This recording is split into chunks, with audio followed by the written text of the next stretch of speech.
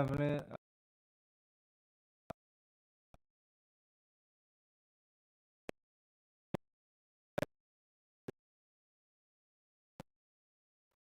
infection signs. Patient will present with fever, uterine tenderness, or foul smelling lochia, suggesting endometriosis or sepsis. Cardiac system. Maybe we can face chest pain, dyspnea, edema, in uh, indicating cardiogenic cause or heart failure. Now, what are the laboratory and imaging diagnostics we should use? We should send CBC to assess anemia and infection. Low HB suggests bleeding or anemia.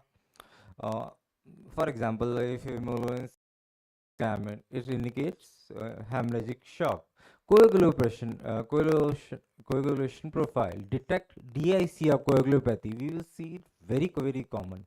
Elevated PTI. What will be uh, use of coagulation profile? Elevated PTI and thrombocytopenia indicate. I have given this example. We should send promptly if the patient presents with fever. We should first we should identify pathogen. We should send cultures, chest X-ray. Yes, we have to. If even if antipartum, if pneumonia is there or not, we have to see the X-ray also alongside with like focus. Echocardiogram is very important. It assesses cardiac function, volume status, because reduced ejection fraction, right ventricular strain indicate cardiac compromise or embolism. The role of focus in rapid diagnosis of peripartum shock. Immediate bedside assessment essential for unstable peripartum patient. It allows rapid evaluation of cardiac contractility, chamber size to detect cardiogenic shock, tamponade, assess the IVC collapsibility for volume status estimation, and perform lung ultrasound to identify consolidation or pneumothorax. Abdominal scan detect free fluid indicating hemoperitoneum. This target approach reduce diagnostic delay, guide timely intervention, and improve outcome in critical care settings. So focus is very important. So we are all using it. So what we'll see in the blue protocol, if a line is present, then lung may be normal. But if you find a lung point or barcode sign during assessment, you should rule out pneumothorax. B line important. B line indicates interstitial syndrome or pulmonary edema presenting as vertical comet artifact. Consolidation pattern with pneumonia atelectasis with tissue-like echogenicity and often visible air-borne ultrasound. Clinical application. The Blue Protocol guide rapid differentiation of dyspnea, shock-related respiratory failure causes in obstructive patient, optimizing tailored management decision. So we all know the lung zone of Blue Protocol.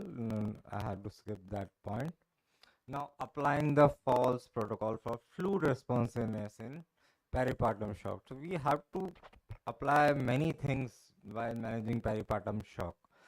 First, we should see the lung ultrasound. If we lie in evaluation, we should see inferior vena cava distensibility index or collapsibility index. Integrate cardiac and lung findings. Fourth, we should have some clinical science. We should assess it. Five, hemodynamic monitoring according to the need of patient. Now, dysenteric profile for peripartum shock and differentiation. Hypovolemic shock findings. Uh, Inferior vena cava, small diameter, less greater than 50 by collapsibility, left ventricle, hyperdynamic function with small cavity, dry lungs, absence of B-line indicating no pulmonary edema. Now, what we'll see in cardiogenic shock? IVC dilated, non-collapsible, LV hypokinetic or dilated with reduced ejection fraction, lung ultrasound, diffuse B lines consistent with pulmonary edema. Now, amniotic fluid embolism. This is a diagnosis of exclusion, but it's very, very important. We should consider patient we see the patient if patient is prone to this, maybe like advanced maternal age, cesarean section, placenta previa. Uh, as I say, it's the exclusion of other diagnoses such as pulmonary embolism and anaphylaxis to accurate uh, identification. Initiate prompt, we should follow ABC protocol. If it's refractory, we can have to go for even ECMO also. Uh, now, simple points about managing postpartum hemorrhage. It is because the leading cause, primary cause is uterine atony, 70% retained placenta, coagulopathy, shock progression stages, initial compensation hypertension with hypovolemia, irreversible shock if treated, immediate nutrition, uterine massage and oxidation administration to promote uterine contraction, rapid volumes resuscitation, coagulopathy correction, and surgical options. Dr. Nidesh, you have to finish it fast. Yes, ma'am. Just about to shock. Peripartum shock, we have to see the lactate trends, we have to send cultures and treat accordingly as we fluid resuscitation, we have to do that. For peripartum cardiomyopathy, diagnosis is ejection fraction is low, dilated left ventricle, reduced sufflection. Medical management use diuretic and vasodilator, but cautiously applied beta blocker in presence of hemodynamic instability. Supportive is anotrope, double enhanced myocardial contracting mechanical ventilation for respiratory shock.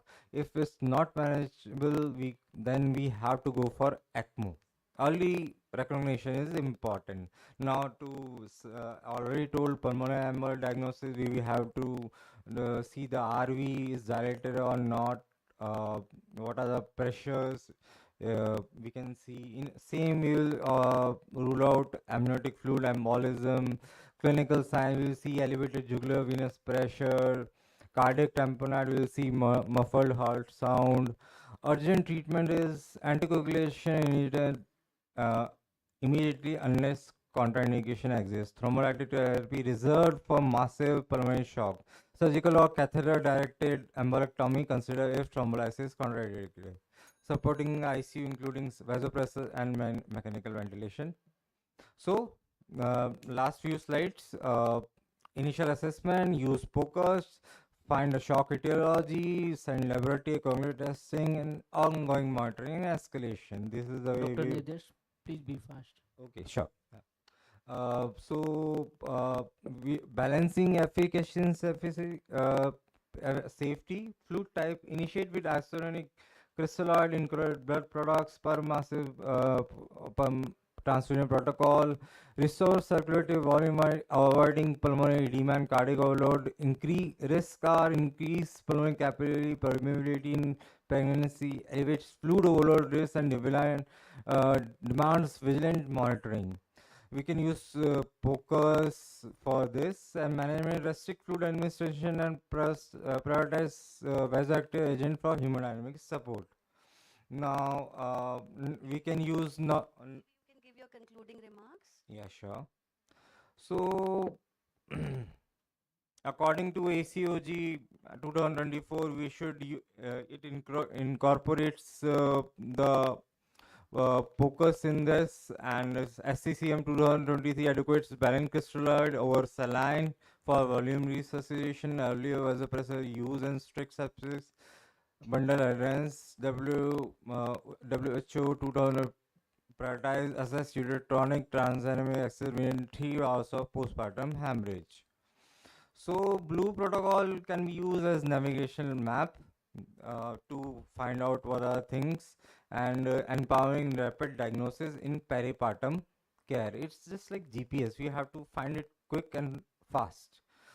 We should integrate the checkpoints are on fluid resuscitation, fair and fast protocol are the objective ultrasound checkpoint assuring lung water volume status to decide whether to proceed, pause or escalate therapy. This ensures precise evidence-based management. Precision targeting of safe fluid therapy is very important.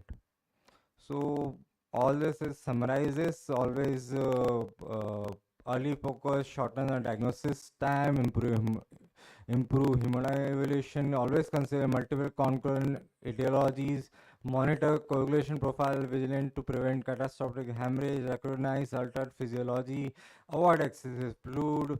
Multidisciplinary approach is very, very important. Reassess patient frequently, shock evals dynamically require adaptive management.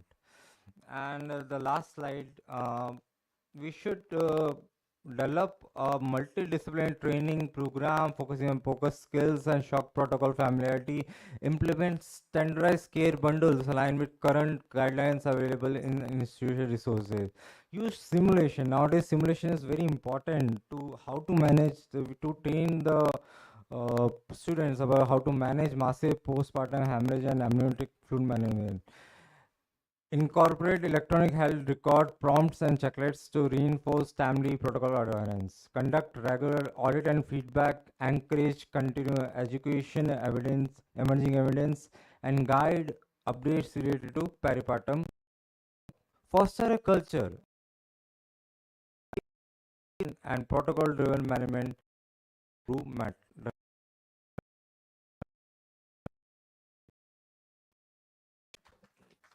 Very comprehensive presentation. You have covered up everything. Peripartum shock is a very dramatic and time-sensitive emergency. Yes. So, and the resuscitation is not the only thing. No, we have Because, to. in the midst of the complex pathophysiological changes in the Has stress peripartum on that period, so you have to rule out, you have to fix your diagnosis very fast. very fast. And the focus really is very extremely helpful because it rules out mainly 3-4 things. Three, It four rules out things, yeah. very quickly. Very quickly. That's why I incorporated focus Yeah. also. Yeah, LV dysfunction you can easily rule out within few minutes. Within Then few RV minutes. dysfunction, then cardiac tamponade, then hemorrhage. Uh, RV will be empty, and IVC will be collapsing. Yeah. Then you will left with very few differentials like Definition. sepsis or amniotic fluid embolism, or maybe sometimes atypical presentation of eclampsia. Eclampsia. So, and very good point that you have covered up the role of ECMO in amniotic fluid embolism, because earlier we used to think that amniotic fluid embolism is like 70-80% mortality. Yes. But with the help of ECMO and all the multidisciplinary team effort and with the massive transfusion protocols, we can the see mortality is gone down dramatically. Yeah. Congratulations, Dr. Nirdesh, for a wonderful lecture. Thank you, sir. I want to add one thing, that whatever the starting etiology, it becomes multifactorial very rapidly. Yes.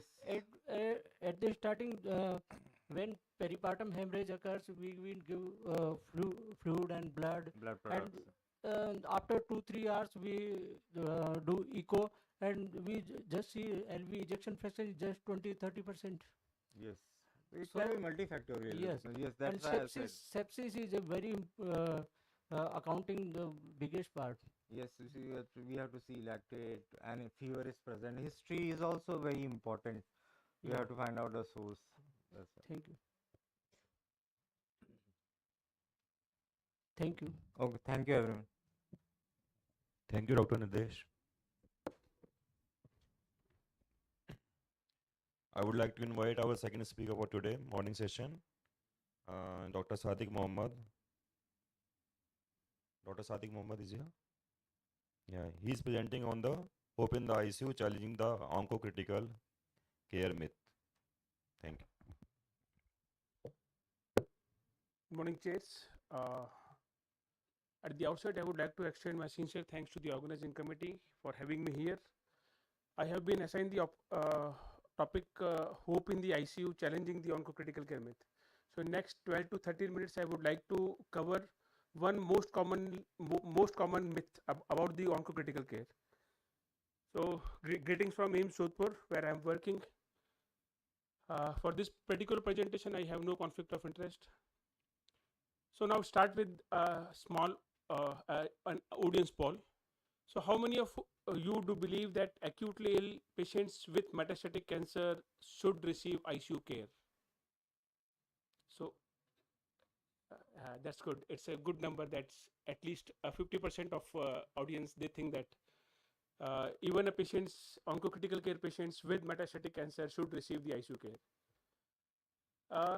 This is a case scenario.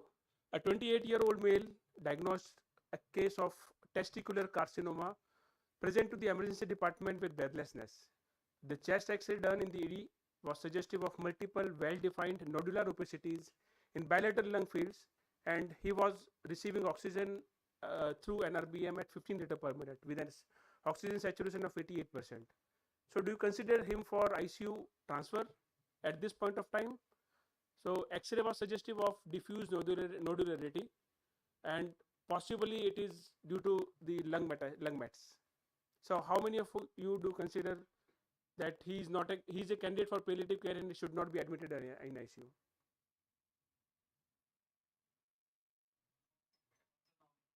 Autonomy.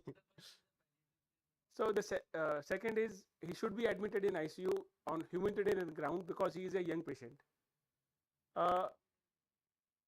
Maybe he has a good prognosis if the time if the on time chemotherapy is administered, and he may recover. So he should be considered for ICU, and he should be admitted in ICU because the relatives are willing to afford the expenses of the ICU. So would like to break this myth. So what is the myth? Basically, the most physicians perceive that the prognosis of critically ill cancer patients is extremely poor. So this is the myth. Now in the subsequent slide, I would like to provide the evidences which breaks this myth. So basically the cancer and critical care, they are viewed as, until recently, they were viewed as a dichotomous. That is two sharply opposite terms. Means they can't be together at a time. But the fact is that because of the improvement in the cancer treatment, the diagnostic and therapeutic approaches, strategies in the ICUs, and improvement in trials of cancer patient referred to the ICU, the prognosis of the cancer patient has dramatically improved. So this particular thing has shifted the paradigm, and today the cancer is considered as a chronic illness and not the terminal illness. A few cancer they are termed as chronic illness. So most of the cancer patient in ICU die with cancer, not because of the or not from cancer. So what we usually use, we use clinical decision making at the bedside to take the transfer of the patient in the ICU. So it has been shown that the clinical decision making at the bedside is often fallacious in identifying patients suitable for ICU admission.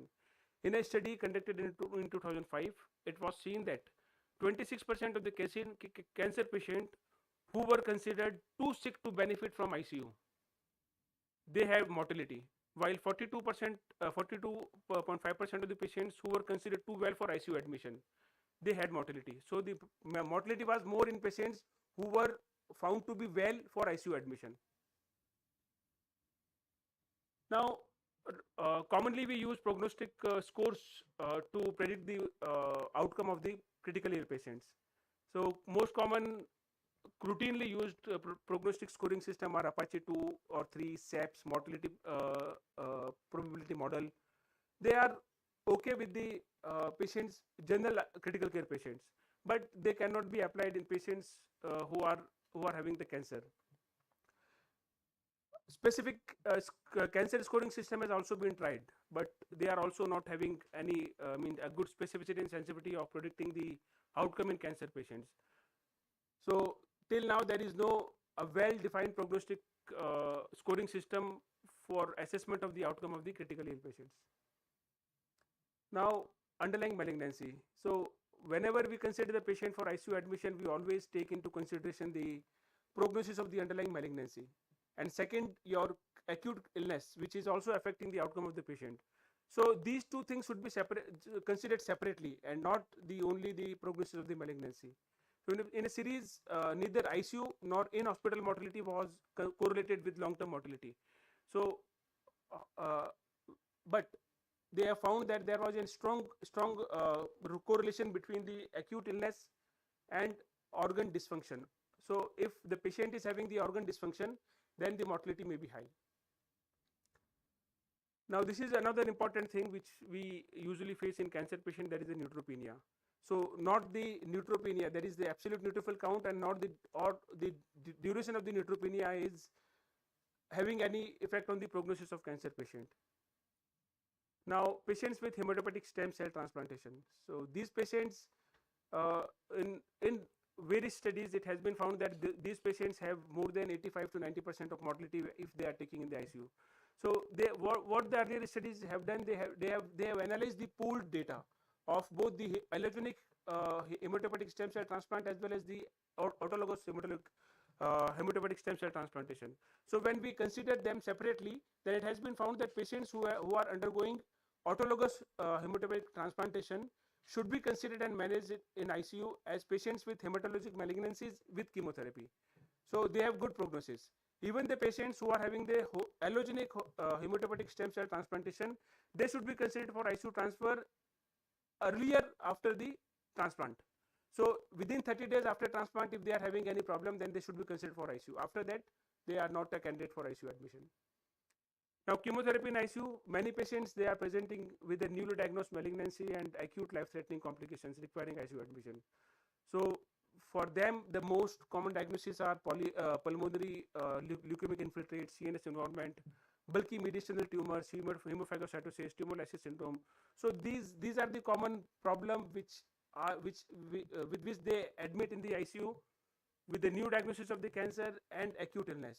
So in these patients, the prompt control of the malignancy is the only way to ensure their recovery. So these patients should be taken in ICU, and the chemotherapy should be started in the ICU itself. Now, if we consider this disease refusing the ICU admission, then there are two things. Then if we are refuting the ICU admission, then there is a possibility that inappropriate admission, inappropriate denial may be there, and it may result in life-threatening complications in patients who may get benefit of from the ICU admission. Secondarily, if you are taking the patient who is terminally, then you are just wasting the resources, and there is a futility. So definite criteria to ensure whether the admission to the patient means cancer patient with acute illness should be taken in ICU. There are no definite criteria. So what the studies have suggested that one thing is that patients with poor performance status and no cancer treatment options should not be considered for ICU admission. Now this is a very important thing: serial evaluation of organ dysfunction. So if you get the call for the ICU admission of a cancer patient, it is better to take him in the ICU unless it is a terminally ill patient. Take the patient in ICU and follow the patients for next 3 to 4 days and look at the organ dysfunction. So if the organ dysfunction is getting increased or there is no change in the organ dysfunction, then you can withdraw the treatment, and you can very well inform the family about withdrawing the treatment. Now, what if we consider the ICU admission at the early? So early identification of patients who need to be carefully monitored, or patient at risk of developing organ failure, is a very important aspect, and it is very important consideration. So at the start of the illness, if you take the patient earlier in the ICU, it has been found that they have the good prognosis. So coming back to the case scenario. So after going through this presentation, how many of you do believe that this patient should be taken in ICU? Yes. So I think I was able to break the myth. So the take-home message is patient entrust their lives to oncologists and intensivists. And today we are obliged to give them the best clinical services based on sound evidence. A strategy based on broad ICU admission means you should take all the patient in ICU unless he is terminally ill. Provide them the life-sustaining treatment for a few days, and daily evaluation of the organ failures should be done to identify the patients who have the hope for the survival in the ICU. And patient with cancer for which potentially no lifespan expanding treatment is available, or who are the bedridden, they should not be considered for ICU admission. Thank you so much. I hope I was on time. Before time. You have Thank you so saved us 4 minutes. 4 minutes you have saved us. So yes, moral of the story is don't write them off prematurely before giving them the trial of good intensive care. Yes. So it depends on many factors like trajectory of disease prognosis, cancer stage, and the wishes of the family members, the goals of your care. So many factors have to be taken into account. Just labeling someone malignancy and not offering any active treatment is not right. Yeah, so you So have this is the broken crux the only. myth very efficiently. I think ICU care should be in, particularly in these patients, those are on palliative treatment, should be the goal should be on improve the quality of life, not prolonging the life. Actually, I Number. have not covered the palliative part in this because this is regarding the patients who are who are means patients who are being referred to the ICU for admission. So we consider that yeah, it is malignancy. They should not be admitted in ICU. This should not be there. So every intensivist should make their mind that yes, although it is a malignancy, but until unless patient is terminally ill, he should not be refused the ICU admission. Which is saying that solid organ malignancy, once they are in remission, they do They have good exactly the progress. same with sepsis, septic shock as the non-malignant person. Yes. So their clinical outcome is not impacted by the malignancy at all. So somebody who is having malignancy at the background, breast malignancy, he is in remission and he develops H1N1 ARDS. So are you not going to treat him? Not going Yes, to ventilate definitely. him? Not going to offer the ECMO if it is a case of ECMO therapy? It's an indication for ECMO therapy. So no. So the data is even in neutropenic sepsis, the chances of Definitely. survival is very high. 50 to 60% of them survive with good intensive care. Yes.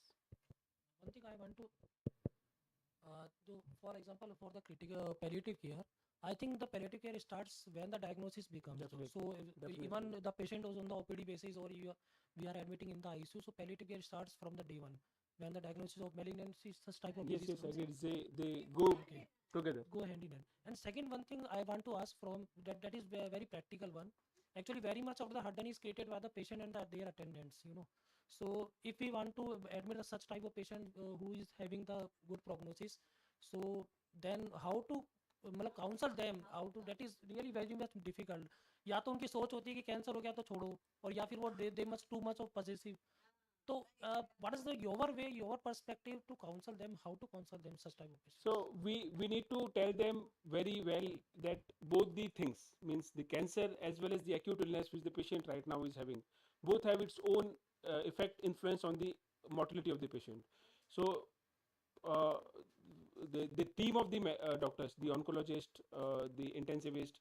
So the oncologists, they explain them in their means the influence of the primary disease on the patient's outcome, and the intensivist can very well tell that yes, with this acute illness, this is the outcome of the patient. So the team-based approach for the counseling is good for them. This is what we follow in our ICU. Session is open for question and answers from audience. So, we also have a lot of patients in ICUs who are troubled with malignancy. So, just to kind of add to what you mentioned, I mean, most of the time, my experience is not. They want you to help them rather than not help them. Because even as I speak, I've got 4 or 5 patients who have come with, so many, they're suffering, the family is suffering. So, they're coming with simple respiratory distress with CA lung or maybe chemotherapy induced mucositis and all those things. So this is very, very painful. These are all very painful situations. So most of them, on the contrary, I find that patients come and they want them to help you. And the treatment is not very kind of out of the box thinking. Maybe some morphine tablets, something that takes care of the pain and those kind of things. So what I'm trying to tell you is that the goal of therapy must change. The intensive care doesn't mean that we are in the business of probably saving life or prolonging life, but also sometimes improving the quality of life with a sort of a DNI consent or deciding the ceiling of care is also something that we must consider. Uh, Thank you. As you said that patient is admitted in the ICU and later on you are thinking you discovered that patient is not improving, the multi-organ failure is there, and then we are decided to reduce the support or withdraw the support. But how you do that, and what is the medico-legal percussion of that? With the patient counseling only, patient's relative counseling only. So with 4 to 5 days of the treatment, if the organ function are not improving or the new organ function has been developing, then we slowly means incrementally counsel the relatives about the prognosis, about the bad prognosis, and when once we take the Sorry, written consent. Sadiq, I'm really Yes. sorry. I think we can take the questions later on. We are running already late. Yesterday also we were late. So So we I can would discuss in the request, further yeah, areas. for the Thank next you so session. much. Sure. Thank you. Yeah, we'll discuss over the breakfast. Thank you. Okay, thank you very much. We conclude the session. I thank you, our esteemed chairperson and respected faculty, for such an insightful discussion and request them to collect the mementos outside station A. Hall A. Let's move on with our brainstorming session on case catastrophic pulmonary hemorrhage. We are honored to welcome our esteemed panelist, Dr. Yash Javeri sir, Vice President ISCCM, Director Critical Care Medicine and Emergency Medicine, Regency Super Speciality Hospital, Lucknow. Dr. Madhavi Telang ma'am, consultant intensivist and clinical instructor in Mohammed bin Rashid University from Dubai. Dr. Pratik Kulwal sir, assistant professor anesthesia and senior consultant critical care medicine from Arya Medical College and Hospital. Please welcome our presenter, Dr. Subhash Chandra sir, Assistant Professor, Mahatma Gandhi Medical College and Hospital.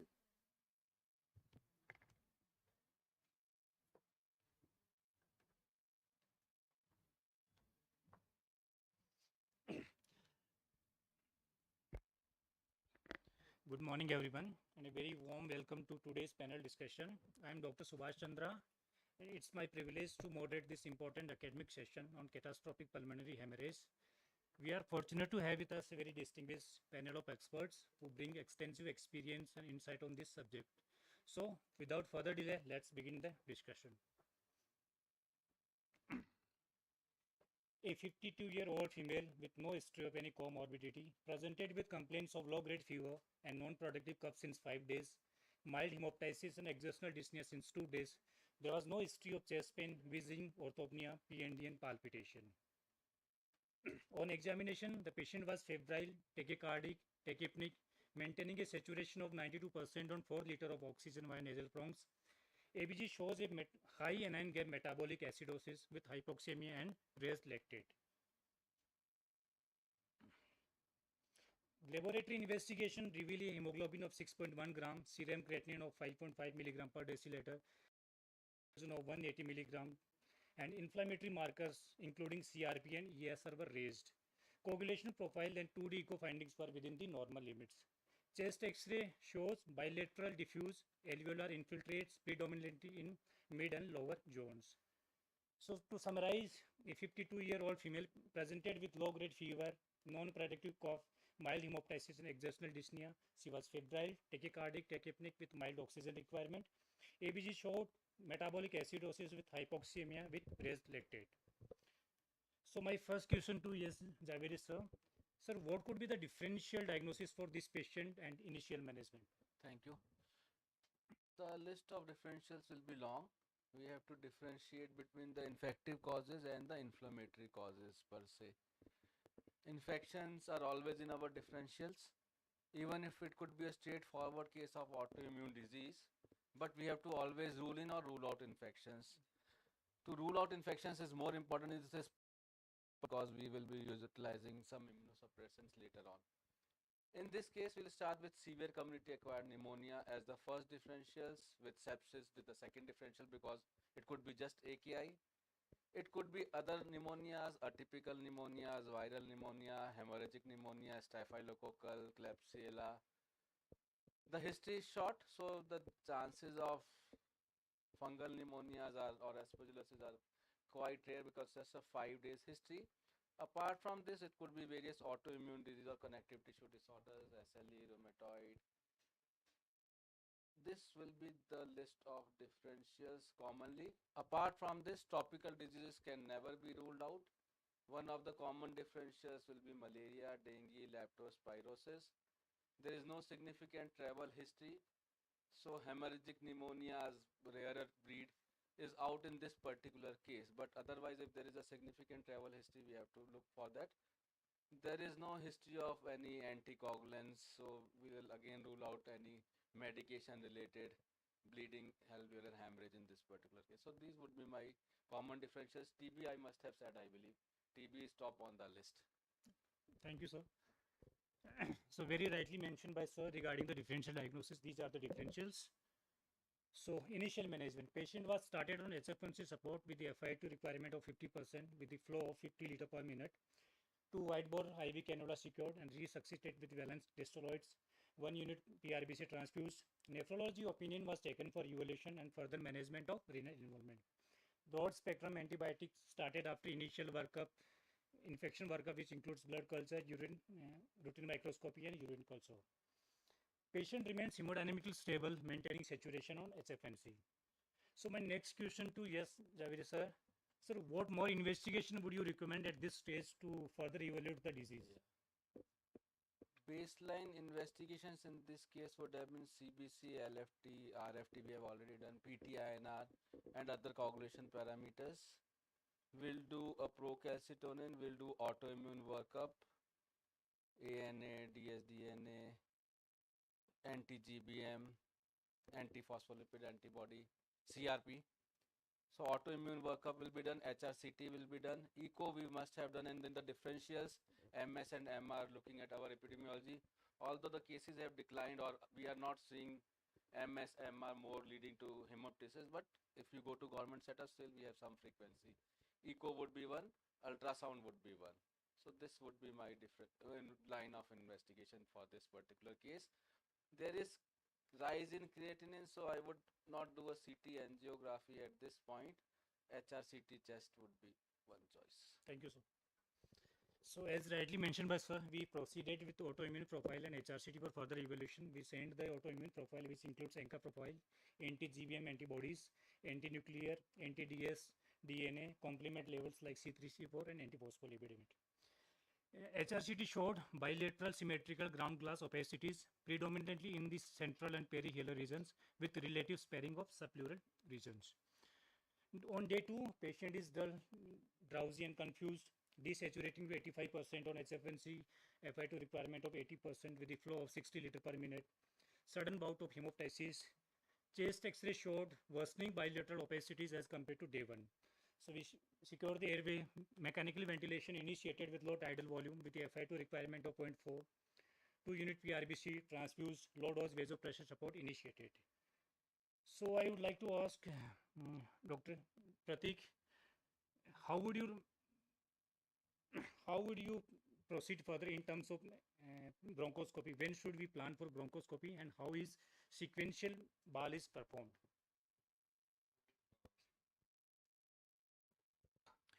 So after doing a airway secure, we'll go for a bronchoscopy, and the sequential bronchoscopy is done after day 2, day 5, and day 7 for doing a decrease in the alveolar part. What is the look of that secretions coming out in a suctioning pump, and it is a decreasing trend or an increasing trend. We'll see in that way in our jar. So this is the main thing that we do for a sequential bronchoscopy. Mostly it's done just after the securement of the airway to look out to make out our diagnosis plan also, and to make our treatment plan also, by saying by in further slides that we can see that we'll see whatever the secretions or whatever we are suctioning out from the airway part of a third bronch or a third segment of the airways, we'll send for the cultures, we'll send for the any slides making to look out. As you have said that we are going for the autoimmune profile, then we'll go for a slide making to see what is the profile of that slide. So this is the way that we do it. Thank you. Once I'll like to add something. Bronchoscopy when to do is a very difficult question in this particular subset of patients. It could be just an ARDS with mild bleeding because we don't know the workup still. So we should be very, very judicious when to do bronchoscopy in such a patient. If it is a clear cut of ARDS with hemorrhagic pneumonia, bronchoscopy is not indicated. But here things look like on a autoimmune side, so bronchoscopy should be done. Bronchoscopy should be done by a trained bronchoscopist. Sequential BAL, most of us are not trained for a sequential BAL. and we have poor understanding. So choose a senior bronchoscopist who understands what is the meaning of sequential BAL. We seldom do a sequential BAL. The segment should be chosen carefully. The segment which look inflamed should be chosen rather than any other segment. Sequential has another meaning for this particular type of case. Then if you do BAL after a few days, then you can see the level of bleeding has gone down. So that is another aspect of sequential in this particular case. Thank you, sir. And Dr. Pratik, I would also like to ask, what is the characteristic bronchoscopic findings on BAL to confirm DH, and what clues on cytology can you make you suspicious for diffuse alveolar hemorrhage? Yeah. So I've already told and I already explained in my last in thing that whenever do your sequential BAL, the decreasement of the color, whatever the secretions you take, it's the main characteristic finding that we see. Another thing that we can do that is by making the slides by the microscopy is that the characteristic of the hemorrhagic as we now I think we know the diagnosis. I think we are reaching to it and I think we are in a part of it and we have into it that it's a diagnosis of diffuse alveolar hemorrhage. So mostly the characteristic of hemosiderin laden molecules that we can see, the part that we can see on the microscopy is the main characteristic finding of that. So this is the main cytology and the suspicious part that we can make it and dig it out from that part of it. To interfere again. So the differentials here are two. Either it is a bleed from airway or it is a diffuse alveolar hemorrhage. We have to differentiate these two things. The sequential BAL, the initial aliquots will be relatively clear, which is not there in a airway bleed. So if it is more of blood in the first aliquot, the chances of airway bleed are more. If it is coming sequentially and later on, the chances of DAH are. Thank you, sir. So as rightly mentioned by the sir, early flexible bronchoscopy with sequential BAL is preferred for diagnosing DAH and to rule out infections. In sequential BAL, bronchoscopy is phased into subsegmental bronchus with showing radiographic opacities. 3 aliquots around 50 to 60 ml sterile saline is instilled and they retrieved sequentially. So progressively bloodier lavas use alveolar hemorrhage, and it also helps to differentiate DAH from the localized bleeding. Hemosiderin-laden macrophages more than 20% are characteristically found in BAL fluid from the patients with DAH. And BAL also used to rule out other diagnostic considerations like ARDS, multilobar pneumonia, aspiration pneumonitis, acute eosinophilic pneumonia, and pulmonary edema. And BAL specimen should be sent for routine cultures. Sorry.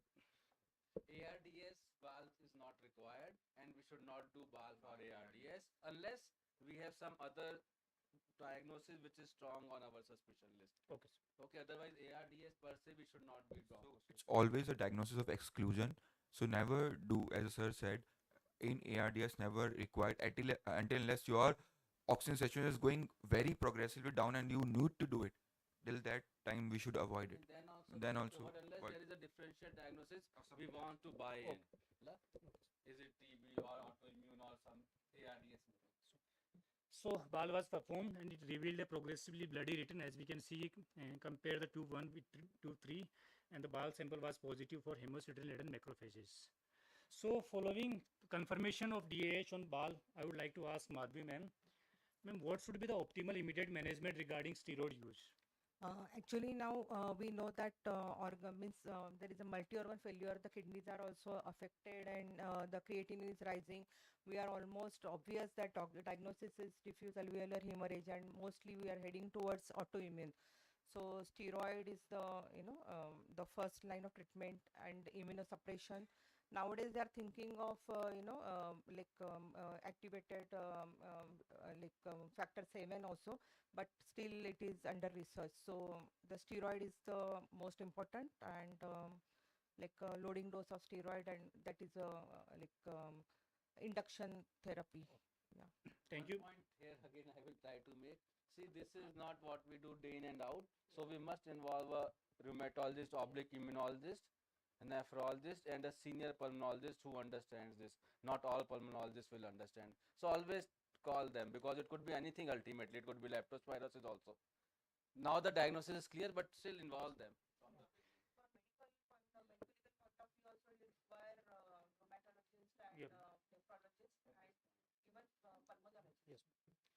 Yes. Ma'am, I would also like to ask, should high-dose steroids be started immediately at the suspicion of vasculitic DOH, or we should wait until the infectious cause is ruled out?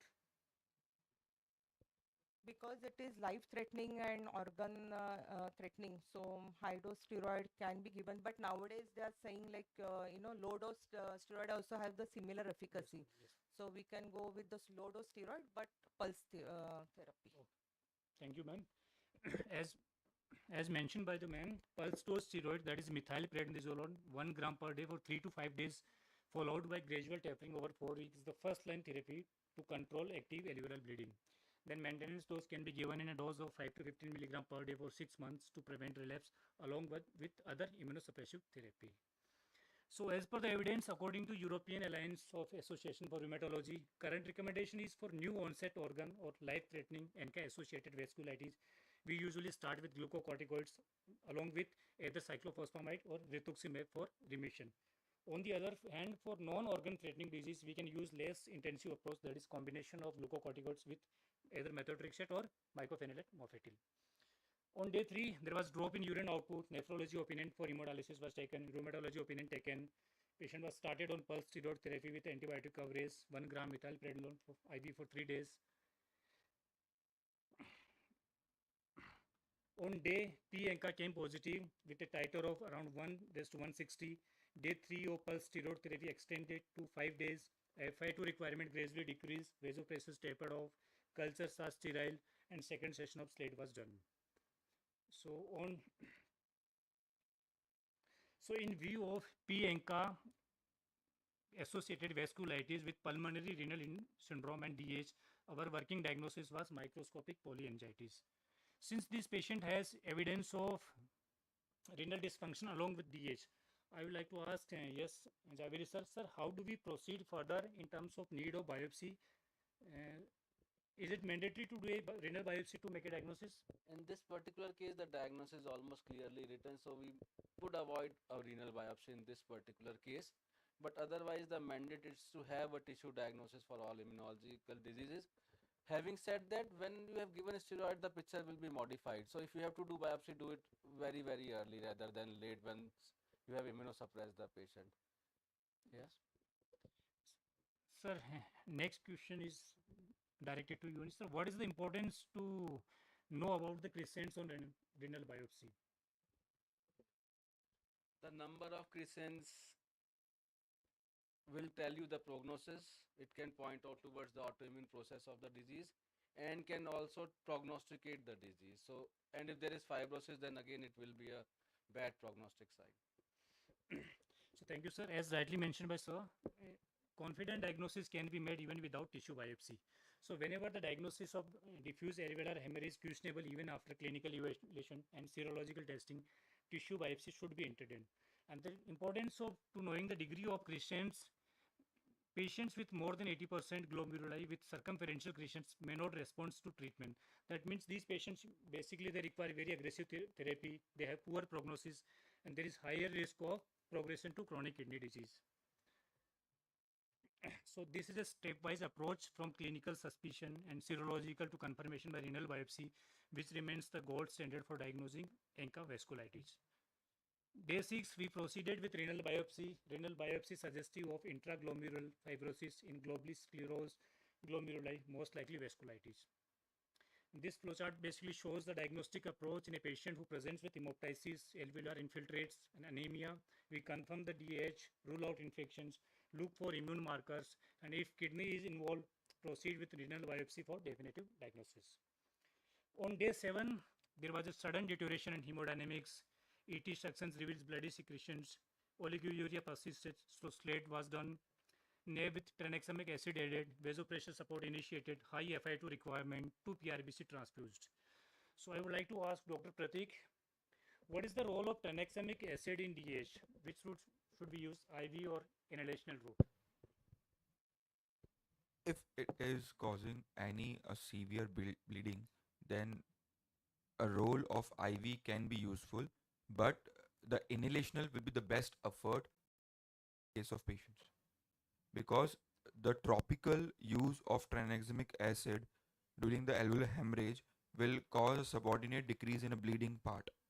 So the use of inhalational tranexamic acid, and there's a trial and a study also on inhalational tranexamic acid that can be used in that part. So will I prefer in this patient will give for inhalational one because it's not causing any severe bleeding issues to use in IV, because IV and another side effects also. So using a nebulization part, using a tropical area and doing in that part is a more useful for that. Okay, thank you. Dr. Pratik, could you... But choose your nebulizer wisely. And Yes. the mechanism of bleed is because of alveolar capillary Capillary membrane membrane. disintegration and capillaritis. That is why it works better in this particular case. Thank you. Dr. Pratik, could you elaborate on the role of plasma exchange in such catastrophic cases? Yes, plasma exchange with immunosuppressant has a very good role in this type of patient. But yes, plasma exchange, as we have gone towards a autoimmune profile and a microangiopathy part of pulmonary hemorrhage, so the plasma exchange is much useful to decrease the part of cytokine part also, and decrease the part that is causing the disruption of a capillary of alveolar capillary, that the membrane disintegration that can be getting healed off with this plasma exchange. Thank you. So as mentioned by the Dr. Pratik, and these are the evidence regarding the use of tranexamic acid, and these are the evidence regarding the role of plasma exchange. So moving with the case, in view of persisting BAs, persistent high oxygen requirement and hemoptysis, decision to initiate PLEX was taken. Our patient underwent 5 cycles of PLEX along with 2 more cycles of hemodialysis. Oxygen requirement gradually decreased, vasopressin tapered off. So my next question to yes, Zaveri sir, regarding the sir immunosuppressive therapy. Sir, what is the choice of immunosuppression in acute setting? Cyclophosphamide versus rituximab? Yes, sir. Difficult question for me. I will always involve the rheumatologist or nephrologist because they are most experienced. If I have to choose, I will go by the traditional way, cyclophosphamide. Faster acting, although the duration of action is almost similar, but still, cyclophosphamide has faster action and more immunosuppressant, although side effects are more with cyclophosphamide. But if I have given a choice, if I have to decide, I will choose cyclophosphamide as my first choice. Thank you, sir. Ma'am, I would like to ask which regime to use, whether we should go with pulse or daily oral cyclophosphamide. Pulse is better because cumulative toxicity is less and efficacy is same as daily regime, and the complication rate is also less, like leukopenia, and even gonadal effect is less with the pulse. One more point. But if the disease is too severe, always I will choose cyclophosphamide. But if it is a non-responsive disease to cyclophosphamide, then again we will have a sequential therapy. So in DA there are 3 sequential things. One is the sequential BAL, other is sequential BAL after whatever days, 3 days, 5 days, and other is sequential immunosuppressant. After cyclophosphamide, if it is a remission, if it is a reappearance of the disease, acute flare, or incomplete response, then I will add rituximab. Thank you. So this question has already been answered by sir. Role of sequential immunosuppression with cyclophosphamide followed by rituximab. So these are the evidence regarding the use of rituximab versus cyclophosphamide. This is a cyclop study. So, and this table basically shows the comparison between rituximab and cyclophosphamide. So both agents are equally effective for remission and induction in life-threatening. Depends upon the disease severity, fertility concerns, relapse history, and drug resistance. So this is algorithm to describe the management of new NK-associated vasculitis, which we have already discussed. So continuing with the case, renal adjusted first dose of cyclophosphamide was given. Eventually, patient's condition improved, tracheostomy in view of weaning difficulty, hemoptysis stopped by day 12, FiO2 requirement gradually decreased. So I would like to ask Dr. Pratik, after initial stabilization, what is your preferred steroid tapering schedule?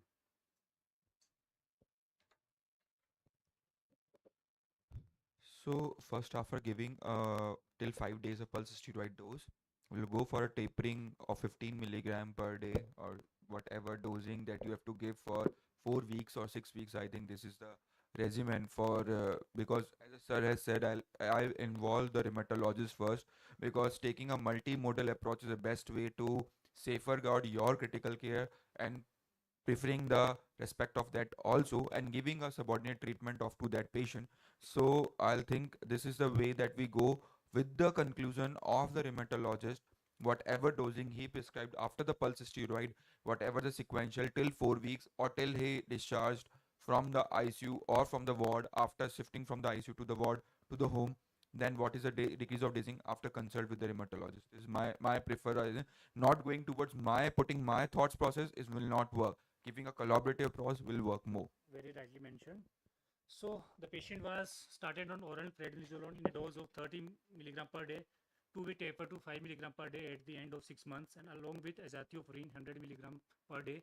IV cyclophosphamide was continued as per the cyclos protocol in 0 to 4, 7, 10 weeks, and patient was discharged on maintenance dialysis thrice a weekly. So before closing the session, I would like to ask yes, Zaveri sir, sir, what is the prognosis and outcomes of DAH in ANCA vasculitis, and how do you discuss prognosis and long-term outcomes with family members in such catastrophic cases? Prognosis and outcomes of DH in ANCA vasculitis is not good. It's not great, especially if it's such a critical case where the patient has been intubated, ventilated, and has coexistent renal disease. Having said that, we'll prognosticate the family truthfully. The outcome should be guarded, but we should not be scary. We should not confuse them with too many statistical jargons. There are too many things involved in this. We should tell about the immunosuppression we are giving, what precautions to take to the family members, when to come back, when to follow, whom to follow up. If the renal failure is persisting or there is fibrosis, and then the outcome becomes poor. In this particular case, it looks like the patient will require maintenance hemodialysis. But whatever said, the outcome should be given guarded, but it should not be scary, because with immunosuppression, the outcome drastically changes in this particular case. Thank you so much, sir. That brings us to the end of the session. So on behalf of organizing team, thank you. I thank our distinguished panelists and audience for your valuable insights and participation. We had a very informative session highlighting the diagnostic approach, management, and current evidence in DAH and ANCA-associated vasculitis. Thank you all. Thank you.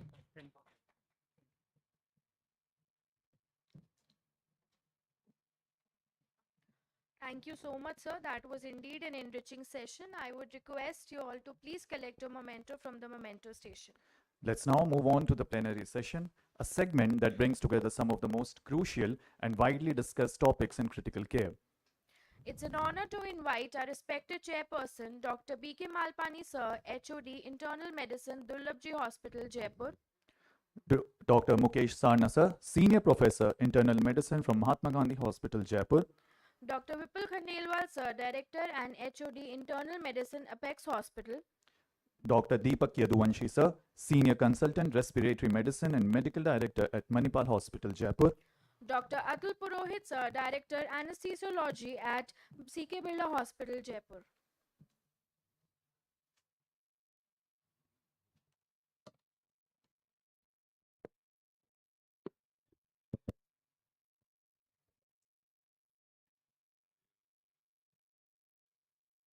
So good morning, everyone. So we start our second session today. We have an interesting line of speakers lined up. We would be basically having Dr. Yash, who would be speaking on gram-negative resistance patterns. Then we have an interesting talk actually by Dr. Tyagi on toxicology. We would be ending up actually with Dr. Prakash Shastri sir, who will be taking a session on the resistance and fungus. And the last actually would be a very interesting topic about the discharge of an ICU patient and subsequently his or her integration in the routine settings. And it's a very important and a very definite talk actually we should listen about. So firstly, I invite Dr. Yash to basically share his views on the resistance pattern. Thank you, Dr. Deepak. At the onset, I'd like to thank ISCCM Jaipur for the kind invitations. If I start taking names, probably 20 minutes will finish, so I'm not taking names. But big thanks.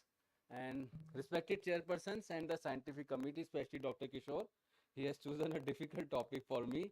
And more I read, more difficult it was becoming. I have tried to simplify it, still quite a bit. The topic is breaking carbapenem resistant GNB resistance and organism-wise approach. Although the topic is organism-wise approach, As I studied and as we practice, we understand it has to be based on the resistance pattern rather than organism because there is so much of overlap. So I have tried to differentiate it between the resistance pattern as well as the organism. No conflict of interest. The learning objectives will first enumerate the carbapenem resistant organisms, only the gram negative ones because they matter more. Understand the resistance profiling of these organisms and then discuss about the treatment options available with us. We understand carbapenem resistance gram negative bacilli threatens ICU outcomes, various reasons. We all are aware of the reasons. Wrong empirical choice, delayed antibiotic choice, and non-availability of proper antibiotics for most of the carbapenem resistance. And most of the time we are in the dark guessing about the treatment for carbapenem resistance because we do not have the exact resistant mechanism available at the point of initiation of empirical therapy. So rising mortality, limited options, and collateral resistance and collateral damage because of the antibiotics. We all know that carbapenem resistant enterobacterials, acinetobacter, and pseudomonas are critical priority pathogens by WHO. So we understand what is the gravity of the situation. Another important thing, carbapenem resistance gram negative bacilli are predominantly multi-drug or pan-drug resistance. So we have very limited options to choose from. That makes our life little easy. AMDR classification we all are aware. Still I'll try to hammer it again once. Carbapenemase, it could be serine beta lactamase or MBL. MBL is NDM, VIM, IMP. Remember this? Serine beta lactamase A, C or D. A is majorly is KPC, C major is MC, class D major is OXA48. So A, C, D in serine and MBL is NDM. KPC is better in the lot because it is still sensitive to some of the antibiotics. If we want to classify these carbapenem resistant gram negative organisms, it could be the carbapenem resistant enterobacterials or it could be carbapenem resistant non-fermenting pathogens. Based on the mechanism of resistance, they could be either carbapenemase producers, they call it CPE, carbapenemase producing enterobacterials for enterobacterials, or CPO, carbapenemase producing organisms for non-fermenting. But apart from carbapenemase, there are other mechanisms, porin and efflux pump also, which they classify into non-CPE or non-CPO. Simple so far. So, what are the clinical relevant carbapenem resistant GNB clusters we are going to face in our daily practice? It could be enterobacterials, Klebsiella, E. coli, Enterobacter cloaca complex, Citrobacter, Serratia, Proteus.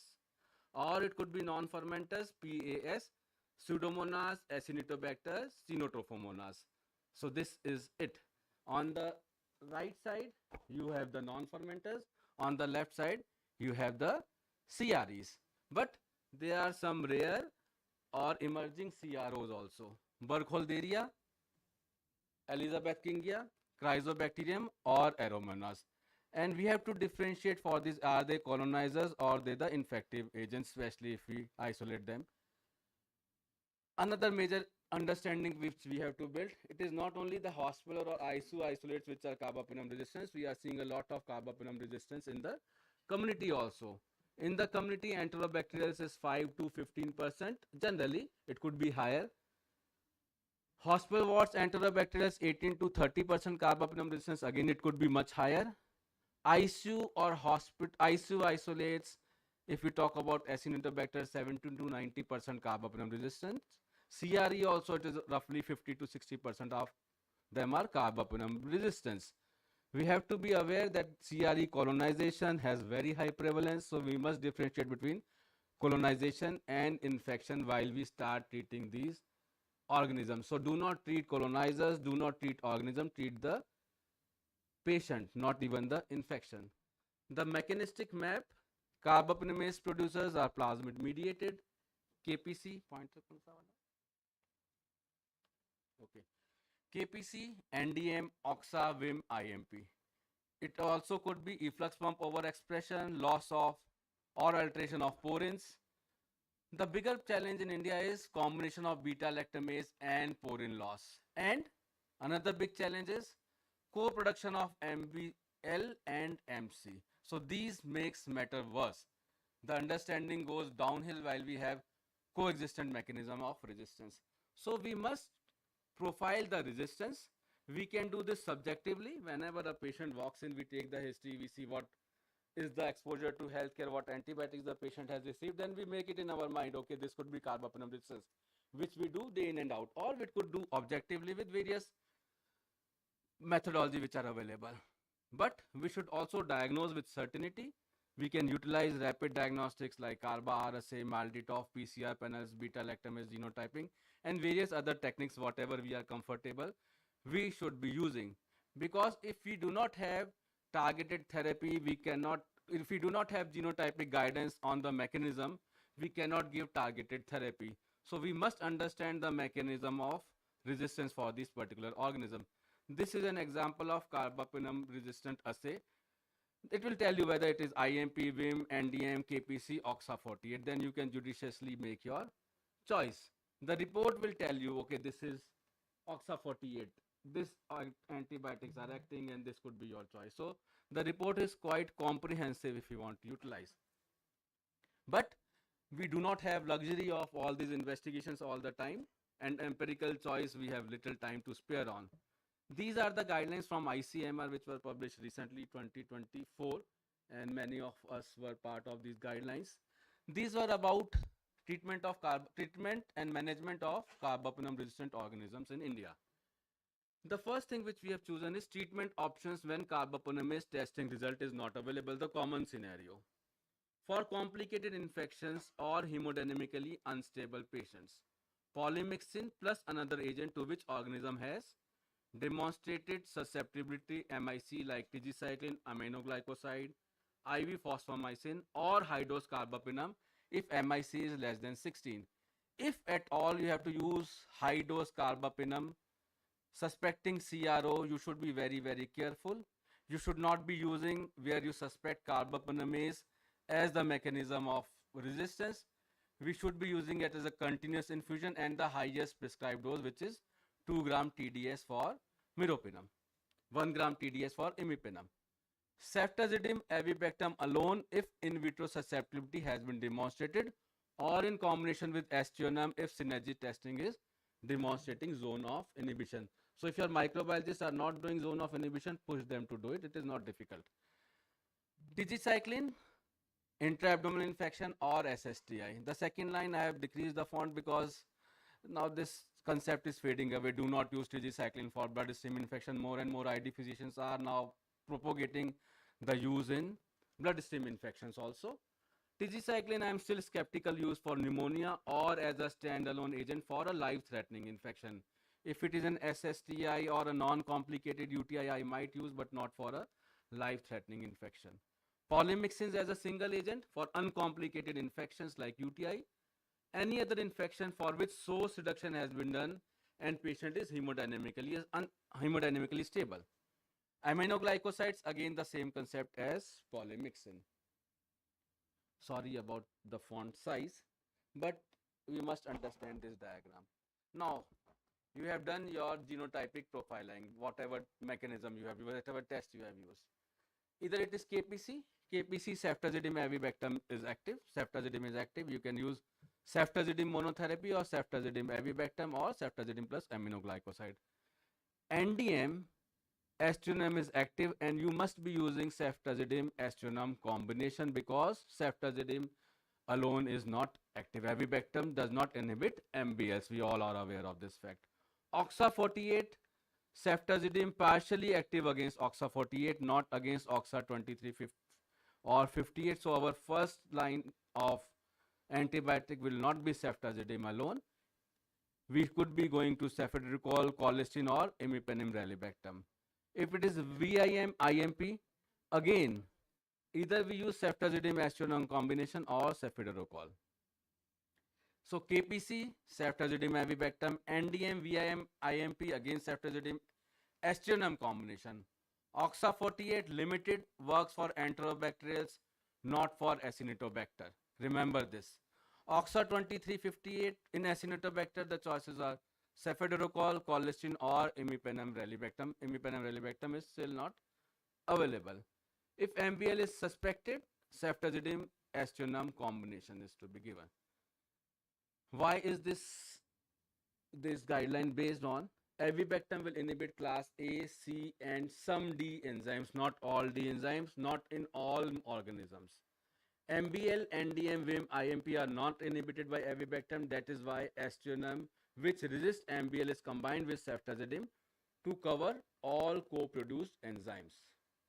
MC, generally it is sensitive to many of the antibiotics. Carbapenem resistance is not that prevalent. It can happen with MC also, but it is not a common mechanism. So cefepime, if it is stable to MC, ceftazidime, avibactam active if there is no MBL. If there is MBL, you have to add aztreonam, because aztreonam is active against MBL but not MC. Other choices could be Septran, fluoroquinolones, or aminoglycoside. And cefepime also is a good choice for MC producers. Klebsiella pneumonia, the preferred choice would, if it is a KPC producer, we already discussed ceftazidime, avibactam.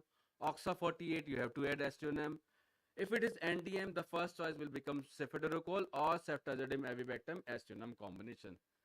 For salvage, if you do not have any of this combination or there is some issue like anaphylaxis, you can use carbapenem high dose plus polymyxin plus tigecycline. Avoid double carbapenems. The evidence is very, very poor. KPC, first choice, prolonged infusion of ceftazidime, avibactam. Other choices we already discussed, polymyxin, tigecycline, and aminoglycoside. MBL, the choice is same as we discussed, ceftazidime, avibactam plus aztreonam, polymyxin, tigecycline, aminoglycoside. MBL, the first choice is prolonged infusion of ceftazidime, avibactam, aztreonam. Other options are again polymyxin, tigecycline, aminoglycoside. Pseudomonas, a difficult to treat organism, the most notorious one. If it is a non-carbapenemase resistance mechanism, it could be efflux or MC hyperproduction. And it can show very, very variable resistant to imipenem, sensitive to imiropenem. So we have to be very, very careful. The agent of choice is ceftazolone tazobactam for MDR XDR strain.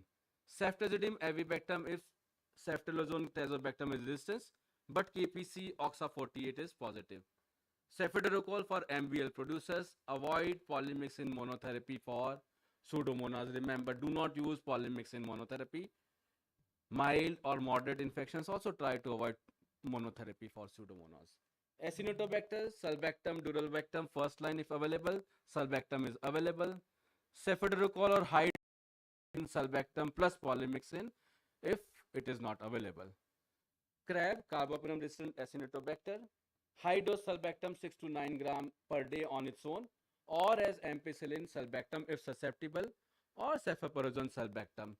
Most of the carbapenem resistant Acinetobacter still shows cephalosporin sulbactam sensitivity, and this has happened over years. For 20 years, we have been seeing cephalosporin sulbactam sensitivity. Also, although the rates are going down. Polymyxin, minocycline, tigecycline do not use for UTI. Other agents like Septran, aminoglycoside, if they are susceptible. Standalone therapy or combination therapy for CRAB is still debatable. A single active agent may be considered for treatment for mild CRAB infections. Mild infections are difficult to define, and we all understand infections are dynamic. A mild patient can get into severe infection very soon. So you have to be very, very judicious if you are using a single agent. But UTI, SSTI without hemodynamic instability could be considered mild in large variety of scenarios. Moderate to severe, you should be going on for combination therapy with at least 2 active agents. Include high dose sulbactam even if it is non-susceptible. The agent of choice is sulbactam due to sulbactam's activity against CRAB, which is demonstrated in vitro. Even if it is non-susceptible to sulbactam, high dose sulbactam may still be an effective option. So severe or moderately life-threatening infections with CRAB, always try to include sulbactam in your armamentarium. Pseudomonas, use of beta-lactam, ceftazidime or cefepime or BL-BLI combination if in vitro susceptibility is demonstrated. But largely, if we have carbapenem resistance, BL-BLI susceptibility is not in most of the cases. Aminoglycoside if in vitro susceptibility is demonstrated. Polymyxins for infection in which no other treatment option is available. For patients with severe infections caused by carbapenem-resistant Pseudomonas, in vitro susceptibility to polymyxins, aminoglycoside, or phosphomycin, a combination is suggested. Polymyxins plus other agents to which organism has demonstrated susceptibility to MIC or intermediate range can be used in such scenario. So ceftolozane sulbactam is the first agent if it is carbapenem resistant. Otherwise, based therapies are generally utilized for Pseudomonas. CRAB we already discussed.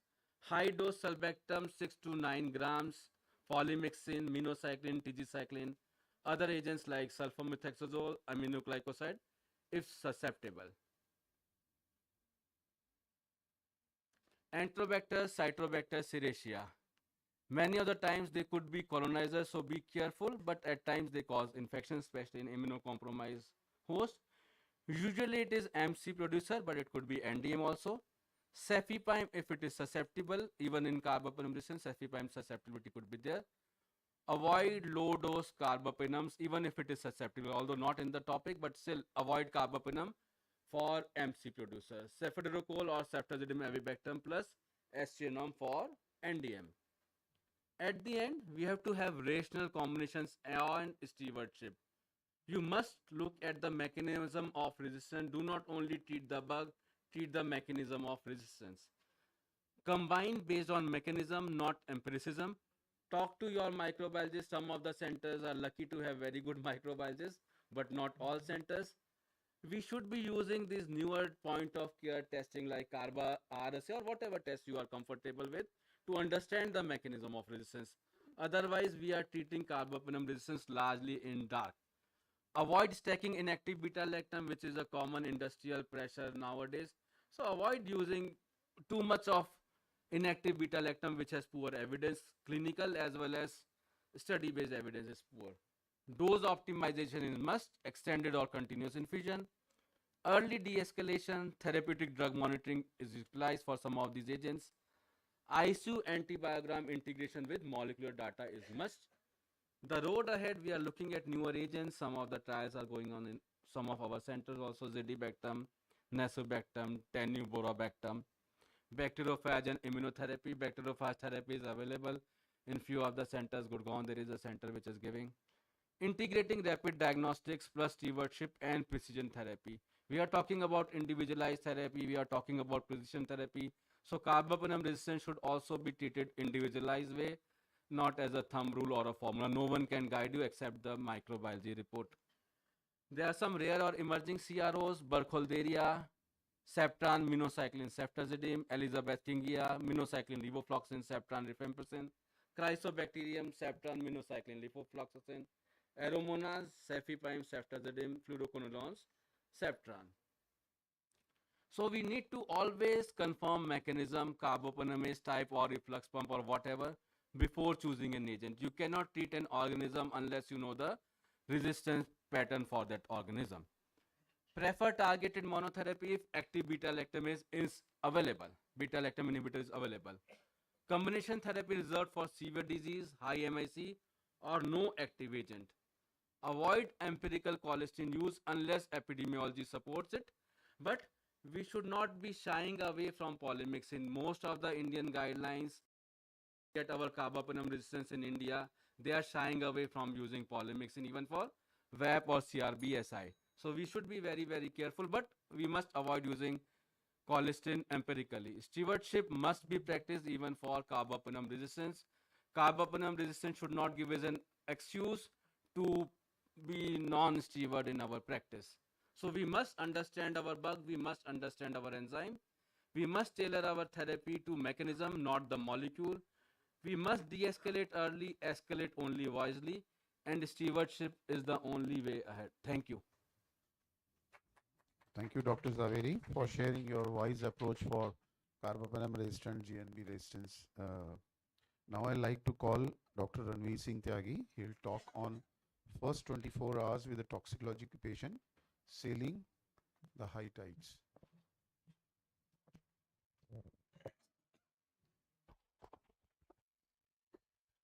Very warm good morning, heartily namaskar to all, Radhe Radhe, and thank you, Chairperson, for kind introductions. Then thank you, organizer, to inviting me in this city where I had the best time during my PG in SMS Medical College. And my teacher is sitting, uh, Sunil Vati sir. So next first 20 hour with toxicology patient selling in high tides. Always navigating uncertainty and stabilizing the storms. So if you know the basics, poisoning management is nothing. Just go with the basic, you can stabilize the patient. So the first 24 hours matters. Why? In critical window of this patient is very short. 30 to 40% of poisonous patient death occur in 6 to 12 hours. So do early and fast and do the basics things. So that is important first 24 hours of this patient. Early diagnosis, early treatment and prevent the death or mortalities. Why toxicology in ICU is different from others patient? Because we unknow the history of this patient. Sometimes patient presents with unknown poisoning or we don't know the proper history and the time window is very short. And we are nothing to do with these patients except the stabilization of the multi-system failure, because these patients pass very fast soon in the multi-organ failure and rapid changes. Clinical deterioration is very fast. We are not anticipated that fast patient is going to death. So unclear history, multi-system failure and rapid changes. These are why toxicology in ICU is different from others. So if we go the case scenario, a 25-year-old male present in the ED with the unknown poisoning and one bottle he found the history, the bottle inside his room, and his clinical presentation is BP is 80/50, heart rate is almost 40 beats per minute, and respiratory rate 10 minutes, and GCS is 6. So what will we do? Always follow the rule of ABCD, initial stabilizing the patient. Then later on you identified which poisoning, whatever, this all thing going simultaneously. So always follow the resuscitation anchor ABG, ABCD, airway, breathing, circulation, disability and exposure. Complete expose the patient and look any ingestion marks, any burning, any order of the garlic sound and anything and type of breathing, all these things. We all know the resuscitation. So I'm not going detail in the ABCD. So bedside clue. When you resuscitate the patient, during this resuscitation we identify history, what patient is took, if they give the history and clinical examination of these patients. If the patient is meiosis, diagnostic compass and meiosis, some poisoning have a meiosis, midriasis and any gargling, hypothermia like in serotonin poisoning, hypothermia is there, and like meiosis in the opioid poisoning, midriasis in atropine poisoning. So you can find some clue regarding these patients when you find in the ED. So the toxicodrome recognition of pattern of the patient by the clinical symptom. A patient is symptomatic, anticholinergistic or cholinergistic. In by that you can find out what type of patient, what poisoning he has ingested, and we are going to give these patient after the resuscitation. If you find that patient is opioid, the sign of meiosis, these type of, so according to the poison, you can find clinical finding of these patients. The decontamination, time sensitive decision. It is very, very important. If patient present in the ED in less than 1 hour, do the gastric lavage, but not in the all patient. Sometimes it is life threatening, life in sulfuric acid or corrosive poisoning, you don't do. If patient present in late, the lavage is not very much doing helpful to us. And if the patient has the dermal, ocular or other exposure, then you can irrigate the patient and wash the patient and remove the clothes and irrigate the eye also with the normal saline. Never use induced emesis. Normally patient जब भी किसी गांव में और awareness is needed. Otherwise in patient in the village level they always tell के उल्टी करा दो इसको. They may be harmful. So the key antidote the life-saving intervention. After resuscitation, the role of antidote will come. Because if you do properly resuscitate, then you can buy the time for giving the antidotes. So different antidote available for opioid, naloxone, for diazepam, benzodiazepam, the flumagil, the different type of antidote are available in this type of poisoning. Investigation the first 24 hours. What we investigation advise in the first 24 hours? So essential laboratory investigation or targeted investigation.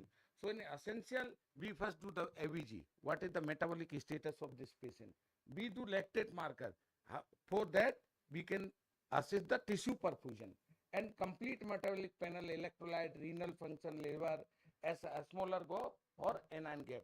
Like if you remember the mnemonic mud pillar formula, mud pillar, methylene, and uremic, diabetic ketoacidosis, these are the different conditions. And for targeted investigation, serial ECG, like calcium channel, beta toxicity, you can find out by the ECG. Urine toxicology, in paraquat poisoning, if you do urine dithionate test at bedside, you can easily find out this is the patient of paraquat poisoning.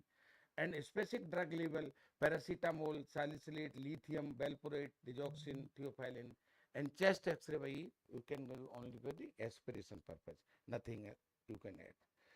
So after stabilization, if you find you have an antidote, because most of the poisoning don't have an antidote also, specific, some have, some don't have antidotes. So after the stabilizing, if the antidote is available, give the antidote. If antidote is not available, then you start the other thing, fluid resuscitation. As standard 30 ml per kg body weight. If the patient responds with the fluid and you assess by the lactate level, tissue perfusion is good or not. So serial investigation is needed for these type of patient. And finally, start after fluid resuscitation, you can start the noradrenaline. This is the first line vasopressor. If the patient is refractory to shock, then you can start the vasopressin or pH less than 7.2 in acidosis condition. And a special situation, glucagon you can give in the poisoning like a calcium channel blocker, or especially the patient is not responding in the cardiogenic shock.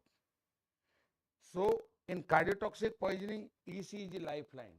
Always assess ECG like in TCA, tricyclic antidepressant poisoning, QRS widening. The treatment is soda bicarb, sodium bicarbonate 1 to 2 milligram per kg body weight till the pH targeted levels more than 7.2. Digoxin toxicity, the ECG finding scope, ST segment, bradythymia, AB block, and in calcium channel, if you find severe hypotension, you can treat with high dose of insulin and euglycemic therapy. 1 unit per kg bolus, then 0.5 to 1 unit per hours infusion with dextrose infusion. So these are the some treatment option available for the cardiotoxic poisoning, those who done the cardiotoxicity. And the metabolic choice acid is basically electrolyte disturbance. I already tell you mud pillars, bicarbonate therapy, like in sulfose poisoning. A patient is severe metabolic acidosis, you can infuse bicarbonate therapy and start the CRRT. Early role of CRRT is very, very important. If you patient is hemodynamically unstable, you start CRRT. If you don't have a CRRT, you can do a SLAD also, almost equal, because CRRT is costly, not available in every center in the India. Few center have a CRRT, or especially in type 2 or type 3 city, and it's costly affair also. But start early. If you vasopressor, give vasopressor and start SLAD. So CNS toxicity, seizure agitation, the first line drug for seizure, if find you seizure in each patient, this is benzodiazepine. Avoid phenytoin, because phenytoin is ineffective for toxic induced seizures.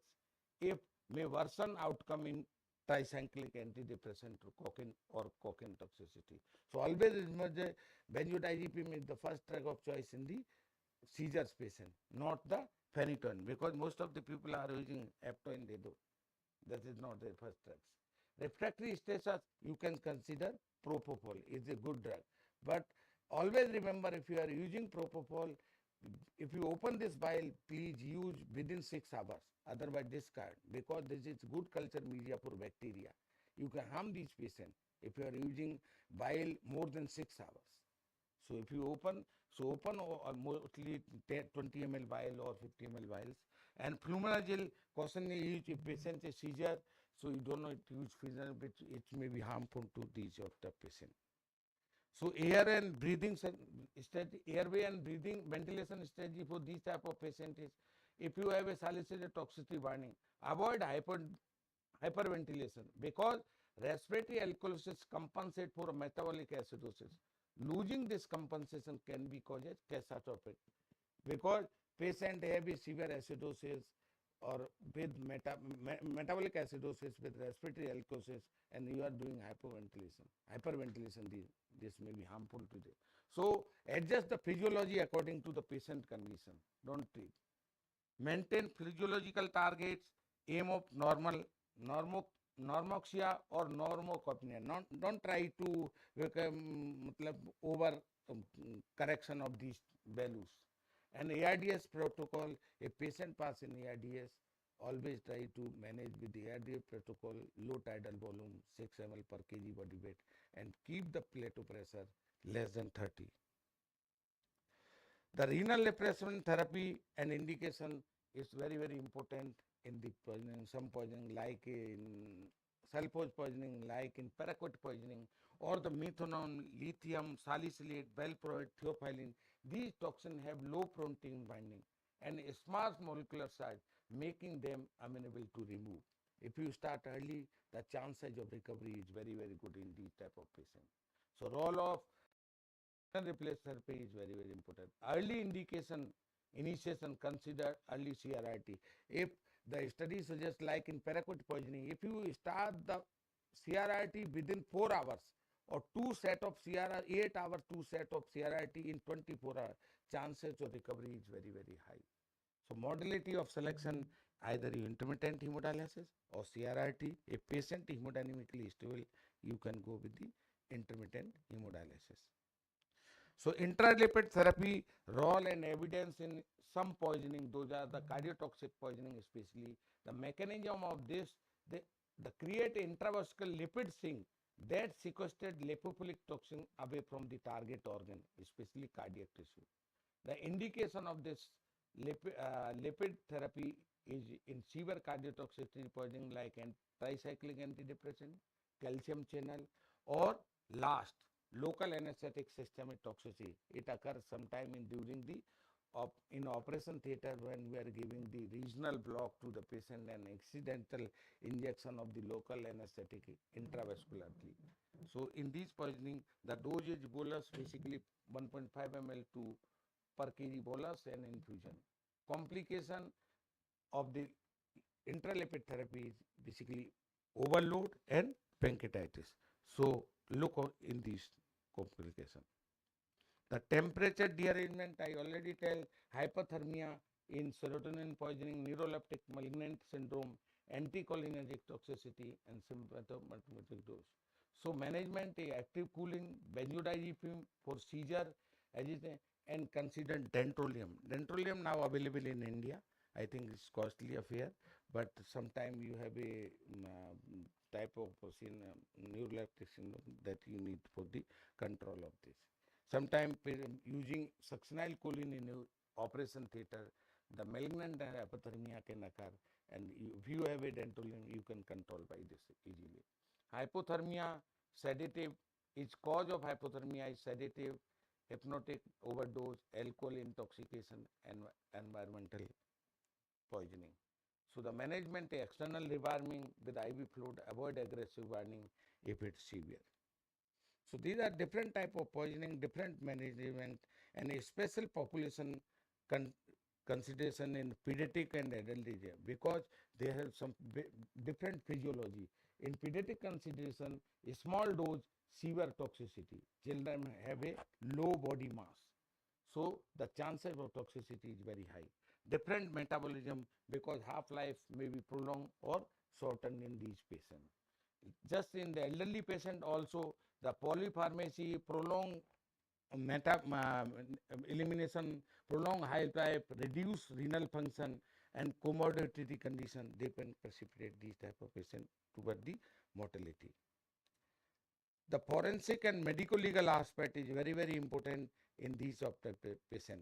Always do the medical legal report police information is very, very important, and document all the condition present thing and at the time of discharge. And sample preservation is very, very important in this type of urine, gastric sample, all sample you can collect. And documentation in TP, I think though no reimbursement, but I think in Ayushman Bharat, the poisoning case also you can get reimbursement for the government. So documentation for that purpose is also important. Multidisciplinary coordination is very, very important in the even in the when you are managing every patient in ICU or in emergency, but in poisoning that is also important. And critical care physician, toxicologist, psychiatrist assist the suicide risk and manage follow-up care, because always take the opinion of psychiatrist. People are fear about अरे पागल को क्यों दिखाना, मैं कोई पागल थोड़ी हूँ. लेकिन for further prevention, we can take in the team as a psychiatrist and nephrologist, and team communication to improve outcome, early involvement of the other team, you can prevent the further complication of these type of patient. So teamwork is very, very important. Dynamic monitoring and reassessment. Always keep, not initially resuscitate and forget about. Monitoring also your resuscitation is very, very important, and assess the vital sign, assess the GCS, serial investigation, repeat ABG, lactate level, ECG track record rather than isolated volume, because you can follow. Nothing is absolute, always a comparative. What is the previous report? Now you can assess the patient is improving or patient is deteriorating, not only by the single value. For that, serial investigation report is necessary. And toxicant levels, so monitor the drug level of especially paracetamol, salicylate, these are going down or improving. By lactate you can arrange the tissue perfusion which is going. If the lactate clearance more than 10, suggestive adequate resuscitation. So psychiatric evaluation and post-care involvement of psychiatrist in these type of things from any such you can avoid the or prevent the suicidal cases.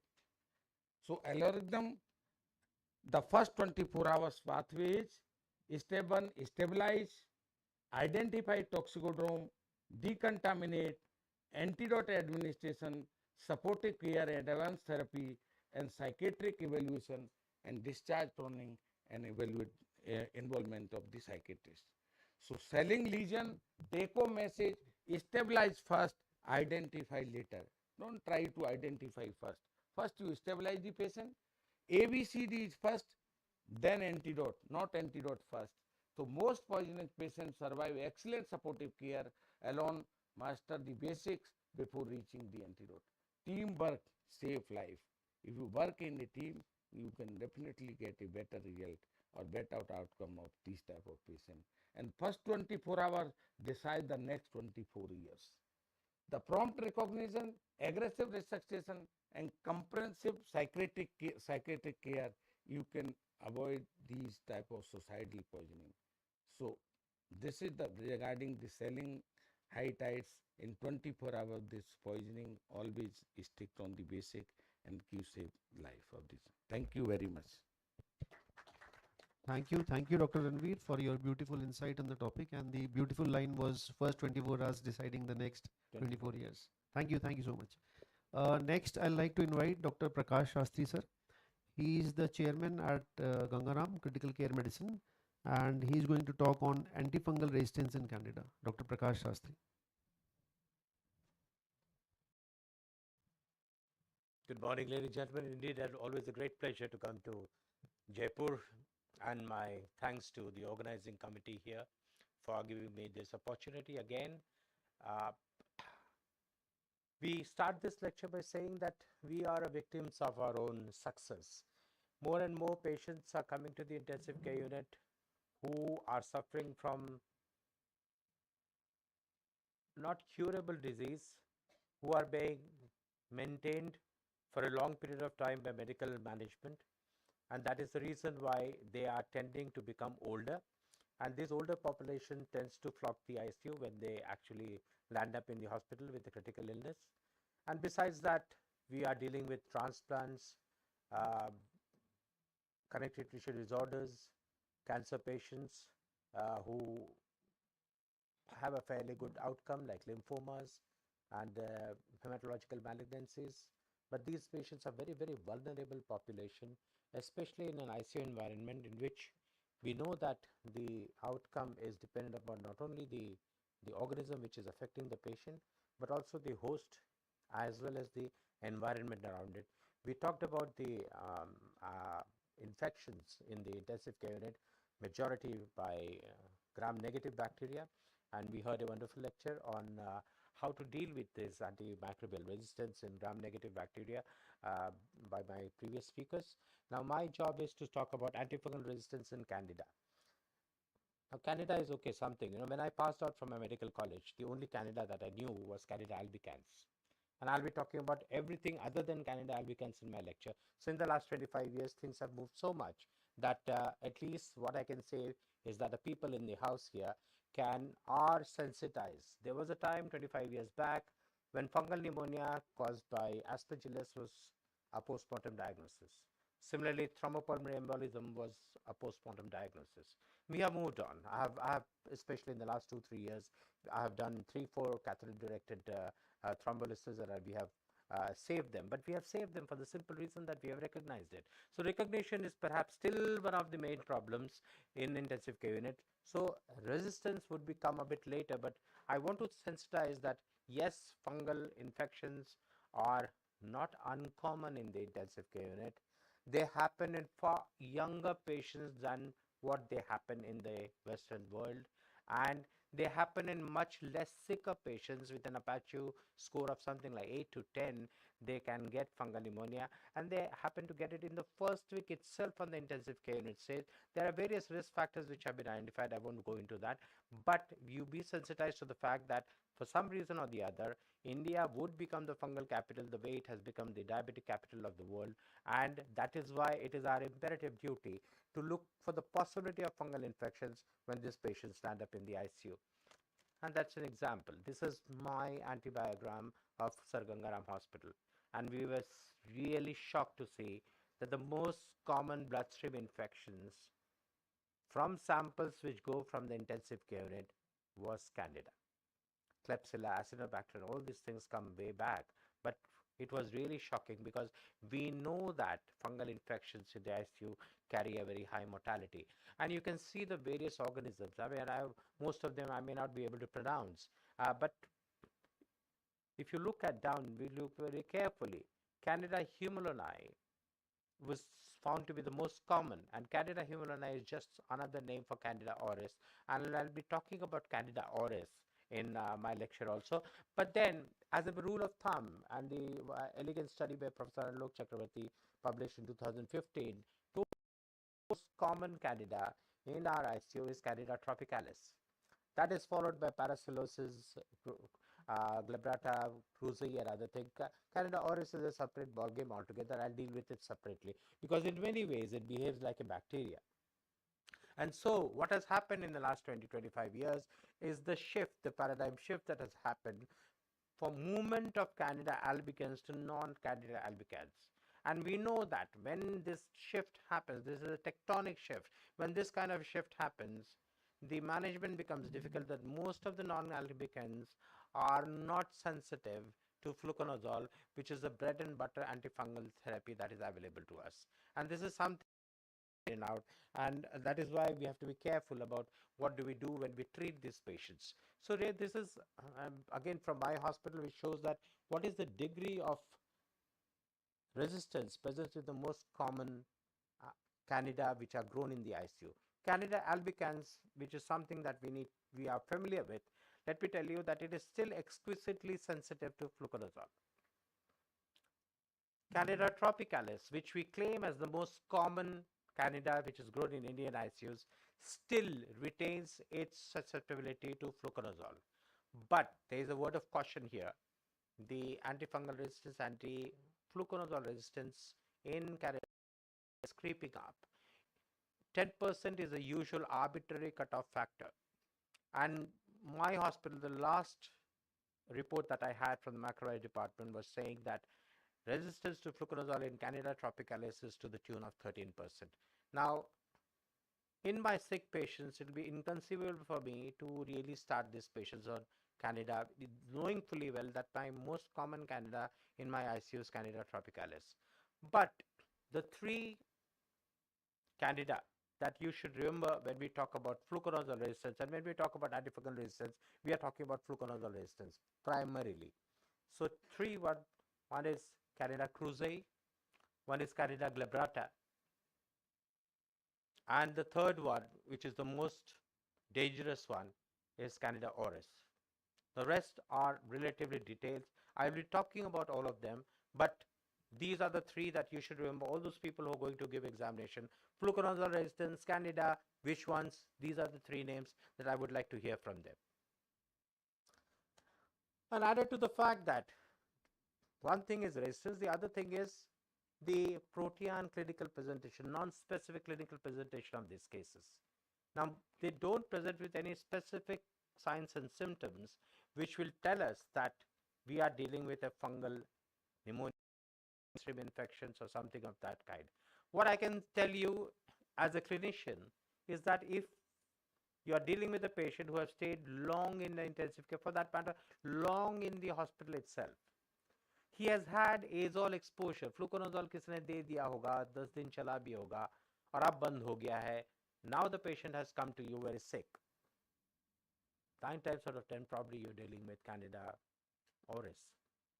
And because we are not looking for it, we are not getting it, but perhaps if I were to say it, it is going to replace Candida tropicalis as the most common Candida in our ICUs. So by and large, the treatment is of Candida in the ICUs based presumptively on the basis of risk factors that we might be having. Now, my risk factors, if I were to talk to my registrar would say that diabetes is a risk factor for Candida infection. Maybe or maybe not. If it is well controlled, maybe not. But they do, and that's why they add empirically fluconazole to the patient. Pancreatitis patients, I mean, in the first place, where the antibiotics have to be given, and on top of it, they also give empirically antifungal to this. So maybe we are probably overzealous in our prescriptions, at least in those patients where perhaps you may escape. So that is again one thing that we need to be worried about. Antifungal stewardship is also very important. You just don't throw fluconazole or for that matter caspofungin to all the patients like peanuts. So that is something that we need to be aware about. So let us talk about these specific candidas that are resistant to fluconazole. Candida glabrata, not very uncommon in my ICU, mostly in elderly patients and in malignancies, and in those patients who have received these broad spectrum antibiotics. Now, broad spectrum antibiotic is a risk factor for acquiring fungal diseases. Common in patients with TPN, we talked about intralipid zinc therapy just now, wonderful culture media for organisms and solid organ translation, and prior azole exposure, prior fluconazole exposure. These are the various risk factors that are associated with Candida glabrata. Candida parasilosis, I didn't talk about Candida parasilosis when I talked about fluconazole resistance, but I've included it in my discussion here for one simple reason. You need to know two things about Candida parasilosis. Candida parasilosis generally, almost 100% of the time associated with lines. If the patient is having foreign bodies in the ICU and they have a habit of forming a biofilm around the lines or prosthetic material, Candida parasilosis is not very uncommon. The answer to this question is that get the line out as soon as possible within 24 hours. But the other thing is that what drug do you give to these patients? Now, it is our habit as intensive care physicians to give echinocandins to all our patients in the ICU. Candida parasilosis perhaps doesn't respond very well to echinocandins. So that is why I need to highlight this to you to don't use echinocandins left, right, and center for all patients. Candida krusei is again another Candida which is resistant to fluconazole. Again, the risk factors are similar to Candida glabrata, and as I said, Candida krusei can occur more commonly in patients who have undergone gastrointestinal surgery. Now, one of the indications for empirical antifungal therapy in abdominal is leaking or a perforated perforated gut or anastomotic leak. So if the candida is present in the gut, the moment there is an anastomotic leak or a gut perforation, the candida gain access into the peritoneal cavity and then subsequently to the bloodstream. So that is something that where it is justified for you to use empirical antifungal therapy. Yellow Monday, again, the reason why I brought this up was that it is less susceptible to echinocandidates, less susceptible to fluconazole, and again, it is associated with intravascular catheters. So the reason for why the shift has happened from Candida albicans to non-Candida albicans is perhaps because we are dealing more and more with hematological malignancies in our hospital, not necessarily in the ICU, and these patients then come to us with neutropenic sepsis, and that is really very difficult. In neutropenic sepsis, the hematologists have the license to give any drug under the sun to these patients. And that is where, even though you allow them for the first 48 hours, once the neutropenia is corrected, anything above 500 of neutrophils, think twice what are required, what is not required. So we come specially to Candida auris. Where are we? Now, Candida auris is something like a bacteria. It was reported for the first time in 2006 from Japan. Because it was reported from the external ear canal, it is called Candida auris. But this was 2006 and 2009, within a span of 3 years, it had spread to North America, to some parts of Latin America, India, and some parts of Africa. United Arab Emirates is just an extension of India, I would say. But then 2022, it's almost global. It's a global problem. There are different subspecies of Candida auris. We call them clades. The South Asian clade is clade A, for example, the one which we grow in India. But there are A, B, C, D, E, several clades. So different clades of Candida auris have been reported from various parts of the world. But let me tell you, Candida auris is like a bacteria. It is like, I'm just reminded of my time when 20 years ago, when we had Acinetobacter rampant in all ICUs. It was there in the ICU all the time. It could not be got rid of. You might do fumigation, you might do that. Short of closing down the ICU, could not get rid of it because it is there almost in every inanimate object that is present in the ICU, be it the computer boards, be it the sink, be it the ventilator settings, be it the poles, or the computer or the ventilators, all in very desiccated environment, Acinetobacter tends to grow. And similarly, Candida auris can grow in the environment of the ICU, in the fomites of the ICU. But having said that, we really don't know where the reservoir is, which part of the ICU harbors this organism. Acinetobacter, to some extent, we could know. If we do diligent infection control practices, probably we can get rid of it. About infection control practices in Candida auris, perhaps I'll make some suggestions, but I have to say that if they were so effective, then we wouldn't have had Candida auris in my ICU, and I'll tell you my paper on that because of that. And because of this dangerous nature of this Candida auris, this Candida auris perhaps the only fungus, or for that matter bacteria, which survives 41 degrees centigrade. And if the microbiologist tells you that this particular organism is surviving at 41 degrees centigrade, then perhaps you can bet your bottom dollar that you're dealing with Candida auris. And that is the reason when Candida auris was reported or suspected, it should be reported to the regional laboratory, WHO laboratory for fungal infections, which is based in PGI Chandigarh. Now Professor Lok has retired and his name has been replaced by somebody else. So Candida auris, as I told you earlier, is a matter of really great concern. It is associated with nosocomial infections in intensive care settings, and I'll report my paper on that. And transmission within hospital, we don't know how does it get transferred. We can cohort those patients in one patient, but we really don't know how the transmission occurs. What are the environmental niches where Candida auris survives? We know that the AC ducts are the place where aspergillus spores are ubiquitous, but we don't know where Candida auris resides for it to remain there in the intensive care areas.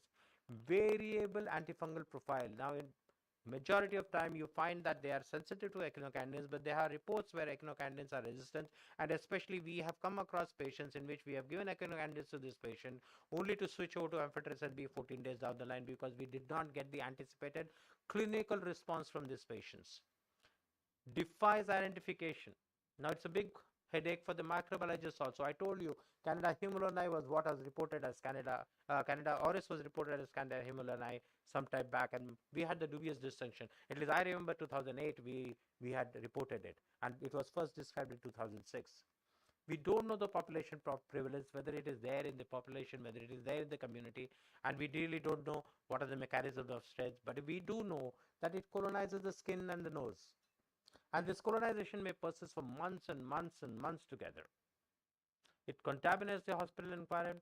It is very hardy fungus. It is resistant to most of the disinfectants that we use in the ICU, which are otherwise other Candida are sensitive to it. And more importantly, it is very difficult to treat. The mortality may go up to 50%. And at least I can tell you from my own experience, there are multiple outbreaks of Candida auris in the ICU.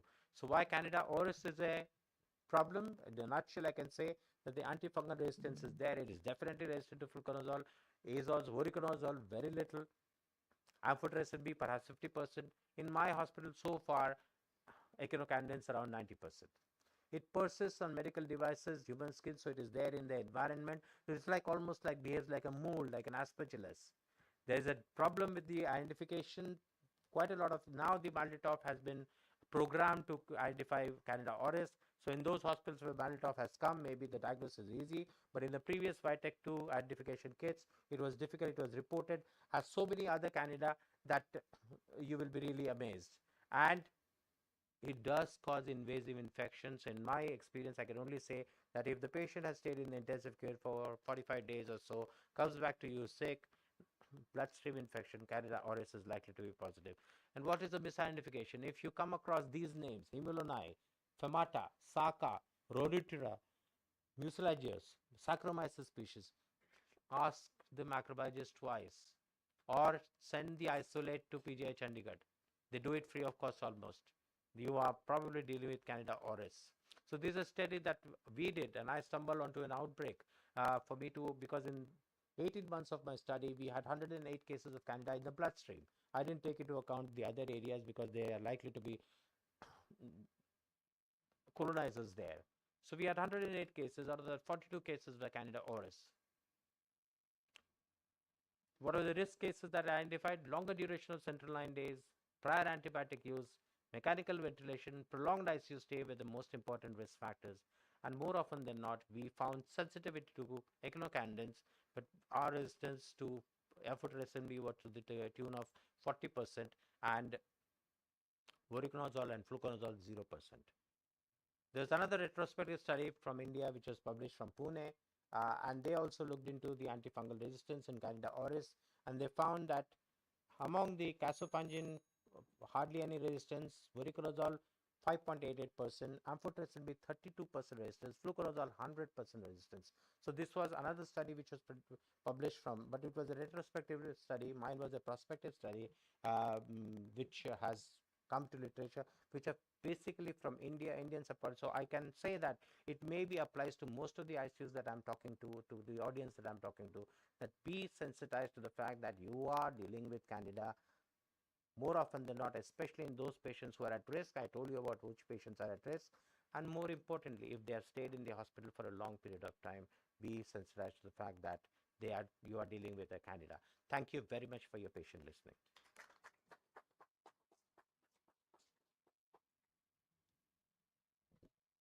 Thank you, Dr. Prakash, full insight you provided. Now we are moving to the last session of the plenary sessions, and I invite Dr. Sunil Garg. He will be talking about rehab pathways from ICU discharge to community reintegration. And Dr. Sunil is the senior critical care physician, co-founder and CEO at Simon Healthcare Delhi.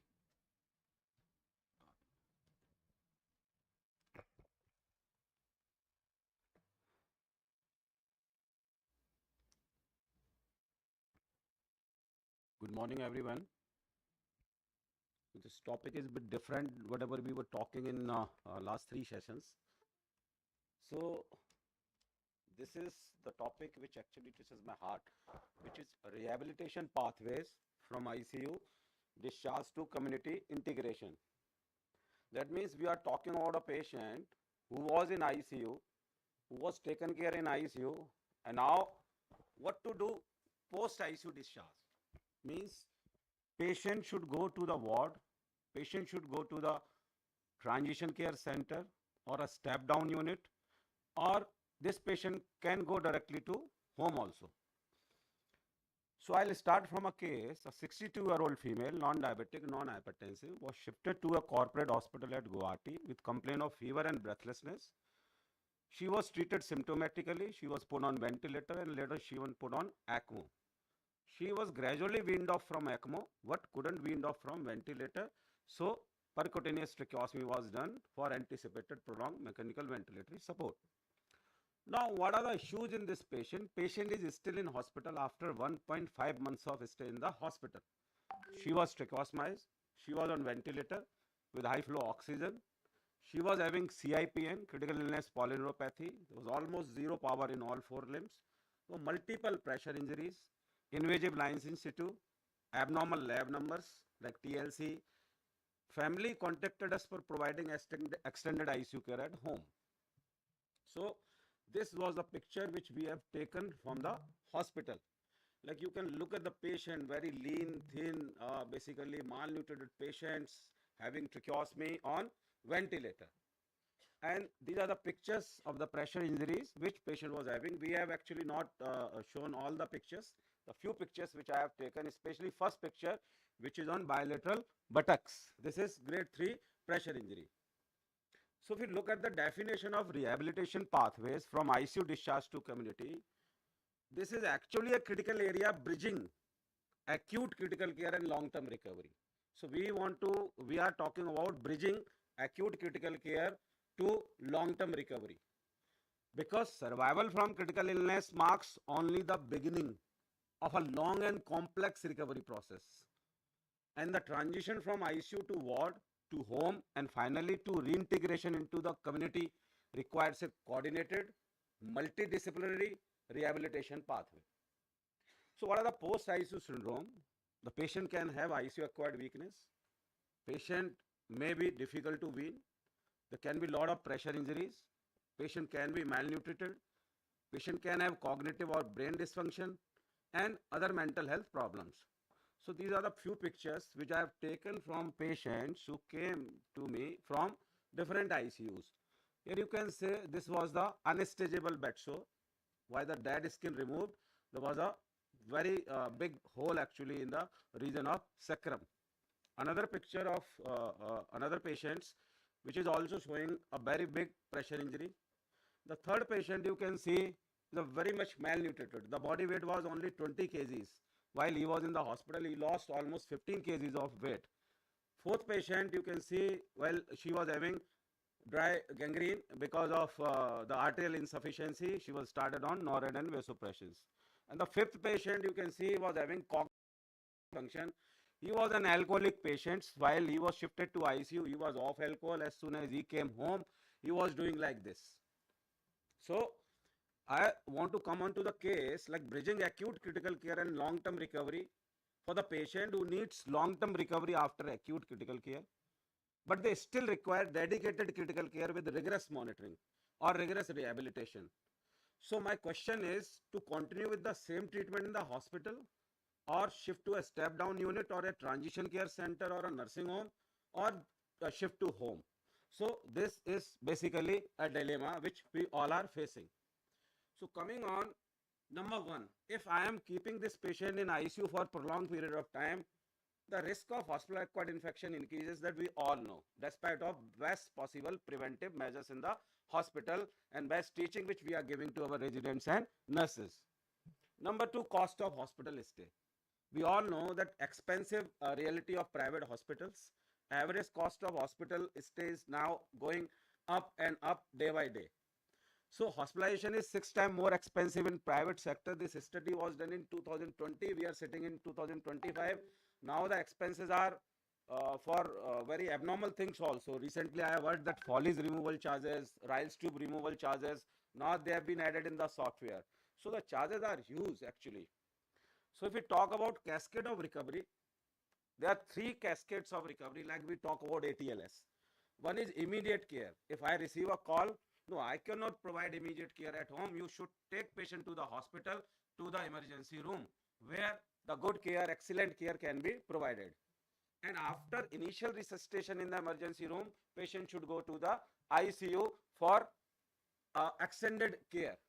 But my question is, if this patient get stabilized, suppose patient get stroke and everything has been done, patient has given TPA and now the tracheostomy has been done, so prolonged ICU stay basically in my views. So these are the target for the patients who actually need rehabilitations. You can shift these patients to home or to a step down unit, wherever you want to do. But now, number two questions, hospital because of increasing rate of infections, and number two is cost.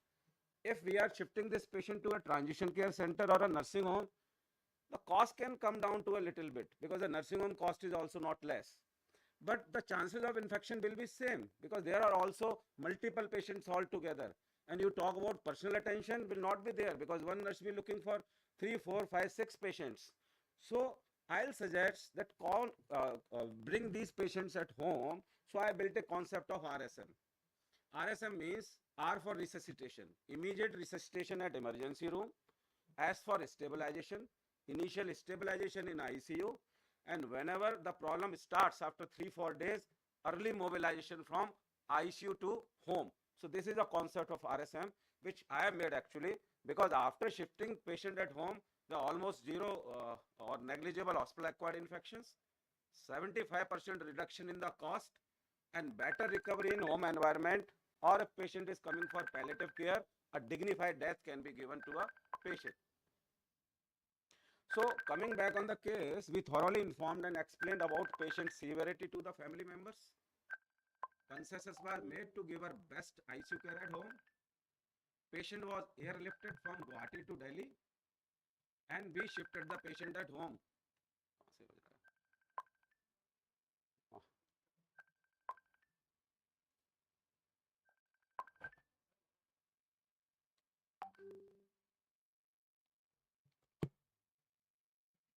So this is the ICU which we made at home. You can look at the patient. This is the very initial setup actually. So what rehabilitation pathways requires beyond discharge? Number one is excellent nursing care with special emphasis on prevention of infection and other pressure injuries. For that you need excellent nurse, and the nurse ratio should be at least 1:1 or 2:1 I say. That gives you personal attention. Nutrition, a very much neglected phenomena in the ICUs. So nutrition is very, very necessary. Excellent rehabilitations. While I was in corporate hospital, a therapist comes to the hospital for 10 beds, it takes around 1 hour. So roughly 10 minutes or 8 minutes for a patient. And here we are giving 1 hour to a patient in a day and sometimes twice a day. So that means 2 hours rehabilitation in a day. Planned weaning, healing of pressure injuries, occupational therapies. And we involve the patients with mobile games, like everything, celebrating birthday. So they're just involved in the socially completely, and treat mental health problems also if they have. This is a feeding chart we give to all our patients. This is not visible completely. So now look at this patient, the recovery by teamwork. Look at the first picture and look at the last picture. The pressure injuries completely healed with the help of foam dressings and some hydrophilic gels. Look at this patient. In first picture, patient is still having tracheostomy and ventilator. In second picture, patient is having tracheostomy with ventilator, sitting on the sofa with more power. In third picture, patient is not having ventilator, only tracheostomy. In fourth picture, patient has been decannulated at home and sitting at home. Now she started climbing the stairs. I think this video is missing somewhere, not playing. Media is unavailable. So she started basically climbing stairs.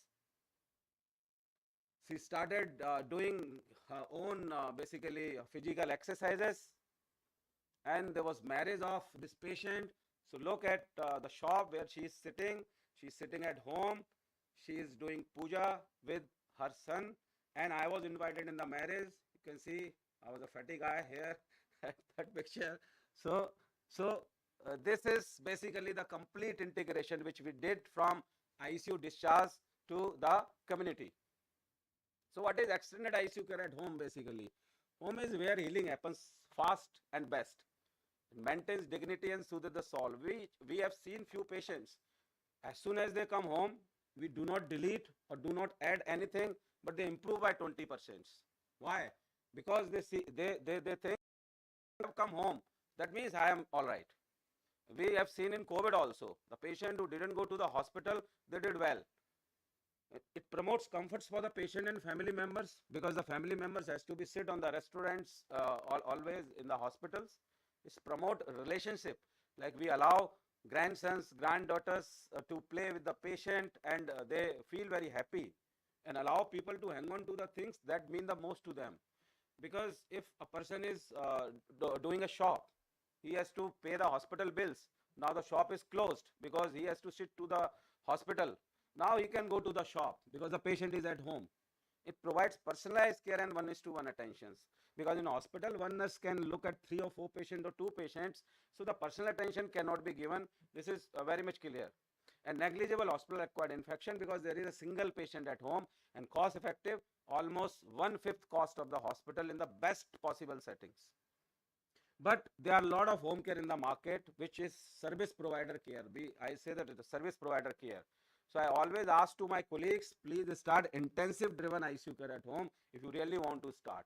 There are much difference. They are commercial people, they focus on case closure, they are having lack of knowledge about patient condition, no in-depth analysis of patients, unskilled nursing staff, they don't have the nursing degrees, and patient always roller coaster between hospital and home, and no fruitful recovery of the patients. What is intensivist driven care at home? An extension of ICU care from hospital to home. In-depth assessment of the patients, we made our own software.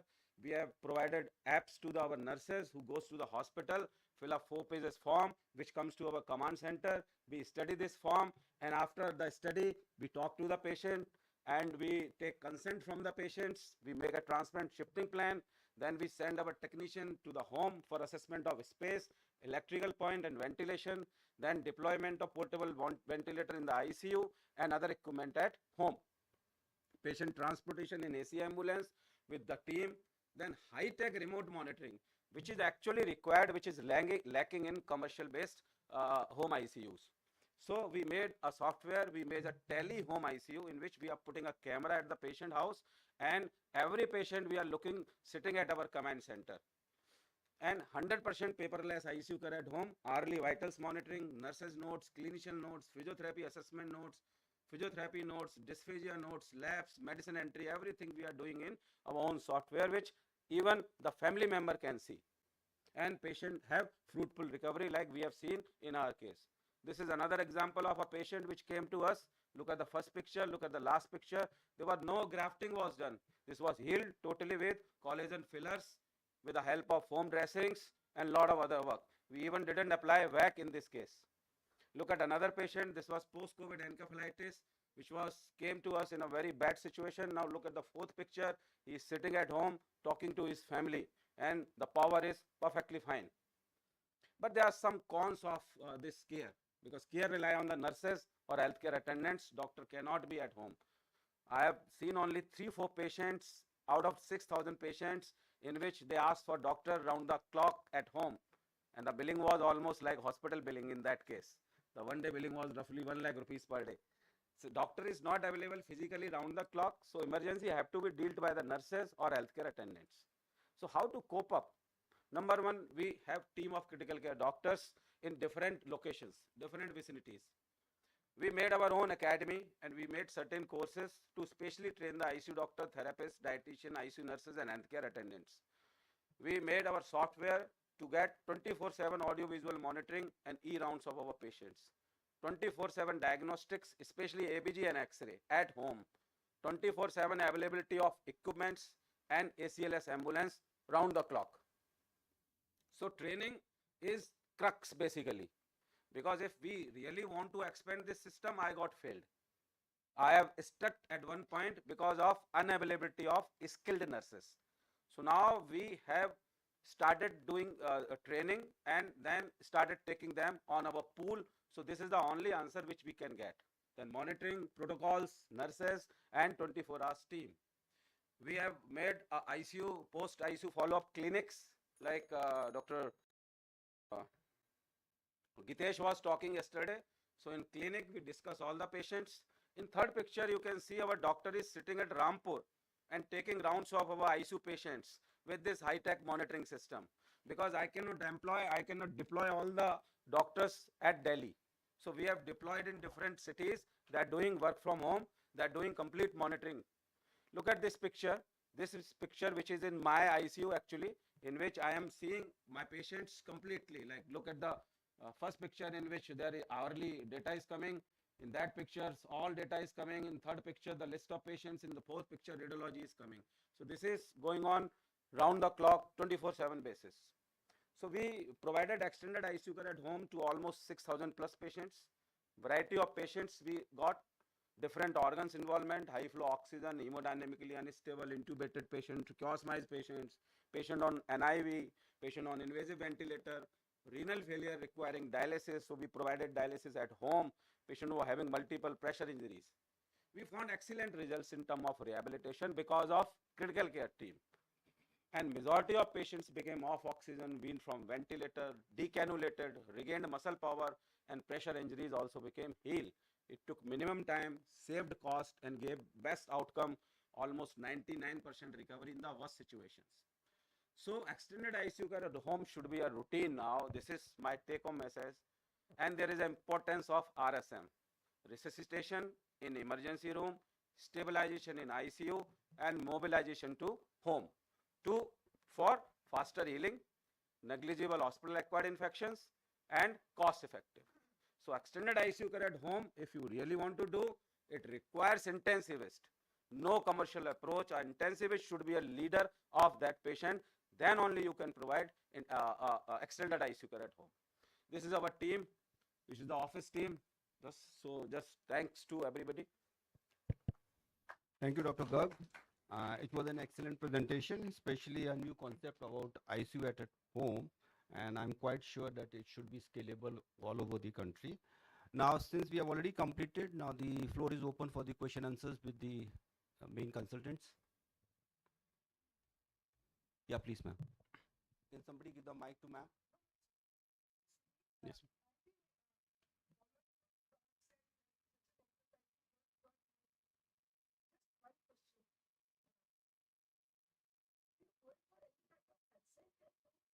Yes, ma'am. Yesterday we discussed in depth. Basically, everybody talks about the legality. So it's a gray area. If you talk about legality, there is only one license, which is clinical establishment license. So which came into 2010 in center, but Delhi, there was a Delhi health bill which came into 2019. So clinical establishment rule is actually for the center in which you are preventing, diagnosing and treating, but not for the home. So it's a gray area. But at least if you are providing this care, your clinic should have C license, number one. Number two, as per ISCCM guidelines, the quality of ICU equipments and the availability of ICU equipment should be as per protocol. Number three, the consent. You should know your limitations and escalation protocol. Even shifting to hospital, that should be discussed with the family with informed consent. And number four is robust audit system. Twice a week, your senior nurse or senior doctor should go there to have a visit or to do an audit. And number fifth, close communication with the family and all documentation of that communication.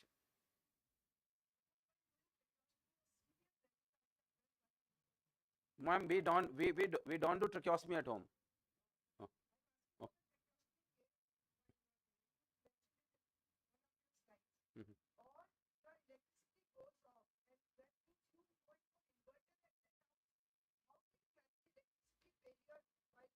Ma'am, we keep basically reserve of everything at home that we learned over the years. So suppose patient is ventilated. So ventilator is having 4 hours battery backup.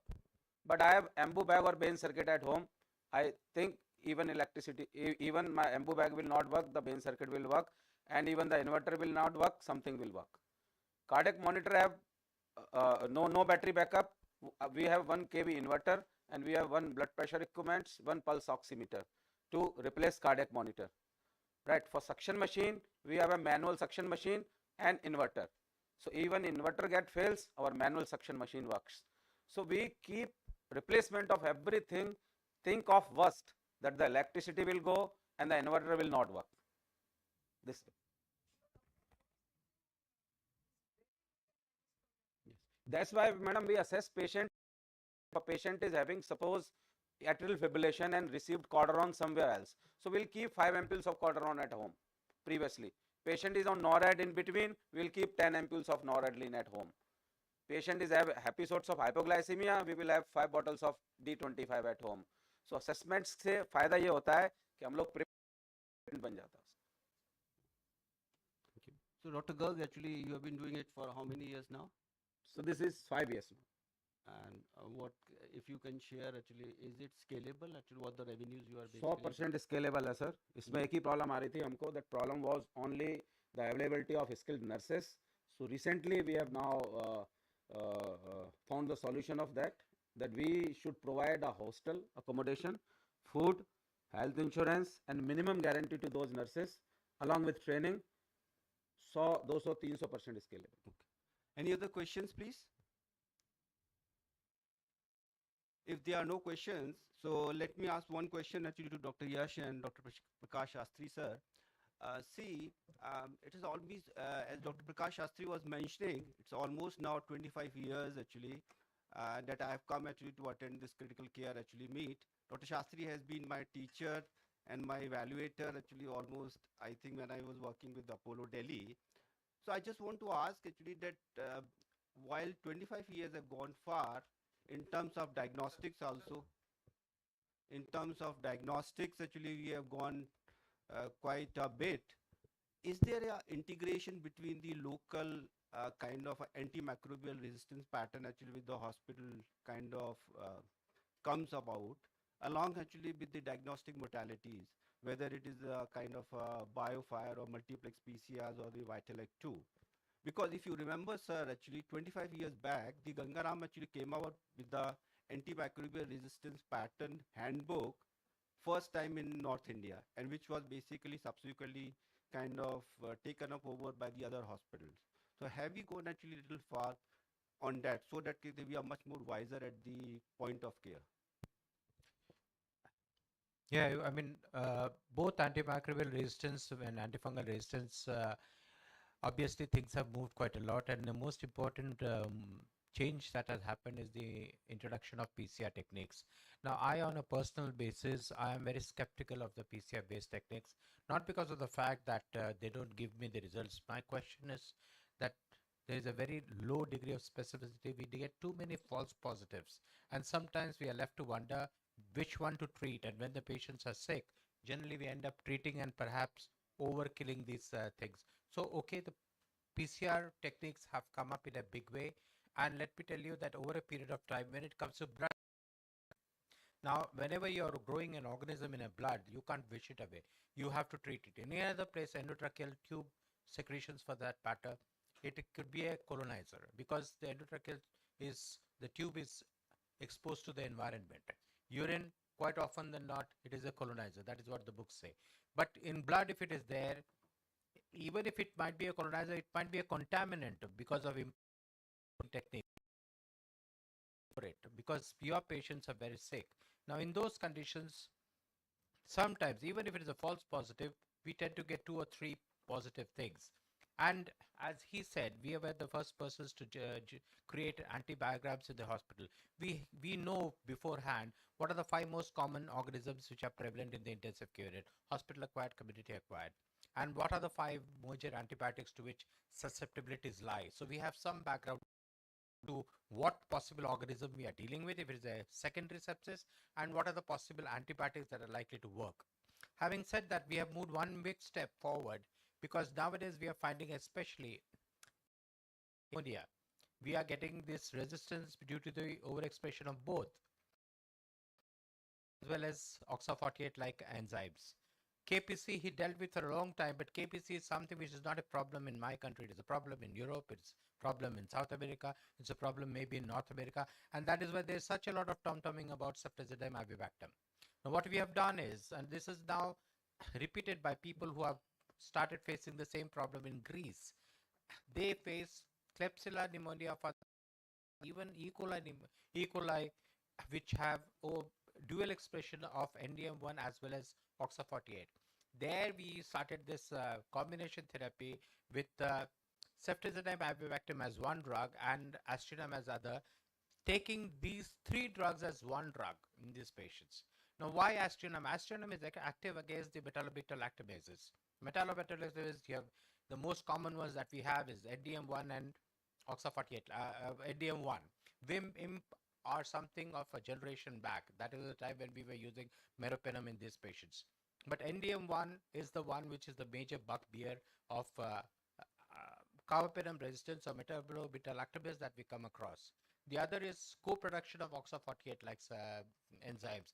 Very few instances there will be overexpression of plasmid-mediated enzymes or inducible chromosomal enzymes which are called AMC. Now AMC is a separate chapter altogether. We will not deal with it. There are occasions where you are failing that you think that maybe we are dealing with AMC also, and that is where the CARBA-R comes in. But why my experience with CARBA-R is that by and large you get CTXM1 positive, NDM1 positive, OXA48 like positive. That doesn't add to my knowledge. I know these are the things which are common in my ICU. So that is the rationale behind aztreonam is a drug which is the only drug which is effective against MBL. But then it is affected by other ESBLs also. And most of the bacteria don't produce one, they produce several ESBLs. And that is why you have to protect the aztreonam from the effect of other ESBL or AMC. And that is why you have to give avibactam to these patients. Now, avibactam today at least is available as ceftazidime avibactam to me.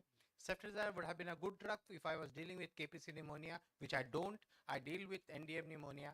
So in that conditions, I'm basically targeting the presence of avibactam, which protects the aztreonam from other MBLs which are being co-produced by the bacteria. And that is the rationale behind this thing. And how do we know it? We do what is called as PDR-AST test, that's my own nomenclature or the Gangaram nomenclature, in which we do pan-drug resistant.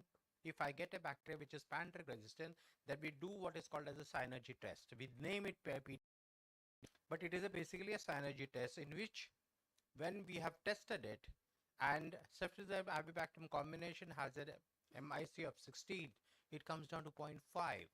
Then we know that the synergy is positive, and that is where in this particular Klebsiella pneumonia infection, perhaps I'm justified in using ceftazidime avibactam and aztreonam combination.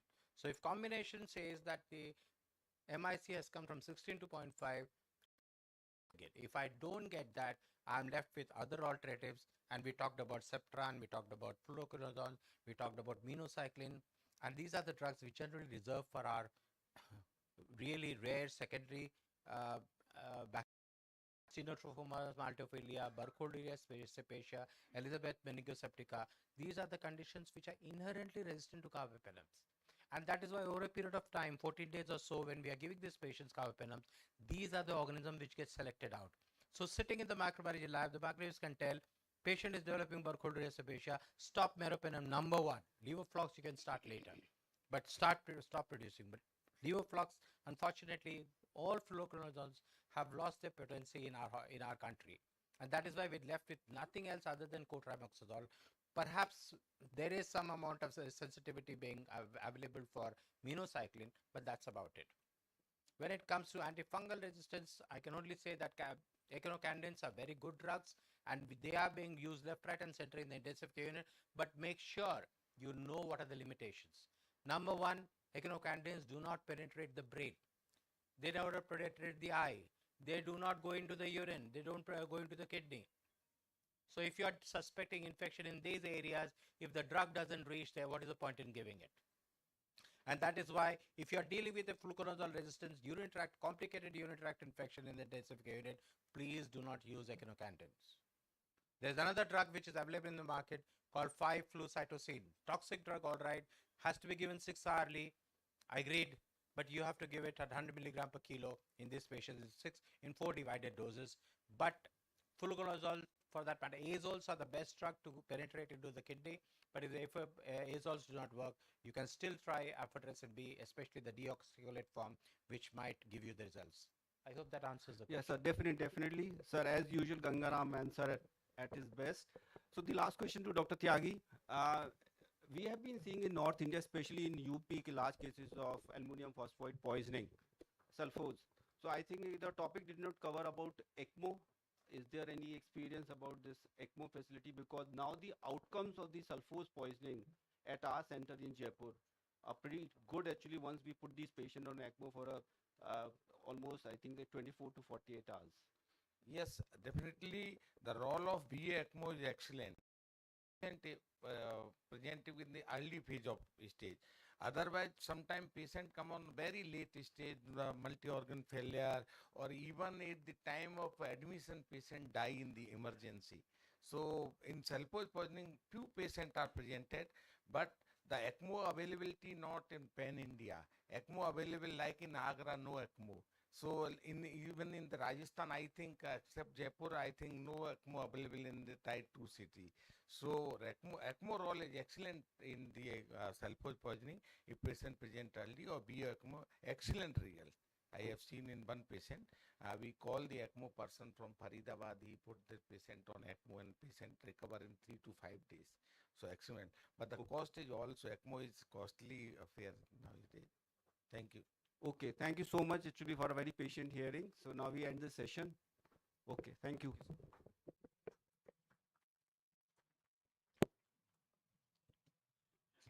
That was truly an insightful and plethora of meaningful discussion.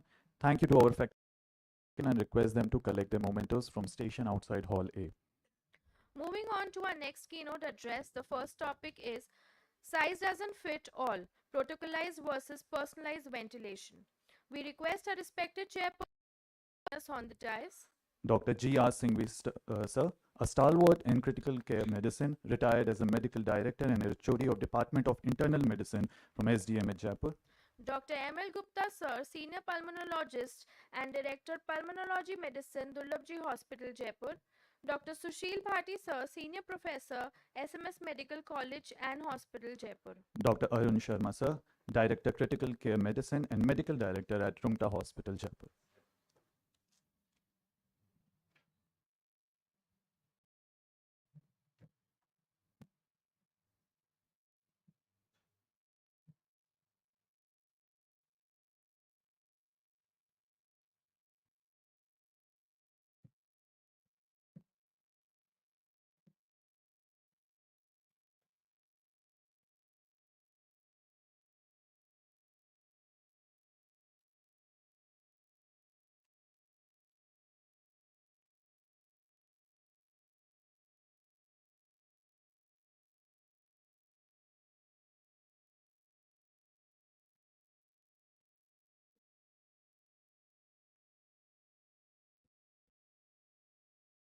So now I would like to invite Dr. G. Devatia sir for his insightful session on personalized versus protocolized medicine, mechanical ventilation. We all know him very well. He is currently at Lilavati Hospital, Mumbai. He is editor-in-chief of IJCCM of Indian Journal of Anesthesia, immediate past president of ISA, past president ISCCM, and he has over 210 publications, international and national journals. So over to you, sir. Good morning, and thank you very much for inviting me to this meeting. And I think in keeping with this theme of instinct to intelligence, I think this is a topic which is sort of fits into the theme of your conference, protocolized versus personalized ventilation. And I think after artificial intelligence, these are the two sort of buzzwords, in all of medicine and especially intensive care medicine, personalized medicine, precision medicine, and so on. So, and all of us who work in ICUs are used to protocols, right? We say, do you have a protocol for this? Do you have a protocol for that? And we follow protocols. And there are some of us who like protocols, right, for various reasons. And I think most protocols are based on evidence. I mean, they should be based on evidence. They reduce variability so that, you don't have one person putting PEEP of 5 or PEEP of 25 on the same patient, right? shift changes and someone puts something else. It reduces errors. I think that's very important, because if a protocol is good and everyone follows it, then junior doctors will make fewer mistakes and there's some sort of uniformity in treatment. But then the naysayers will argue that, protocols means you put up a flowchart and a ward boy can give intensive care. There is no, the doctor function at a spinal level, doesn't think, just tick the boxes, get the, there's no creativity, you stop thinking, then how will medicine ever progress? And they say that all patients are not the same, right? There's a difference in physiology. Something in someone shunt is more, in someone dead space is more, in someone vasodilation is there. So they behave slightly differently. So maybe if you just follow one protocol for all patients, that's not, maybe not be the right way to go. And that's the plus point of personalization, is that you look at the patient, because one size doesn't fit all. You look at the patient, look at the physiology, evaluate the physiology, make treatments, and even if you have, say you have vasodilatation, everyone doesn't respond in the same way to noradrenaline. Someone may require more, someone may require less, someone may require vasopressin, someone may require angiotensin, so just because, so even for the same sort of type of treatment, you may have variations, and different patients may have responses to the same treatment. And of course, with personalization, you become a thinking clinician. You start thinking, and you evaluate the patient, you look at the labs, you try and put everything together, use your brain and something like that. What is the problem with that? I mean, that's fantastic. I mean, that's what a doctor should do. But then all doctors are not thinkers, right?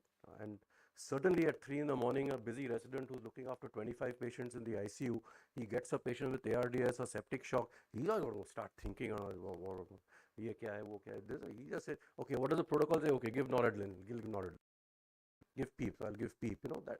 So that's what he'll do. And many people don't really think. And I think the second point is the most important point. Just because physiology improves doesn't mean outcomes improve. And there are lots and lots of examples of that in intensive care. For example, we would like to have a hemoglobin of 15 for all our patients, right? But we know that if you try to push the hemoglobin, say beyond 7 or 8, you may actually have adverse outcomes in certain situations. There was a very famous trial which I love, it's called the DECRA trial of decompressive craniectomy, right, in trauma. And so these guys did an extensive early decompressive craniectomy versus standard sort of treatment. And they found with early decompressive craniectomy, ICP came down very fast. So patients, ICP was very good, and they required much less ICP, but functional outcomes were worse in this group. Maybe the ICP came down too fast. So just because ICP came down doesn't necessarily mean the patient is going to get much better. So physiology changes, physiological improvements don't necessarily mean that outcomes are going to improve. In fact, you might sometimes end up doing harm.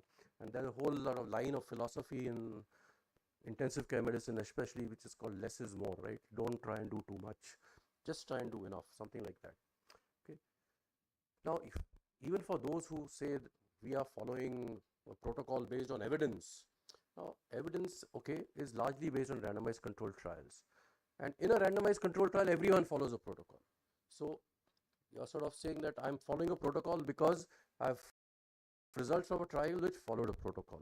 And in a trial, very importantly, even if some patients may have been harmed by the intervention, some people may have benefited from the intervention. And your net result in a randomized trial depends on how many patients benefited and how many patients did not benefit and how many patients were possibly even harmed by your trial intervention, right? And we have no idea. So, when you just look at the gross results of a trial, we have no idea who was harmed and who was benefited, and would really like to know which was the subgroup of patients who were benefited. We would like to know which was the subgroup of patients that are harmed, but we don't, our trials don't give us that information. They're not sort of doing that. Okay. And the third point I want to make here before I go on to ventilation is that we must make the difference between personalized and precision medicine. So in a way, a lot of, even within a protocol, what we do is personalized. I mean, some patients we give more PEEP, some we give less PEEP, some we give noradrenaline, some we give adrenaline, something like that. So there is some degree of personalization even within a protocol, right? But that is different from precision medicine, and precision medicine, I think, has made a huge impact in oncology. You have one specific mutation, for example, the EGFR mutation in lung cancer. And geftinib works brilliantly in that. So it sort of changed the outlook. And every day there are some new biomarkers and new mutations the oncologists are discovering in cancer cells, and they're finding drugs which target that mutation and getting fantastic results. Okay, the closest we have come to in intensive care is probably we heard from the last couple of talks. You have this gene, you do the biofire, and you find an OXA48 gene, and you know that you're going to give avibactam to this patient. You find NDM, and you know you're going to give aztreonam to this patient. So that's precision medicine. That's going to make a difference. And that is different from personalized. I mean, precision is actually looking for specific targets and specific therapies for that particular target. Okay, so let's talk about ARDS. Now, this is our ventilation strategy in ARDS. Right? I'm not going to bore you with the pathophysiology so much, but we'll have to because you're talking about personalization. Because we've got this sort of baby lung on top, you're going to prevent alveolar overdistension, so you give low tidal volumes, and that you confirm with because you get a low plateau pressure, less than 30 on a ventilator, right? And you keep your tidal volumes 4 to 6 mils per kilo. These are the lung units in the second zone which open and close, and therefore you get opening and closing, repetitive opening and closing atelectic static lung injury. And so you keep them open by using appropriate levels of PEEP. Okay. It's important to know that if you give too much PEEP, you may open up these areas, but you may overdistend these areas and cause injury there. So you have to give the right amount of PEEP. So that's our standard sort of ventilation strategy in ARDS, and most of us follow more or less this ARDS protocol: low tidal volume, right, 4 to 6 ml per kilo, low plateau pressure, 30 centimeters of water, PEEP and FiO2 adjustment to prevent hypoxia and prevent respiratory acidosis. And these are our goals, right? So at the end of the day, we are looking at goals of treatment. So 55 to 80 or saturation of 88 to 95, plateau pressure goal less than 30, or pH goal 7.3 and above, and prevent ventilator-induced lung injury, which today is the bottom line in any ventilatory management that we do. So these are standard protocols sort of that we follow, right? So here we have a disease, and then we have a goal, right? So if you want to personalize, right, what do we personalize? What do we change? How do we do something different for different patients? One is we could change the goal, right? We said we don't want 55 to 80. I want a saturation of 80% for this patient. And we've seen in some patients, especially in COVID or in the old H1N1, the odd patient would do well even if and you didn't personalize because you wanted to, just did it because you had no choice. Nothing that you did would bring the saturation up, so you said, okay, TK, let him be. Okay, but so that's, maybe you can personalize the goal. Then you could, but we all intervene in these patients, right? So we have put them on a ventilator, and so we are stuck with a ventilator. I don't think you can personalize much about whether or not to put them on a ventilator, with the exception of ECMO, right? So you might say that in some patients there's a ECMO is a brilliant form of lung rest, so maybe that may be thing. And then once you put a patient on a ventilator, then you can change the ways in which you achieve your goal, right? This is your goal, but you can change the method in which you sort of achieve your goal. So there are different things you can personalize, right? So you can change your target, or you can change the approaches to ventilation, and you can use different ways of sort of doing that, and we'll talk about some of these. So can we change the goal? So like we have permissive hypercapnia and we've got permissive anemia, people have now started talking about permissive hypoxemia, right? And a lot of that has come about because people think that hyperoxia is bad, right? The problem is no one knows what exactly is hyperoxia, but you have a number of trials which have looked at liberal versus conservative oxygen, right? And the good news is that there's been no difference in mortality between this, and that's very reassuring because all our lives we've been aiming for saturation of 95, 96, 97%, but we know that that is not harming patients.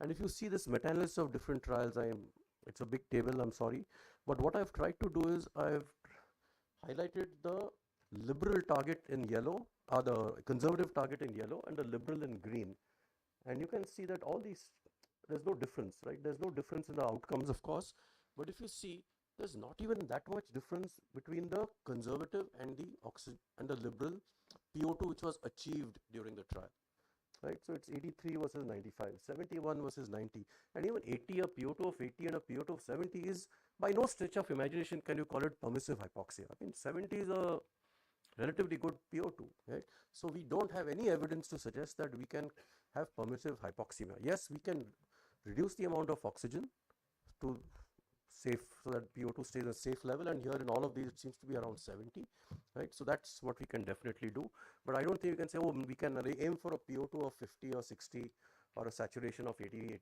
or 85 or something. Most of us still, it's going to come to a saturation of 88 to 94%. So that's not much data for that. Now the other component was tidal volume, right? So tidal volume is 4 to 6 ml per kilo, and so there are two ways. Can we increase the tidal volume in some patients, right? So suppose the plateau pressure is low, 25, 20, 25. Can we increase the tidal volume so that the plateau pressure is 30? Because at one stage, all of us were very comfortable with higher tidal volumes, 8 ml per kilo, 9 ml per kilo, 10 ml. So this is a sub-analysis of the original ARDS net paper, and essentially what they found is that even at every quartile of plateau pressure, so no matter what your plateau pressure was, the patients in the higher tidal volume group had a worse outcome, right? In other words, we are stuck with a tidal volume of 6 ml per kilo, right? So there's not that much scope to increase the tidal volume. Maybe we need to reduce the tidal volume in some patients. So these are patients, okay, so this was a study done by Marco Ranieri and company. So these patients, can you see, they have, the green is the bad part, right, the bad lung. There's very little bad lung, most of it is good lung. So they can get 6 ml per kilo with no problems, but there were some patients who had extensive consolidation, and in these patients, even if you give them 6 ml per kilo, even 4 ml per kilo, they still landed with hyperinflation, because the baby lung was so small that even the so-called low tidal volume ventilation was too much for this patient. So these patients actually required even less tidal volume, and maybe these are the patients who will benefit either with extracorporeal CO2 removal or ECMO or something like that. So there is a scope, there is probably a need to reduce tidal volume in some patient, and which can be looked at by looking at the lung morphology. So can you personalize tidal volume? You probably can, but please remember, when we talk of total body weight, like we always say 6 ml per kilo of ideal body weight. The ideal body weight is okay in a normal lung, but in an abnormal lung, you need to correlate it to 6% per kilo of ideal body weight, but it has to be corrected for the volume of the normal lung, right? And if that volume of the normal lung is not high, then you need to correct for it. And there are other ways of doing it. You need special ventilators. The GE ventilator, for example, measures the end expiratory lung volume. So then you can sort of do something like that and measure the inspiratory capacity. But otherwise, for most of us who use conventional other ventilators, it's probably not likely possible. But as a concept, it is possible to personalize tidal volume by correcting for the volume of the normal lung, and therefore using the inspiratory capacity or the total lung capacity to adjust your tidal volume. Okay. Okay. The crux of this is going to be PEEP, right? Because PEEP is a sort of central intervention to improving, and all of us use PEEP with oxygenation. At least I extensively use oxygenation. कम होता है, PEEP बढ़ा दो, FiO2 बढ़ा दो, that sort of thing happens. And in the ARDS network protocol or the study, they use a fixed combination of PEEP and FiO2, right? So if a patient is sick, you give him 8% and 14 PEEP. If he doesn't meet the goal, then you go down to 9%, 90% and 14 PEEP.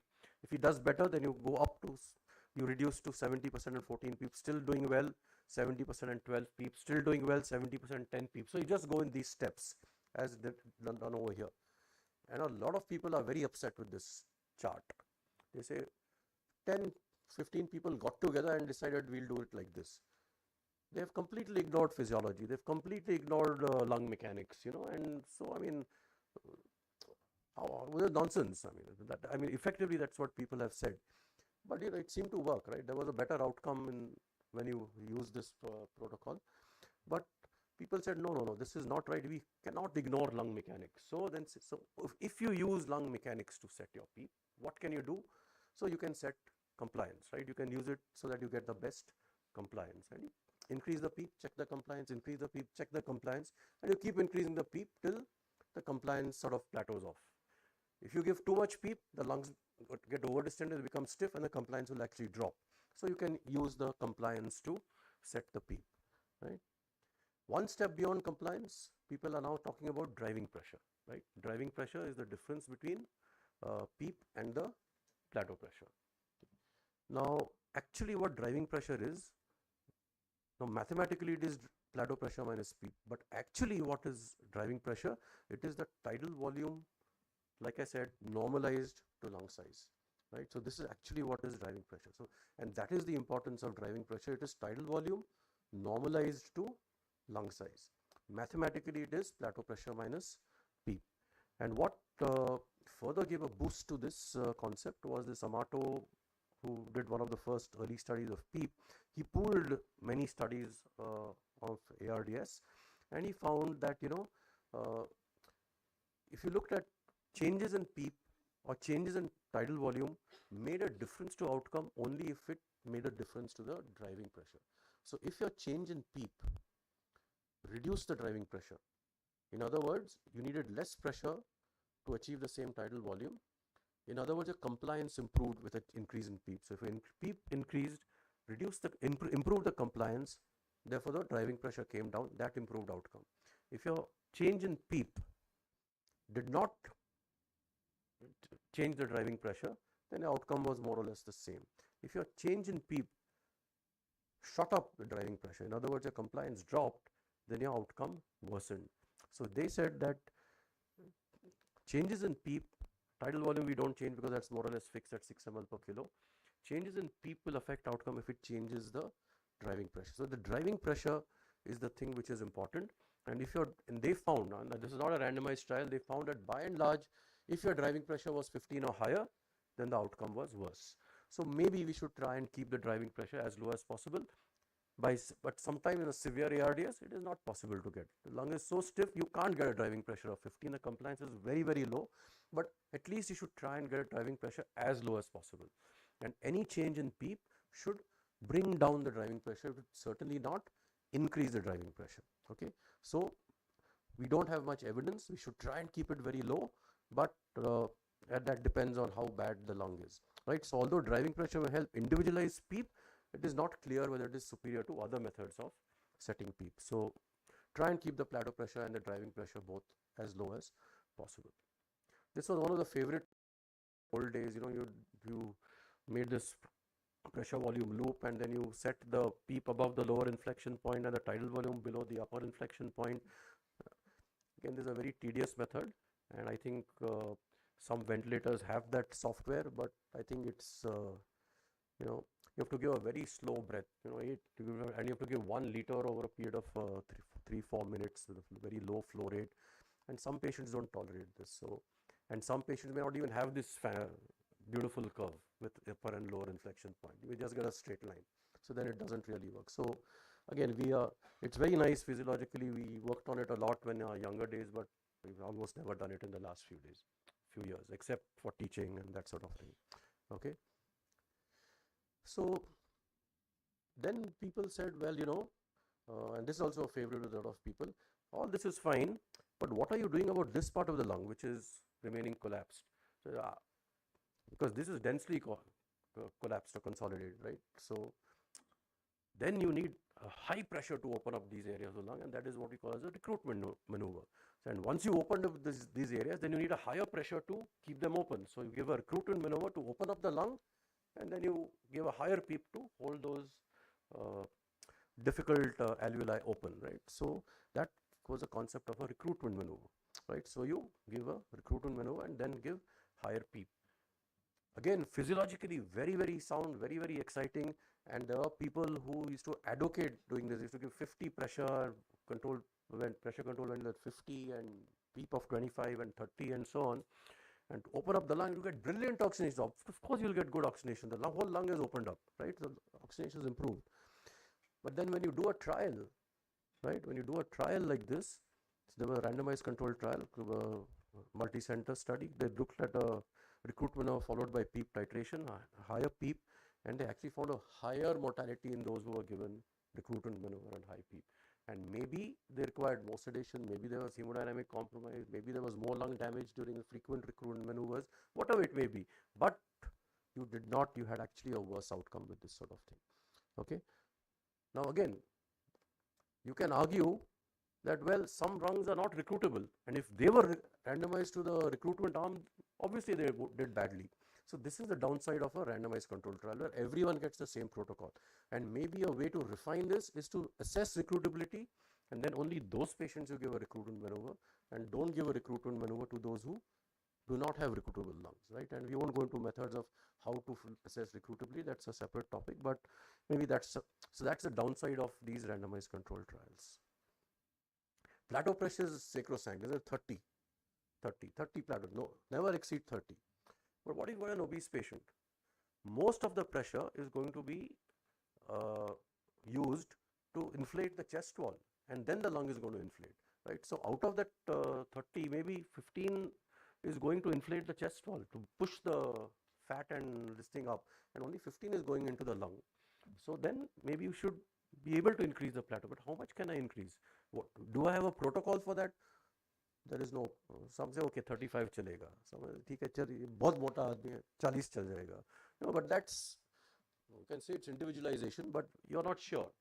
The only way to be sure is to find what is the pressure required to inflate the lung versus pressure required to inflate the chest wall, and therefore you have to measure the you have to measure the intrapleural pressure, and today we can do it with a esophageal catheter, with an esophageal balloon, and you can separate out what we call as the pressure required to inflate the lung and the pressure required to inflate the chest wall, right? Because what we are seeing now is the total respiratory system pressure. So you can now separate out the transmural pressure again. So you can do that, right? And there are ventilators which do it. We've got the technology to do it. It's finicky, it's difficult, there are limitations, there are pros and cons, but it can be done. So you can use the transmural pressure, the transpulmonary pressure, which is the difference between the intra-alveolar pressure and the intrapleural pressure, which you are measuring with the esophageal balloon, and see how much, and then you can estimate the plateau pressure which you are going to give. And you can also use this to set your PEEP. So now what is the principle? That if your alveoli are collapsing at the end of expiration, then the pressure will be below 0 because they're collapsing. So you must adjust the PEEP so the transpulmonary pressure with the esophageal balloon is more than 0, right? So you keep increasing the PEEP, so your transpulmonary pressure is more than 0, and you keep the tidal volume or the pressure so that your transpulmonary plateau pressure is less than 25. So again, might sound a little intimidating, but it is a difficult sort of technology, but people have used it, but it has not made a difference to outcome. Again, very sound based on physiology, but not major difference in as far as outcome is concerned.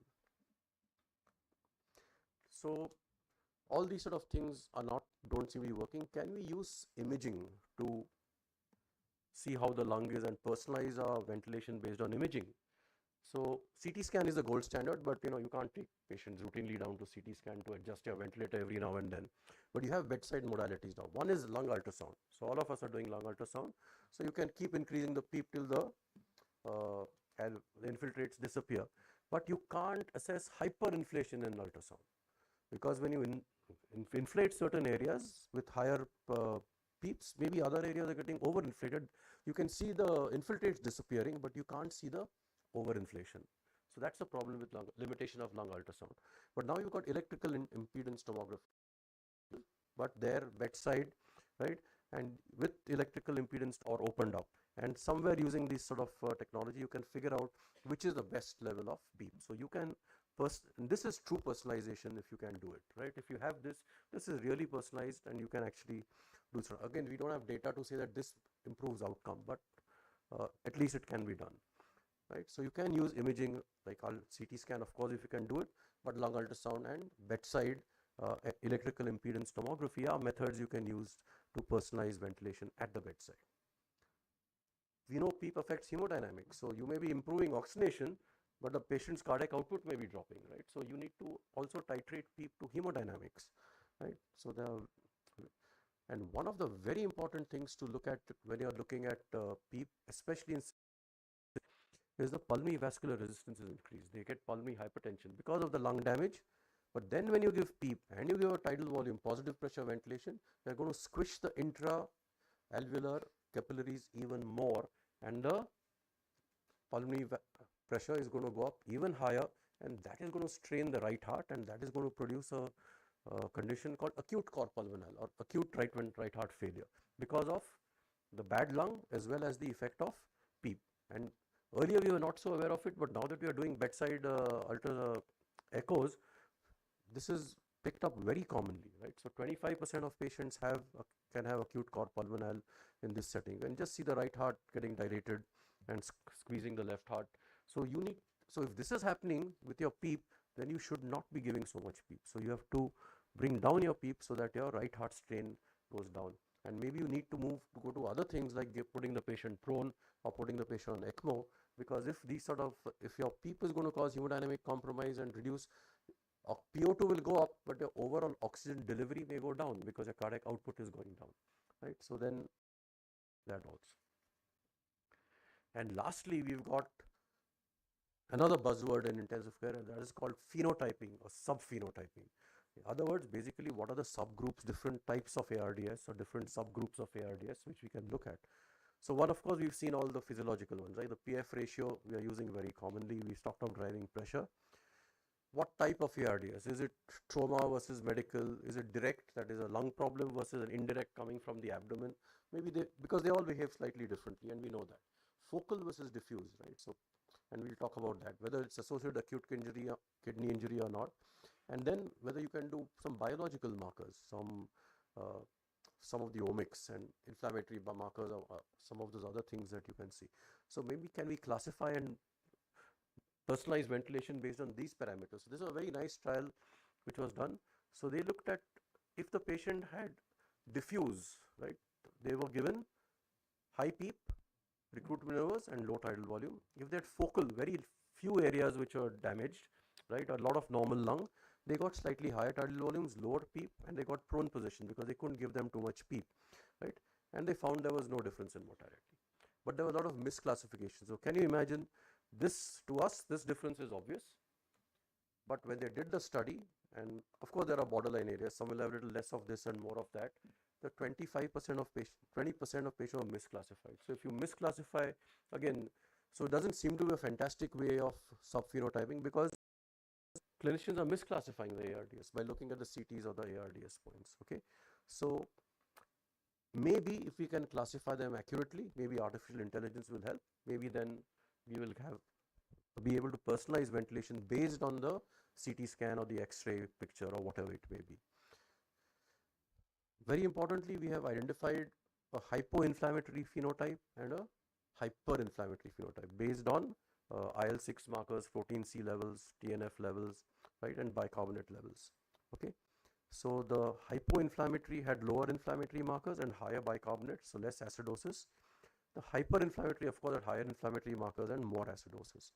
By and large, the hyperinflammatory did worse and the hypoinflammatory did better. But very importantly, when they pooled the results of various trials, they found that the hypoinflammatory trials did well with low PEEP, right? But they did badly with liberal fluid strategy. The hyperinflammatory did well with,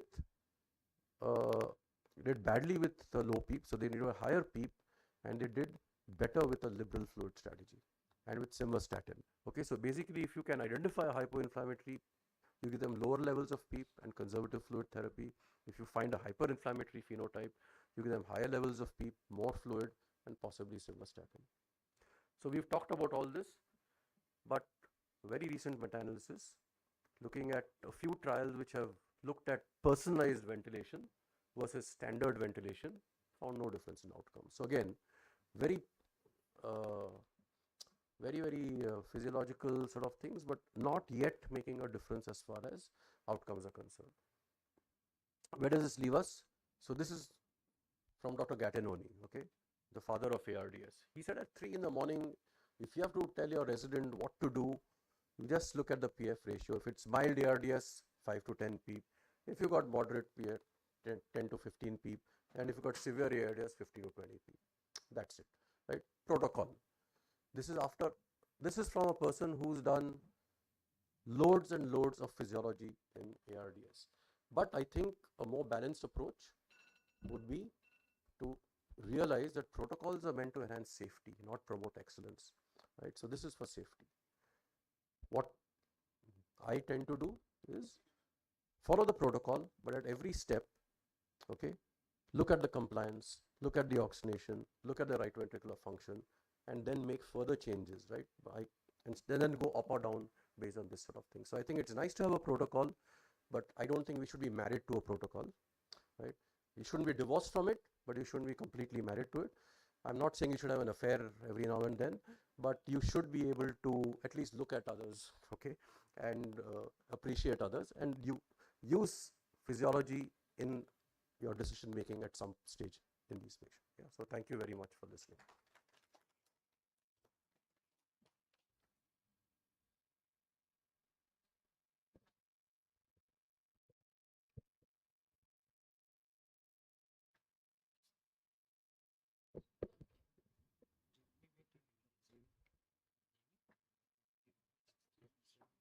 Thank you, sir, for your nice informative presentations. That how we can fine tuning of the patient in the management of the patient with the ARDS. Probably, if some questions are there from the audience, we can ask them.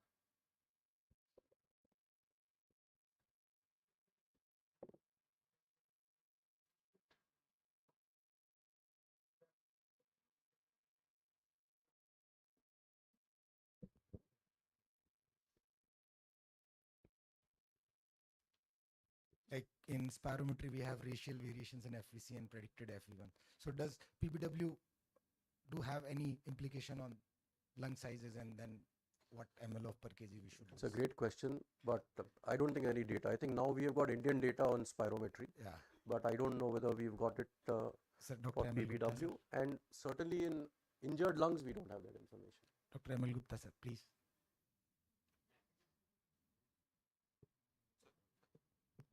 Just repeat the question. जैसे अपन spirometry में तो अपने traces के साथ में different FBC और different एफईवी1 होते हैं प्रेडिक्टेड, तो अपन लोग वेंटिलेटर पे जब पीबीडब्ल्यू है तो अपन जो उनके विदेशी डेटा पे ही पीबीडब्ल्यू एंड लंग साइज को अपन एस्टिमेट कर रहे हैं, and we are putting 6 ml 4 to 6 ml per kg body weight. So can we, like Caucasian data, can be put on our mixed traces for putting tidal volumes on ventilator with the predicted body weight? Our physiology, we can say around 10 to 15% inferior. We can say that for the same. So should we keep 10 to 15% lesser tidal volumes on the basis of predicted body weights? I don't have that so much extrapolation. Yeah. But It's difficult. Anyone else on this matter? चलो उसको personalize करके, I think we can do it, right? We are anyway 10 to 15% less body weight, so it's okay. I mean, for all issues, in fact, just what is your opinion that for a patient with ARDS, it's morning 3 a.m. and in spite of playing too much with the ventilator, why don't, if a PF ratio is high, why don't within half an hour just prone the patient? Why should we play too much with the ventilator? Don't you think it is a safe, So I safe think- kind of mechanism? So I think now it's a fairly standard part that once your PF ratio is 150 or heading towards 150 rapidly, you should be turning the patients prone. So I don't think we are looking at prone as a rescue maneuver nowadays. It's a part of ARDS ventilation. Yeah, so I think in your protocol, you should write that if the PF ratio is heading towards 150 or touches 150, prone, or at least consider proning the patient, because there might be other limitations to proning, but yes, you should definitely consider proning at that stage. Thank you very much, sir, for a very insight about the different modalities for the ARDS and personalize these protocols looking to the individual patients. Thank you very much.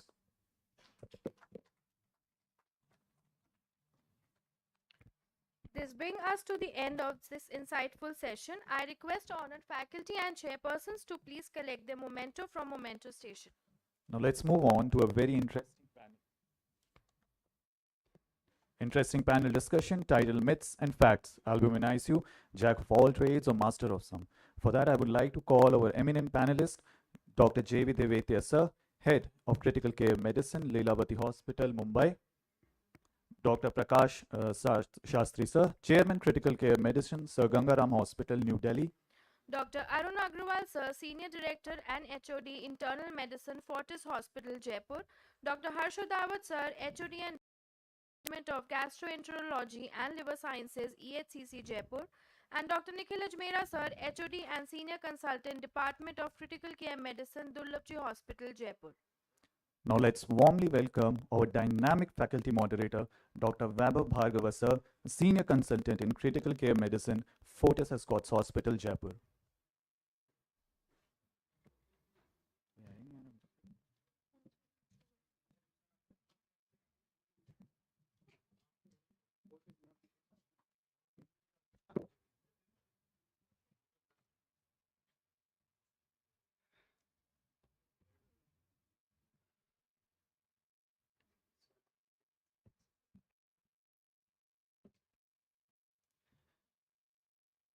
Morning, everyone. So, directly to the presentation. This is a very important question. How to use albumin? Yes, we use it as per our own convenience. So, we have our panelists, Dr. Devatya sir, Dr. Shastri sir, Dr. Arun sir, Dr. Harsh Udawat and Dr. Nikhil Ajmera. Right. So, just something about albumin. It has different physiological functions. It maintains the colloid osmotic pressure for transport the hormones and drugs. It has been shown that low levels of albumin are associated with higher mortality. But that doesn't mean that giving albumin improves the mortality. That is what we are going to discuss. The first purified albumin was clinically used as blood substitutes in 1940 by Joseph Cohen, and first successful clinical use of albumin can be dated back in 1941 when Pearl Harbor attack was there and albumin was used for multi-trauma and burn patients. This led to an initiation of so-called albumin program facilitating the albumin regular use in military hospitals. Now, what are the physiological effects? It is a natural protein and it is produced by liver exclusively in around 9 to 14 grams per day. It is responsible for maintaining the fluid balance between the extra and intracellular space, accounting for 90% of colloid oncotic pressure. Half-life is around 18 to 19 days. This is also a very important point, that if you are giving albumin, it is not going to remain there forever. Albumin metabolism is more complex than understanding that it just maintains the intravascular and extravascular space balance. Endothelium is also a rich protein rich with glycocalyx. It consists of glycoproteins, proteoglycans, glucosamines, and positioned on the luminal side of endothelium. Glycocalyx performs an important barrier function in blood vessels, and it has been demonstrated that as low as 10 gram per liter of this albumin, the glycocalyx is preserved and prevents the fluid shift to interstitial space. So low albumin doesn't mean actually the patient is really suffering and patient needs albumin. Function of albumin is its ability to transport medications, vitamins and amino acids. So my first question is to Dr. Arun Agrawal sir. So what is the cause of hypoalbuminemia in sepsis? Why do we routinely find it? And a patient comes with sepsis, and in the LFTs you find that albumin is low. Why it happens? This hypoalbuminemia is basically multifactorial in sepsis. It can be because of decreased synthesis, because of increased loss. Say, for example, in sepsis patient, they have a decreased intake, they are nutritional deficit, and then the GI system also doesn't absorb all nutrients. Another cause of decreased synthesis is the liver. Yeah, the liver per se is involved in sepsis, so there is decreased synthesis. Then there are certain cytokines, IL-1, IL-6, and other cytokines that are raised. They are raised in sepsis, and they also cause a decrease in the synthesis of albumin. The third possible cause could be increased loss. Yes, sir. The kidney, these patients, they have proteinuria. There is a loss through the kidneys also. Then there is some capillary leak syndrome in sepsis patients. The albumin is from the intravascular space. It moves to the extravascular space. Another cause could be heightened metabolic rate in these patients. The high catabolism. There is increased protein catabolism, and that also contributes to hypoalbuminemia. So it is basically multifactorial. So, but there is a knee-jerk response that as soon as the LFT comes, the albumin is low. Let's start the albumin. So, what do you think, sir? Does albumin infusion improves the survival in sepsis? Maybe, but not always. The various trials, the meta-analysis and various safe trial and Albios trial, they haven't shown any mortality benefit in these patients, and I will say that probably the evidence is not much, and the guidelines are weak for this. So all patients should not be given albumin. Shastri sir, what is your opinion for should we? I mean, does albumin improve survival, and should we use it in sepsis? Only sepsis, not the septic shock I'm talking about. In the intensive care unit, we have certain markers of severity of illness, and I would rate albumin as just a marker of severity of illness, nothing beyond that. And that is why to target albumin would be going up the some kind of an approach which is not likely to give any result. So to look into outcome is absolutely foolish in these situations. Having said that, it's something like a old patient comes to you with hyponatremia. We always say that the outcome is going to be poor. Similarly, if the patient comes with albumin which is low, we know that the outcome is not likely to be good. So again, it is no brain teaser which tells you that hypoalbumin is something which is going to lead to a relatively adverse outcome. Having said that, but if you target albumin as a point of therapy, as a target of therapy, you are barking up the wrong tree. I think you have to treat the underlying condition which led to hypoalbuminemia rather than treating hypoalbuminemia per se. We know that the volume of distribution is so high, the glycocalyx is lost, the albumin will tend to go out. That is the big problem that we have in patients with sepsis. We have patients who are swollen up, boggy, everything. But the total body water may be very high, but the intravascular compartment is depleted. And if we have the intravascular compartment depleted, there is a great chance that we'll end up with multiple organ failure. Now, if I want to increase the intravascular compartment, I can possibly use albumin, but as a short-term measure, as a volume that will stay in this intravascular compartment longer than perhaps crystalloid that I use normally. So that is my only indication for using albumin. Back to, yeah, sir, please. Yeah, so I think I'll agree with almost everything that Dr. Prakash said. The only one situation where albumin may improve outcome in sepsis. So overall, there is no improvement in outcome in sepsis with albumin or crystalloid. The only one condition where it may improve or which has been shown to improve is sepsis due to spontaneous bacterial peritonitis and cirrhosis. That we will be coming later on, sir. Yeah. But non-bacterial peritonitis and cirrhosis? Yeah, of no. course. And of course, with NASARCA, back to Arun sir, with NASARCA, I mean, we have patients in ICU landing for a long time and just getting an NASARCA. Should we correct the NASARCA with albumin or just, I mean, try with diuretics directly or according to the hemodynamic situation? Should we give albumin? I don't think albumin does have a role in all these patients. The only indication is patient with NASARCA, so for example, nephrotic syndrome patients, which have a diuretic resistance. In these patients, albumin with diuretic do work. Otherwise, I don't think as a generalized protocol, albumin will help in these patients. They should not be given. Right, sir. So some trials, the SAFE study in 2007. So albumin 4% administration for up to 20 days spent in ICU patient with severe sepsis, which is now an outdated term. It reduced mortality compared to steroids, but that was in severe sepsis patient, probably going towards the septic shock.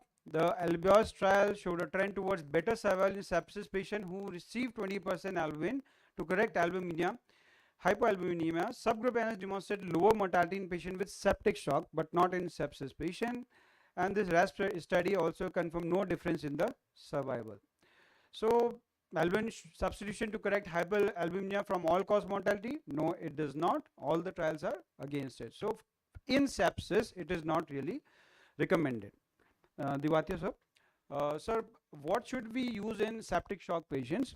Should we use 4%, 5%, whatever available, or 20% for as a resuscitation period once we have administered the crystalloids? So what is your opinion, sir? So the indication for albumin for resuscitation in septic shock is if you think you've given too much crystalloid and then you want to cut down on the amount of fluid you give, maybe you give colloid, and the only sort of colloid which is now recommended is albumin because it has got a better safety profile as compared to starches and gelatins. So that's the only thing we are left with, and that is albumin. Now if you want to resuscitate a patient, I mean the most common are you can use 4 and 5% albumin. They are for resuscitation. Okay, 4% is sometimes available, sometimes not available. But if you take 100 ml of 20% albumin, take out 500 ml of saline and 100 ml of Mix saline, it, put that yeah. in, you will end up with 4% albumin. Yeah, so that's what is used. Otherwise, or you sometimes you get 5% albumin. Okay, but so they should be okay. The only time where you would not use 4% albumin is patient had also had intracranial pathology or raised ICP, right? So because 4% is isotope. 20% is not a resuscitation fluid. 20% is to be used to raise the albumin level, and usually you have to give it over many hours, right? And for example, in the Albios trial, so if you're using a resuscitation, you just give it to hemodynamic endpoints. In the Albios trial, which was done in sepsis and septic shock, they used 300 ml per day of 20% albumin, right? So 300 ml over 24 hours, right? That means you're giving about 12 to 15 ml per hour, which is in no way it's a resuscitation. It is just, and they targeted to a albumin level of 3. So they targeted a albumin level and they gave it, and if the patient had hypotension or something, they gave crystalloid. So this was crystalloid plus 20% albumin versus crystalloid alone, right? So I think we have to understand that in the Albios trial, if we refer to it for albumin in septic or septic shock, it was not a resuscitation fluid. It was albumin to bring the albumin level to 3. Okay. When should we use it? I think if you're doing for resuscitation, obviously early. Right, sir. And otherwise, you can, in Albios, they gave it for the duration of stay in ICU. Right, sir. So we should give early if we want to give it. So the flaws sir has already told, but some few flaws are there. That it was an open label design. That means the treating physician as well as the patient, everybody knows what crystalloid they were giving or receiving. There was misinterpretation, subgroup analysis, marginal clinical difference of hemodynamic changes. Means they said that only 2 to 5 beats per minute change in the heart rate or 1 to 2 millimeter of mercury of change in mean pressure was there after giving the albumin, and they said that was clinically significant. And the pre-enrollment fluid administration, that means 50% of the patients, they received a different type of fluid than the one to which they were ultimately randomized before they were officially enrolled in the study. So before giving either albumin or the fluid, they already have received the 50% patient already have received the this crystalloid or albumin. This could have affected the results and introduced a confounding variable, and there was some lower than expected mortality. So this study it was said that it was an underpowered study. Sir Shastri sir, a patient comes with ARDS. Initially patient not in shock, of course so many times it happens, it is patient comes with ARDS, and later on goes into septic shock also. Now patient has septic shock with ARDS. So there is a concept called leakage of albumin from the this pulmonary capillaries. So albumin leaks from the intravascular to extravascular compartment, contributes to pulmonary edema. How much this statement is valid? Should we think about it or leave it? Two things. What are we dealing with? Are we dealing with ARDS per se, or are we dealing with an AKI? If I was dealing with AKI, and which my fellow colleagues just now mentioned that it is refractory to diuretics, then probably there is a role of diuretic to be added to albumin, and possibly if the urine output goes up, I'll feel happy, of course, and maybe I'll convert an oliguric renal failure into a non-oliguric renal failure, which is easier to manage. Now, when it comes to ARDS, now there is wishful thinking on our part that by giving ARDS and by reducing the pulmonary, the extravascular lung water, maybe I'll improve the oxygenation. Now that unfortunately has not stood the test of time, and I'm sure Dr. Divati would agree with me that it might give me some transient benefit, all right, but doesn't give me a long-lasting benefit. So in AKI, perhaps there is some room. I'm a bit skeptical on albumin diet or combination therapy personally, but yes, it is being used, so I can't ignore it completely. But in ARDS, its role is very, very limited, if at all.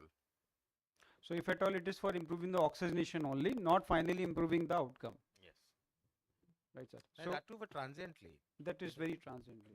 And what about in traumatic brain injury patients, sir? Because of course the guidelines said that the SAFE trial, it said that traumatic subgroup analysis that showed that TBI it is not of no use. But there's an Scandinavian trial. This is one, the red one. It recommends the avoiding using of albumin in neurosurgery, while the Scandinavian guidelines still recommend the use of 20% albumin with severe TBI. So what is your opinion? The guidelines maybe they have some different set of patients. What is your opinion for TBI patient for? Guidelines are based upon certain studies. Right, sir. And you can't really extrapolate those studies because they have got their specific inclusion criteria and exclusion criteria. And in any case, most of the time, especially in say SAFE trial, it was a subgroup analysis. And subgroup analysis cannot be sacrosanct. So it was just a finding.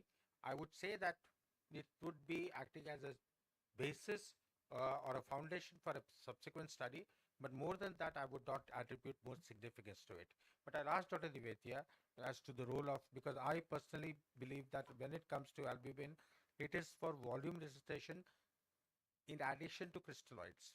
I'm really giving too much of crystalloids to the patient, and obviously I can't give that much. There's so much of talk about positive balance and all these things these days. So I'll add colloids to it. But that is for all patients. Why to single out traumatic brain injury or for that matter neurosurgical patients? I think that applies to every patient. So as far as singling out neurosurgical patients to give or not to give, I think that is stretching things a bit too far. But sir, in that SAFE trial, it was 4% albumin was used. Yeah, but now here it is we are talking about 20%. 20% albumin. I told you. I mean, at the end of the day, I mean, I give 4% albumin because I have to give too much of albumin over a period of time in dengue patients, dengue shock patients. But basically, I'm giving albumin to the patient. So in traumatic brain injury, by giving 20%, I'll improve the hemodynamics. What am I doing? Why am I increasing the mean arterial pressure and hopefully improving the cerebral perfusion pressure? That is the theory behind it. Right, but again, for how long? That's the question. So you have to treat the underlying cause to which. These are all short-term measures that you apply.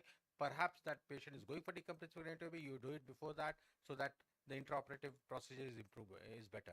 So at the end of the day, whatever you are doing, it's for a period of, let us say, 4 hours, which is the half-life of 20% albumin inside the intravascular compartment. Anything you want to add? Sir, in few studies, it's been seen that using albumin in ARDS patient, it removes the extravascular lung water and that improves the oxygenation in those cases.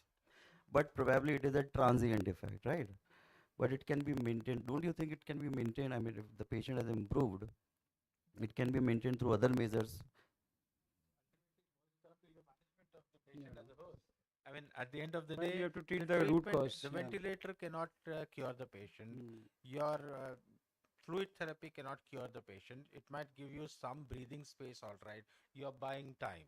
Ultimately, the treatment of the underlying cause is what is going to win the war. You might win a battle or two here by these discussions that we are having. The SAFE TBI, the subgroup analysis, they looked at so they use 4%, which is hypotonic, right? Yeah, so hypotonic. clearly there's a potential to increase cerebral edema. But if you look at the design of the SAFE trial, they gave those patients only 4% albumin throughout the ICU stay or 28 days. And the other group got only saline throughout the ICU. Now, in practice, nobody does that. Nobody does. Of If course. I have a neurosurgical patient or I have got a patient with high ICP, I don't give only saline or only albumin. I will first resuscitate with saline. I probably won't use ringalactate because that's a little hypotonic. We all prefer normal saline in neurotrauma or neurosurgical patients. And then if I find that I'm getting too much fluid, then I'll use say it's a setting of polytrauma, whatever it may be, then I will give albumin. In that case, if I give 1 or 2 bottles of 4% albumin, I doubt if it makes a big difference. So probably the implication of all these studies, you should use your clinical judgment again. Yeah, I mean, the SAFE study was, they used only albumin. Who uses only albumin throughout the ICU stay? Nobody uses it, right, sir? Okay. My next question goes to Dr. Udabat. Sir, we all know that albumin in cirrhotics, very commonly, very liberally used. I will use the word liberal use of albumin in cirrhotics. So, what is your opinion? What are the clear-cut indications that we should use? Does the albumin really help in improving the outcome in all cirrhotic patients? A patient admitted to hospital, should we start the albumin with low albumin levels? And what is the difference between OPD and IPD patients? Because you must have did all the patients. So I think we use albumin mainly in three conditions. And all these three conditions have been documented in various guidelines. So we have EASL guidelines, European guidelines, and American Association. Then we have Asia Pacific guidelines, and we also have Indian guidelines. So I think I'll refer to all these four, and almost they are similar. So one thing that we do is large volume paracentesis. Right. It's not that you do a diagnostic tap and give albumin. And then give it, of course. You remove 3 liters of ascitic fluid and you give albumin. So the guidelines say, and these guidelines are there since while I was doing my PG 2003, 2005. Okay, so it has not changed till yet. So whenever you do a large volume paracentesis, and what is a large volume paracentesis? You are removing ascitic fluid more than 5 liters. So now above 5 liters, for every 1 liter removed, you give 8 grams per liter of albumin. Right, sir. Now, 8 is not that you have to give 8. There have been studies on 4, 6 and 8 grams also. But we don't go into so much of details. We give one bottle, say 20%, 100 ml. Now, when do you start? So don't start in the beginning. See how much fluid is being removed. So once it goes above 5 liters, then we start giving albumin. It's no use giving at 3 liters or 4 liters because there is no benefit. The benefit is that you decrease the chances of post-paracentesis circulatory by the hyponatremia. However, these are not, the evidence is not that strong. But then concept of proof studies came in, and then lot of experience and lot of expert opinions have gone into it. The second is SBP. So as sir was saying that this is the only indication where there has been a survival benefit. So in an SBP, when you give albumin, you decreases the chances of HRS-AKI. So you not HRS-AKI, but AKI. And there is a survival benefit. The dose is 1.5 grams per kg. So you start within 6 hours of admission day 1, and after 3 days you give 1 gram per kg. Now these doses are pretty high, 100 grams to be given, lot of money involved in this. And there is also always a risk of volume overload. Third indication is diagnosis, differential diagnosis of AKI in cirrhosis. And the fourth one would be treatment AKI. Here also there is a particular dose that is to be given, and you look at the renal functions, how much is the creatinine coming down, and you say that okay, this is HRS-AKI. Having ruled out the pre-renal, post-renal and the renal diseases, then you give a dose of, you give albumin plus terlipressin. Right. Yeah. So again, it is not 100% diagnostic, and not everybody given this regime, terlipressin and your albumin, the HRS-AKI will come down. So the efficacy is around 50 to 70%, whether it's a partial relief or a complete relief. So these are the three indications. Primarily there are three. Primarily. Yeah, primarily. But around 1/3 of hepatologists in Europe would use it for other indications also. For example, it's hyponatremia. Now, hyponatremia in cirrhosis is a very tricky thing. So please don't rush for 3% NaCl whenever you have hyponatremia in cirrhotic patients. It is indicated only when the sodium goes to below 110 or 115.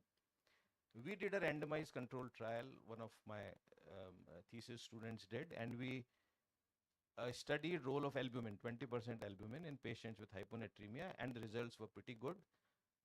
It's an opportunity for all of us here to do more research on albumin. Let us do some multi-center trials and find out whatever the indications are there and the possible indications. We can give our Indian data. So do you use it with tolvaptan or alone albumin? We used it with albumin alone. People who did not respond after say 2 weeks, and then we added tolvaptan. So Right. we are very, very conservative in using 3% NaCl. And should everyone get it? Admitted no, in hospital? No. It doesn't really improves the outcome. Right. So it started 60 years back with one concept of proof study by Sheila Sherlock that every cirrhotic should get albumin. Then there were 3 randomized controlled trials that showed some benefit. Then there are 2 more trials that came. One matchet trial, it was given with midodrine, no survival benefit. And then there's a recent attire trial in NEGM 2021, and that said that I think there was no survival benefit. Even in the control group, 20 grams of albumin was being given, but in the in the treatment arm where they gave around 200 grams of albumin over a long period, there was no mortality benefit. There was no decrease in non-SBP infections and AKI. So not everybody should get it. Right. So albumin decrease mortality in liver cirrhosis, yes, but only in specific group of patients. Now my next question goes to Dr. Nikhil Ajmera, sir. Sir, does albumin administration prevents acute kidney injury? Yes, up to some extent, because see, albumin deficiency leads to diuretic resistance. So the diuretics, if you are giving to the patient, will not work, because that will reach to the proximal convoluted tube through the blood, because albumin takes binds with the diuretic and goes there, and diuretic works there on that part. So yes, albumin in AKI, if you are using it, so that is important to understand. And it in some subsets of patients, AKI, like in liver cirrhosis, that's already said, in cirrhotic patients with ascites, and it also prevents SBP also in those cases. It has also worked in some cases of cardiac surgery cases also to prevent AKI in those cases also in some subsets. But yes, of course, in the septic patients, it is only indicated in the resuscitation part, when we are using more crystalloids to cut down their volume. So in those cases, it is indicated. And what about, I mean, how does it improve the fluid removal during RRT? Yes, it improves actually. It improves fluid removal in RRT, because it maintains the hemodynamics, because the hypotension is a major determinant actually, a factor to reduce the fluid removal in the cases of AKI, or if the patient is fluid overloaded, then it is indicated that you should use albumin in those cases, because it will prevent the hypotension, which is actually a major factor. So albumin administration prevents AKI, but only, I mean, in specific patients like liver cirrhosis with ascites, cirrhotic with SBP and large volume paracentesis, and some patients with cardiac surgery. Albumin does improve the effect of diuretics, but temporarily for first 12 hours probably. And albumin administration improves fluid removal during RRT. This administration of 20% albumin was associated with more negative fluid balance in comparison to 4%. So the take home message is that rather than giving, I mean, sir, this is something which I have read from my side, IV albumin increase oral protein administration. Your, I mean, question to all of you, because this nutrition part is very poorly taken care of in sometimes in ICU. So should we focus more on oral protein administration or IV albumin administration? Happy to answer that question. I always tell my fellow colleagues who are managing the patients in the intensive care unit from different departments Right. that albumin will buy you time for 4 hours or 8 hours or maybe or longer than that. But if you really want to improve the hypoalbuminemia in my patients, the only way out is giving proper nutrition. And by that I mean roughly 1 gram of protein every day per kilo body weight. And that is something, but the effect of that is not going to be visible to you at least 3 weeks down the line. It will make a substantial difference at the end of 3 weeks. So, but then the 3 weeks has to be achieved. So unless the first week starts, the 3 weeks will never How be will it achieved. come then? So you have to start early. The nutrition, or especially enteral nutrition, is perhaps something that we have to start and make sure that it is delivered. Now we plan one thing, we target something like 1800 ml to be given to the patient. We end up giving only 1500 ml to the patient because the time when one feed was being given, the patient went to CT scan for that. So and that feed got missed. So the targeted value is never reached completely. So you need to be on the higher side and make sure that you are using some formula in which you are able to provide at least 60 grams of protein to the patients. Again, very difficult, easier said than done. You end up giving around 40 to 45. So enteral nutrition is the right way forward, but at the end of the day, you should realize that enteral nutrition, even in the best of setups like Canada, from where have come for enteral nutrition, they have ended up giving only 70% of their target in the first 48 hours. So we accept that fact that we may not be 100% there, but even 70 to 75% of our target achieved would go a long way in achieving it. But yes, our target is something like 2 weeks or so. Right. Sir, your opinion? So, if you give albumin to a very sick patient, you will find that the albumin has come up. You will find that the costs, the bill has also come up, and you'll find that the patient has died. Right? Because again, you're trying to get a number right, but you've not, unless you address the underlying problem, you're not going to win. Right? So I think, like Sir said in the beginning, albumin is a marker of sickness, and killing the marker is not going to kill the sickness. And what about your patients, sir? Yeah, so I mean, it's very important. Nutrition is a very important part in patients with cirrhotic patients, particularly alcoholic patients. So, but my experience is that don't jump on, your target of these grams per day. They tend to have diarrhea. It continues for a long time, and then there's all electrolyte Gradual imbalances. increase should So I be think there. gradual increase. I mean, oral, the enteral nutrition is much better than parenteral. That's taken for. I mean, that's pretty sure. And I think the etiology also works, as other panelists said. You may give albumin for a long time, the patient keeps on drinking alcohol, the ALD will never get corrected. Okay. And but then also, I mean, it's very important for cirrhotic patients who are sick to be referred for liver transplant. I mean, this is one important point that we have to keep in mind. Cases that are coming up, even if you don't have any facility for liver transplant, please refer them to a liver transplant center. Thank you. As early as possible. And not this albumin is not for every sepsis patient. It is only for septic shock patients, if at all. Not for simply hypoalbuminemia. It indicated for cirrhotics with specific indications, and AKI with specific indication, and some with cardiac surgery. Temporarily improves the effect of diuretics and improves fluid removal during renal replacement therapy. For traumatic brain injuries, so far answer is no. Thank you very much. Now, the house is open for the discussion. I mean, you can ask the question to our panelist. Sir, just one question, sir. If using, as sir said, midodrine should be used with albumin, can it improve change in outcome, or using a vasopressin with albumin can change or can bring an outcome in a good way using with albumin, sir? Albumin with midodrine or vasopressin, using with that can bring a change in outcome or not, sir? Yeah. So, I mean, while you're using it for the massive ascites or grievous ascites, if we use it with that way. So midodrine is a very understudied drug, but overused. So every patient who comes with ascites, you write diuretics and also add midodrine. So no scientific evidence is available. Albumin with midodrine did not increase survival, number one.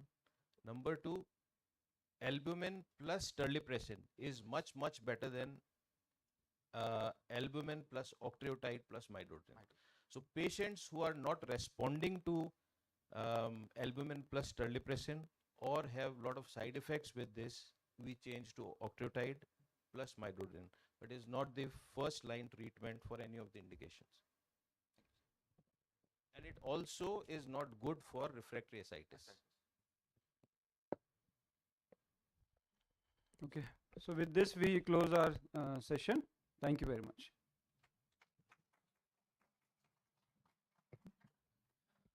A heartfelt thank you to our moderator and esteemed panelists for sharing their expertise and possibly modifying our perspective on the use of albumin. I request them to collect the memento from station outside Hall A. Our next segment is the presidential address on the topic critical care medicine, evidence in the last decade that changed the way we practice. Let's welcome our respected chairpersons, Dr. Vinod Parashar Sir, Honorary Consultant Anesthesiology, SDM at Jaipur. Dr. Rajiv Lochan Tiwari sir, Director Anesthesia and CTVS Anesthesia at Fortis Escorts Hospital, Jaipur. Dr. Pankaj Anand sir, Head of Department of Critical Care Medicine, Fortis Escorts Hospital, Jaipur. Dr. Mohit Kumar Roy sir, Professor in Critical Care Medicine, NIMS Medical College and Hospital, Jaipur.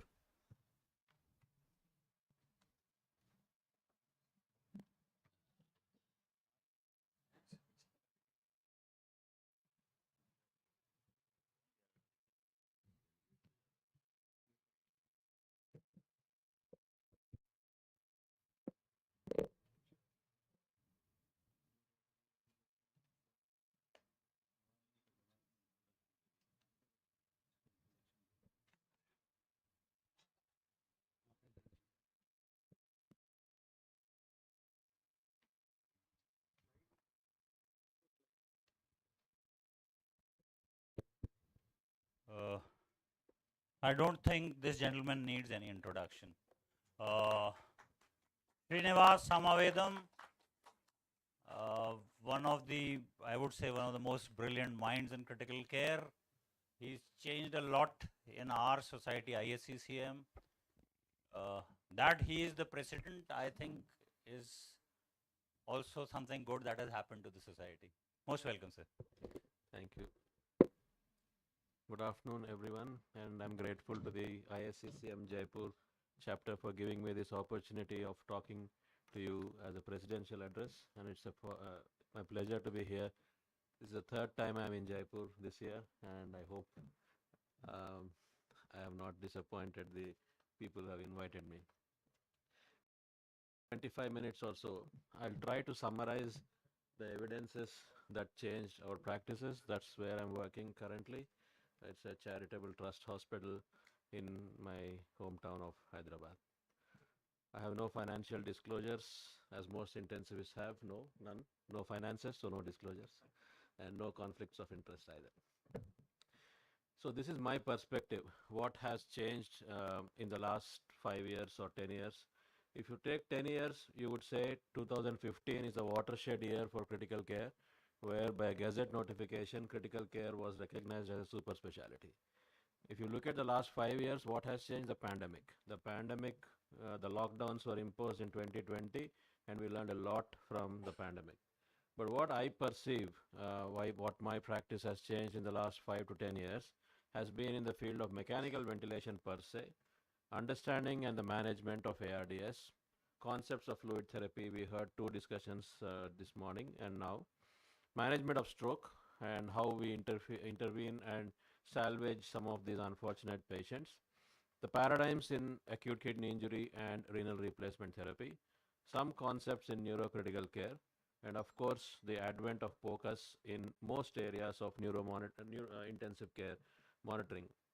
But most importantly, I can say, what has changed in the last 10 years due to the single-minded devotion of one particular person of the ISCCM and a group of people who have dedicated to the cause of people dying in the ICU and trying to ensure that they have a dignified death is the end of life policy and withdrawal of life support. And that's one of the greatest contributions of ISCCM for the last 2 decades for the benefit of humankind. We heard a talk about personalized ventilation versus protocolized ventilation. But what has changed in the perception of mechanical ventilation has been the advent of driving pressure. We always have grown up being taught that this is the tidal volume which you should target, and therefore this should be the plateau pressure. but we are now focusing more and more on the driving pressure as your target.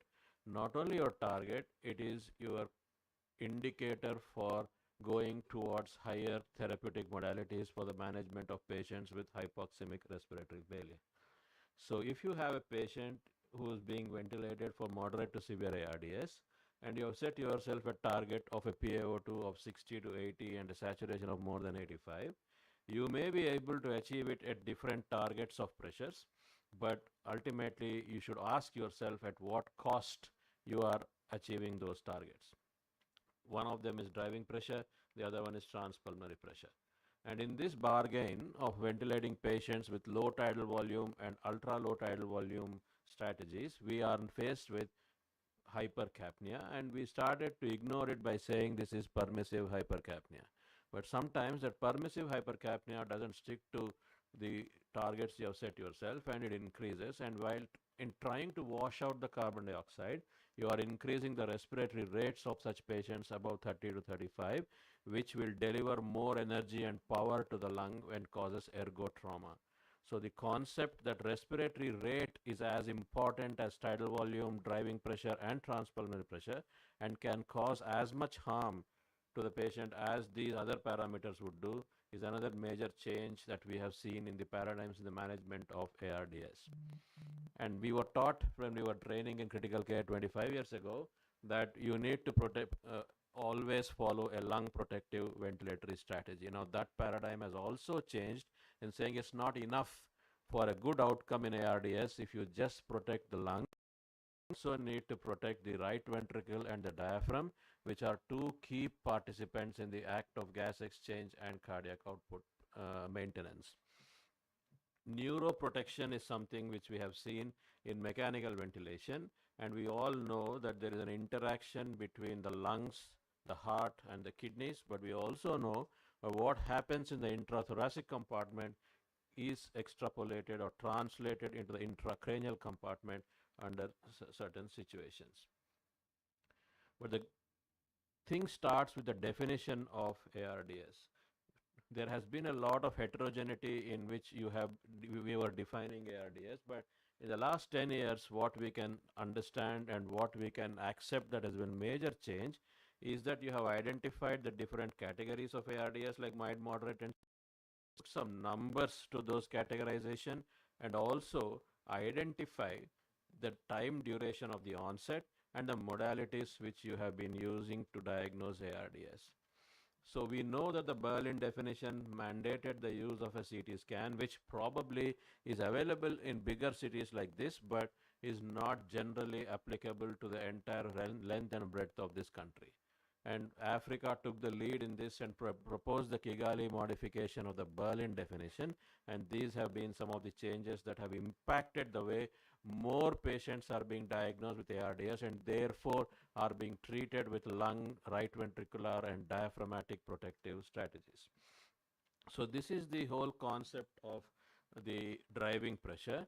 So if you increase in PEEP keeps the driving pressure constant, then your PEEP is going to be a beneficial PEEP. Your incremental PEEP increases the driving pressure, you are causing more harm to the patient. This is the important lesson we have learned in the last decade or so, resulting in the fact that we have now identified a window of 12 to 14 of centimeters of water of driving pressure as the safe limit beyond which you need to think, should I prone my patient or should I actually put this patient on extracorporeal supports like ECMO and extracorporeal carbon dioxide removal. As I said, the understanding of the mechanical power has now put the wheels of the motion of mechanical ventilation together.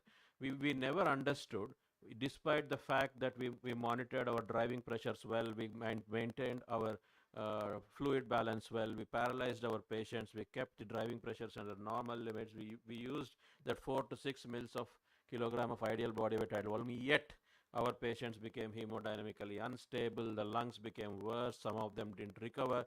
Why did it happen?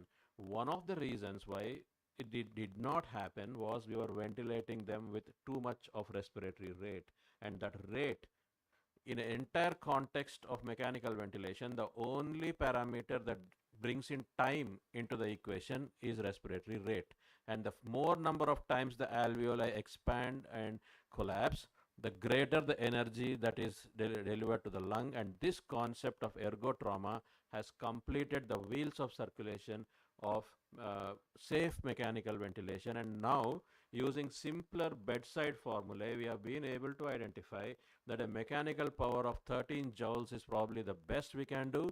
And if your mechanical power that is being disseminated to the lungs is more than 13 joules, your patients are going to develop systemic inflammatory response and worse lungs despite you are following the other. There was also a talk mention about phenotypes in ARDS. So we have now understood that there are pulmonary and extrapulmonary, there are primary and secondary, there are hyperinflammatory and hypoinflammatory. But how does it actually matter is that in the hyperdynamic subphenotype of ARDS, there is a higher cardiac output, the lower systemic vascular resistance, and these patients usually require the early initiation of vasopressors. And there is the hypo-inflammatory variant of ARDS where RV dysfunction is predominant, where your driving pressure, your fluid strategy, and probably your transpulmonary pressure have to be monitored more meticulously for a better outcome. And we have now also understood in the last 10 years that these patients who have the hypo-inflammatory or the right ventricular subphenotype of ARDS are the ones who are going to develop chronic cor pulmonale even after they have been seen through the acute phase of ARDS and have been sent home. So these are the patients who need to be followed up in your post-intensive care clinics for echo assessment of right ventricular dysfunction. So that is the reason why RV protection is now become a core aspect of the paradigm of safe mechanical ventilation, with a hemodynamic strategy where early vasopressors are used. You use optimum PEEP, you prone them early, and probably you need to put them on ECMOs very early to prevent the detrimental effects of increased driving pressure. So this RV protective strategy is very important, and now this is one area where the CVP may be coming back into the intensive care unit, where if you increase your PEEP on your patients or your driving pressure goes up, your CVP also goes up, it means your RV is actually getting non-compliant. You need to understand that this is the subset of patients who are the RV failure subphenotype of ARDS, and we can be a little more careful in managing the fluids of these patients. So that brings us to the next paradigm, which I felt has changed in the last 10 years in critical care, and that's about the crystalloids and the advent of the so-called balanced crystalloids. So right from the JAMA trial of 2012, when we start our journey of the last decade, through the split trial, the basic trial, and the most recent meta-analysis, balanced crystalloids have not been shown to improve the outcome across the broad spectrum of patients with critical illness, and especially with septic shock. But those patients who are hyperchloremic at the point of who are hyperchloremic at some point of their resuscitation are patients who will probably benefit from the use of balanced crystalloids. And up to 2 liters of saline is not known to cause a detrimental hyperchloremia, but persistent use of saline in patients who are hyperchloremic after receiving the 30 mils per kilogram of body fluid, what the Surviving Sepsis Campaign recommends, is probably not the group of patients in whom saline should be continued. So if you look at the comparison of the saline versus balanced salt solution paradigm, we now understand that across the spectrum, there is no difference whether you use saline or balanced salt solutions in the initial phase of resuscitation. But after the 30 mils, if the patient is not hypoalbuminemic, if you try to consistently use saline more and more, there is a higher chance of AKI and and a higher chance of capillary leak, and this seems to be coming from the injury to the glycocalyx more than the actual detrimental effects of hyperchloremic normal anion gap metabolic acidosis. Then the other aspect which was discussed in the previous panel discussion is about the role of albumin in the ICU, which I feel can be summarized in this one slide, which shows that definitely you don't use them for extraperitoneal infections, even if it is in a cirrhotic patient, and you don't use them in patients with acute brain injury. There may be some role in patients with diuretic resistance and sepsis with hypoalbuminemia, and those who have cardiac injury and need a more aggressive offloading of the fluid. Definitely, it is recommended in patients with sepsis received large volumes of resuscitation whose lung ultrasound is bad, and those patients with SBP, as has been described, hepatorenal syndrome, and those undergoing large volume paracentesis. What about the timelines of fluid therapy? Now we are very clear that you cannot be giving liberal fluid resuscitation to patients for more than 24 hours. Now that timeline has become a little narrow. Now you need to achieve your targets of hemodynamics. If your fluids are your only method of assessing achieving hemodynamic optimization, then you have to get them in right within the first 18 hours. Anything more than that, if you are not getting your fluids right, then you probably have to look at how you overloading your patients. These patients may actually show up as a positive responders in your fluid responsive test, but they will not take fluids so easily. They will leak in the wrong places, which will increase their morbidity. So the modalities of fluid management is something that has changed again in the last 10 years. From an early liberal, late liberal fluid therapy, it was it changed to early liberal, late conservative, but now it is early cautious and late conservative fluid strategy. So if you look at the different aspects of fluid therapy, you now understand that de-resuscitation has come into the discussion as much. It receives as much attention and weightage in the ICU as resuscitation does. And so probably we should not let our patients go into a phase where they need an active prescription for de-resuscitation. So we stabilize those patients before they actually need some intervention for, and this is more obvious and more applicable in patients with ARDS. In ARDS, we know that there is a relationship of positive. From the FACT trial of 2006, we know that the positive fluid balance is a detrimental factor, and a liter plus of fluid balance after the first 24 hours of resuscitation in ARDS is associated with worse outcomes. And you now know that the use of dynamic indices of fluid optimization, the use of lung ultrasound scores, and the use extracorporeal therapies have improved the management of patients with fluids in ARDS, and this is where the contribution of one of our past presidents has to be taken cognizance of and acknowledged. We never knew how to assess fluid responsiveness in an ARDS patient, especially those who are being ventilated with 4 to 6 ml of tidal volume, but we now know that the tidal volume challenge test is a reliable method to be applied in patients with ARDS to understand whether they are fluid responsive. They will take more fluids, and the credit for that goes to Professor Jhalana and Maitra. So the 8 pillars of fluid stewardship is what we have understood. We have now understood that fluids have to be treated as drugs. There has to be a dose, there has to be an indication, there has to be a monitoring parameter, and there has to be a limit, and you know how to de-escalate. Like what you do for antibiotics, the same principle has now got to be applied for fluid stewardship as well, and this is a major lesson which we have learned in the last 10 years.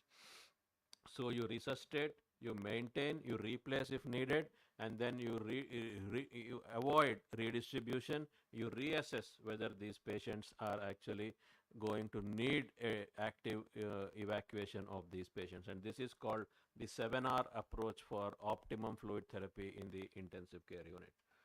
We will shift our attention now to another important aspect where our understanding and our access to imaging modalities has made a lot of difference to the patients, and that is stroke timelines. When I started learning critical care about 25 years ago, 3 hours was probably the maximum time in which I could have some hope for my patient who presents with acute ischemic stroke.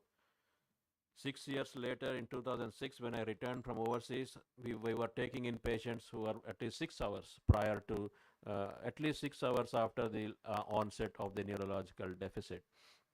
Now, today, with the availability of CT angio facility, we are able to look at patients who are at least 24 hours with the onset of symptoms, quantify the ischemic penumbra, and subject them to interventions which will decrease their morbidity and mortality by catheter-based interventions. As I will speak about in the later half of the presentation, catheter-based interventions have changed the outcome in a lot of conditions in critical care, and this is one of them. Combined with this, our ability to monitor our patients in the neuro-intensive care has also changed. Like you have learned lung ultrasound as one of the core competencies of an intensivist, now transcranial Doppler is a core competency of an intensive care specialist. Similarly, interpretation of an EEG. You don't need a complex 16-channel EEG machine now in the ICU. You have a Bluetooth brace which speaks to a laptop which is connected at a distance, and you can see the EEG. That's where we are. No more objectivity in your pupillary assessment. You have pupillometers which actually capture the quantitative pupillometric index and tell you what is the difference. So neuromonitoring has changed a lot in these patients, and sooner or later entropy of the brain is going to come in as a major monitoring technique for us to understand how deep or how effective our sedation has been. So stroke interventions and neuromonitoring have made a lot of change to the way our critically ill patients with brain injury are being looked after. Same thing applies to the timing of RRT. When I was growing up in critical care, we were pushed to understand that early RRT is good. And you don't need to wait for a creatinine of 3 or 4 to initiate dialysis. Do it now. The moment the bicarb drops to 17, do it now. Now that paradigm has changed. A series of trials in the last 10 years, the ELINE, the AKIKI, the IDEAL ICU, the START AKI, they did not actually show that the early aggressive initiation of RRT for non-conventional indications changed the outcome or improved the survival among patients with AKI, especially if the AKI was due to sepsis. But definitely, consideration of RRT should be in your thought process, but you need to give time to these patients. And once a patient with AKI goes on to RRT and then recovers, now these patients developing CKD in future has an odds ratio of 2.4 to 2.5. So it's a decision we need to take in a very balanced and educated sort of way, and that's a lesson we have learned in the last 10 years after several trials. One of the major game changers in ICU practice, which I feel is a boon to intensivists, is the advent of POCUS. Now, every single organ from the eyeball to the dorsalis pedis can be imaged, not only from a vascular perspective, from a multi-point focus perspective. You can actually quantify the ICP by measuring your optic nerve sheath diameter and your pupillometric index. You can look at your effect of osmolar therapy by a transcranial Doppler. You can look at your vasopressor sensitivity in patients with altered autoregulation by looking at the carotids. Of course, you can get the Lindegard ratio in patients with vasospasm. You do right ventricular assessment and left ventricular assessment with cardiothoracic echo. Lung ultrasound has got so many areas of involvement, abdominal sonography, and you now also have assessment of sarcopenia in patients who come into the ICU using a module with ultrasound. So which of your patients is actually going to deteriorate nutritionally in the ICU is something which ultrasound can tell you by looking at the sarcopenic index. So 4 probes will give you a lot of information as far as ICU management and paradigm shifts are concerned. Another area which has caught the fancy of intensivists and people keep speaking about it is the paradigm shift from IVC delta to VEXUS, right? 5 years ago, if I did not talk about IVC delta, I would be considered as critical care illiterate. Now today, if I don't speak about VEXUS, I will be called that, but it doesn't really mean that this is the gold standard and this is the be all and end all of resuscitation. There are a lot of problems with VEXAS. We need to understand when to apply the VEXAS protocol, in which context not to apply the VEXAS protocol. I'll give you an example. I have a patient with pancreatitis who's got 4.5 liters of fluid. He is hemodynamically unstable, has got bad lungs. I want to know whether this patient is fluid overload or not.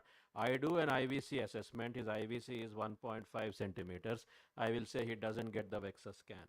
I forgot that this patient will have intra-abdominal hypertension. I did not measure his intra-abdominal pressure.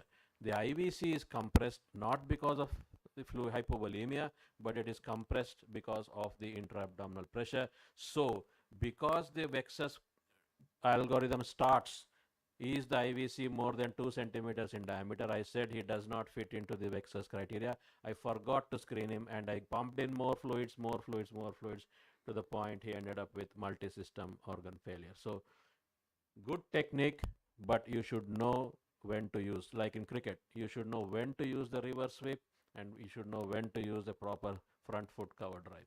Okay. That's what is going to happen in an hour's time from now. Okay, so I'll finish my talk before that. This is where I feel critical care has benefited, or critically ill patients have benefited, and those are catheter-based therapies. You look at the brain, you can do thrombectomy of the arteries. CSVT can be managed by catheter-guided therapies, catheter-guided thrombolysis, and catheter-guided thrombectomy. Pulmonary thromboembolism can be managed by catheter-guided therapies.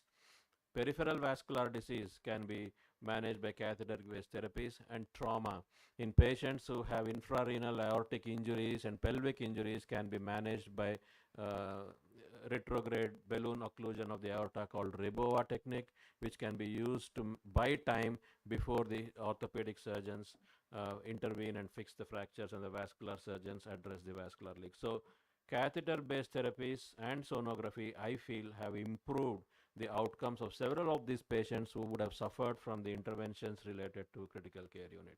Lastly, the end of life policy.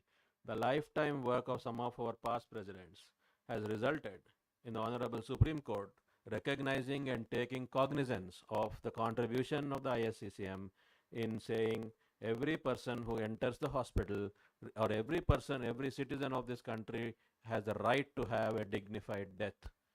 And if we have been able to convince them, and we were able to sit across the table with the government and the judiciary and form this easy to follow policy, my hats off to the leadership of the ISCCM for achieving this. And this seems to be one of the greatest contributions which we have done to the society. Yes, we have done a lot for critically ill patients. We have saved a lot of lives, but this is something we have done for the community in general. It is now up to us to take the awareness and the understanding of the end of life policy to the community. We need to do more awareness programs, and conferences like this should have at least one session on end of life policy and its implementation and its acceptance. It's not enough if intensivists like us sit and talk about this. We need to bring in social workers, we need to bring in administrators, we need to bring in judiciary, we need to bring in the police, and we need to bring in the journalists, the media, to understand that this is a policy, and it is us at the ISCCM who have achieved this and have made this feasible. Before I finish, I cannot but escape from the fact that while the pandemic has stressed us a lot, while the pandemic has given us a lot of tense moments, some of us have suffered, some of us have family members who have suffered, and maybe we have lost a few close relatives because of the pandemic. But from a perspective of intensive care, it has done a lot.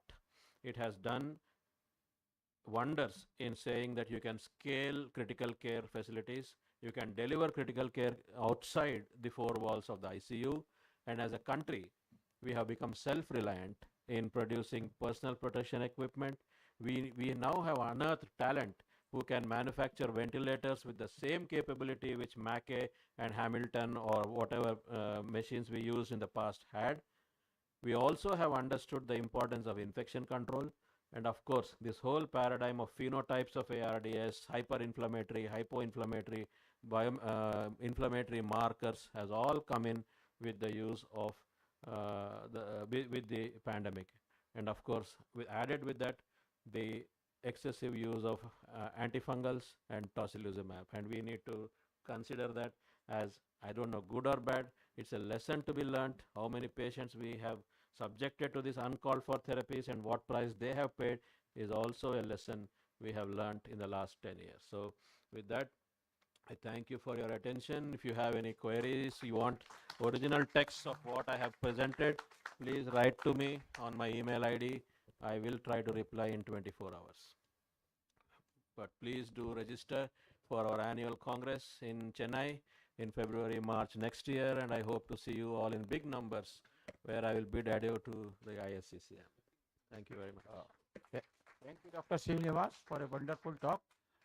My only query is that what is the role of AI coming up into the all these assets, which you have discussed till now? Yeah, I can How can I can add to that. Jaipur Criticon 2035, the same topic. What do you expect would happen? In other words, what you find exciting, including AI, in the future? So what I am expecting is somebody from Jaipur delivering this presidential address.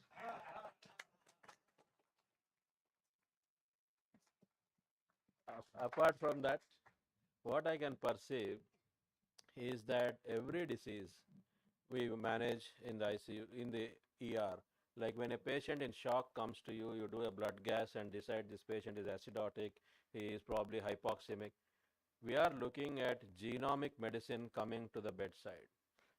You will get the genetic mapping of the patient and what genes of which disease and what severity the disease is going to have. Every disease will be mapped to a point of care machine is what I am looking at. And this point of care machine will speak to an AI algorithm which will guide you. Remember, guide you, not replace you. Guide you on what to write. And hopefully some antibiotic will be working for some of our organisms, unlike no antibiotics for our organisms. Coming to AI, again, I have a conflict of interest here because I've graduated in AI and I'm pushing hard. And on the 15th of November, the ISCCM is launching the AI in critical care course for all our members, along with the Doctors AI group and the AI University, with association with the Skill Development Council. So I have a definite bias and a conflict of interest, but I have 30 seconds. So we were all talking about randomized controlled trials as the apex of the pyramid of evidence-based medicine.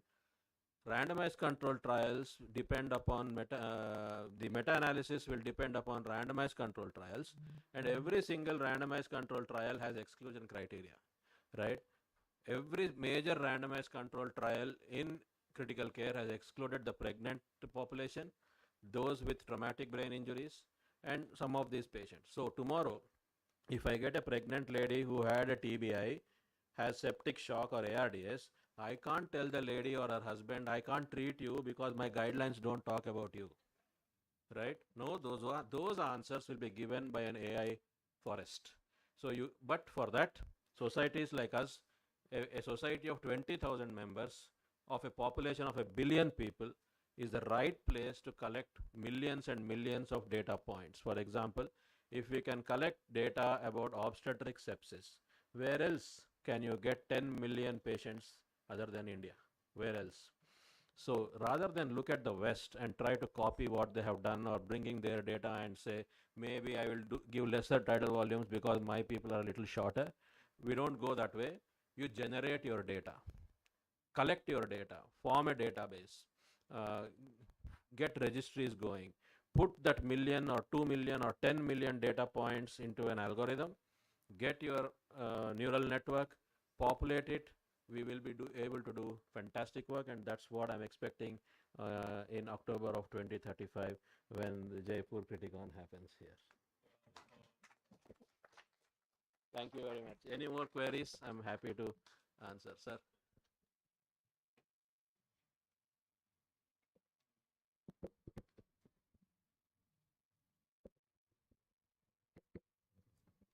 So thank you, Srinivas. That was a great talk. And I couldn't agree with you more about generating our own data. Otherwise, we'll have all the problems of the West and the biases of the West, which have crept into their algorithms based on. The question is, and I was really concerned, not concerned, I was little unhappy. For example, we just had the SOFA 2 update, the SOFA 2 score, and that has been extensively validated across multiple databases, and one of the databases came from Nepal.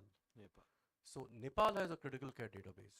I think it's high time that India got one, and I think somehow we need to put our heads together and get that database going. So I think it's a great thought, and I think we must really work towards getting that kind of data. I think we should get away from thinking if I share my data, my inadequacies will be exposed. It's not your or mine. We are doing for general good. I think we should all do And it. I used to think that the West can generate that data because they got electronic health records. So everything is anyway goes into somewhere into a cloud. But Nepal is paper data. And I think if Nepal can do it, I'm sure we should we do, can. we should do it. Yeah. Thank you, sir. Thank you, Dr. Srinivas. Thank you so much.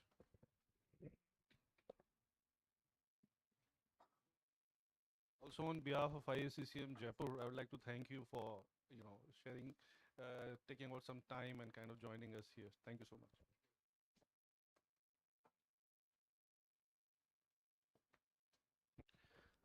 Thank you, our esteemed panelists and Srinivas sir, for taking us through this insightful journey. For the last session, before we take a short break for lunch, is the Pearl session, a student connect, where we can ask the expert for the clinical insights beyond the textbook. I'd like to request the eminent panelists to come on stage. Dr. Prakash Shastri sir, Chairman Critical Care Medicine from Sir Gangaram Hospital, New Delhi.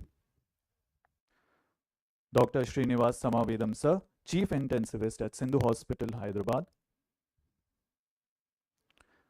Dr. Ranveer Singh Tyagi sir, Director, Department of Anesthesia and Critical Care Medicine, Synergy Hospital, Agra.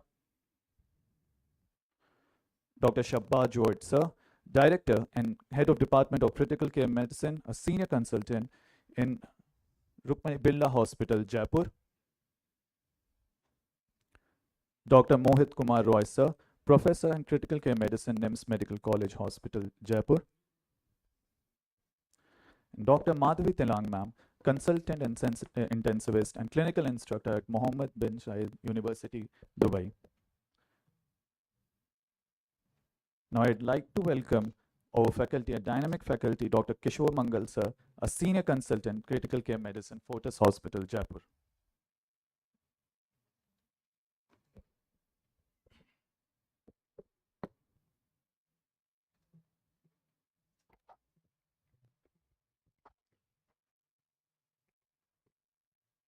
Good afternoon, everyone.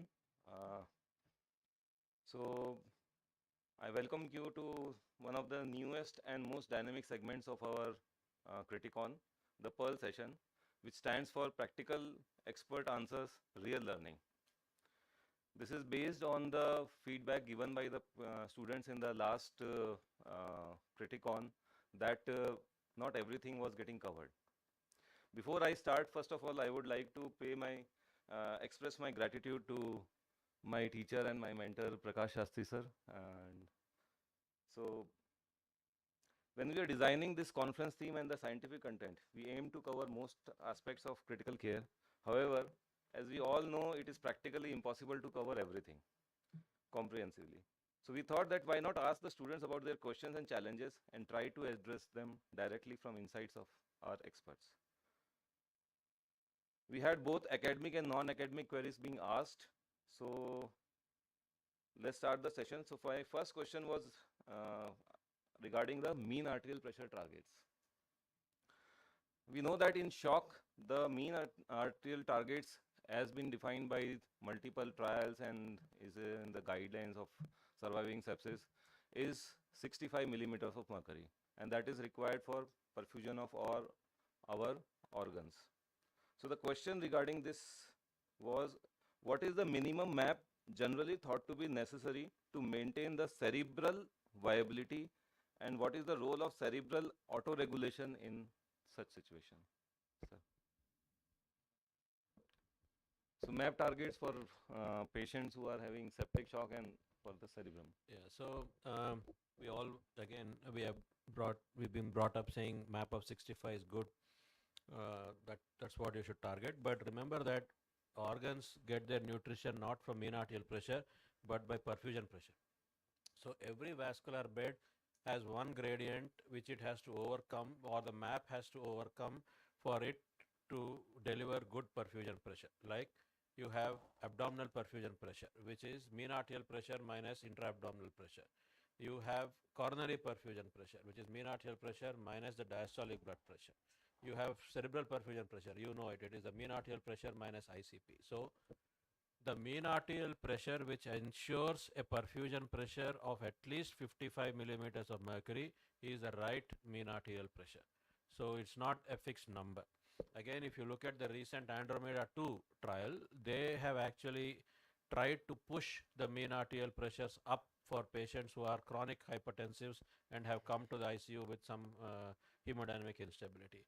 How far it will work, we do not know. Still, we need to look at the results and interpret the statistical strength of those conclusions. But my perspective is, do not go by just one number. You can get a good mean arterial pressure, but low perfusion. That's because of the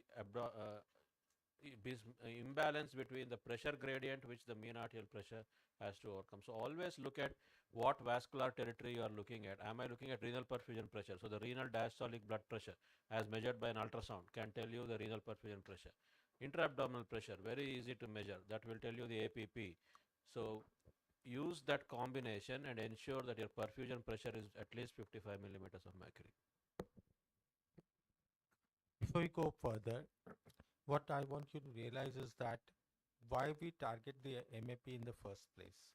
Basically because at that time when the MAP concept came up, the idea was that you have to maintain perfusion to the organ in order to avoid multiple organ failure. Because patients do not die of the primary disease, they die due to the multiple organ failure that usually accompanies these conditions, and ultimately they die. Now, in the context of the brain, you have to realize that the brain circulation, the brain perfusion becomes passive. It is no longer active. So your autoregulation has gone haywire. It is non-existent anymore. So obviously your number is not going to tell you. The number is meant for people who are supposedly normal. Now you are not dealing with normal patients. You are dealing with a patient who's having no autoregulation whatsoever. So your perfusion is dependent upon the pressure, the cerebral perfusion pressure. And cerebral perfusion pressure, you know how you can calculate. So ideally, we are not talking about the mean arterial pressure. We are using mean arterial pressure as a surrogate for the perfusion pressure of that particular organism. Another example that I can give is that we have patients with intracerebral bleed in our ICUs. And we are told that you have to bring down the pressure because the maximum chance of increase in the volume of the bleed happens in the first 24 hours. And so what do? You bring down the blood pressure to, let us say, 140 millimeters of mercury. That is what the guidelines actually do mention. But now, on a patient who's got hypertension to begin with, is it wise or worthwhile to actually bring down the mean arterial pressure to 140? So it's almost like an arbitrary number. So as he said, don't go by the numbers. These are surrogate markers of the perfusion. So your idea is to keep the perfusion going to the organ. How do you achieve that? I'll leave it to you. There are various ways of knowing it, but you should know the basic principle which guides the number which came up as a surrogate of perfusion pressure.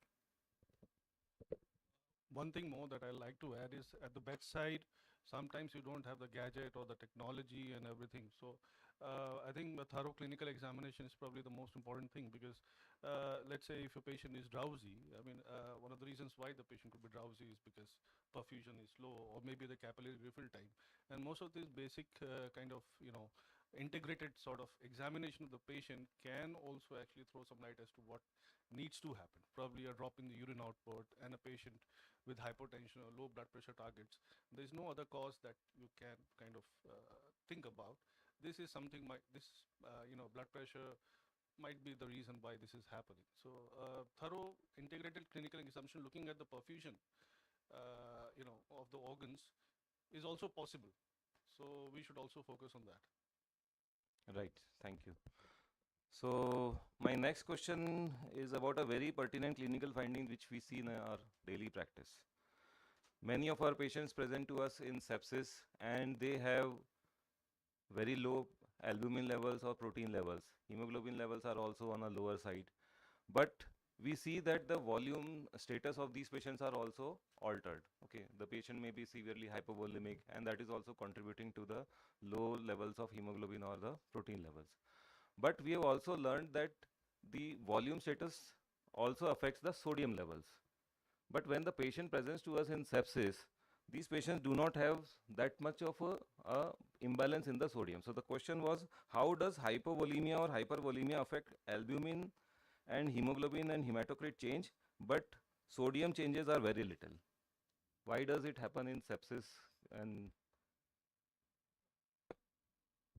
We should know about the pathophysiology of sepsis to understand that. What happens is that we are dealing with a hyperdynamic circulation. In the hyperdynamic circulation, the volume of distribution is very high. It is almost 3 to 4 times what the normal volume of distribution is, and that is why we talk about give a high dose of antibiotic, because it is distributed to a bigger volume. But in addition to that, what we fail to mention is that there is definitely a decrease in the diastolic pressure, if not the mean arterial pressure. And the diastolic pressure is contributing to the perfusion to the various organs. So there's a huge amount of vasodilatation in the system. And this vasodilatation in the system is corrected by your vasopressors that you give to these patients. But at the end of it, what happens, before I come to the end of it, we also have what is called as augmented renal clearance. So augmented renal clearance is because of this hyperdynamic circulation, more fluid is delivered to the kidney, and obviously more drugs are excreted out of the kidney in a short span of time. So to begin with, especially if there is no organ failure, whatever we give to the patient is distributed in a huge volume, and it is also excreted rapidly from the body. And that is why there is a need, and that is why, as he said, in the first 18 hours you have to get your fluids right. But then after that, what we are talking about is the possibility of organ failure, and that is because we might target the macro circulation all right, but the micro circulation is where the problem is. You are not able to deliver the oxygen to the end organ because of the thrombus in the microcapillaries and so many other reasons. Maybe the inability of the cells, the mitochondrial system, to utilize the oxygen that is delivered to them. Maybe because there is hyperglycemia, and that is why this patient is having a lot of osmotic diuretics. Various theories that go into it, and they're all right. All of these things are happening dynamically at the same point of time. So at the end of the day, what happens is the macro circulation is what we are measuring or seeing. What we are not measuring is the micro circulation, where the factory is literally shut down, and that is why we end up into the organ failure. So what are specific questions were?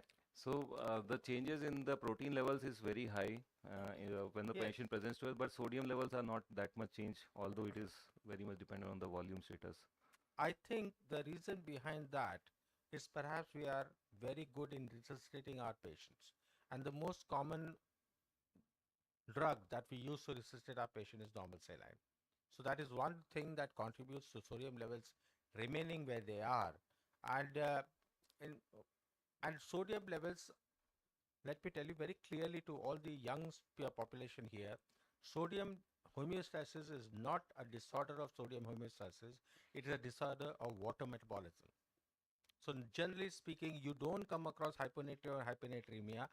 You are dealing with either too much of water in the body or too less water in the body, and sodium levels are just a marker of that.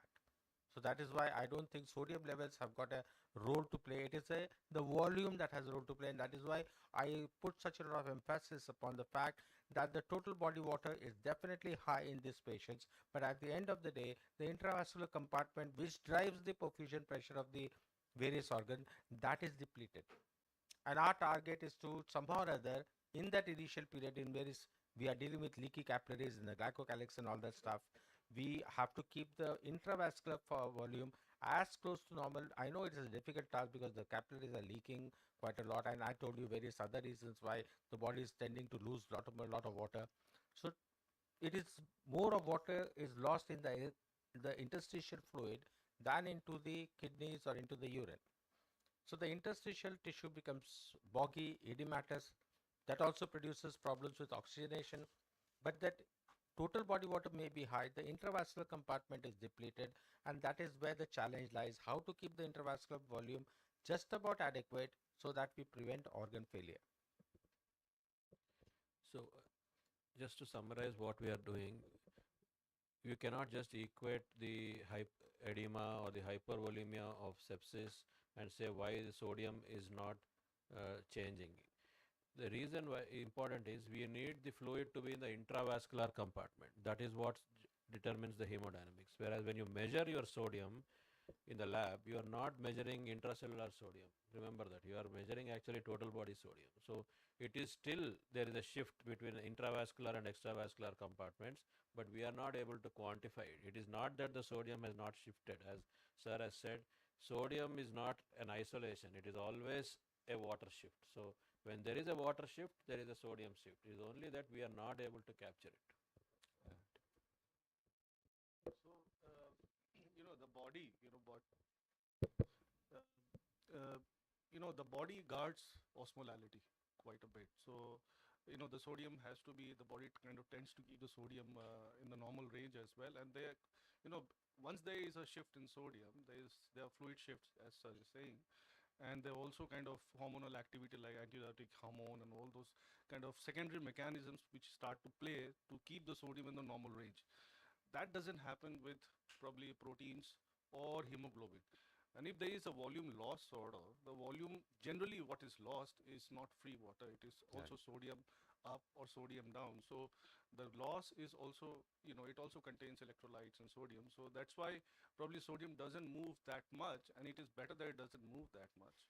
In terms of proteins, most of the protein that we measure is albumin probably, and it's a negative phase reactant. And we have already know that hypoalbuminemia should not be treated. It doesn't harm. So probably it is for that reason that sodium doesn't move that much. If the fluid is lost, of course, then you can get a high hemoglobin or a high hematocrit, which is quite intuitive. Right.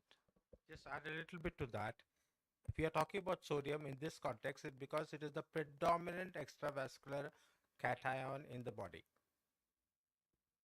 What we should also realize is that we are also concerned with certain cations which are predominantly intracellular. The two which come to my mind is potassium and magnesium. So your plasma potassium may not be a true representative of total potassium deficit or otherwise in a body in your measurements, and magnesium is absolutely useless. 98% of magnesium is intracellular, and there are people who are guiding their magnesium therapy based upon plasma magnesium level, which is the tippest of the tip of the iceberg. So that is something that you need to remember, that intracellular cations are measured in the extra or plasma level. So they are not a true representative of the either intracellular deficit or extra cation in the intracellular space. So be very cautious in interpreting plasma potassium and plasma magnesium when you are dealing with this kind of situations. So coming to the next question, so there are always some controversy in management of sepsis, and especially patients who are refractory to whatever we do to manage such patients. So in light of that, one of the doctors, the student asked that what is the rationale for IVIG or plasma exchange in sepsis and septic shock patients? Is there any role? Should we do it? Should we advise? If there is clear cut no, then that's also okay. So that's the question which has been asked. I can simply say that there is absolutely no role whatsoever. IVIG. Plasma exchange is something that people realize, that we try to remove toxins from the plasma.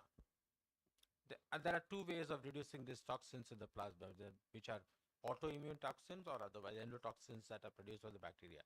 that either you suppress their production in the first place, that is what we do by giving steroids in these patients, and the other is by removing those toxins from the plasma and replacing that plasma we have taken out by fresh frozen plasma.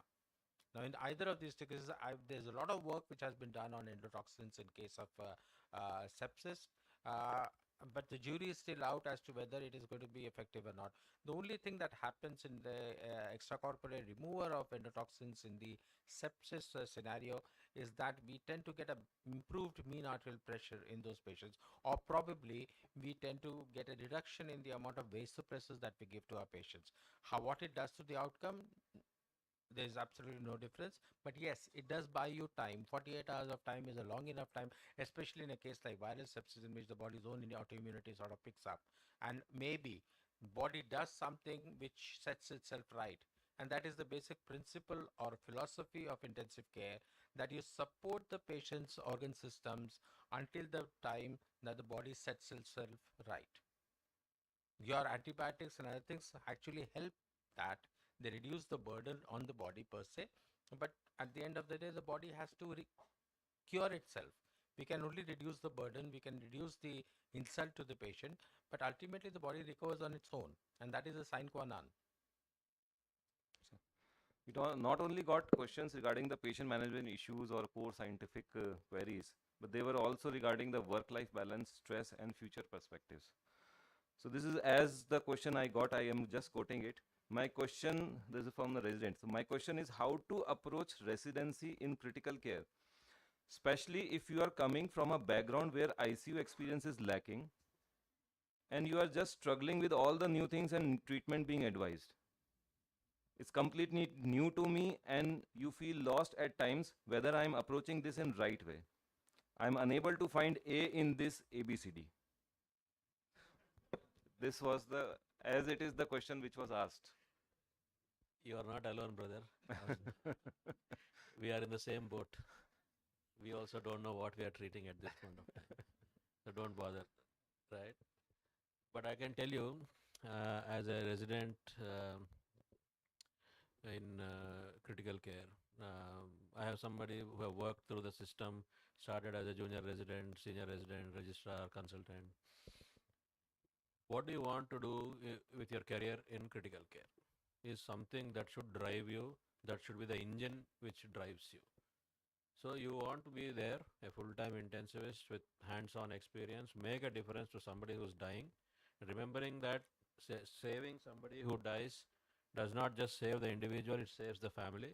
If that is the drive, then most of the issues are sorted out. Then as far as learning is concerned, it's a lifelong process. My only suggestion is don't get carried away by jazz. People will tell you use urinastatin, or they will say use this, use that. I have personal experience. Don't go by that. See what is physiologically rational. See what is good for the patient. Remember that act of benevolence and non-maleficence is very important. First, work in the patient's favor. Do not work against the patient. If you can do that, most of your questions are sorted. How to learn? It's a big task. Yes, critical care is a all-encompassing specialty. You need to learn a lot about it. You need to know something about every specialty, including obstetrics, psychiatry, and everything. So I see a patient today, and critical care is not defined in textbooks. I'm telling you again and again. I can tell you how to ventilate asthma. I can tell you how to manage acute coronary syndrome. And I can tell you how to manage somebody with a thrombocytopenia. How do you manage a patient who has an asthma, who develops an MI and has a thrombocytopenia? No textbook, no guideline will tell you about this. You have to understand the pathophysiology, what is the life-threatening problem, and what is the decision you are going to take, which will keep all this in picture. So if I encounter a problem today, go back and read about it.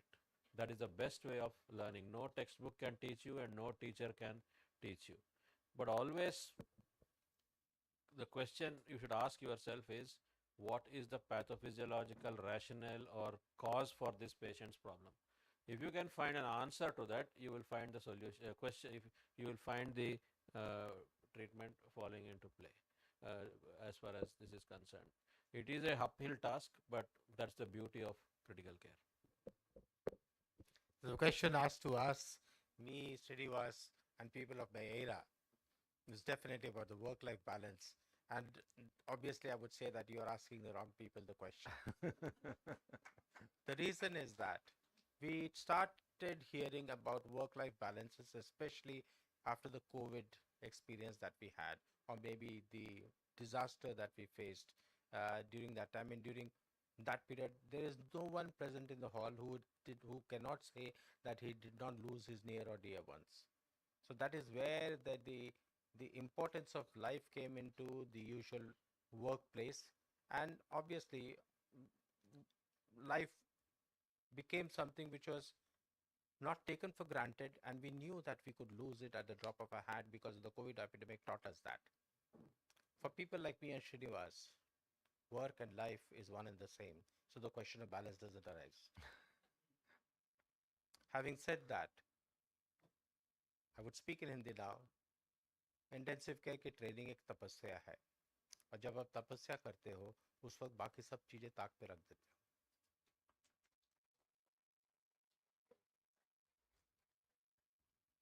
And that is why if you want to be a good intensivist, your previous training, your MBBS level or MD level of training almost goes out of the window. You almost feel like an SHO, or a house officer or intern maybe in the ICU.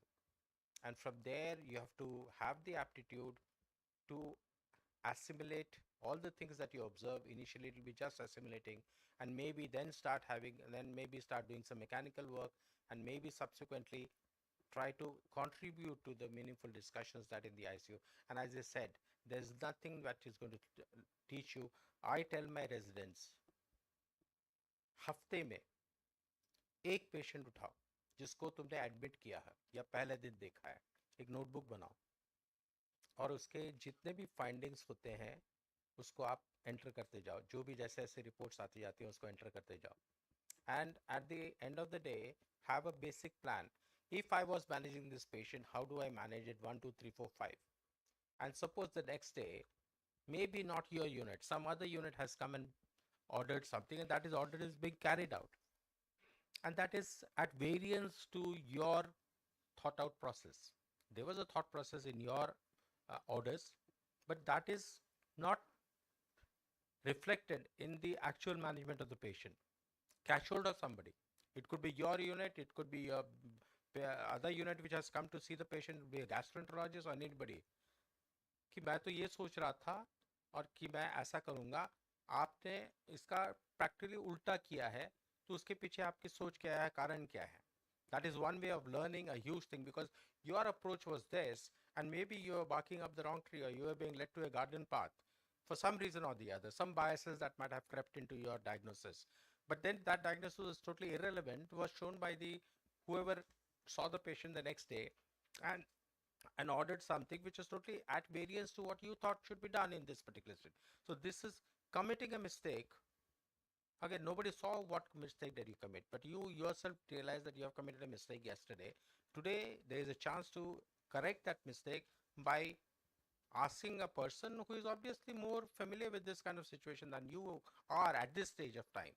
So that is one way. And finally, you will mop it up by going in the evening, reading about that condition which you missed completely. And what was that particular feature in that patient that really led to the other consultant realize that this is a different condition than what you did miss in your assessment of the patient that led to you being blind to the possibility of that condition. I mean, these are ways to improve your knowledge. And as I said, this is a lifelong process. We are 60 years old, and we are still learning. And I'm sure you'll carry on learning till the end of your life. Thank you, sir.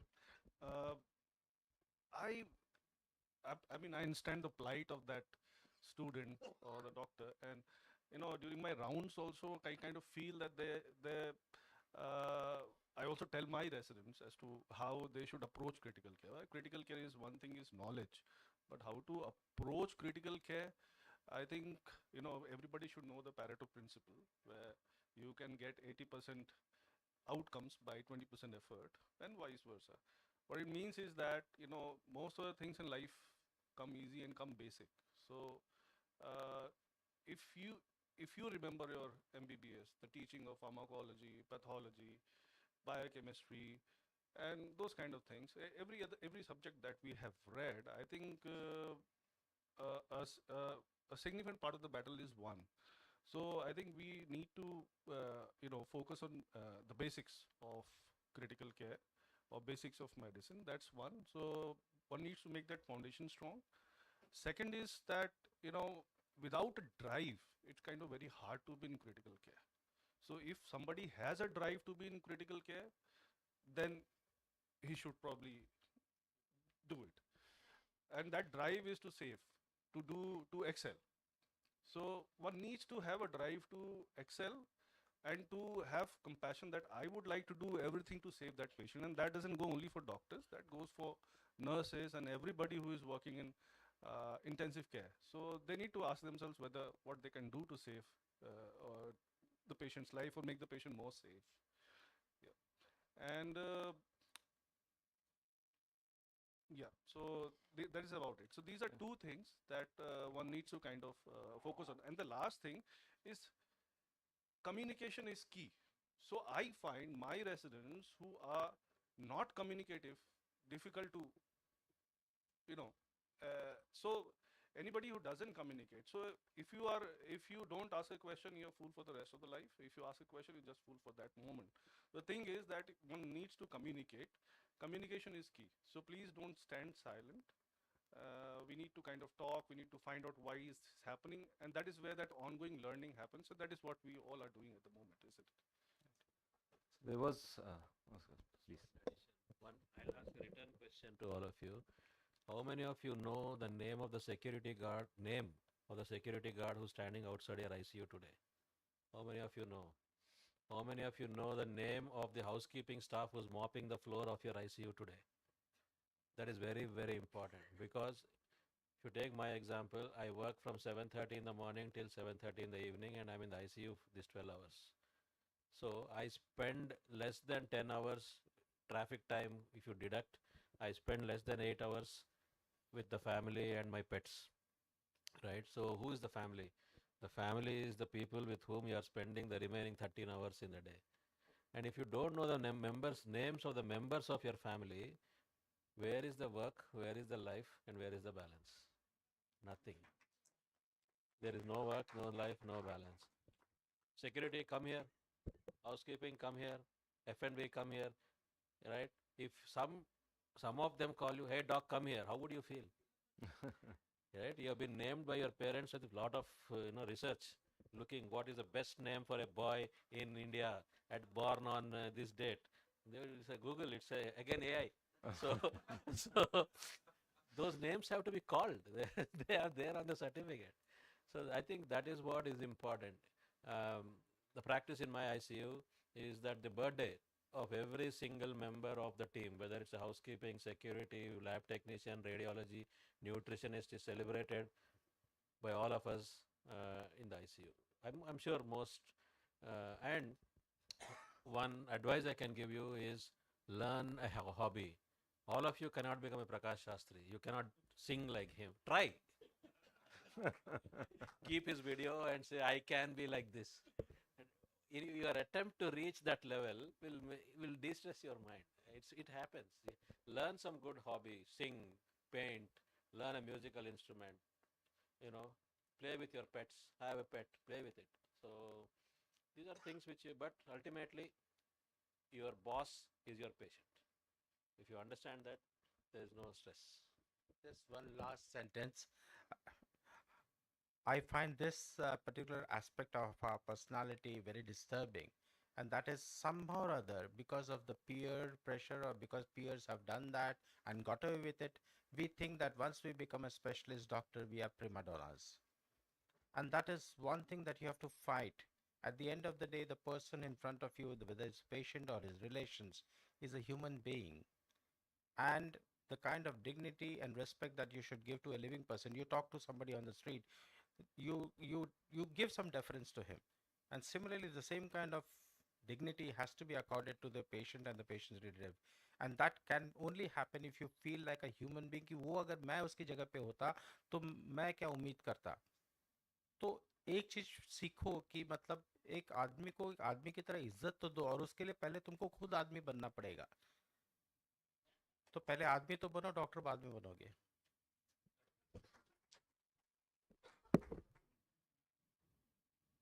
Another question was about the training aspect. So we in Jaipur now are blessed with 6 DRNB centers and 2 medical colleges who are giving DM degrees as well. And but the students, when we talk to them, they say that there is a lot of heterogeneity in the training. Okay. So the question was that how to balance, how as a society, as ISCCM Jaipur and ISCCM national body is trying to address this balance between different training centers and their trainings, and how to level up the level of all the students. So that's a point which we always had. I always was worried that we are very heterogeneous in our training. Centers which don't do liver transplant are offering IDCCM, and the first question in your exit exam is liver transplant, right? It's unfair. So what we have done is first, the Vice Chancellor, the current Vice Chancellor, Dr. Ajit, has made a huge exercise in collecting the capabilities of every center which has listed itself as a potential training center on the website. If you click on that, you will actually see what are the facilities available in that hospital, what is the annual turnaround of that hospital, what ECMOs, how many transplants. If you you will know that, also will know how many hours of duties you will get, right? So that is one aspect. Second aspect is it's not always possible for people to choose the best center and go because of family reasons, social reasons, geographic. So what we have done is we have facilitated what is called as a mentorship observership program. So suppose there is a center which does ECMOS very well, VA ECMOS, a Narayana for example, an Apollo Kolkata for example, a Gangaram for example. They will declare a window in which they are willing to accept 4 or 5 observers. The observer then has to write to the director of the unit and say, I would like to come as an observer for learning this process. And you go there on your own and you learn it, and you get experience. For example, you have never seen a plasma exchange being done. There are centers which are going to volunteer. You have never seen a veno-arterial ECMO. There are centers which are going to volunteer. Never seen a ventricular assist device. There are centers which are going to. On the other side, never seen a snake bite in your life. There are centers which are going to give you that experience as well. This is what the ISCCM has started. Unfortunately, it has taken me an year to get this going, and I'm at the fag end of my term. Maybe another 140 days or something I've got left in my tenure. But I'm sure my successor will take this forward, and it becomes a consistent activity of the ISCCM. And we have started so many online courses, right? We have started the fundamentals of renal support, which is a contact program. Every 6 months, you will travel to a high volume center, see how high volume hemofiltration is done, how extracorporeal blood purification is done. We have started the transplant program. We are trying to get transplant centers to agree, some observers to come and see from outside how a lung transplant is maintained, how a heart transplant is maintained. So these are some things which we are trying to do to make it uniform for our students. Any activities from ISCCM Jaipur? Oh, sir, please. I was part of the college. I was part of the society once upon a time, and from the college, of course, they are very sincere in not only making sure that the students get the best possible exposure, but also we as teachers are, sort of given some idea as to how to evaluate the performances of our patients. So we have moved to structured approach. We have gone through sessions ourselves as to how to design and make MCQs and how to structure our Viva examinations. On my own, I can now this is only it's a conflict of interest here, I would say. On my own, way back in 2011, when I was asked to do a program for training people taking the EDIC examination, I started a program in which I just did a 2 days kind of program in which I took the candidates through mock examination. and actually they were told how to approach the examination.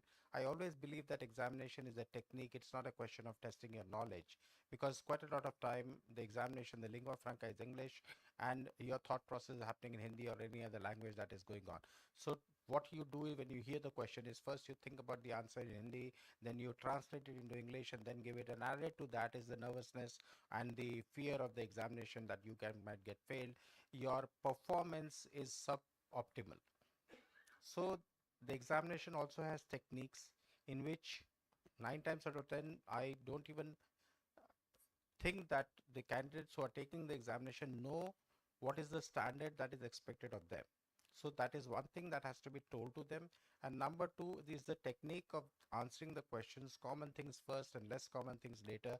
And invariably in nervousness, what happens is that you tell the most uncommon things first and forget about the basics. So basics are the ones that we really judge you on the basis of which we give you marks. So if your basics are right and if you don't answer something which is related to liver transplant, probably I'll pardon you.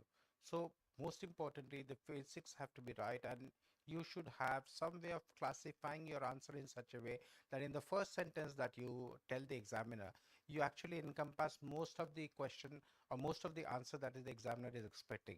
And then the examiner might pick up just one aspect of your answer and say, I want more details about this one particular aspect. But even he marks you because you have classified your answer into various categories, he will mark you that you have known all the categories of the answer.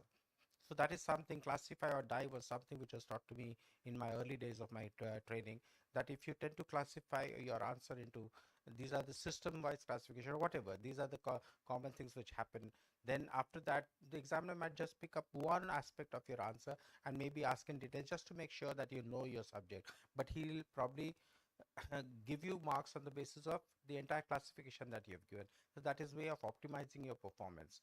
So that is one big problem. As I said, communication is the key and communication in the case of examination is stick to the basics first, then maybe you can go to the higher things. So we even I realize and we all realize that this is one of the elephants in the room, because the training is literally very different. I've worked in corporates and I've worked in, I'm now working in a medical college, and the acuity, the things that we do in each of these areas is starkly different. Not that we don't, every college has its own kind of profile of patients, and every college is doing certain things which are good. So I mean, the thing is, we are now doing this. We are blessed. We are blessed because we have got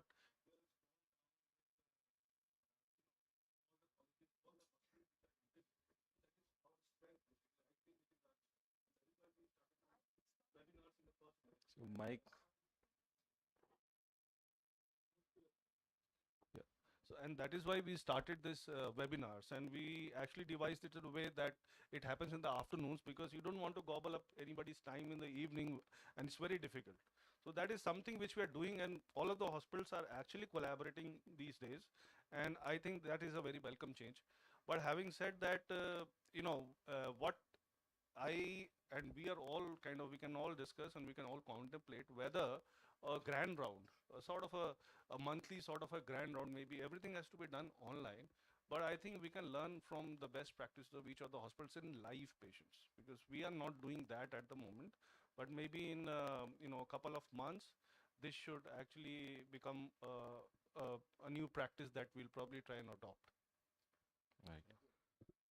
So coming to the last question, so there is always an apprehension about the future, especially when you are about to complete your student journey. So the question was about what are the options in front of me after residency, especially about the opportunities which are there in India or out of India. Madhvi ma'am, can you please?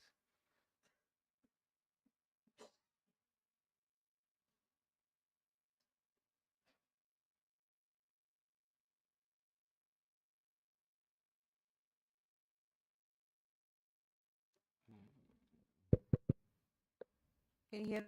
Yes.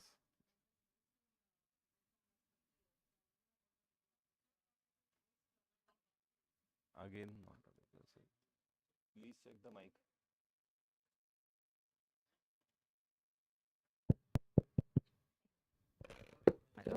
Hello. So basically, I will tell my background that I was from medicine background and I left India in 2004. And that time I had just worked in critical care, but I didn't have a degree. And when I went there, I realized that many nationalities were there who had actually Egypt has a training program, like they have a MS, like 2 years of when it is considered as a MD, though it is 2 year, and they have a PhD, which is considered as a 3 years, and then their degree is at tier 2, and we are tier 1. Though I'm a MD, then I did EDIC, but in internationally EDIC, many countries they don't they don't validate for the licensing. So these are many problems, and what I understood that those our children who are doing IDCCM 2 years program now, Gulf, at least in Dubai and UAE, they are they're accepting, and they are giving additional qualification. But yeah, like then because I have to do MRCP to prove myself, like like my MD is equivalent. So they have their own like agenda. Like they feel that if it is you have a Western qualification, then they accept. But nowadays, the Indian qualification they are accepting, but DNBS you can get a direct. You can go for consultant license if you have a degree, but means DNB or DM in critical care they're accepting. And same situation is also in Singapore, and even but I think so if you are EDIC, then Europe is open for you. Europe they're considering, and Australia they're considering EDIC. Yeah. So, but I don't know about IDCCM. How I think so Australia they are accepting, right? But Dubai is becoming very difficult. Means Gulf it is becoming very difficult unless and until you have a DNB or a DM, because they will ask you what is your structure training and everything, and then if you don't have, then they will give you your basic license. If you are anesthetist, then you will get your basic license, or if you are medicine, you are get a basic license, and if you are IDCCM 2 years, then they will give you additional.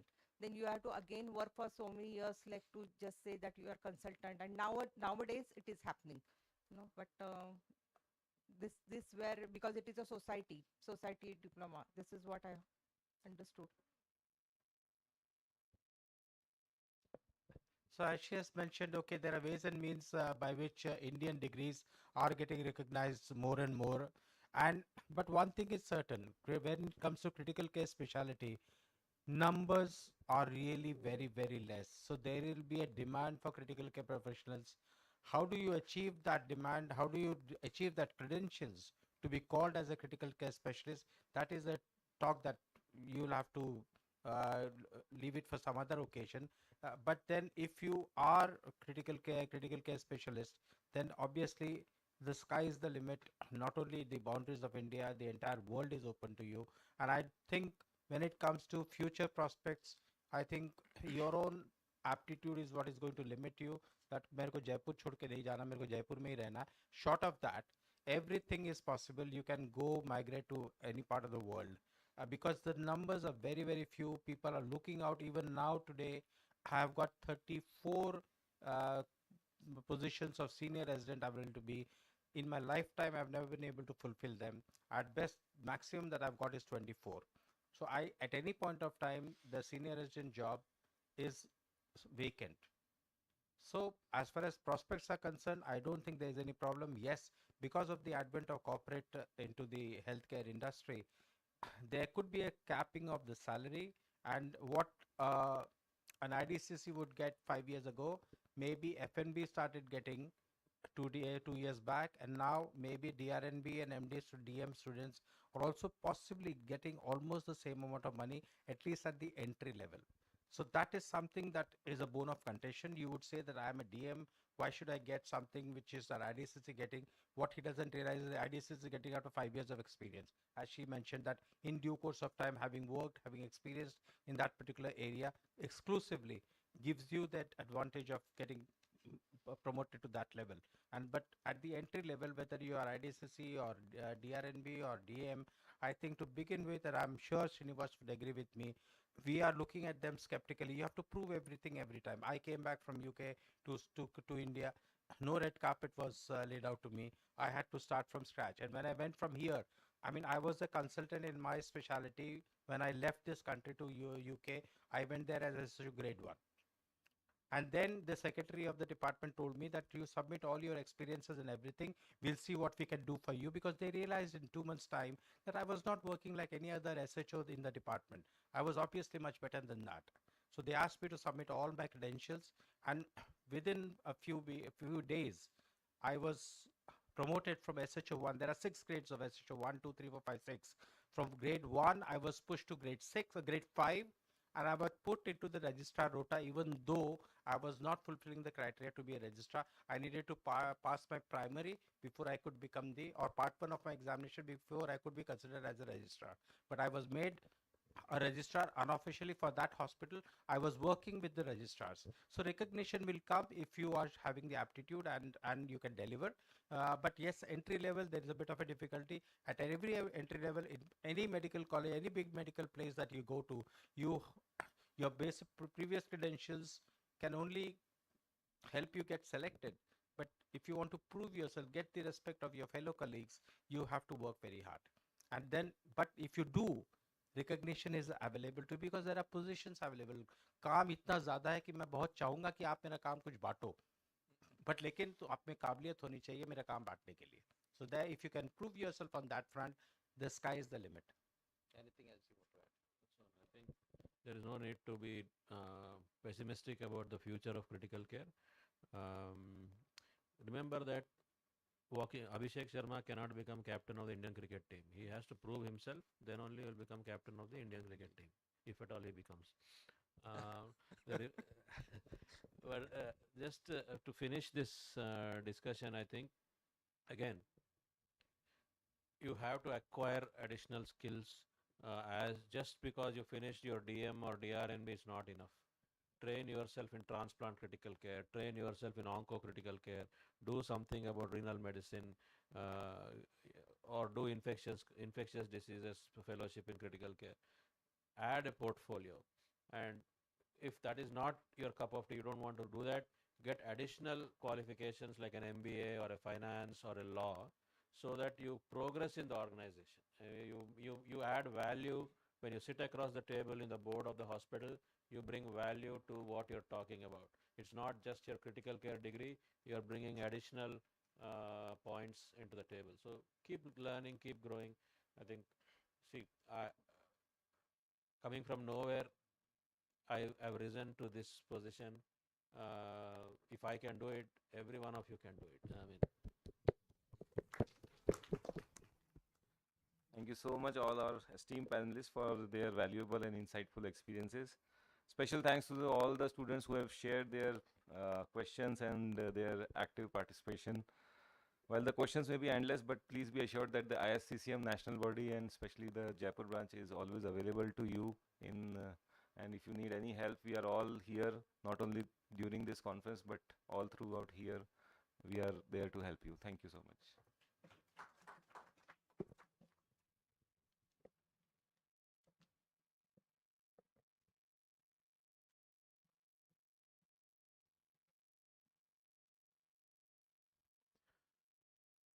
Deep gratitude for the pearls of wisdom.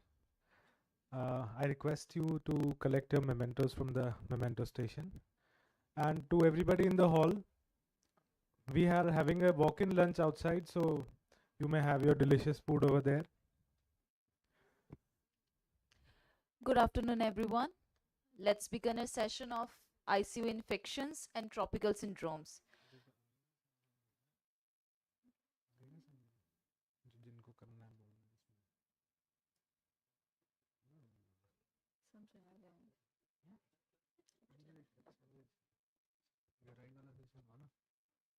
सब लोग मिलजुल रहे हैं, अपन 2 minute 5 minute बैठते हैं तो पीछे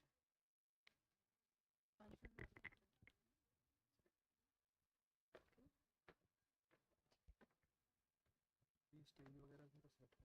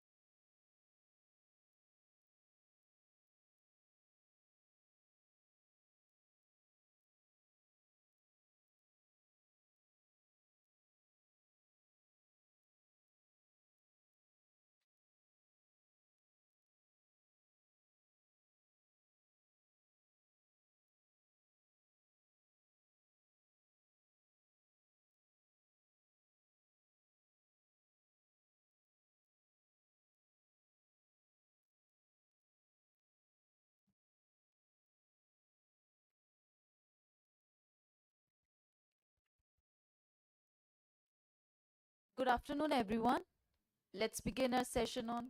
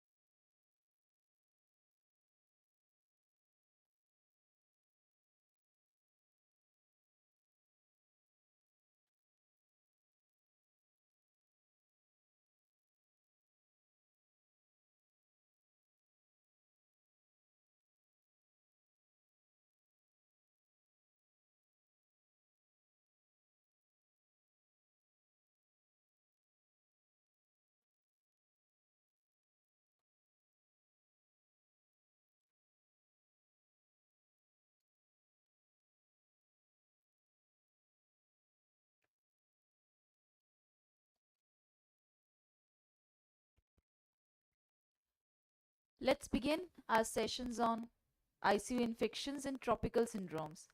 ICU infections and tropical syndromes can rapidly progress to multi-organ failure requiring prompt recognition and coordinated critical care. I'd like to call upon stage our esteemed chairpersons to begin with the didactic lectures. Dr. Deepak Tiwari sir, he's Director, General and Cardiac Anesthesia, Professor of Emergency Medicine, Medical Superintendent, NIMS Medical College, Jaipur. Dr. Saurabh Bhargav sir, Professor and Head of Department Emergency Medicine, Chief Consultant, Neuroanesthesia and Neurocritical Care, NIMS Medical College, Jaipur. Dr. Jay Prakash Gangani sir, he's Assistant Professor, Department of Critical Care Medicine, intensivist at JIETA Medical College, Jaipur. Dr. Heminder S. Yadav sir, Consultant Critical Care and MICU in charge, GBH American Hospital, Udaipur. Dr. Akhilesh Agarwal sir, he's Head Critical Care Department and Deputy Director Quality Control, SDM Hospital, Jaipur.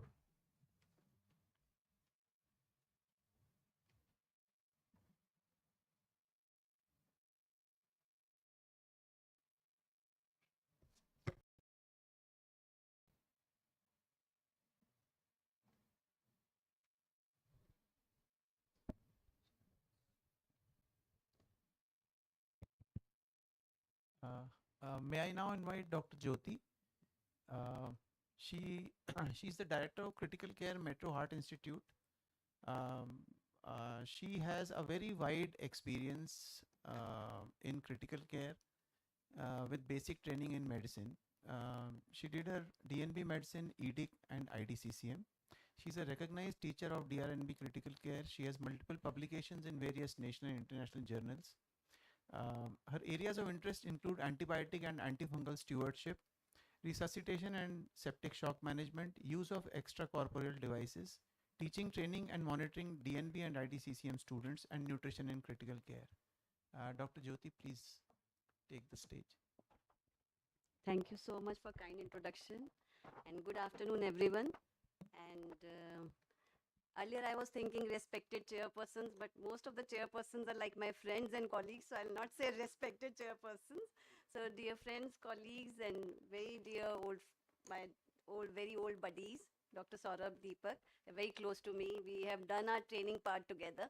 So it's a great privilege to be here in the Pink City where I have trained myself from the Santokba Dullabji. And I'll be speaking on leptospira diagnostic and management pearls. And we know that it's a leptospira in critical care unit can be a great masquerader.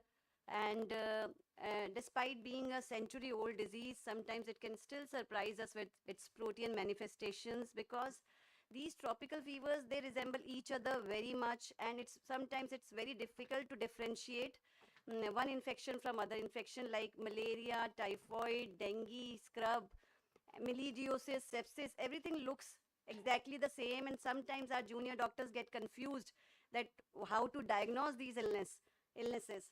So sometimes it can become a real problem. So let's explore few practical takeaways from this lecture in next 15 to 20 minutes, so that you should not get scared while dealing with patients who are coming to critical care unit with the presentation which simulates the presentation of tropical fever syndrome. So I'll take you through the various case scenarios which reflect what we deal in our day-to-day clinical practice, because the ICU, 20 to 30% of the all ICU admissions are because of the tropical fever syndromes. So it's mandatory for all of the intensivists to know about tropical fever syndrome in and out. And it's, although I understand it's sometimes it becomes very difficult to diagnose them, but the good part is that it's easy to treat them.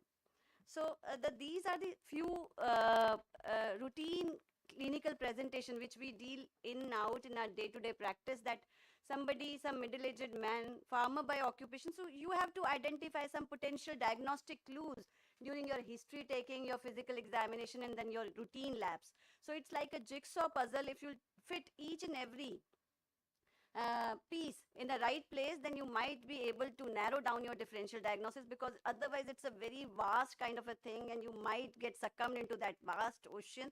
So it's very important that please keep a very give a lot of importance on history taking. And here the catchy thing is that farmer by occupation, history of fever for 2 weeks, treated elsewhere, got little better for after 7 days. Then he was afebrile for 2-3 days, and then he again got sick. 3-4 days before the admission, he again got sick. He developed jaundice this time, renal failure, generalized anasarca, breathing difficulty, got admitted into the ICU.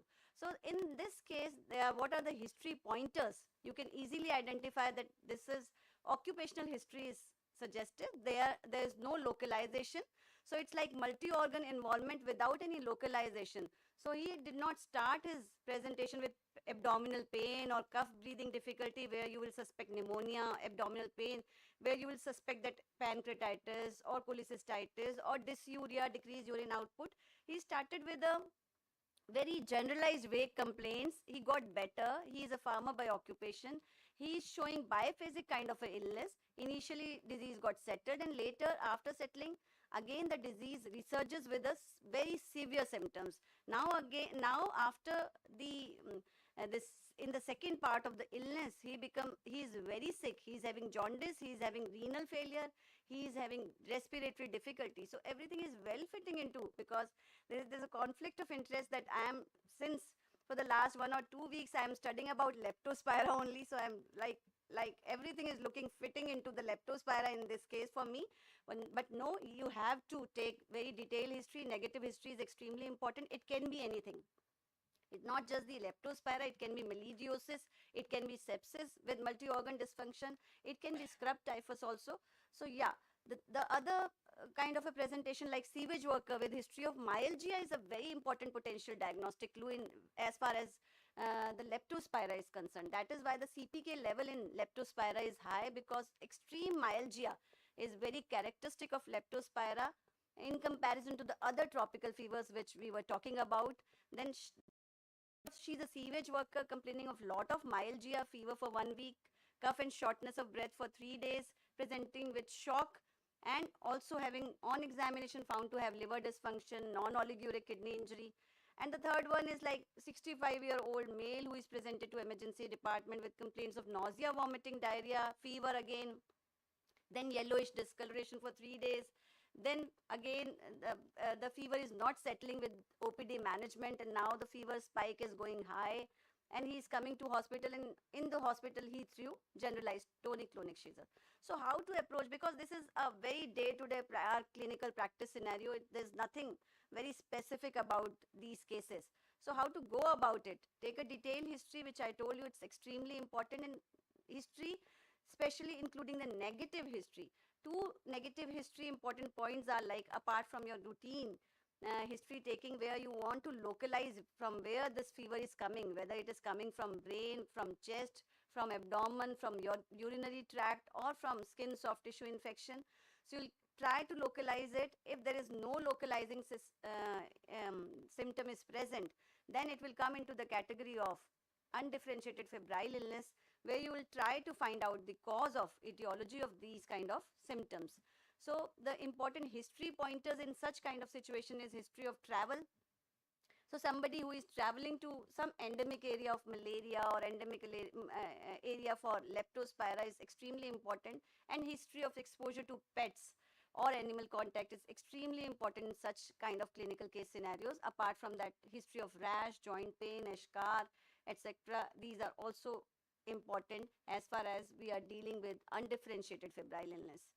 So now these are after attending this patient, taking the detailed history. There is no history of travel. There is no history of any exposure to pets or animal contact. There is no history of rash. There is no history of any other family member suffering from the similar illness. So now these are the case scenarios, how you are going to proceed with these kind of case scenarios. So definitely you are going to send some basic sample which will include complete blood count, complete metabolic profile with kidney function test and liver function test, including the INR levels. INR level is extremely important for all of us to judge whether this person is having, if somebody is having deranged liver function, if the INR is high, it makes a huge lot of a difference in understanding of the disease, because if the liver is failing or INR is normal, then it's just the mild transaminitis or jaundice, not creating a lot of problem. So after sending the CBC, complete metabolic panel, including the INR, you will definitely do all of our critically ill patients will get the ABG done, which will give us the idea for severity of illness. Anybody who is having metabolic acidosis, whether it is lactic acidosis or whether it is high anion gap metabolic acidosis because of renal failure, you get to know this patient is very sick. Anybody who is having pH less than 7.2, lactates high, this patient needs urgent critical care admission. So ABG is extremely important point of care testing for all of us. Apart from that, CBC, complete metabolic panel, ABG, you will get the X-ray done for your patient.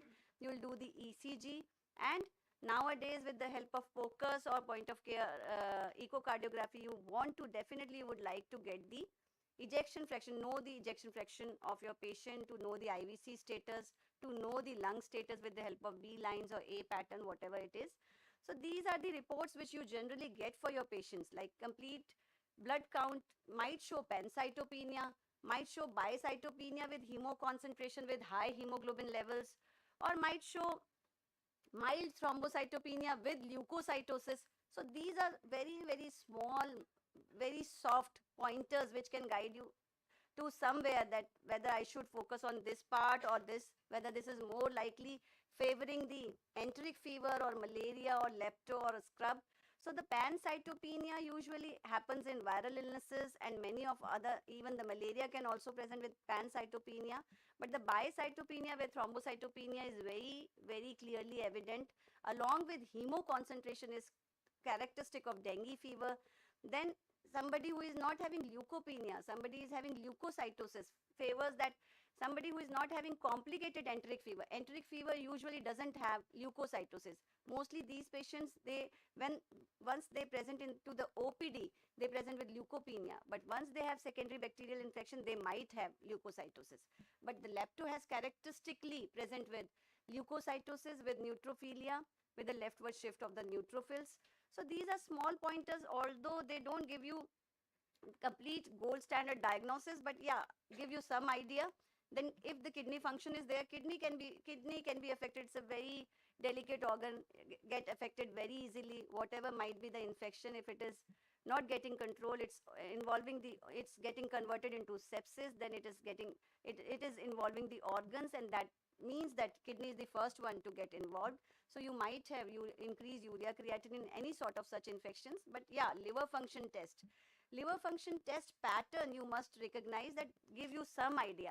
So anybody who is having viral hepatitis because of hepatotropic viruses will have transaminitis, and the SGOTPT will be in the range of thousands. But leptospira transaminitis, it will never show your SGOTPT will be in thousands, it will be in hundreds.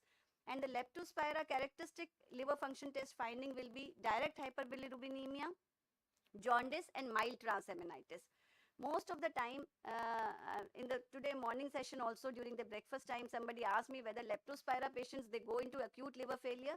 So I have searched the literature, and most of the time the leptospira doesn't precipitate acute fulminant liver failure.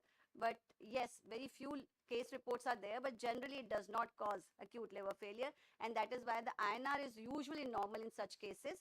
Even if the jaundice might be very deep, transaminitis might be there, but usually the acute hepatic necrosis is not happening in the leptospira. Then your electrolyte disorders might be there in any kind of infection, but leptospira has got characteristic hyponatremia and hypokalemia finding, which is not a very, but more in the most of the research papers, it has been seen that many of the more than 50 to 60% of the leptospira patients, they have hyponatremia and hypokalemia. So these are some, and when you get the X-ray done, X-ray is showing bilateral fluffy opacities which are symmetrically distributed, and CT, this is also a CT scan which is showing again the same finding. CT scan is not the this investigation of choice for our patients, because you know somebody who is hypoxic, you will try to fix the ABC first rather than shifting him to the CT scan radiology unit, because you are not going to get any extra information by getting the CT scan done, which you got it from the X-ray itself.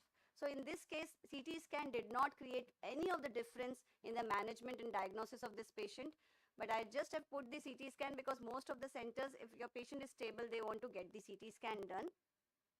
And the echocardiography is used just like a point of care testing, and it's extremely important to know the ejection fraction, to know the IVC status, to know the status of your lungs before starting the resuscitation of these patients. So I've told you the long list of differential diagnosis. It can be anything. Your patient, these three subset of patients might be suffering from any of these illnesses like malaria, scrub, leptoenteric, dengue, influenza. Somebody who is presenting with fever and flu-like illness, starting with the sore throat, and then going down, creating breathing difficulty. So in influenza, usually the kind of hepatorenal dysfunction and the kind of biphasic illness will not happen, but it might happen. Sometimes the influenza get better, but your patient gets secondary infection because of gram-positive infection, maybe MRSA. They might present with like this.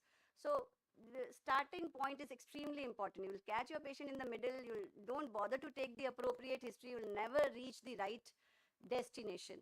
So it's extremely important. Then melidiosis, I told you nowadays many of the cases, because this is also a water and soil borne illness caused by Burkholderia pseudomyeli, and it's not so rare. So it also may mimic leptospira, then sepsis, viral hepatitis by hepatotropic viruses.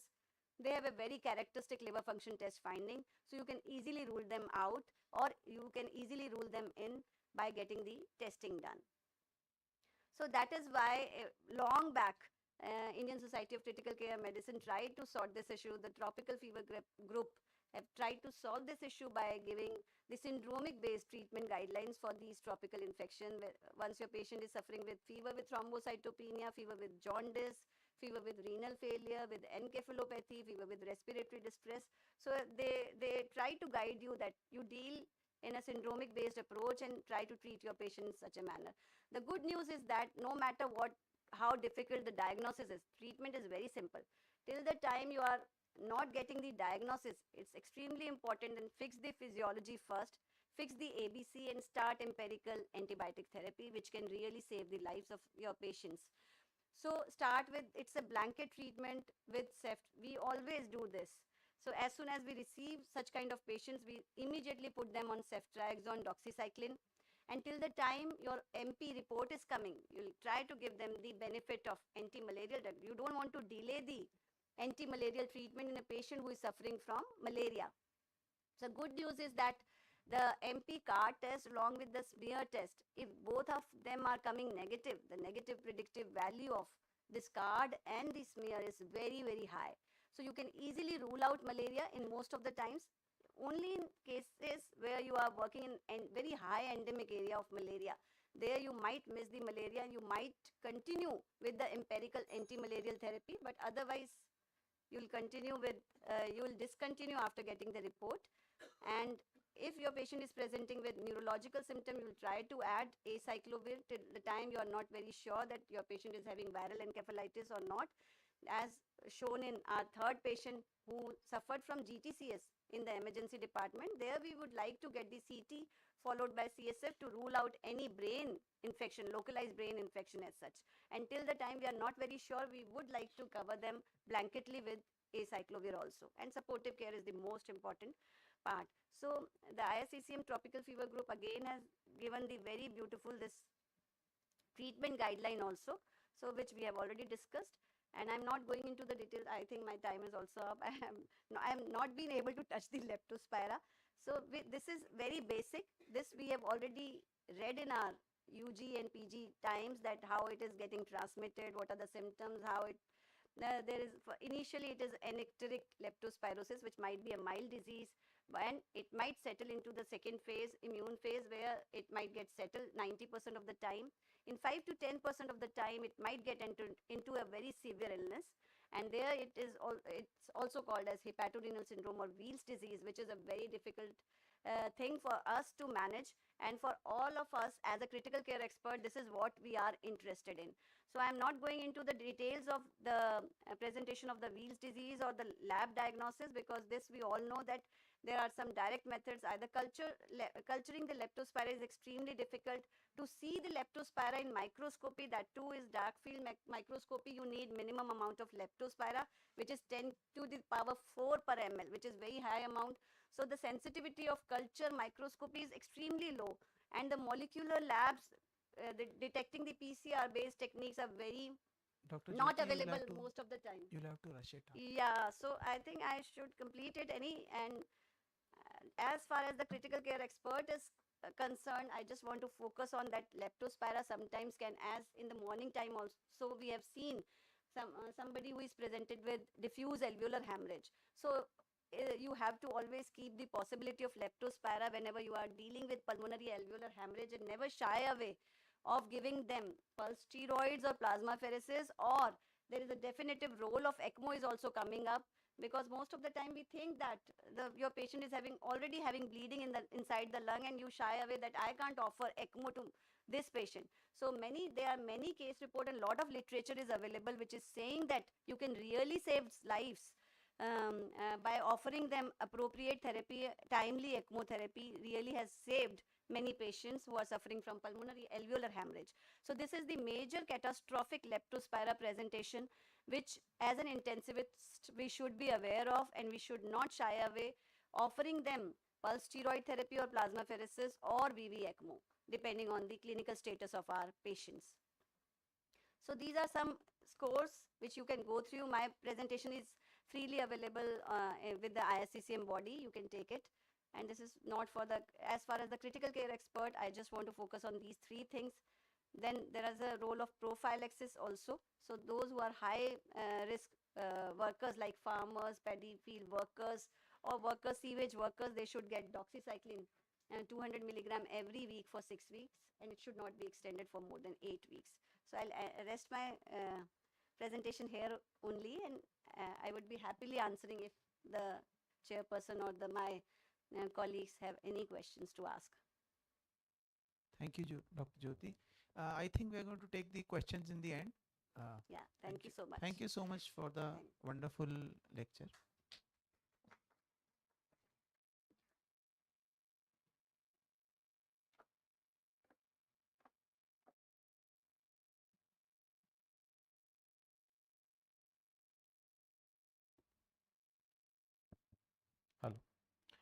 Hello. Next we have our lecture, Biomarkers in ICU, Decision Aids or Distractions. What is it? By our didactic lecture by Dr. Amit Goyal. Please welcome.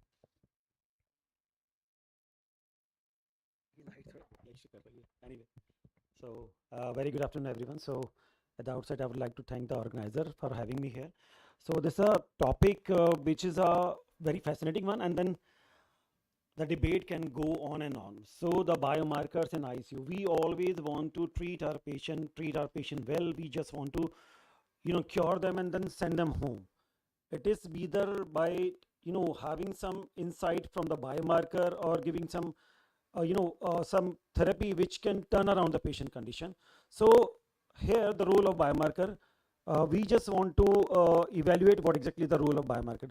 First of all, what is the biomarkers are? Biomarkers are measurable indicators of some biological state or condition which may be measured accurately, objectively, and reproducibly. So this is a laboratory condition which detects the disease better and characterizes it better. And from clinical perspective, it improves the clinical problem solving and simplifies the clinical algorithm. Now, what is the need of biomarker? So because biomarker must complement, so clinical perspectively, we should have a biomarker which shall complement the clinical judgment and the interpretation of other diagnostic and prognostic value. It should add information that eventually improves the patient outcome.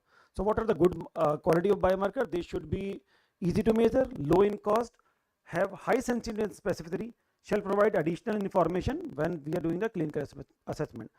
So in ICU, they are often used for diagnosing infection, monitoring organ dysfunction,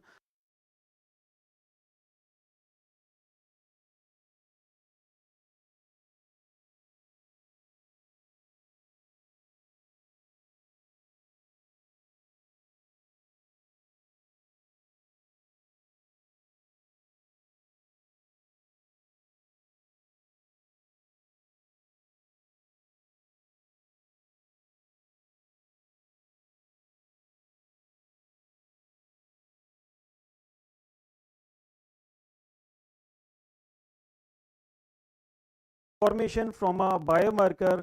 We can have our patient treated well, and then initial prescription and antibiotic tailoring can be done, which is also known as antibiotic stewardship. So I'll just go through this, slide, 3-4 slides. I mean, the biomarkers which are used regularly in the ICU, cardiac biomarkers which are used is we are regularly using troponin, anti-pro-BNP, BNP. I'm not going to into details. I'm just rushing through with the names because of the lack of time.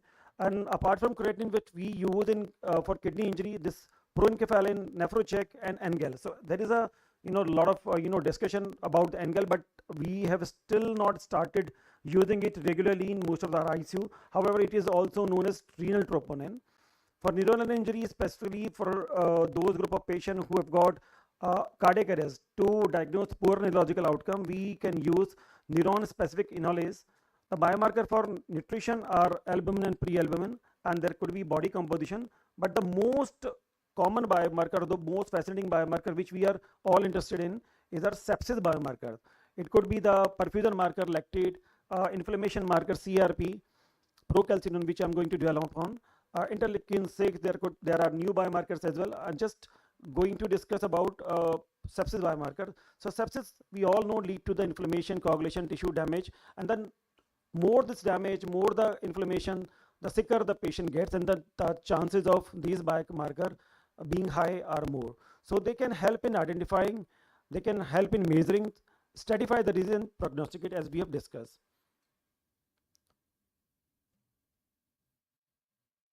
But I mean, we should be cautious enough that a single biomarker will not be in a position to yield the diagnosis. So why? This is because sepsis is a heterogeneous syndrome with varying effect on organ functions. It is having a vague definition, and it can lead to the a lot of bacterial pathogens are there which can lead to the this sepsis. So it's better to have more than one biomarker so that we can yield a better assessment or diagnose the sepsis better. So this is a algorithm wherein this shows a interaction between the host and pathogen. From pro-inflammatory mediators are released because of the inflammation, and then at several point of this algorithm, by doing certain biomarkers, we can check the status of this infection. So cell-free DNA, which is freely available in the cell after this infection, which can be used for prognosis. Septicide is a latest upcoming PCR-based molecular test, which takes a use of a specific biomarker, and it has got a good prognostic value. Coming to the procalcitonin, as we all know, so procalcitonin was discovered in 1975, came into use for sepsis in 1993. It's basically a propeptide released from the C cells of the thyroid and used as a precursor of calcitonin. Used for calcium metabolism but in case of inflammation from especially bacterial inflammation, non-endocrine sites, especially the adipocyte, they start to release large number of this procalcitonin, which is measured in the blood. So this is this has been largely used. We are all we who are working in ICU, we are using this procalcitonin as a sepsis biomarker. It has got an interesting kinetic profile. Procalcitonin has a rises in next with the infection. It start to rise within 2 to 3 hours or 6 hours, and then peaks in 24 hours. So this can be used both in the diagnosis and for therapeutic management. So this is a PCT cutoff level which is given by Shoes in 2012 in archaeological internal medicine, wherein if at all the marker value is more than 0.25 in those group of patients who are presenting to ED or in the OPD, the chances of infections are likely. However, those group of patients who are there in the ICU, the cutoff is 0.5. So this is the same which they have mentioned in the form of a chart, wherein value of 0.5 to 2 is a possible infection, and we have to consider infection seriously. And this is the same depiction of the assessment of procalcitonin. So procalcitonin can be used for assessment of severe illness. If at all the number is rising, the procal number is 0.5 or more, so you can decide whether there is a high probability or low probability based on the number. So if at all the number is more than 0.5, and then pre-test probability and then probability from the clinical perspective is less, so you can rule out that there is a less chances of bacterial infection. If at all the chances or bacterial probability of bacterial infection is more, and then you believe that procalcitonin is also more than 0.5, so you should rather start treating for the bacterial infection and then escalate the therapy. You can titrate this therapy within next 24 to 48 hours by doing a serial procalcitonin marker. So this is another study which published in respiratory critical medicine in 2001, which has shown us procalcitonin can be used for a survival benefit. So PCT level over time is a more sensitive outcome predictor, which has been shown in this study. And then of procalcitonin can also be seen or used for mortality assessment if at all the procalcitonin value drops by more than 80%. So this is the group of patient wherein we can think of de-escalating the therapy. So we have there are studies, European studies, wherein the published in Lancet Infection, it has shown that procalcitonin can be used not only for the mortality predictor but also for antibiotic, decreasing the duration of antibiotic and preventing the antibiotic related side effects. Another Cochrane database has shown that there are chances for 37% reduced use of antibiotic if antibiotics are used based on the procalcitonin. So this is another way of putting this all together. If the procalcitonin release drops by more than 80% and then absolute value is less than 0.5, so we can encourage our clinician, our friend, to stop antibiotic or de-escalate the antibiotic. Coming to the recommendations, so recommendation from the Surviving Sepsis Campaign guidelines are not to use procalcitonin to start the antimicrobial, but it can be used to stop the antibiotics. Similarly, Infectious Disease Society of America and ATS, they also suggest that procalcitonin can be used to stop the antibiotic, but if at all you believe that clinically and radiologically the patient fits into the category of community acquired pneumonia, you should start the antibiotic and then treat the patient accordingly. Now, for better understanding, I'll just have place two cases wherein, like a patient who has recently underwent a commando surgery for CA buccal mucosa on day 0. He is on intermittent mandatory ventilation, so he is on controlled mode of ventilation. He has a drop in blood pressure by 90/50. The resident who is there in the ICU, he starts with the fluid resuscitation. He sends certain labs. He starts norepinephrine. BP is optimized. Blood gas was seen, so there was no rise in lactate. The base deficit was fine. Patient was on cefoperazine, sulbactam, and amikacin, which is the favorite choice of most of the surgeons. So procalcitonin was sent, which is in next 2 hours come out to be 2 nanogram per ml.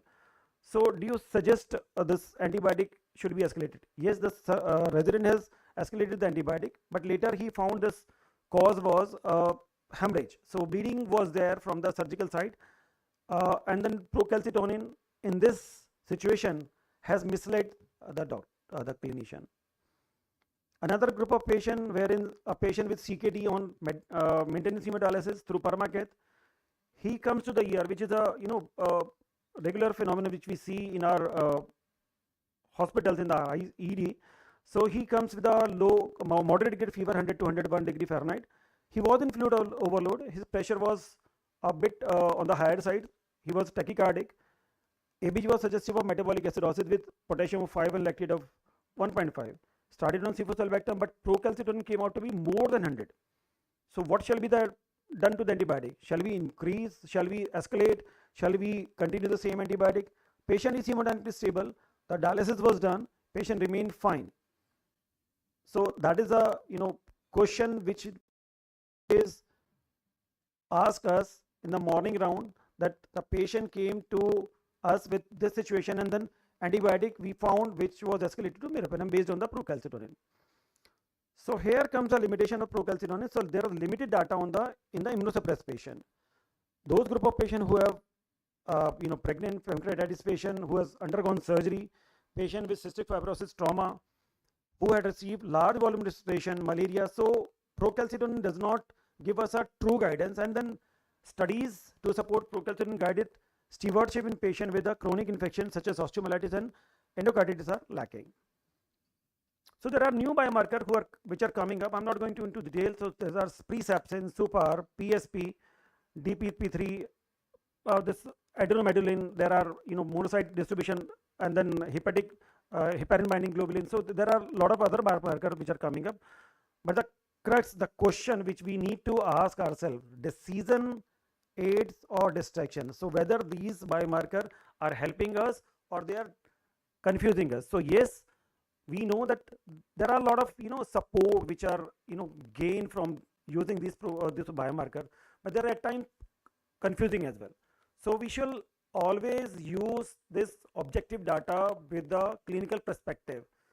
If at all we find that the data or the number which we have seen that matches to our clinical condition, then it's better to use this in a clinical perspective. However, as I've just mentioned, that risk stratification, prognostication, this all detects condition earlier, guides the therapy. So that is there, but over-reliance on biomarkers will be not good for all of us, because that would lead to the antibiotic misuse and will lead to the antibiotic.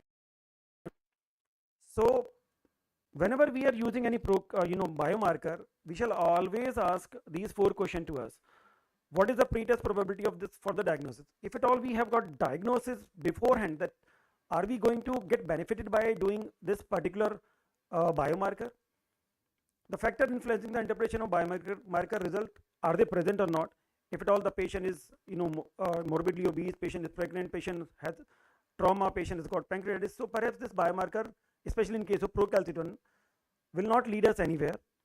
Will the management be changed based on the biomarker result? Will the outcome of the biomarker guided decision be beneficial? So last 2 questions are of utmost importance. If at all I believe that a patient who has got a procal of 2 and then patient was not having hypotension, there is no lactate rise, there is no base deficiency, there is no other perfusion marker of decreased perfusion, I shall not repeat procalcitonin just based on after 24 hours. I'm just supposed to see that particularly is a level, what is the value of the procalcitonin. So if at all I have got the answer to these last 2 questions in positive, perhaps I'll put it in a clinical perspective and will be having a better outcome by using this biomarker. Thank you.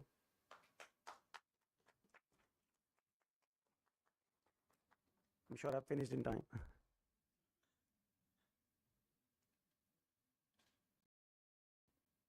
Do I have anyone with any questions?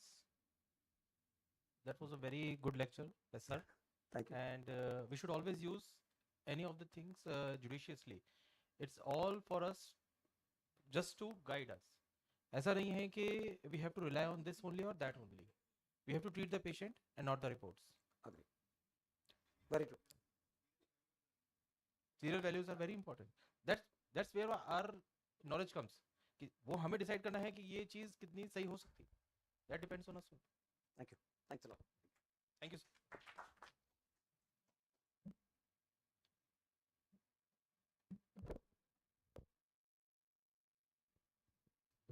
Thank you, organizers.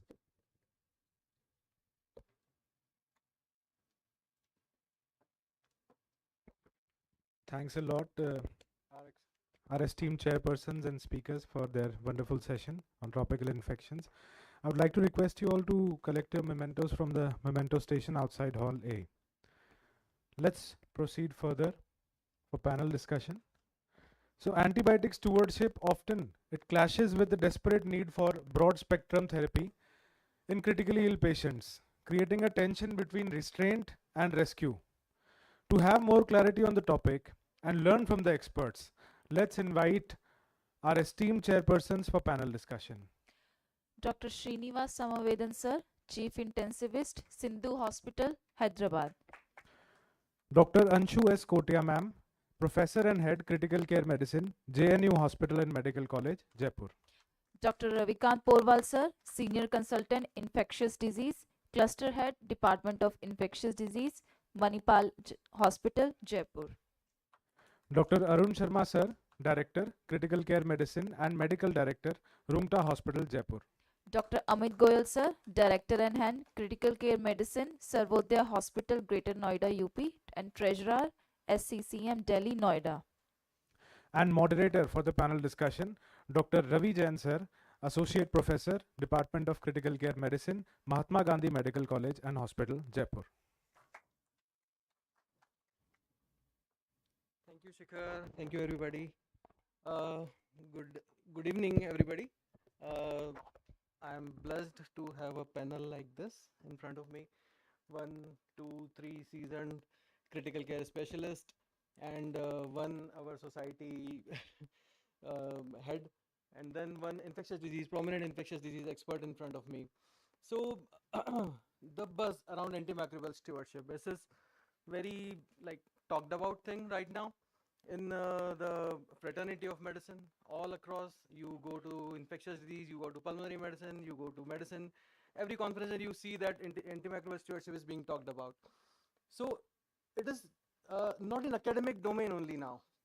We see now many newspaper articles, reports of scientific explorations around new superbugs in India, about India, kitna sara wo phail raha hai, because the impact is huge. It's now no more an academic only topic that we need to mug up before the exam. Holy grail of ICU practice. Okay, impact is huge. India's prospects as emerging medical tourism destination is under threat, and so is multi-million-dollar industry of our healthcare. So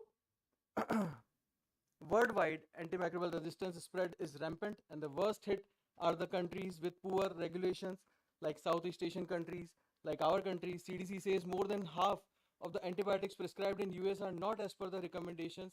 In them, pneumonia, urinary tract infections, use of fluoroquinolone and vancomycins are the main contributors. And our condition is going to be far more worse than US. By 250, whole of the Asia will feel the heat of this trend and become the worst hit across the globe. We are in the center of a global calamity right now. So ICMR reports are consistent with this trend. Okay, our Indian data is also there. They show regularly in these annual reports that our trend is not improving at all. It is going to be continuously same or worse after this. Okay, so they provide a 30% rule also. They say nearly 30% of the hospitalized patients are on antibiotics in India. About 30% of the prescription, including surgical prophylaxis, are inappropriate. And by practicing judicious, evidence-based antimicrobial use, we can reduce misuse and potentially save up to 30% of our pharmacy users directly. It is given in their annual reports. So to disclaim on this very important topic, I will present series of everyday clinical scenario and discuss how to manage them at bedside with our expert panel. All the cases are fictional, but they reflect situation we encounter frequently in our part of the country. There are many such scenarios, but for time's sake, we may keep this brief and continue the discussion in the coffee lounge if we fall short of the time, especially if I can spark the curiosity by evidence-based medicine among our new learners. So we will continue this. We will not stop here only. So to start with this, I'll present a case scenario. First is 58-year-old male, complain of cough, fever, shortness of breath from last 3 days, no prior morbidities were there, presented with hypotension and desaturation, intubated and resuscitated with fluid, vasopressors, basic CBC, KFT, LFT, electrolytes, ABG, lactates were sent. The patient was started on meropenem, linezolid empirically. Cultures taken after starting the antibiotics. Day-to-day scenario happens daily. Patient was sick. So my first question to Arun sir. Sir, what is the case definition of an infection? First of all, how do we define a case of infection? How does this simple information helps in treatment of the infections? So as far as defining an infection is concerned, so infection is caused by some pathogen that enters the body and it leads to the systemic impact on the body. So, and defining, usually you have to define it either way of the anatomical definition, whether which is located in the lung or the urine or probably in the bloodstream. So that is how you localize the kind of infection you have, and based on which you choose your antibiotic prescription, whether the antibiotic that you choose will penetrate the tissue, lung tissue or the kidney or maybe in the bloodstream. So based on which you will define your, you choose your antibiotic, and also based on whether the patient is coming from the community or it's a nosocomial infection. For example, in this patient seems to be coming from the community. Yes, sir. So probably the choice of empiric therapy Too that high. we have chosen seems to be correct. Okay, so in continuation to this, Ravikant sir, our ID specialist sir, with this information, was the empiric choice justified? First question. The second thing also, why, if it is yes or no, and how to decide sir empiric therapy in community acquired infections? Ravikant sir. Yeah, so I think if you really see this piece of information, probably I think he's somebody who is coming from community with a respiratory syndrome. Presence of hypotension and desaturation makes it a clear-cut case of severe CAP. So that's a fairly predictable syndrome, I would say. Yes, you know, there are not much of etiology for CAP. There are 6 bacterial pathogens and few viral pathogens which can Straightforward. actually do that. So if you really look at the empiric choice of meropenem and linezolid, I would say it's a little overboard. But yes, linezolid makes a case if you give me some additional information, like if it's post-flu, CKD or things like that. Nothing. But yes, if it is nothing, then probably I would choose simply beta-lactams with doxycycline or any macrolide in this situation for this community-acquired pneumonia. So answering the second part of this, like how to decide about empiric therapy, probably I think you need to have some basic idea about provisional syndrome, what you are actually targeting. Definitely. If you have a provisional syndrome in your mind, then probably selection of drug becomes pretty easy, because something which you are going to use for meningitis is entirely going to be different from urinary tract infection. So I think commit to a provisional syndrome, and then it becomes little easy. I think that's the holy crux of treating an infection. It is not a gut feeling. It is not a gut feeling. It is a defined entity. You need to define it. Jaise sir ne bola, proper anatomical location, proper case syndrome. You need to fit in that and then decide. Not like just okay, patient is so sick, I need to go for the highest. It does not work like that.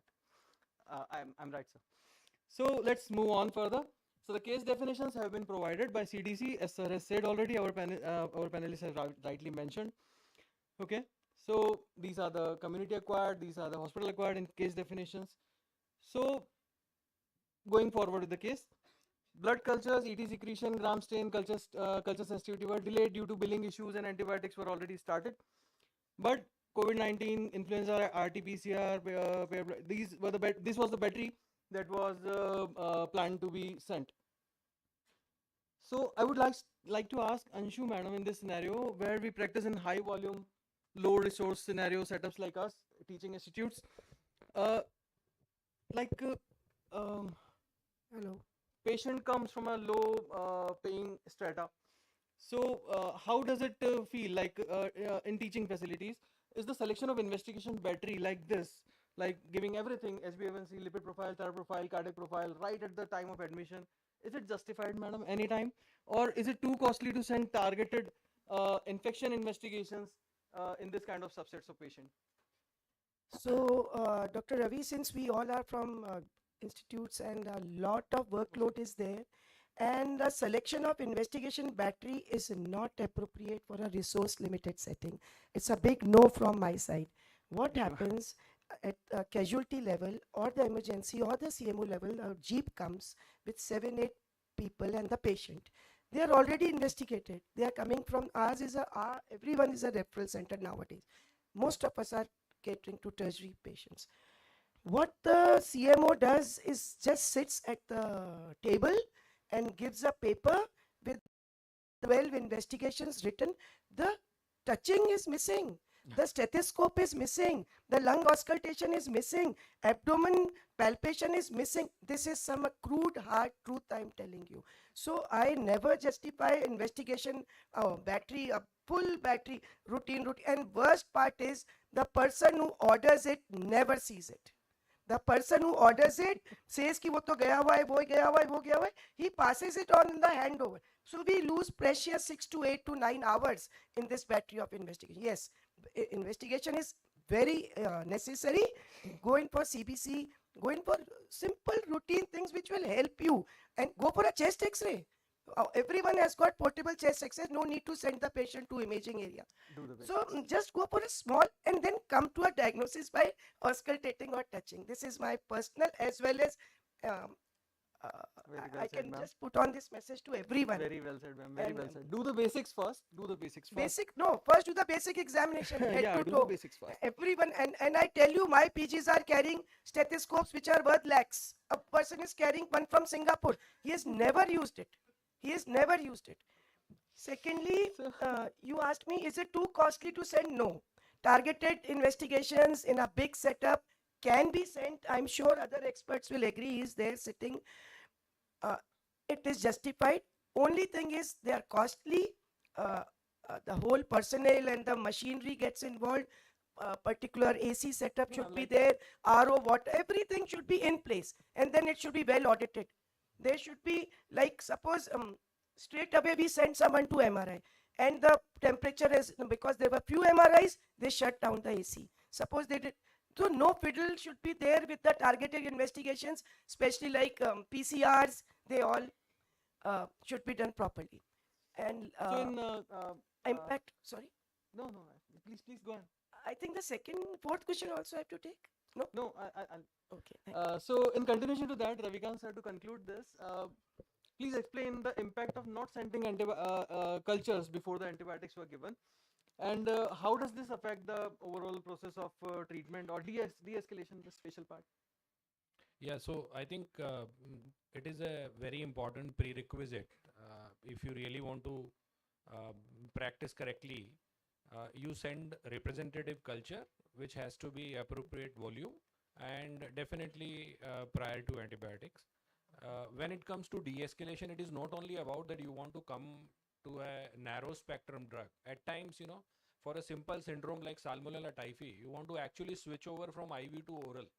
Or your confidence level would be very great if you know that there is something growing and I can treat it in short. You don't want to give 10 days antibiotic. You can actually cut down the duration also. Yes. So de-escalation is a very wide spectrum. At times, we only see it coming from broader to narrow spectrum drug. And I just want to comment on a previous question which ma'am has said, what is my thinking that, because even in my hospital, the call from ER comes when somebody has already done a CT scan and an MRI. So forget about, ma'am, like you have said that the art of examination is missing. The moment patient reaches to ER, ABG and all those battery which you have mentioned is already ordered. And unfortunately, in a state of Rajasthan where 70-80% patients in any hospital is coming from some or other schemes, actually nobody bothers. So rather than writing SGPT, SGOT, now it's always LFT. We don't really bother, or for that matter, any clinician or anybody don't really bother. But yes, you made a very right point that it has to be always specific and what you are thinking. So an urge to the clinician, a culture of sending culture is necessary, and this time an ancillary test along with them, urinary microscopy, gram staining, wonderfully explained by you people, sir. So diagnostic stewardship comes before antimicrobial stewardship. Actually, you do not, you only get what you ask for from the lab, and mind it, what inappropriate test shows you may not be any close to reality. Okay, you send n number of HbA1c or whatsoever it is not going to give you results and infectious syndrome. To be precise, actually antimicrobial stewardship starts from diagnostic stewardship. Only when you order the right test for the right patient at the right time can you choose the right drug at the right time in the right dose for the right duration. That's the crux of this situation. So biomarkers, Amit sir, in the initial battery of investigation, procalcitonin was also there. So sent relatively new addition to the diagnostic arsenal, and people are fond of using it nowadays. So Amit sir, what is the procalcitonin's role in the initial laboratory investigations, sir? At this point, is it necessary to overburden the patient with this cost of procalcitonin? I like to ask. Thank you, Dr. Ravi, for asking. See, this is what the battery of tests we all or our residents tend to send. But believe you me, this procalcitonin is not leading us anywhere. So this procalcitonin has got no value to start with. This procalcitonin, of course, I myself have presented some studies, but no guidelines have suggested this procalcitonin should be used for starting or managing the patient. It is always and always for de-escalation of therapy. So procalcitonin can be used, but we are pressed to send procalcitonin. But yes, I have changed my practice of late to send procalcitonin to start with. Maybe after say 48 hours, 72 hours, the patient is not showing any response or patient is going downhill, then I do send procalcitonin, and by the time if I am having my culture report, then I tend to refrain from sending procalcitonin. So I have started using procalcitonin little less than what I used to do 5-10 years back. So let me explore more a little on this. Srinivasa, if you can answer, sir, please, can early or serial PCT justify the escalation of antibiotics in such scenarios? Is it like... See, procalcitonin is neither a marker of severity nor a marker of prognosis. So a procalcitonin of 30 is no different or no significant marker than a procalcitonin of 70. It is elevated, So the only situation where we can use it is when you have an immunocompromised patient whom you want to make sure this is not a bacterial infection, then probably you can use it to lower your possibility of a bacterial and look at other sources of infection. Its major role in de-escalation. If I get a 30% reduction in the PCT of 48 or 72 hours, I am justified in considering de-escalation provided your initial antibiotic was rational. You start with meropenem and linezolid. Where will you go? I mean, there is no point for discussion. Match over. So, sir, the next part also, sir, please. Any other rapid diagnostic test that we can do at this point to improve the yield, sir? I don't know about yield, but definitely in this particular patient. To diagnose infection, sir.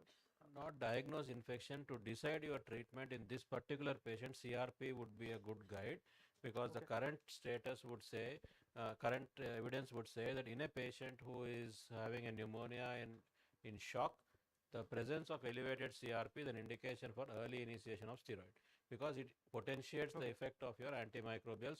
So the reason is, if you don't do CRP, you don't initiate steroid, and the patient doesn't show improvement clinically, you will blame it on the antibiotic, and probably you will go with ceftazidime, avibactam, aztreonam, and isavuconazole plus ganciclovir or something like that. So one thing I would like to add to sir's, definitely he has pointed out very correctly. CRP and Procal together can be sent at the same time, say 48 to 72 hours. Then we are missing one very, very sweet test which comes in ABG, and that's lactate.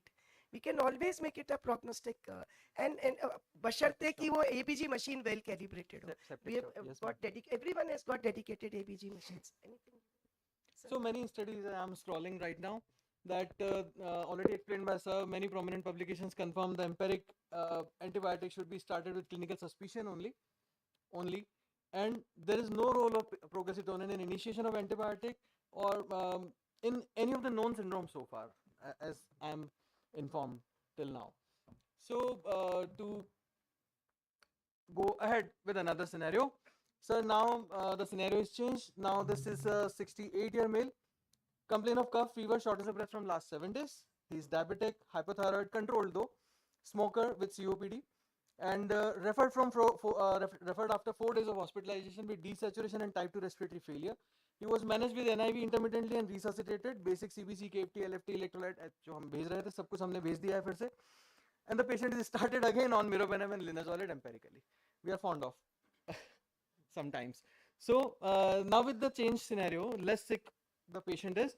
Ravikant sir, I would like to ask sir, let me know the choice of antibiotics. Is there any modification needed for this particular patient? Yeah, actually, this is now a different situation. You know, it's a 1 week illness and referred. Yeah, referred, and there are a lot of risk factors: smoker, obstructive lung disease, diabetic, and you know there was NIV uses and things like that. And you have said that resuscitation, so probably he's in hypotension now. So it may still be carbapenem He's not- sensitive, but I would keep in somebody who has more than 60 years of age and multiple risk factors. Now he's entering into basically carbapenem resistant gram negative infections. So I will keep that piece of information with my mind. If you ask me, linezolid is something which I will not think at this moment, but a little broaden cover over meropenem, in terms of carbapenem resistant gram negative pathogen. Although it could still be sensitive, because the time limit is just 5 to 7 days. So that's where actually I will keep it. For the next question part, I would like to ask Srinivas sir. Sir, we talk a lot about antibiograms. So what it is, what is the antibiogram, and the role of hospital antibiogram, how it is developed, and how should we update it frequently? How frequently we should update? An antibiogram is an index, or it's like a GPS to tell you that if this is the source of infection in your hospital, this is the most common bug that is isolated, and if this is the most common bug, this is the common sensitivity pattern or resistance pattern of your bug. That is a guidance for you to decide on your empirical antimicrobial therapy for your patients. So it has to happen by a regular surveillance by the either the microbiology department or the infection control team, who will peruse all the culture reports and then develop an antibiogram. But we should remember that in a hospital, different units will have different antibiograms. A cardiothoracic unit may have one antibiogram, a neurosurgical unit may have one antibiogram, and a critical care unit will have another antibiogram. Each unit should have its own antibiogram displayed on the notice board, or on the if a EMR, it's on your EMR, it should be visible to you, and ideally it should be replaced every quarter. But sometimes if volumes are low, you could do it on a 6-monthly basis also. What to do in a small hospital without microbiological facilities? Outsource it. So can we use ICMR guidelines or national directions to use their we can import their data directly to use it in our setup, or shall we go ahead and produce it? Unfortunately or fortunately, ICMR gets its data from It's old. national teaching institutes. In national teaching institutes, which is still 60% of the population goes there a priori from the community. So you will get a non-resistant population there, and their sensitivity pattern will be different. If you look at tertiary care hospitals like a Fortis, like you will get patients who are bounced off from another facility having been exposed to antibiotics. So the percentage of resistant isolates will be higher. There will be a skewed, you may be missing the bus in some of these patients if you purely extrapolate the ICMR guidelines. Okay, sir. Outsourcing is very easy to say, though it's a real solution. It But is at least a person should call his hospital a hospital where at least CBC, urine, sputum, X-ray, they are there. So we just cannot get away with this, that we are calling it a hospital and not even a nursing home. Okay, so now moving ahead with the case again. So now the patient is afebrile, stable and improving respiratory failure, but the TLC now is 20,000 from 14,000, now it is 15,000. Cultures, blood and sputum is showing Klebsiella, which is sensitive to piperacillin tazobactam across Others were also, but piperacillin tazobactam we commonly use, so I mentioned that. But the escalation plan for ceftazidime avibactam. Amit sir, to treat numbers or patient, is this patient in this patient? What is the decision about future course? Shall we search another source or something like that, or like the counts are not decreasing? Shall we treat the investigations, or what should we do? No, the patient is showing improvement. So patient is showing improvement in terms of respiratory failure. So patient is shown a bug which is sensitive to BL-BLI combination. Why would I escalate the antibiotic to ceftazidime avibactam? So I will not treat the numbers. I will rather prefer treating my patient. Moreover, I would like to extract one information. Is this patient on steroids? No. He's a patient with COPD. I believe Started so. during the treatment, but not previously. Right. So I'm sure it's just the optimization which is required. So the patient has started improving. I will rather refrain from using or escalating the antibiotic to ceftazidime At avibactam. least. Okay. So good, sir. Great. So Ravikant sir, shall we escalate considering Klebsiella, widely popular anti-Klebsiella super drug Zevicepta is there? Why not to use it? How to apply these culture results in real-time practice? Sir has said that piperacillin tazobactam should be good enough. Is it okay with Yeah, I think you, so. sir? It's because blood and Patient sputum is- both are sensitive Klebsiella, so I think that makes sense. So we leave total leukocyte count at rest and move forward with the case. So Arun sir, according to you, what changes in the previous meropenem linezolid treatment is needed? Already mentioned piperacillin tazobactam. I So agree. it has already been answered. So it's already been answered. So okay, now sir, the golden question: the patient is a relative of a VIP, is a legislator, and a family insists on the best treatment available under the sky. happens, daily happens. So we had a consensus on piperacillin tazobactam, but this patient turned out to be relative of a local MLA. The primary team, rather than targeted antibiotics, now escalated it to Zevicepta. So I would like to ask Srinivas sir, please guide us. Are the non-medical factors like social status, peer pressures, are any valid reasons to prescribe potent high-end antibiotics? If not, how do doctors can manage this pressure, sir? First of all, the person who is prescribing these antibiotics needs a dermatology consultation for itching hands. Okay, his hands seem to be itching to change everything when the patient is improving. So he needs some, emollient MLA, cream come and an on, antihistaminic for his कैसे रोके? hand itching. But see, this should not be. See, he is a legislator, right? Which means he is responsible for a million people, right? If he is unable to understand the importance of abuse of antibiotics, we should explain to him he is the cause of antimicrobial resistance in the community. If people like this do not understand why we are not escalating antibiotics and insist on high-end antibiotics, we should impress upon him that this is going to be detrimental for the patient when he comes back next for some other disease into the hospital. But I don't think as doctors we should bow our heads and compromise on our principles of antimicrobial stewardship and write antibiotics which are going to destroy your ecology of your hospital. So this is also my core area of interest, evidence-based medicine. It de-emphasizes intuition, unsystematic clinical experiences, and pathophysiological rationale as sufficient ground for clinical practice. The patient values are considered only when if there is a margin of adjustment in research evidence and holds the ethical grounds of the key pillar in the medical practice. If you have beneficence, non-maleficence proven for that particular infection, then only you can give option to the patient, okay, you can choose this or that. Otherwise, there is no option, sir, as such I can see. If the patient can benefit from piperacillin tazobactam, why to escalate? But people do, so please refrain from that. So, impact of antimicrobial stewardship, you can show this thing to whosoever is asking what benefit we are getting. It can reduce emergence of antibiotic resistance, reduce drug-related adverse event, reduce cost, it reduces mortality also. So, various evidences are there. Now we hardly have any options against microbiota. If we don't take any decision today, we will have no cure tomorrow. So sir, shall we go to this, or we just quickly go to the next scenario, which is a shorter one, I would like to say, considering. So this is the aspiration prevention versus prophylaxis. We had one stroke patient with poor cough and gag reflex. It is suspected to have microaspiration events. Okay, the prophylactic antibiotics were given by the neurologist. Ceftriaxone and clindamycin was started already. So Anshu ma'am, please elaborate. In this case also, should the antibiotics be prophylactic for this kind of sterile cases, like sterile syndrome cases, like this is stroke? Stroke is No, not the an infectious previous one disease. was sterile. This we cannot call sterile because we do not know कब stroke कब था आपके इसमें clear नहीं है stroke कब से है poor cough gap reflex कब से है micro aspiration कब से है.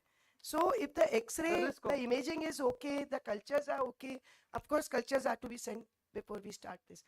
What you are saying is these are sterile, they are this particular Stroke is situation. not It like is, stroke. yeah. So if it is not I mean they just brought the patient just after the stroke, then no antibiotic. Still I'm telling you, because of the problem of community acquired pneumonias, Foley's catheterization is done so badly. IV, even IV mein they are not doing hand hygiene. So every 100% clinicians are starting antibiotics. 100%. But ma'am, I'm not sure whether people is it justified to start antibiotics just after having stroke? So Like, it is I would differ in that matter.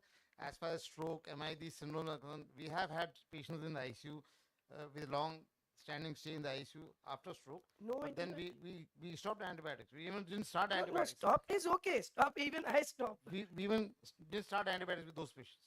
At all? Yes. And they were. And was there pretty well sent to after ward. the stroke, was there a history of some vomiting or loss of consciousness? No, not vomiting, but patient had a stroke, a mildly poor gag reflex. So if there is risk of aspiration, do we need to start antibiotics rather than preventing doing something for the aspiration part, like securing the airway, giving Some tracheostomy, maneuvers are to be dysphagia done, no assessment? doubt. Like these kind of things can be tried. But then I think, ma'am. history, person giving history changes I'll take this very scenario. commonly. We should have a full-fledged history, whether the aspiration was done at home, Pneumonia is vomiting not- at home. Please carry on, sir. So I'll take this scenario as, I mean, if at all the patient is showing some signs of, aspiration in terms of, fever is there, aspiration pneumonia, saturation is dropping. Pneumonia. If Yeah. pneumonia, then definitely Yes, pneumonia yes, treatment has to be aspiration, there. pneumonitis. So But for without that- pneumonia? No, I without don't pneumonia, think there's need I would of- not. But yes, saturation is dropping, then fever is there, counts are going up along with them. So then, of course, we found some creps in the auscultation. Auscultation has to be done. As ma'am said, a stethoscope cannot be just hanged around the neck. That should be used. So if at all we find them, then of course that clindamycin is justified. So common bundle of care for the stroke patient includes dysphagia screening, rehabilitation, feeding modification, oral care, airway management, position management, active nursing techniques. These can be tried before just starting antibiotics and let the patient aspirate and develop pneumonia, and we will treat ventilators, hospital required. Clindamycin. Okay. Well,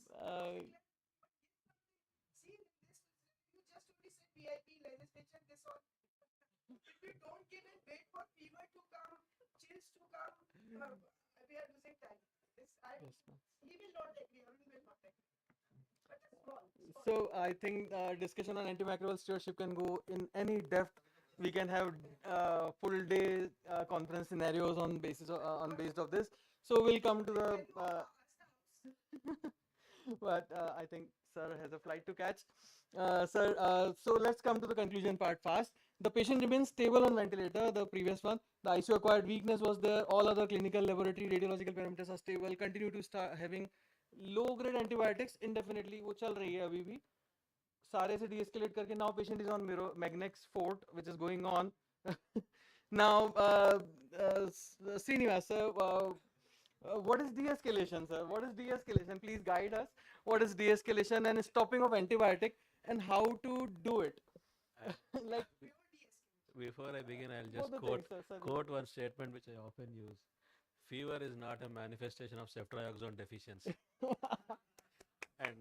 and septic shock is not a manifestation of meropenem deficiency. So if you understand that, Yeah, sir. most of these answers Got can your come point. correct. Got your point. Right. So when you mean de-escalation, see, going from using the most effective antibiotic with the most acceptable MIC without going at the higher generations is probably de-escalation.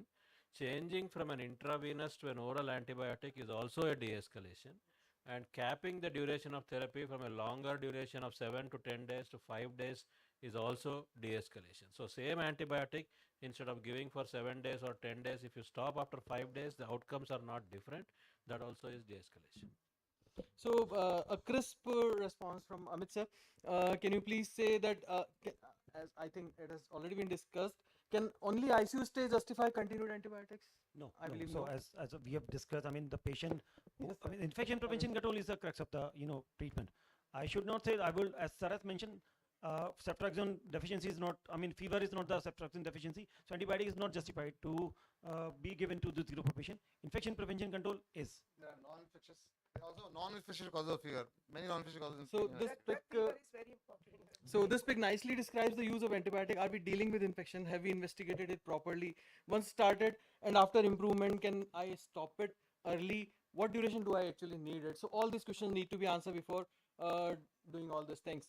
So questions can be endless. So sir, one last this topic alone could easily become an entire conference session. So I would just ask Amit sir how to form a antimicrobial stewardship team, and what are the core elements of AMSP team, if we can have view on this. So antimicrobial stewardship team consists of, I mean, 4 or 5, group of clinicians or stakeholders. It's primarily the intensivist, microbiologist, infection control nurse, administrator of the hospital. So they make the basic core of this antimicrobial stewardship program. And then of course they have to extend with a link nurse, so that, I mean, all those care can be given at the bedside. The antibiotic de-escalation, antibiotic stewardship, as you mentioned about the diagnostic stewardship, core you mentioned about so leadership should be there, who should guide, and then in the management, and as you mentioned, I mean, all those things. So this is not the end of antimicrobial stewardship. This is just the beginning. And please, please, please always remember, any amount of greatest of antibiotics can never replace good infection control practices, as mentioned by sir already. And mind it, if we don't care, there are million years older organisms on earth than us, and they will definitely win this time also. They have won before also. It is almost impossible, even with Kinkangopinum or Godzillomycin or Titanobacterium or whatsoever you can give the names. A lot of names can come in future. The request is just physically and biologically impossible. That request is just impossible. You cannot win over the microbes. You can just give good infection control practices and nothing much. So that's the conclusion of my presentation. This reminds me of a movie wherein this Ajay Devgan has administered mulomycin and gajarocin. Yeah. That reminds me of that also when I was writing. Thank you, sir. Thank you so much. Thank you, Srinivas sir, for being here. Thank you, ma'am. Thank you, Ravikant sir. Thank you, Arun sir. Thank you, Amit sir. Very nice discussion, sir.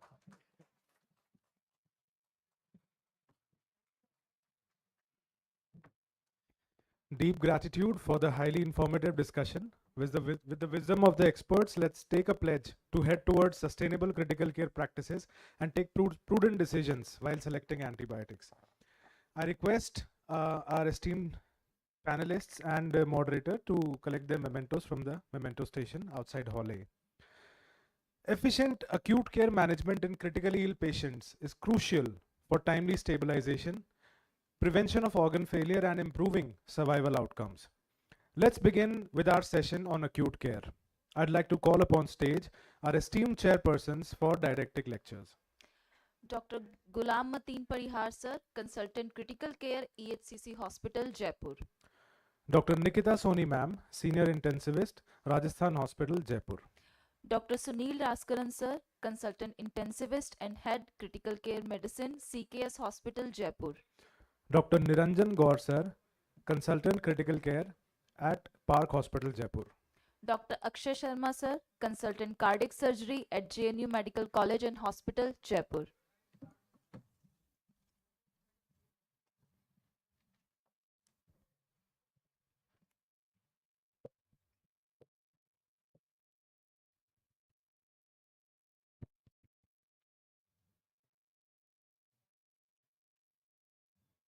For the session of acute care management, I would like to invite Dr. Swati Soni on the dais. She is MBBS, CTCCM and IDCCM, consultant intensivist in Santokba Dullabji Memorial Hospital, Jaipur.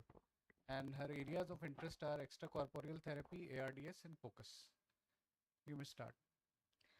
So, very good afternoon, everyone. I am Dr. Swati Soni from Santokba Dullabji Hospital. In the next few minutes, I'll be discussing about the topic optimizing massive transfusion protocol in trauma. So, as we all know, Hemorrhage in trauma is a critical challenge for all of us. So almost 80% of the death occur in first hour, and almost 3 to 5% of these patients, they need massive transfusion from this. So they use 70% of the blood products. So our early effective transfusion is the key intervention to preventing death from the exsanguination and life-threatening coagulopathy in severely injured patient. So massive transfusion protocol, they are essential frameworks for rapidly managing the severe hemorrhage, particularly in trauma scenario. So current evidence support the balanced transfusion strategy, that is 1:1:1 ratio, 1 plasma, 1 platelet and 1 RBC, which has shown significantly improving the early hemorrhage control. Our modern MTP protocol, they have emerged from the military experience, and they have evolved under the concept of damage control resuscitation. So it includes emphasizing rapid hemorrhage control, permissive hypotension, minimalization of crystalloid use, and early use of blood product. Apart from that, MTP include the packed RBC for the oxygen delivery, plasma for the coagulation factor, platelet for hemostasis, and adjunct like tranexamic acid to reduce fibrinolysis. So by definition, we all know massive transfusion is defined as using more than of 10 units of RBC in 24 hours, or more than or equal to 6 units of RBC in 6 hours, or more than or equal to 5 units of RBC in 4 hours. There is another one more term is ultra massive transfusion, which is defined as using more than 20 units of RBC in 24 to 48 hours. So our actually fundamental objective is to rapid restoration of the oxygen delivery and achievement of the hemostasis to prevent the fatal hypoperfusion and circulatory collapse. We all know time is tissue, so every minute counts in reversing the shock and preventing organ dysfunction. So the definition which we have seen in the previous slide is actually originally chosen because the 10 unit of RBCs by and large approximate the total volume of the average adult blood, but this does not account for the differences in the patient's size and the rate of blood loss. So in clinical practice, some patients, they require fewer units and fewer units given rapidly, and still they face a life-threatening hemorrhage. But in contrast, like other patients, they are receiving more than 10 units slowly in control setting without having some urgency. So we need to have some updated definition also, that is we can say 3 to 4 units of RBC using in the 1 hour or ongoing bleeding, or replacing more than or equal to 50% of blood volume within 3 hours, or activating the massive transfusion protocol guided by the tools like assessment of blood consumption score. So if we see the evolution of massive transfusion protocols in early 2000, like in 2006, almost less than or equal to 15% of trauma center, they have standardized MTP in the place.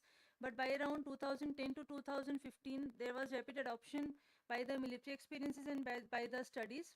So by the end of 2016, almost 98% of the trauma center, they worldwide accepted the massive transfusion protocol.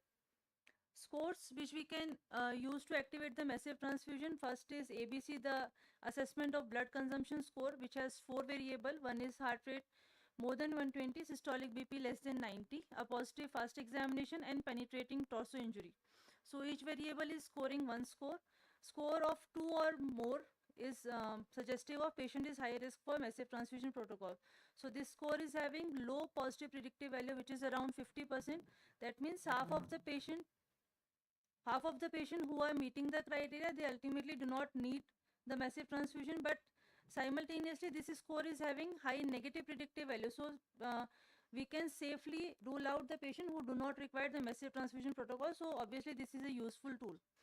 Another score was given by the American College of Surgeons. It has 4 variables, one ABC score of 2 or more, persistent hemodynamics instability, active bleeding requiring surgery, and blood transfusion. So any at least one of the following criteria is necessary to activate the massive transfusion protocol.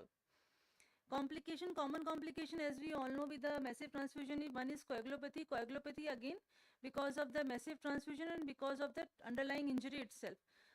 Patient is in shock, in hypoxia, and there is consumption of the factors, clotting factors from the tissue trauma, which could lead to further worsening of the coagulopathy. And we all know the lethal triad of traumas, acidosis, coagulopathy, and hypothermia. Nowadays we are talking about the lethal diamond of trauma. This hypocalcemia is also included in that. which we see is metabolic abnormality, mostly metabolic acidosis because of again shock and hypoxia and loss of blood volume.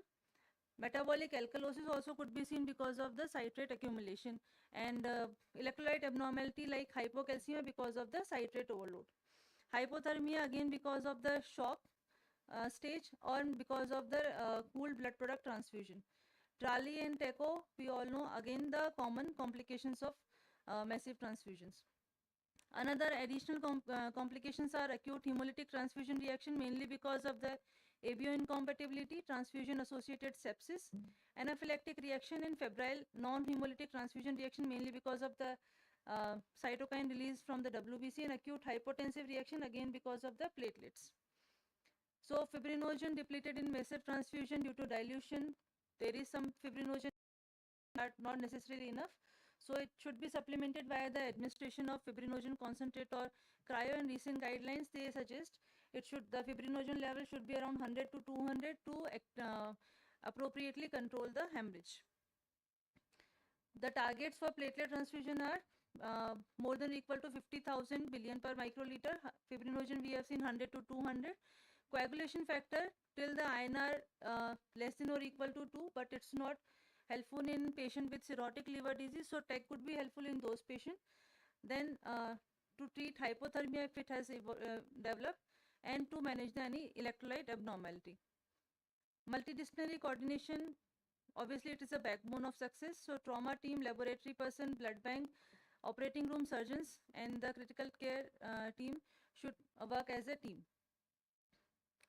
So the next ratio based transfusion. So earlier massive transfusion, they were relied on crystalloid fluids and the RBC, and other component like platelet and plasma, they were given late, so which were contributed to dilution, poor coagulopathy, and the poor outcomes. So over the last decade, this concept of balanced transfusion has evolved, and this practice involved delivering plasma and platelets in proportion from the outside, mimicking the whole blood, commonly ratio of 1:1:1. And this approach gained prominence after the military reports and observational studies. They suggest that this balanced strategy has proven to better hemorrhage control. So these are few studies which related to transfusion ratio in massive transfusion. The landmark trial was proper trial, which was done in 2015, and they compared the ratio 1:1:1 to 1:1:2. They did not found a mortality benefit in 24 hours to 30 days, but they found that previous group 1:1:1 had the better hemorrhage control. And later in the 2023, then other groups, they did the post-hoc analysis or secondary biomarker analysis of this study. They found that this previous 1:1:2 group had better mortality control also with the hemorrhage control. With the ratio-based transfusion, we should again be careful to avoid the massive crystalloid resuscitation, as we have all seen previously in the previous slide, that it could lead to dilutional coagulopathy and volume overload. So better whenever feasible, hemorrhagic shock resuscitation should be performed with the blood products. Viscoelastic testing, as we use in our daily practice in ICU. So our conventional MTP, they relied on the fixed ratio and the standard lab tests like PT-INR, APTT, and fibrinogen level. TEG, we all know that is it point of care testing when whole blood clotting in real time, providing a graphical clot which displayed the clot strength, fibrinogen contribution, and platelet function and fibrinolysis within the minute. So this is the basic diagram part related to the FFP transfusion, middle part with the cryo, and later part with the tranexamic acid administration. Again, there are this table showed the few compared the transfusion protocol with the TEG guided or with the conventional lab parameters. So in 2016, Gonzalez et al.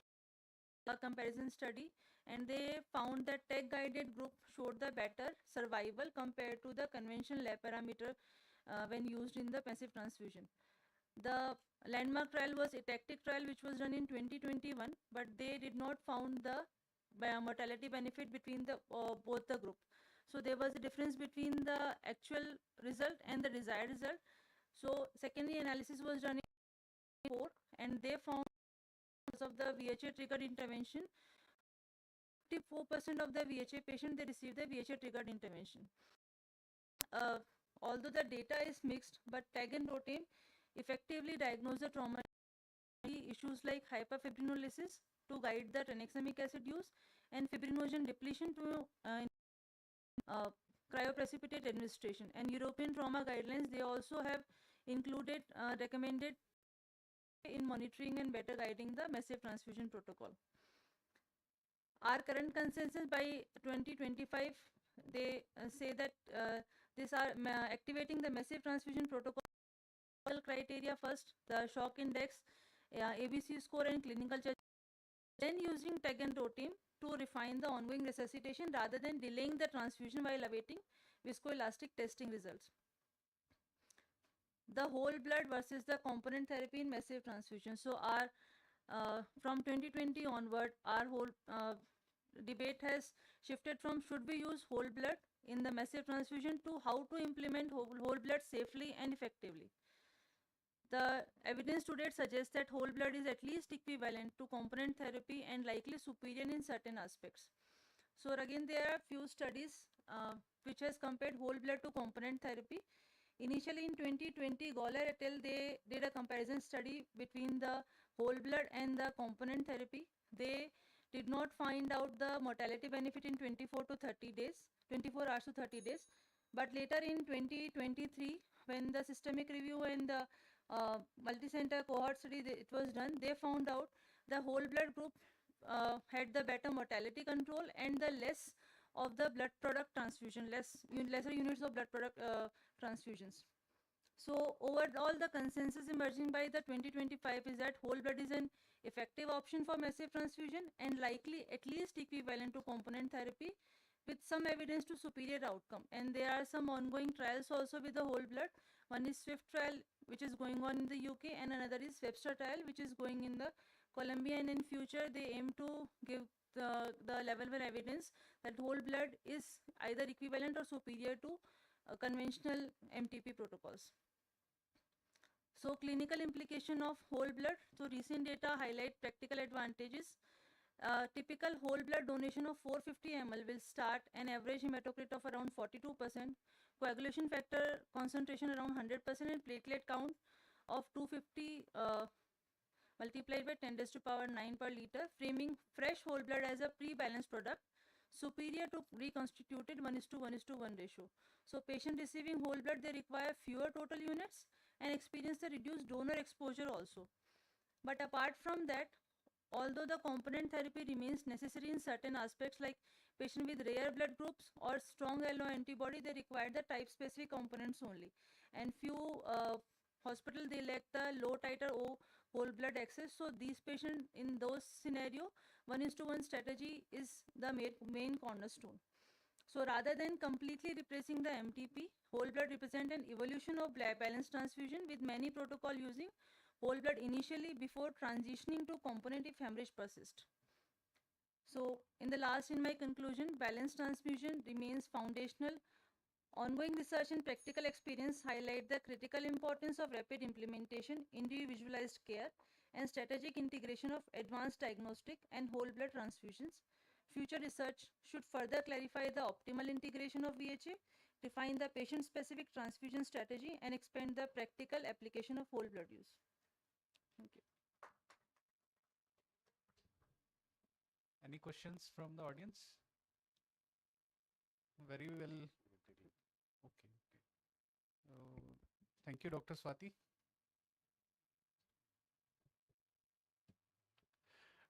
Next topic for discussion is post-resuscitation syndrome, and Dr. Wasim Sheikh. Welcome, Dr. Wasim.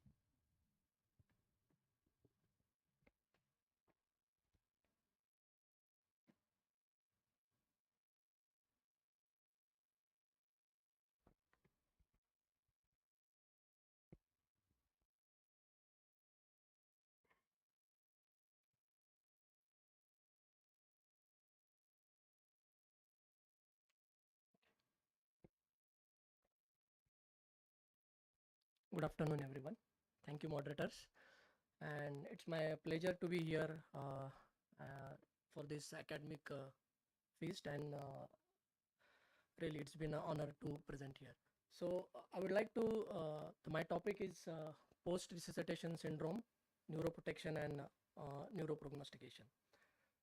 So I will take you through the definition and pathophysiology of this entity, what are its components, the neuroprotection method, and the modalities available for the neuroprognostication. So the cardiac arrest is basically a major cause of mortality and morbidity.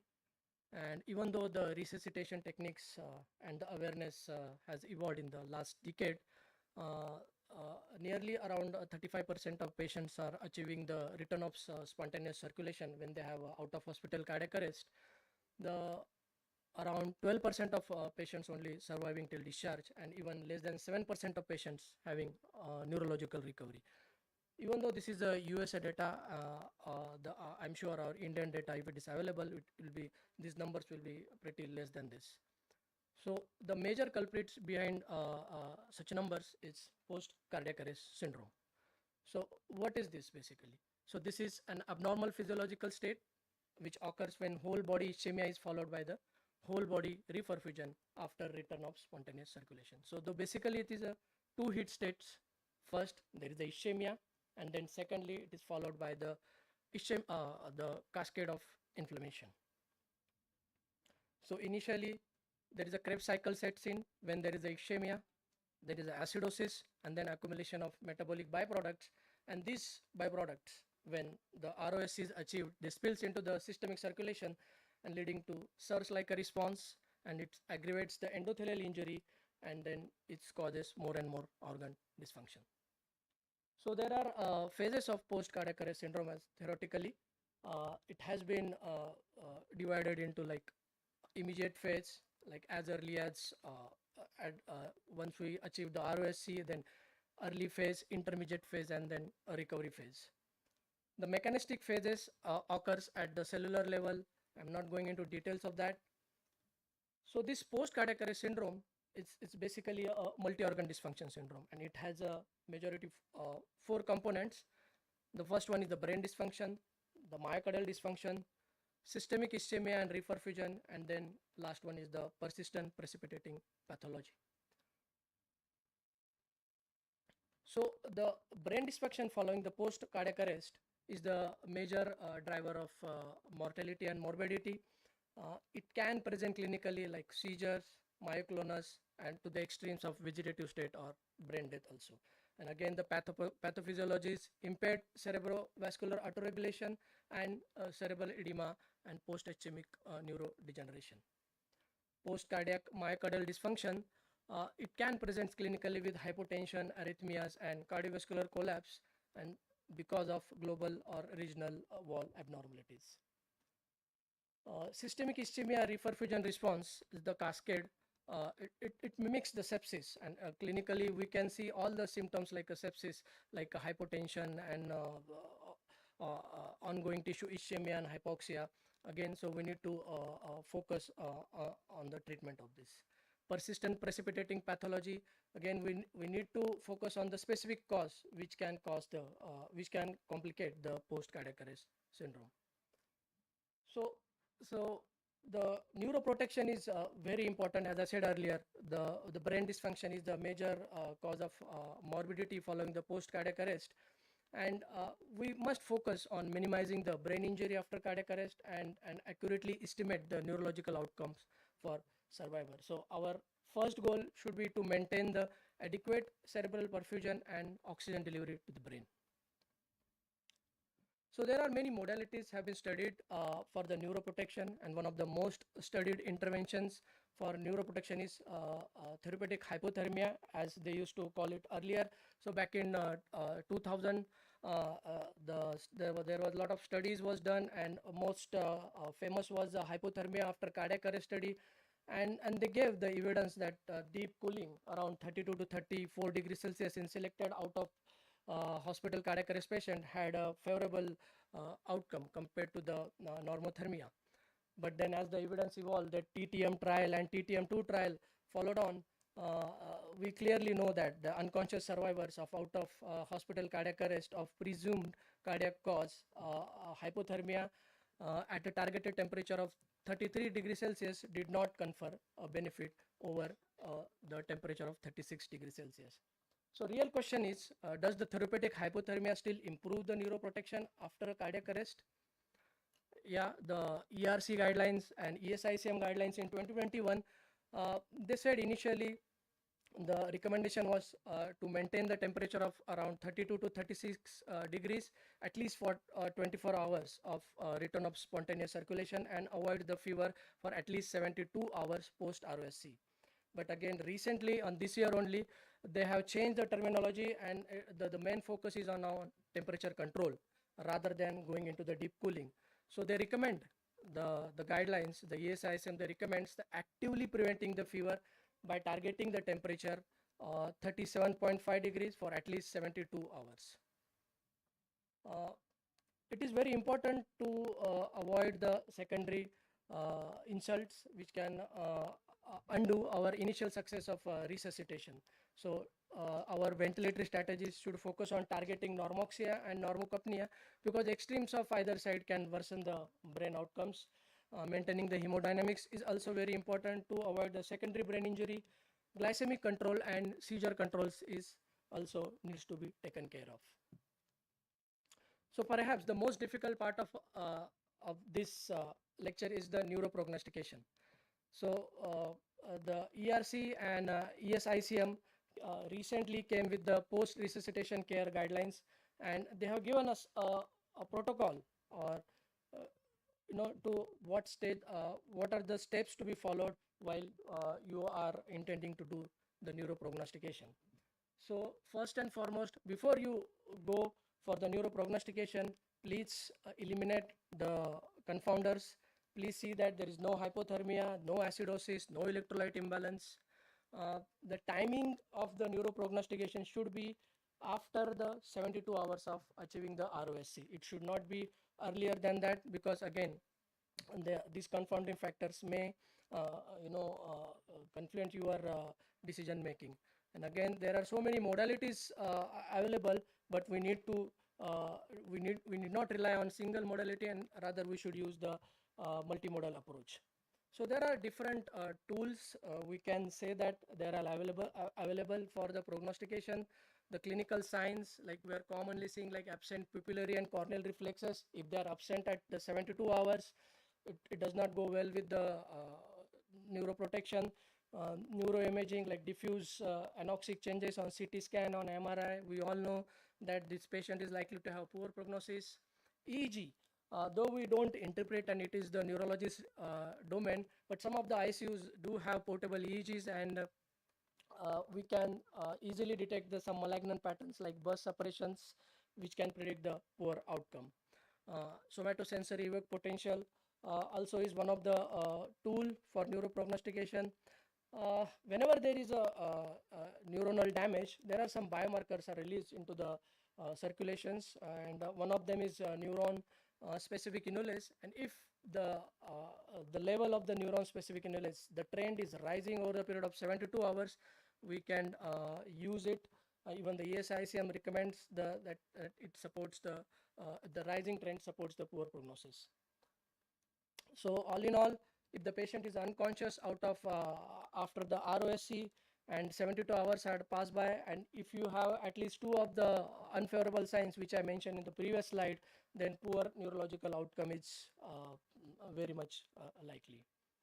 So this is the pictorial representation of the last few slides. So you can see that we can start the investigation for the neuroprognostication as early as on day 1. Okay, even the measuring of NSE if it is available, or CT scan on MRI to quantify the damage of the brain. But please keep in mind, neuroprognostication has to happen after 72 hours. To summarize, the post-resuscitation syndrome is a multi-organ, it's like a multi-organ dysfunction syndrome where there is an interplay of ischemia and reperfusion, and most commonly affected organ here is the brain. That's why neuroprotection is very important, and we should focus on preventing the secondary brain injury. And the recent guidelines is clearly saying that, you know, the deep cooling is not required. Now it's the matter of temperature control and avoid some of the fever. And as far as the prognostication is concerned, it has to be very much cautious one. Use the multimodal approach and delay as much as possible beyond 72 hours. Thank you. Dr. Wasim has taken so nice lecture on this topic. Sorry, I missed that your introduction. You are working where right now? Okay, so myself is Dr. Wasim. I'm working in Rashid Hospital, Dubai. I work there as a specialist intensivist. Basically, from all my education is from here only in Bombay. Yeah. Thank you, Dr. Wasim. No questions from the audience? Later, questions will be taken later. So we call upon stage Dr. Anisha Beniwal. She has to give lecture on enhanced recovery after trauma in intensive care and what's optimum in trauma care. Welcome, Dr. Anisha.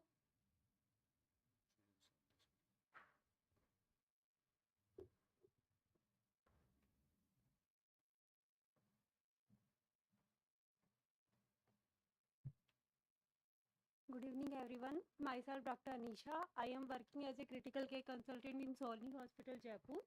I will be discussing about the enhanced recovery after trauma and intensive care. So, how can we improve the recovery after trauma? So, for that, we have to start right from the incident of the injury, and then it should include pre-hospital care and hospital care both. In the pre-hospital care, first we should emphasize on two main goals.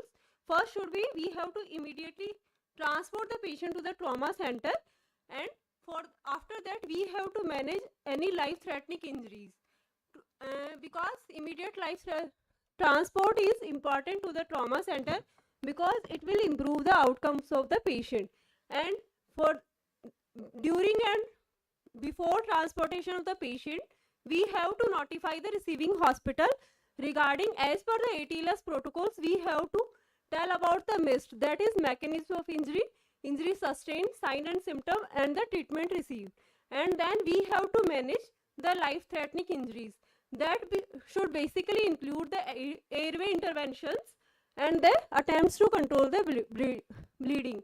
So for the airway interventions, we can give the oxygen, we can give the mask ventilation and intubation. Intubation is usually, as per the study published in 2024 by Andrews et al., that it should be reserved for the long-term transport and the aero transport only. And for the attempts to control bleeding, we can apply the direct pressure, we can put the tourniquet also. Now come to the hospital care. For hospital care, we have to first do the emergency care. In that, we should include the primary survey and secondary survey and initial stabilization and resuscitation of the patient. And then after the initial stabilization and resuscitation, we should go for the definitive care of the patient. That should include the operative management and the non-operative management. So for the, as per the erratic guidelines published in 2025 in the World Journal of Surgery, that most experienced trauma surgeon should be the decision maker to perform the surgery or not to perform the surgery, and he should only perform the surgery. And if he decided to put the patient on the non-operative management, so the criteria should be patient should be hemodynamically stable, he should be having isolated solid organ injury, there should be no other indication for the laparotomy, and he has to we have the facilities to monitor the patient for the deterioration.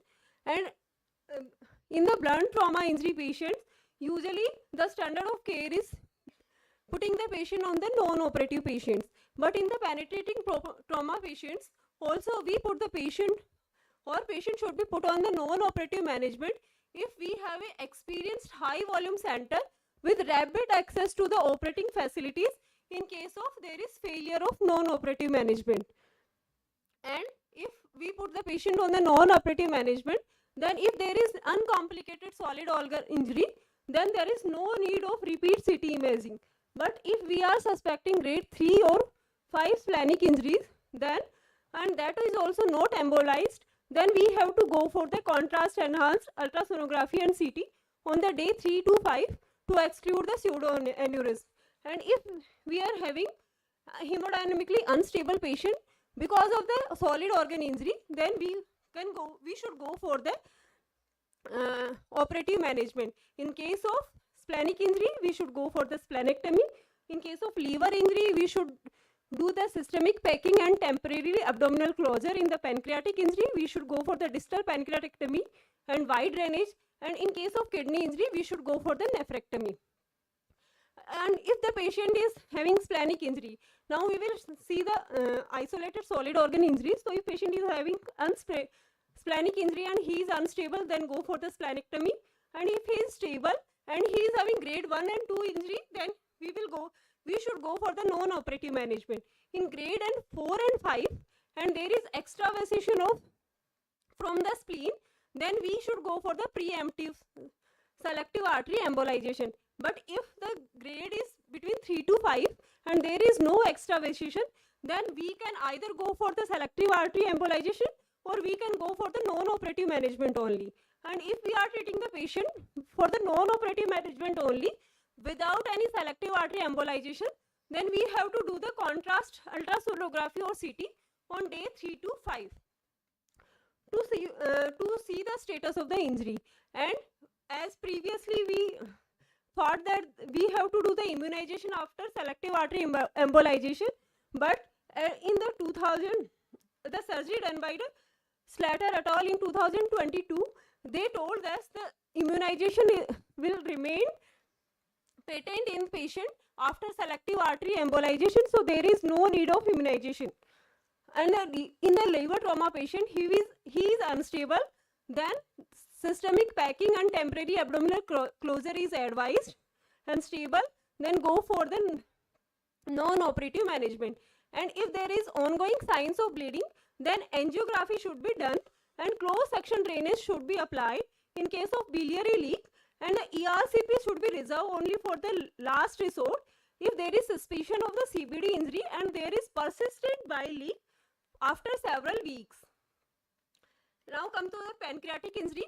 Usually grade 1 and 2 is managed non-operatively.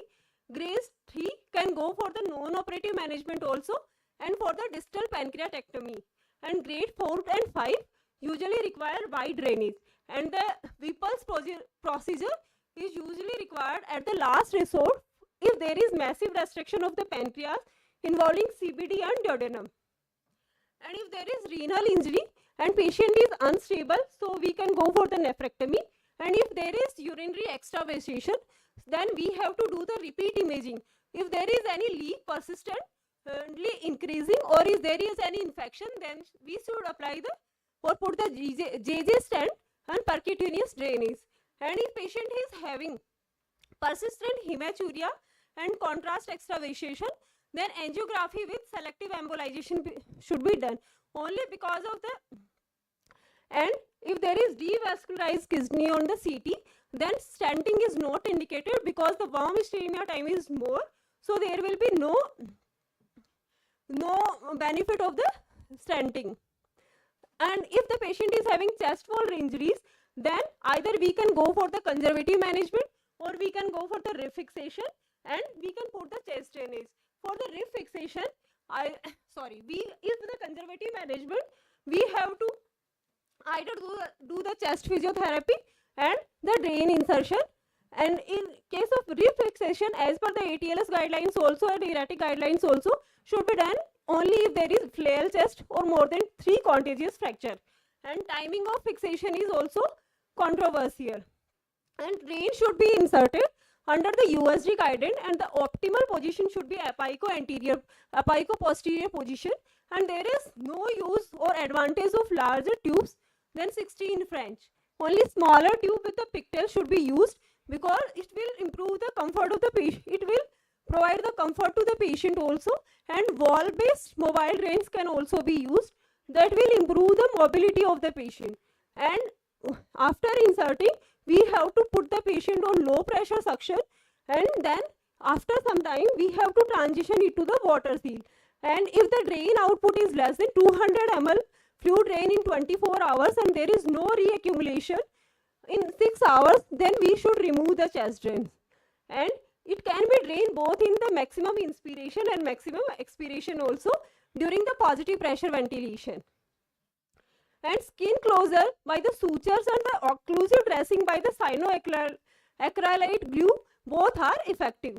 In case of pulmonary contusion, we have to judiciously use the crystalloids, and lung protective ventilation strategies should be used. In case of aortic injury, if we are going for the non-operative management for the grade 1 and 2 injury, then we have to do the serial cross-sectional imaging to look the status of the injury. And if we are having moderate to severe injury, then we have to go for transendovascular repair at or greater than 24 hours. And now, if we are planning to go for the operative management, then the relook surgery should be done depending on the place of the surgery. If the surgery is the trauma or surgery is for the chest, abdomen, vascular part, then the surgery should be done within 24 to 48 hours. And the orthopedic surgery without physiological derangement, we can repair early, and if there is polytrauma, then we can delay up to 5 to 7 days.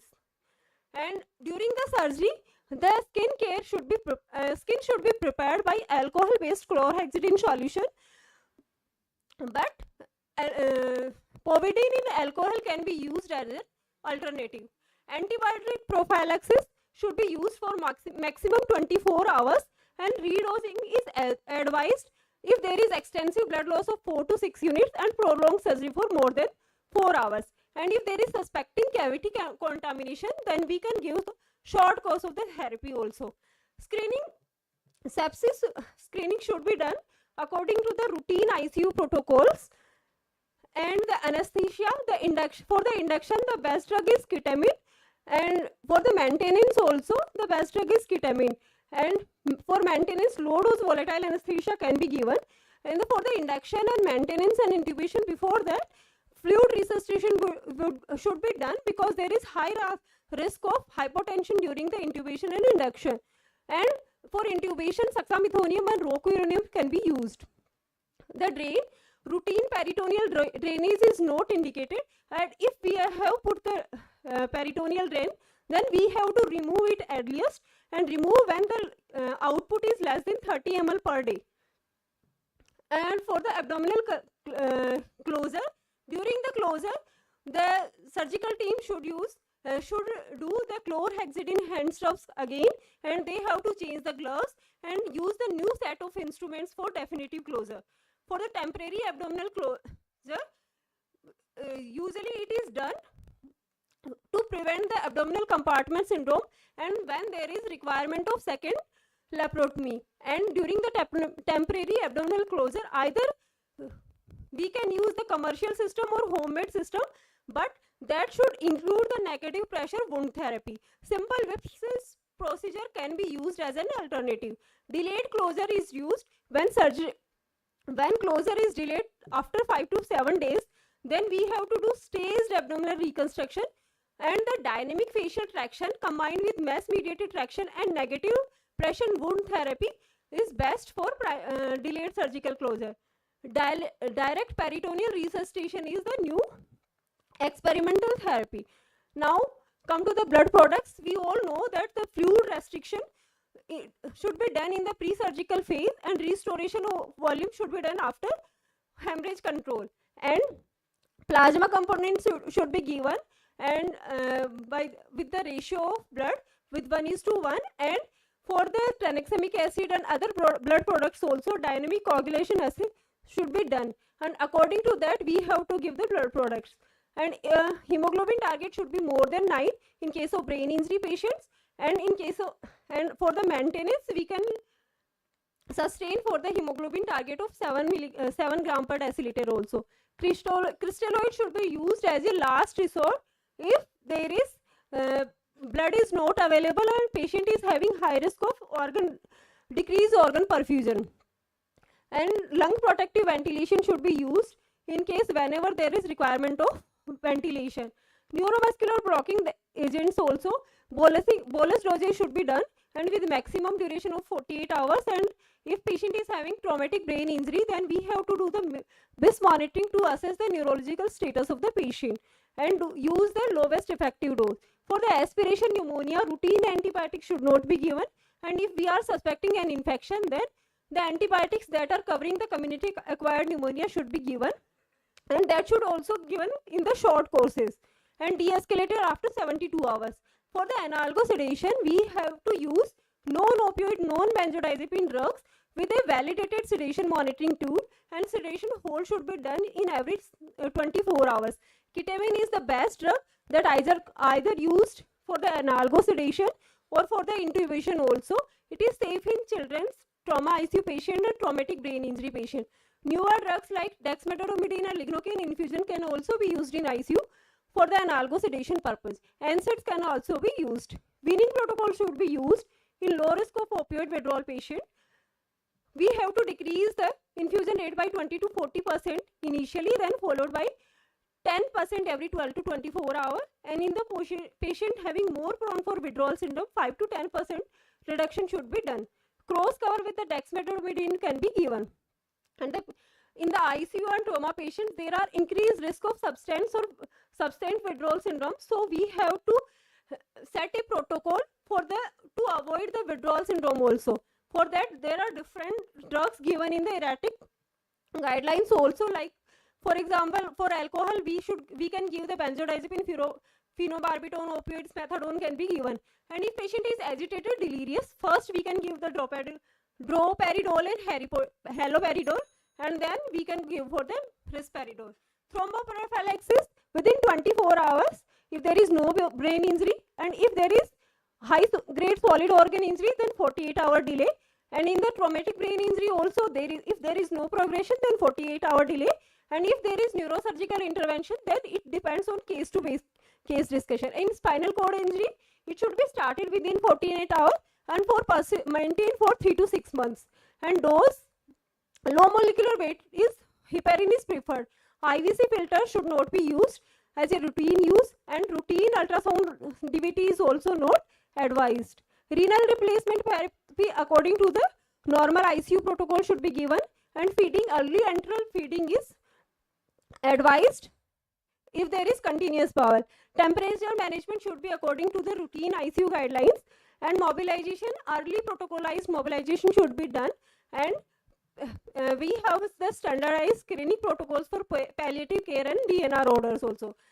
The post-traumatic major trauma occurs at the 6 to 12 months of the age, and we should screen the patients accordingly, and we should provide the psychotherapy and pharmacotherapy for that. Thank you.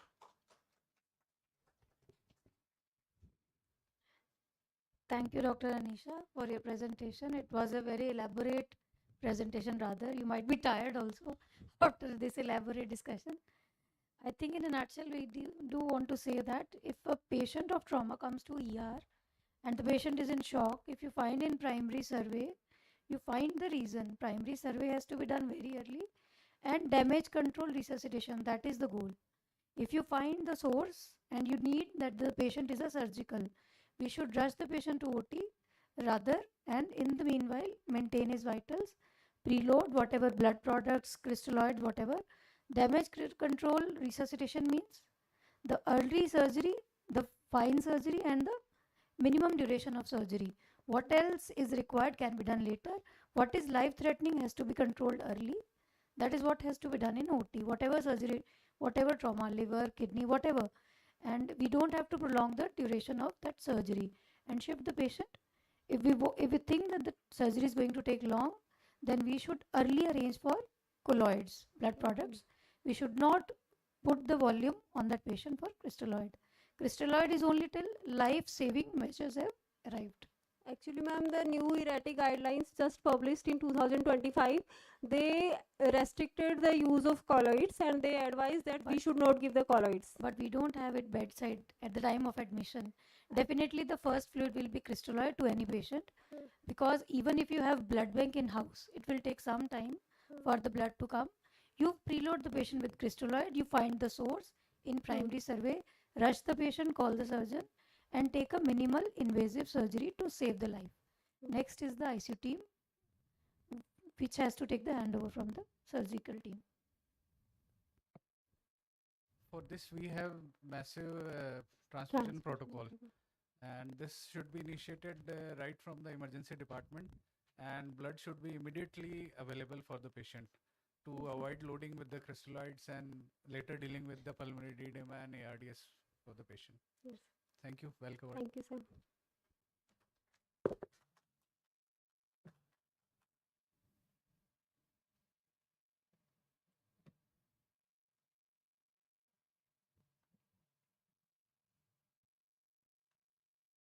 I would like to thank our esteemed chairpersons and speakers for this indeed an informative session. I would like to request the chairpersons and speakers to collect their mementos from the memento station outside Hall A. Let's proceed to our last session of the event. Managing a polytrauma patient is a critical conundrum of time and teamwork, where every second and decision oscillates between survival and catastrophe. To unravel the mystery that polytrauma management is, let's invite on stage our esteemed chairperson, Dr. Arvind Sharma sir, Professor, Department of Neurosurgery, SMS Medical College, Jaipur. Dr. Yatendra Gupta sir, Senior Consultant, Critical Care Medicine, Eternal Hospital, Jaipur. Dr. Anand Jain sir, Consultant, Transplant Critical Care and ECMO, Assistant Professor Critical Care, Gitanjali Institute of Medical Sciences, Jaipur. Dr. Rehauddin sir, Consultant Intensivist, SDMH, Jaipur. Dr. Purva Soni ma'am, Consultant Critical Care Medicine, SDMH, Jaipur. And our presenter, Dr. Hukam Chand Sharma sir, Head Critical Care and Emergency, Mangalam Plus Medicity Hospital, Jaipur.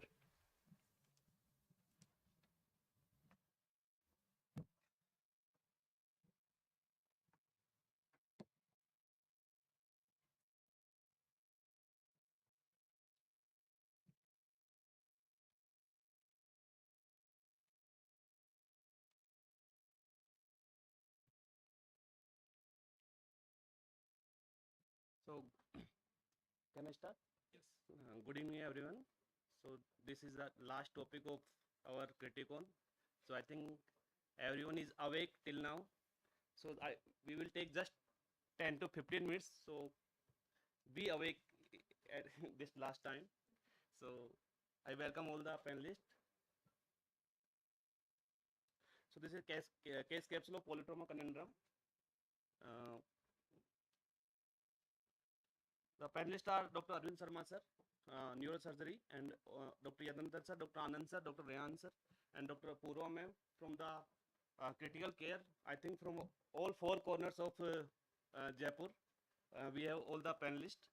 So coming to case, so this is a case summary of a 38-year-old male sustained multiple injuries following a high-impact road traffic accident while riding a motorcycle alone wearing a helmet. His motorcycle collided with a tractor approaching from the opposite direction, resulting in a frontal impact on 15th March at 2 p.m. approximately 50 km from hospital, and patient was brought to emergency department by ambulance at around 4 p.m. accompanied by relatives. Primary survey was done in the emergency, and during primary survey, patient was conscious, oriented, and able to verbalize. So we think the airway was patent. No evidence of facial fracture or oral bleeding. No history of any ENT bleed. And there was on neck examination no neck pain or cervical tenderness and no neurological deficit. So we thought that we rule out the neck injuries. And right side chest movement was decreased, and so we thought that breathing is compromised. On palpitation, there was a subcutaneous emphysema present on the right side. abrasion and bruises over the chest and face was present. Air entry was reduced on the right side. Maybe suggestive underlying chest injury, possible pneumothorax or hemothorax. Oxygen administered and planned for EFAST, chest X-ray and ICD if indicated. And on a measurement, the BP was 90 by 50 mmHg with cold peripheries, suggestive of hypovolemia or obstructive shock, and all four limbs was mobile. There was no gross deformity.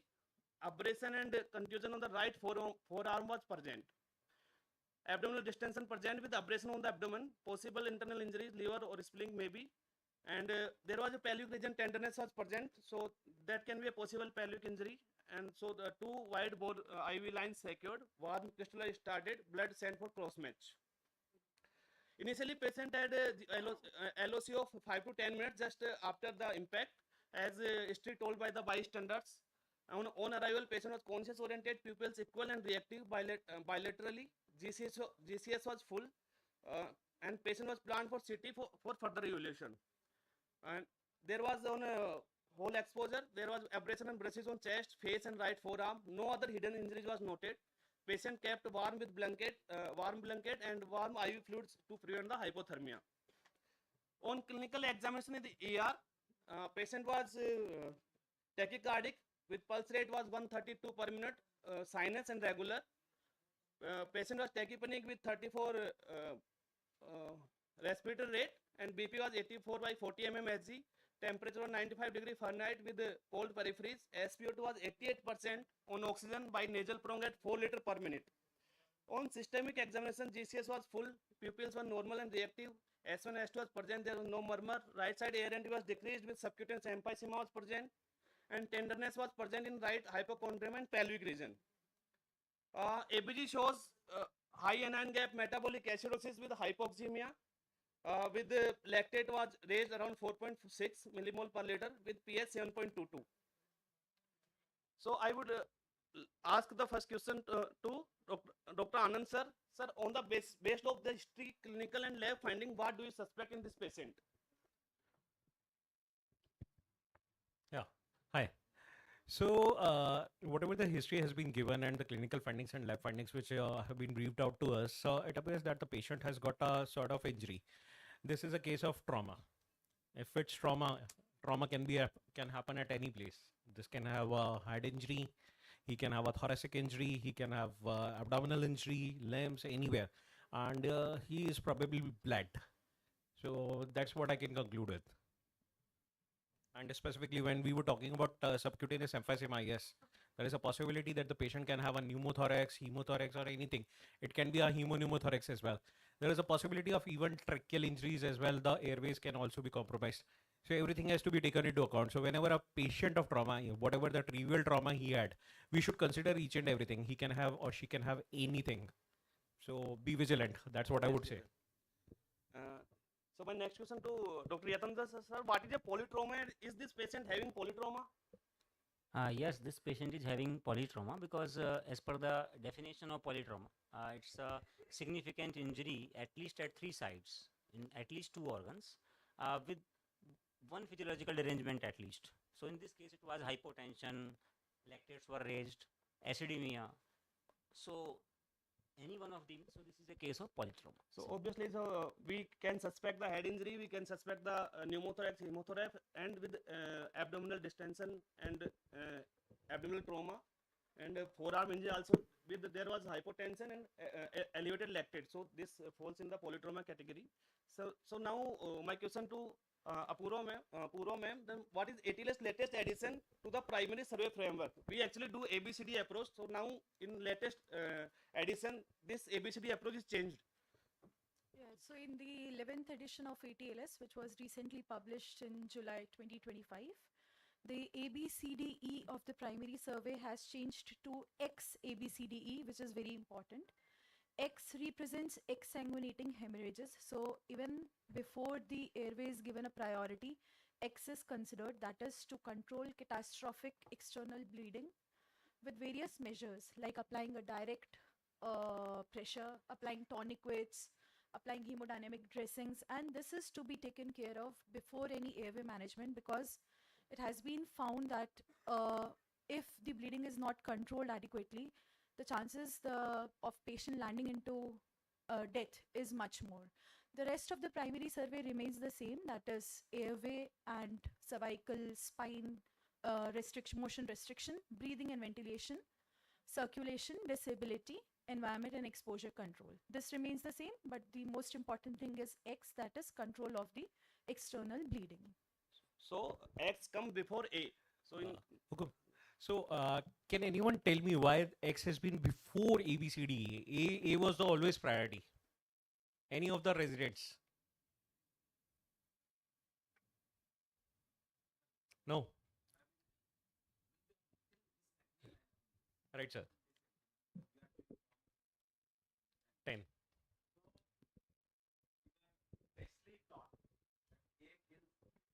Yes. Yes.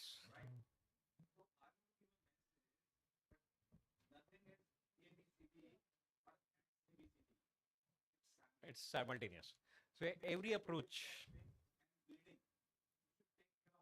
both simultaneously. So it should be actually there are two different approaches. One is called as a vertical approach and the other is called as a horizontal approach. When we are talking about vertical, so it's A, B, C, D, E, and when it's horizontal, we are doing everything simultaneously. Now the question is why X? Again, why X? So let me tell you. If the patient is bleeding, what will happen?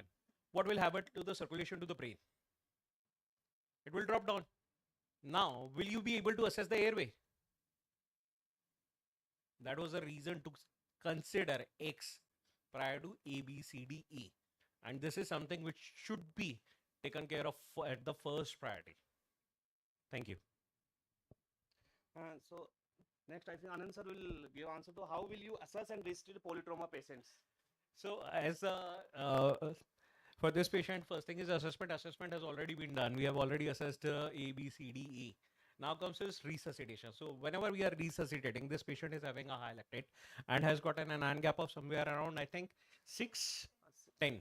So anion gap of 10. That means the patient is already in grade 3 of shock.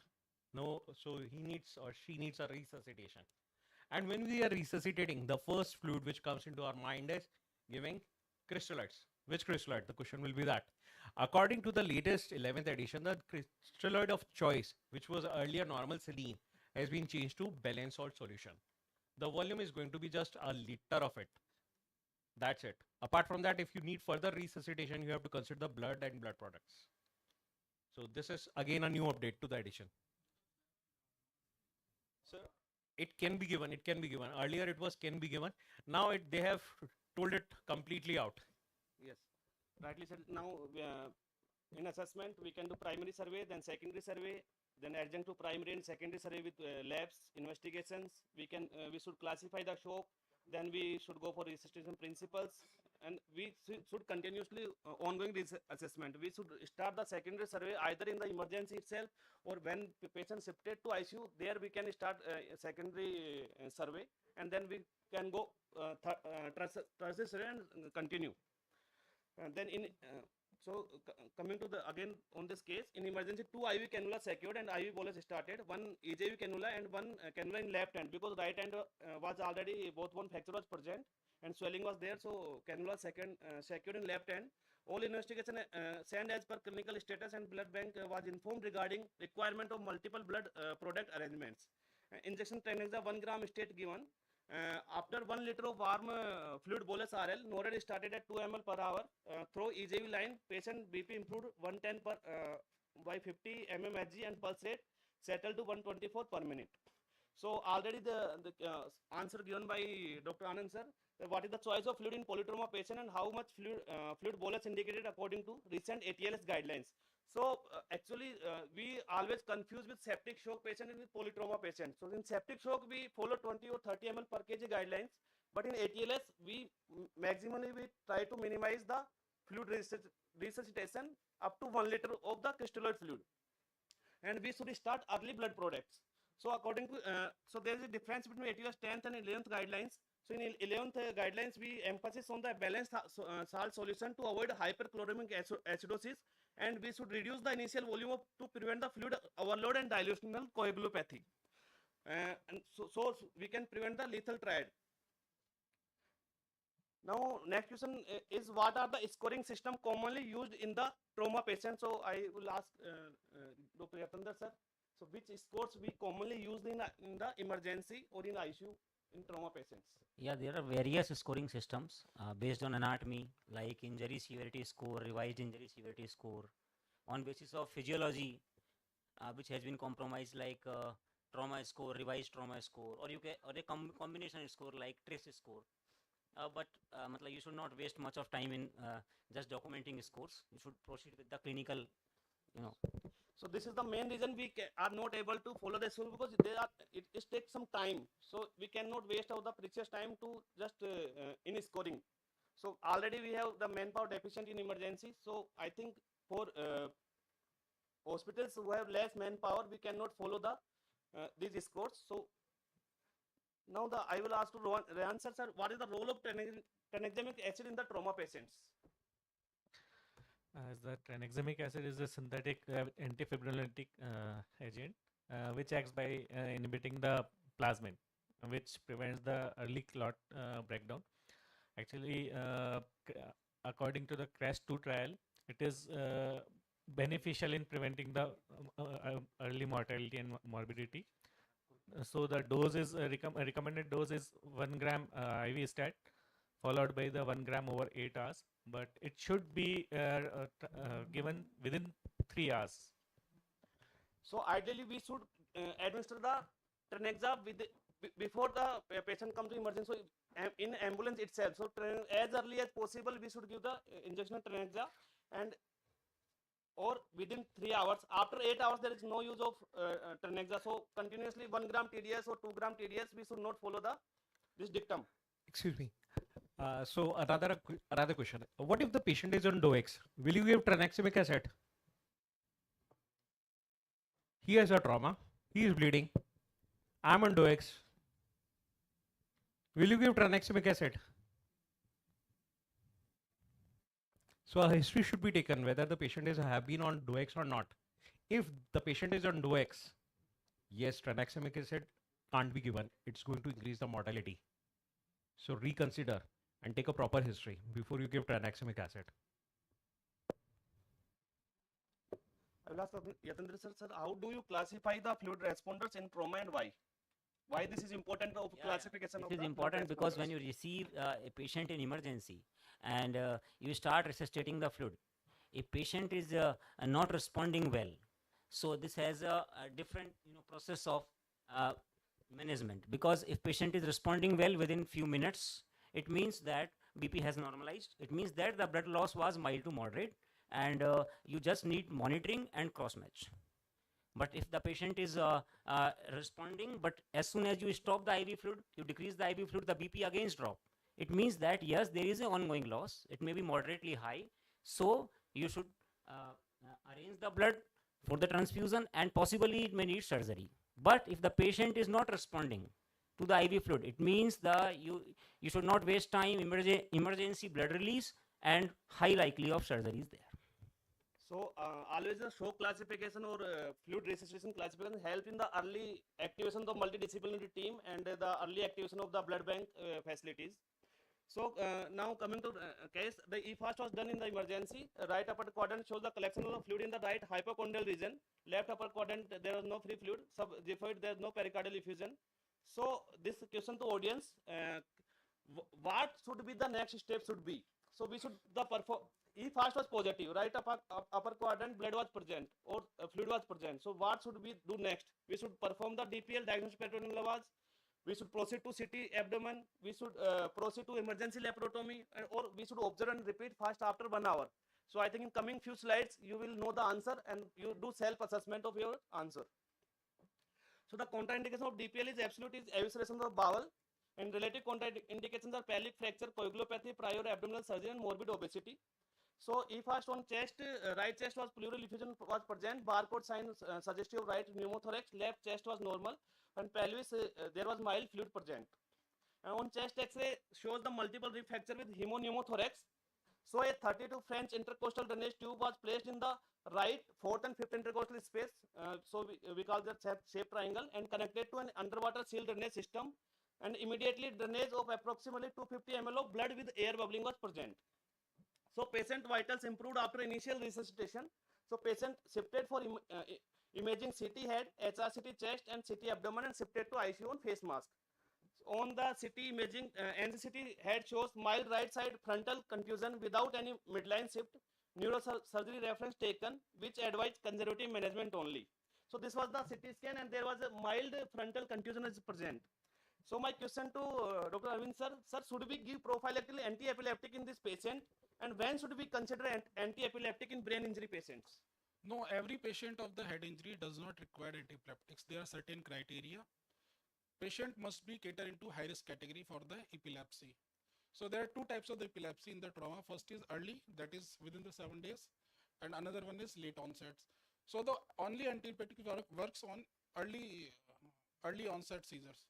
So the criteria for the patients which may include which may need prophylactic antiepileptic is if there is penetrating head injuries like bullet injuries or any depressed fracture, or the patient of the GCS is less than 10, or patient is having alcohol history of heavy alcohol intake because alcohol withdrawal may precipitate, or the patient is having ICS, subdural EDH, or surface contusion with moderate to severe head injury. The moderate head injury criteria is if the GCS is 13-14 with history of LOC more than 5 minutes or having amnesia, and the severe head injury is when the GCS is below 8. So these patients must be given prophylactic antiepileptics. And sir, what agent we should prefer? Nowadays we routinely use levetiracetam, that is in the 15 to 45 milligram per kg body weight in divided doses. Another one we can use phenytoin, and now we have recent newer antiepileptic like brevaracetam, and there are so many others like sodium valproate. Sir actually मेरा जो clinical जो वो है कि जब भी neuro patient ऐसा आता है तो मोस्टली न्यूरो साइड से ही आता है कि सबसे पहले अपन एंटी एपिलेप्टिक स्टार्ट करते हैं, और I think they don't stop their anti epileptic after 7 or 10 days also when patient discharge on anti epileptic itself. So in any hospitals which are following this criteria of 7 days, please tell me. No, actually there is a difference what needs to do and what we are doing. It is always different. Okay sir, then should we consider hyperosmolar therapy in this patient? When should we give, and which agent we should prefer? Hyperosmolar, now but before giving hyperosmolar therapy we must do some maneuvers, like we have to raise the head end 45 degree, not above 45 degree, because above 45 degree it will hamper cerebral blood flow. The second one is we have to assure that there is no tilting of the neck. Third, there is no constricting band, like sometimes patient is having tracheostomy and we tied so tightly. There must be avoidance of hypoxia, hypertension, all these. After all these, first we have to document if there is a raised ICP. It is always imperative. We can put intraventricular catheters, that is gold standard, but this is not practically feasible. So any patient having raised ICP with the signs of lateralization, like there is asymmetry in the pupil, that is one. Second, asymmetry to the light reaction, that is 2. Third is if there is blown out pupil dilated fixed. Fourth is if there is a decorticate or defibrillate rigidity. And 5 is if we have somehow this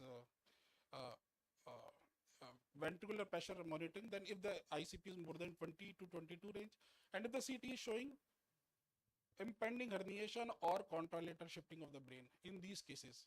Another one indication is if the GCS is below than 8 and the patient is resuscitated and the patient is salvageable, we think it is salvageable, then we can give this hyperosmolar therapy.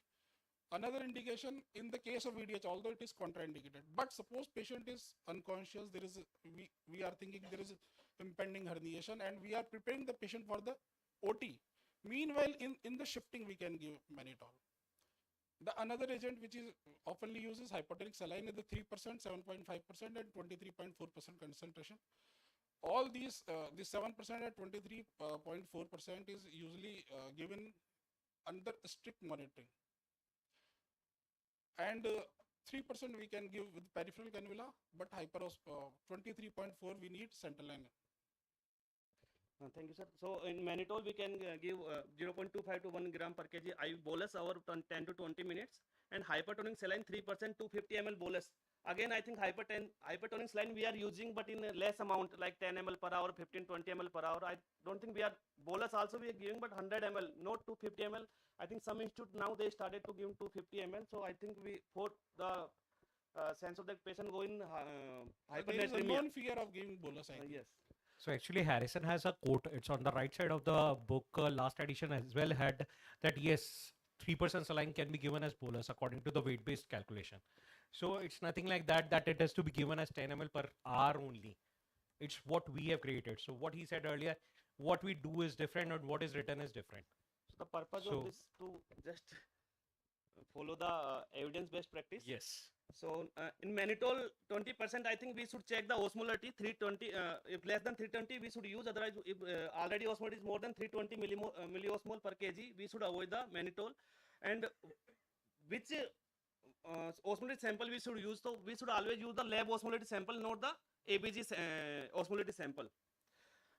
Hyperosmolar therapy is not a fixed dose or scheduled therapy. It is symptom driven and ICP guided. So used only when evidence or suspicion of raised ICP. So why you should not taper or continue the chronically? Because the fear of rebound cerebral edema, electrolyte imbalance, and renal injury. So I have one reservation on this. In the previous slide, actually you had mentioned that it should be tapered, not tapered. Huh? But whenever we are using mannitol for beyond 4 to 5 days, then it must tapered. Okay. If we had used it for 1 or 2 days, then there is no need of tapering. Okay, sir.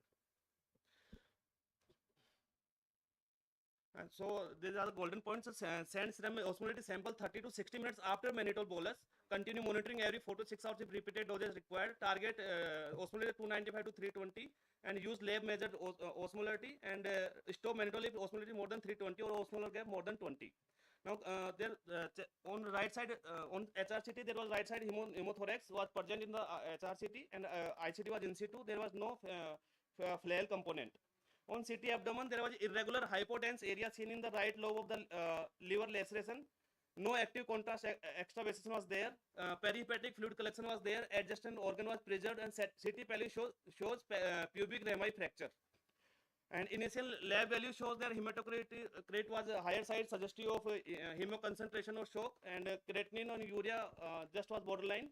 And there was a elevated level of the SGOT liver enzymes, maybe due to liver injury. And there was a deranged INR more than 2.04, and APTT was 50 seconds, so suggestive of coagulopathy.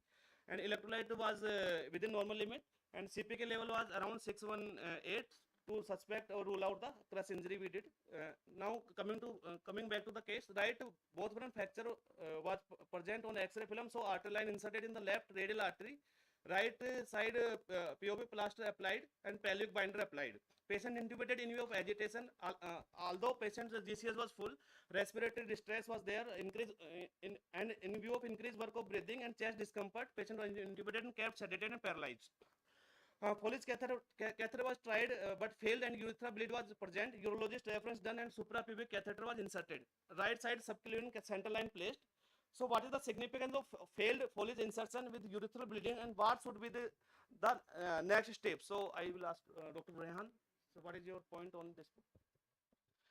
If you are failing with the Foley's catheterization, it signifies that patient might be having any urethral injury or any pelvic fracture. So we should avoid the further attempts of the catheterization, and we should take urgent urology consultation for considering the suprapubic catheterization for the urinary drainage. Okay. So again I will ask to Dr. Arvind sir. Sir, what can we take EJV in trauma patient, and which side central line preferred in polytrauma patients? The EJV we can easily use because neck is always exposed and it is easily accessible route. The other thing is EJV is basically away from the major neurovascular bundle, so there are less chances of arterial puncture. The third one is there is literally no chances of the pneumothorax. But our preferred choice, if we want to put the central line, it is always subclavian, because our patients are usually agitated, and if you put IJV, it always having a dragging effect. It will create more panic and agitation in the patient. So whenever you're taking EJV, we should first rule out the neck injury. If neck injury is not suspected, then we can take EJV in cases of emergencies. Now, for in this case, gastrosurgeon reference was done, advised conservative management in view of liver laceration, 4 unit PRBC, 4 FFP, 4 unit RDP, transfusion done in next 4 to 5 hours. Noradrenaline infusion tapered from 10 ml per hour to 1 ml per hour in next 12 to 14 hours, and patient started on injection peptides antibiotic initially. So what is the massive trauma? What is the massive transfusion in trauma? So I will ask Dr. Anand sir. And already I think this point is covered, so we'll. Yeah, we can leave it. I think everyone is aware about massive blood transfusion guidelines. So simply, it's already mentioned above here. Let's move on to next. Next, sir, what do you mean by damage control resuscitation? Purva ma'am. So damage control resuscitation is basically a resuscitation where you have put into your mind 3 basic things that are that you keep a permissive hypotension. Permissive hypotension does not mean that you keep the BP lowest, which is not even making your tissues adequately perfused. So permissive hypotension is to keep the blood pressure to a part where your tissues are adequately getting perfused, and you avoid any overzealous or overwhelming resuscitation, because it will again lead into dilutional coagulopathy, and we should not put a mindset that we have to reach a specific target of BP. So only the permissive hypertension is to keep a blood pressure lowest enough to adequately perfuse your tissues. Next is hemostatic resuscitation, which we already have been getting through the lot of lectures now, that the fixed or adequate ratios of the blood products should be given, avoiding overzealous crystalloid infusions to the patient, avoiding the vicious circle of hypothermia, coagulopathy, and acidosis, and then going ahead with damage control surgeries, that is the limited amount of the surgery that is to be done to control bleeding and to avoid any contamination, so as to reduce the time of the surgery to 90 minutes Thank or you, less ma'am. than Sorry 90 for minutes. interrupting, sir. We have Yeah, very yeah. 3 minutes Yeah, left. yeah. So, So these we 3 will things further. are for the I think damage this is control already covered resuscitation. also in previous slides, previous speakers. So, sir, what should be the BP target in polytrauma patient, Dr. Arvind sir? I will ask. Or especially in neurotrauma patient. In the neurotrauma patient, guideline is mean arterial pressure should always be 90, so that the CPP can be maintained and the brain can adequately perfused. In all other patient, like if the patient is in the pre-hospital setup, the target of the MAP is around 60 to 65, and in the ICU, I think 65 is cut off. In the elderly patient, it is 70, because there is their BP is slightly on higher side. Sir, what should be the what if patient is massively bleeding from other side? Do you really need map of 90 in every brain trauma patient? It is ideal setup. In the practical purpose, there are different scenarios, but in ideal setup, it always must be more than 90. So first you will take control of the bleeding from other sides. You will take a proper control, and post that you will actually try to maintain a systolic blood pressure of 100 to 110 millimeters of mercury. It will be based on the age group, which age group the patient is lying. So if the patient is between 10 to 49 years of age, the systolic blood pressure has to be 100 millimeters of mercury, and beyond that or below that, it should be 110 millimeters of mercury. Am I right, sir? Thank you. So what should be goals of ICU management after initial stabilization? So Dr. Rayan sir, can you elaborate? Whenever a patient reaches to the ICU, we should continue as we are maintaining the hemodynamics in ER. So, and we should follow the damage control resuscitation bundle, and we maintain the adjuncts as we are doing from primary survey, secondary survey, like we monitor the hemoglobin, lactates, base axis, and urine output. Thank you, sir. And we have to break the lethal triad also Now by coming to preventing the what is the lethal quad in the trauma patient? Already we discussed lethal triad. So what is the lethal quad, ma'am? Purva ma'am, please. Lethal quad is an additional thing which is given in the latest ATLS guidelines. It involves hypocalcemia. We should measure the calcium, along with it acidosis, hypothermia, and coagulopathy. So this is the vicious circle of lethal quad. So I think we add calcium, one of the important factor in lethal triad. So it's become a lethal quad. So does the age of the transfused RBC make a difference in the outcome of a patient? I will ask Yatindra sir. Single line Fresh answer. versus old. Yes, yes. There is nothing like fresh blood or old blood. There has been proven in many trials that you can use any blood till before the expiry date. So even you should try to use that, because so that fresh blood can be used for next patient. That's it. So according to recent trial, able trial or informed trial, there is no morbidity benefit. Also, they used freshest available blood versus oldest blood. And according to transfused trial, there is freshest available RBC versus standard release. So there is no difference in the 90 days mortality. So case continued. Day 2, next day, patient paralytic agent stopped and put on fentanyl infusion for pain and sedation. Patient GCS was E4 BT M6. Pupils was normal size, normal reactive, and BP was 110 by 70 mmHg without any inotropic support, and pulse rate was 97 per minute. Patient was tachypneic still, so bowel sound was absent and abdominal distension was present. ABG was improved significantly with lactate level 4.6 to 2.8. So in a hemodynamic, so again this question for audience. So in a hemodynamically stable patients with grade 2 liver injuries, which of the following is the most appropriate initial management approach? So will you do immediately laparotomy, non-operative management with close monitoring, percutaneous pictal drainage, or diagnostic peritoneal lavage? In patient developed fever spike on third day, 103 degree Fahrenheit with chills. Vitals were BP were 100 by 60 with pulse rate 110. IV fluid given 500 ml bolus. CBC, RFT, LFT, PTNR, and procalcitonin was sent, and all the culture sent from 3 sides. Blood, urea, and tracheal. Abdominal distance was present. So again, CCT abdominal was done, which shows no active bleeding. And right side pectoral insertion done in the right hypo. 2 minutes. 1 minute. Right side pectoral insertion done in right hypochondrial region by intervention radiologist. 2 liter of collected blood drained. 1 unit PRBC transfused. So these were the investigations. So on day 3rd there was increase in TLC count, and procal was also high. So antibiotic upgraded from peptaz to meropenem. And on day 4th, weaning done and patient extubated on HFNC, Fenta patch was applied in view of pain. So what could be the reason of hemodynamic instability for this patient? I will ask Anand sir. So 3 days down the lane, this patient is probably having sepsis. So we have to consider sepsis, septic shock. That is most important. Apart from that, there could be other reasons as well. The patient was having grade 2 liver injury. The patient could have bled. What could be the other causes? The patient was in a hypercoagulable state. Trauma or any sepsis, they are hypercoagulable states. So pulmonary thromboembolism DVT can have occurred. We are not giving anticoagulations. He has been on bed for 2 days. Consider it. So, Thank you. I will ask Dr. Ryan sir. Sir, what is the indication of pectoral or drain insertion in liver trauma patients? If patient is for putting a drain, there are only few indication, like patient may be having infected blood or hematoma inside the liver, or any localized collection of the bile, and any symptomatic fluid collection, then we have to put, and it should be always put under the guidance of the USG or CT. So in this patient, we put due to symptomatic fluid collection or in suspicion of infection also.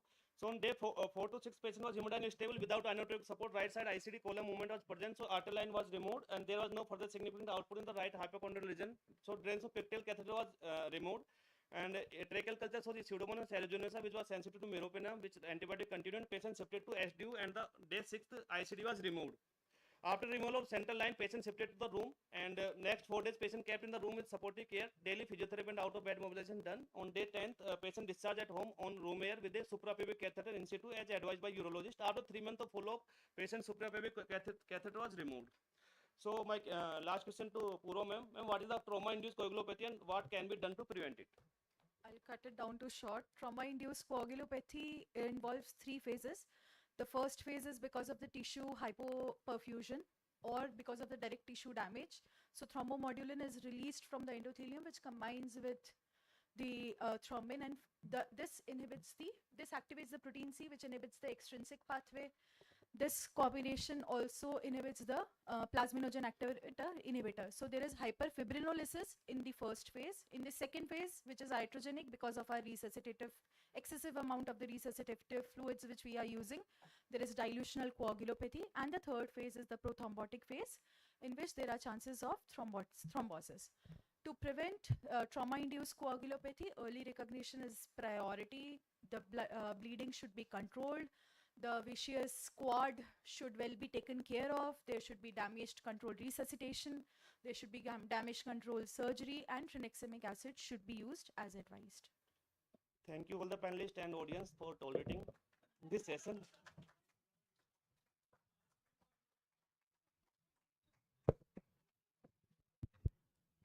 Thank you, Hukum, for moderating this session.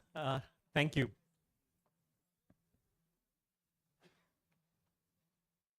Thank you for unraveling the polytrauma conundrum. I request our chairpersons and moderator, Hukum sir, to collect their mementos from the memento station.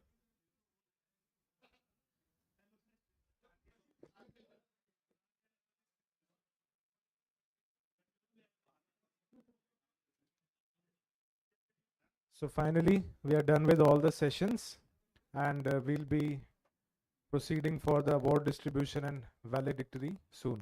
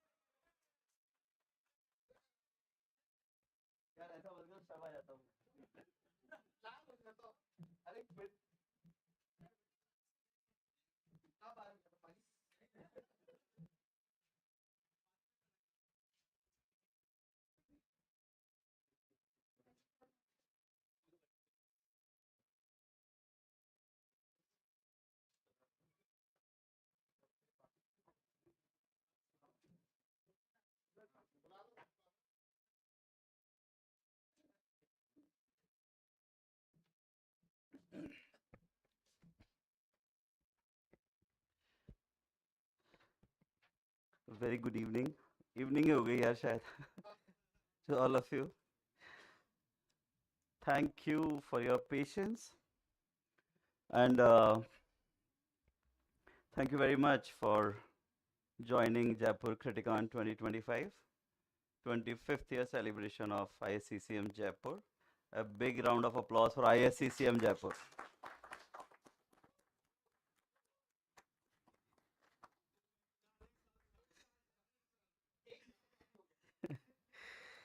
So, okay, so thanks to the team. बिना team के कुछ भी नहीं हो सकता है यार, तो बिग राउंड ऑफ अप्लॉज पूरी टीम के लिए. Now would like to invite our chairman of ICCM Jaipur, Dr. Mohit K. Roy, to join us on the stage. Would like to invite Dr. Chandrasekhar God, treasurer for ICCM Jaipur.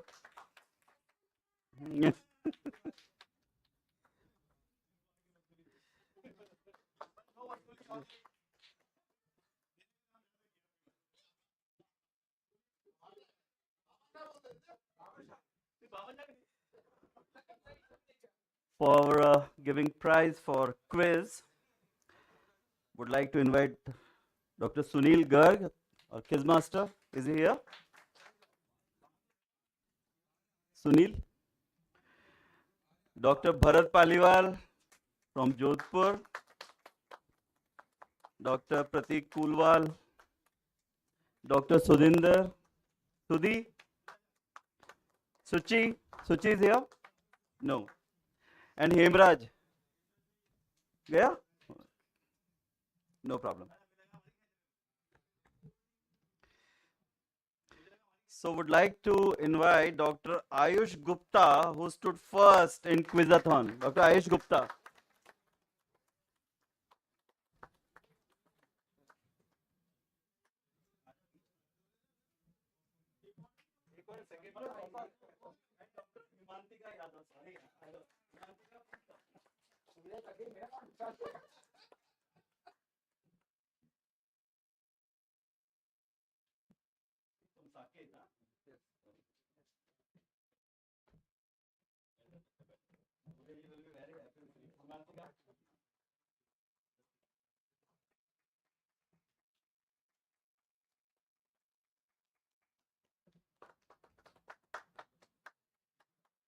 Dr. Ashwari Shivhare stood second,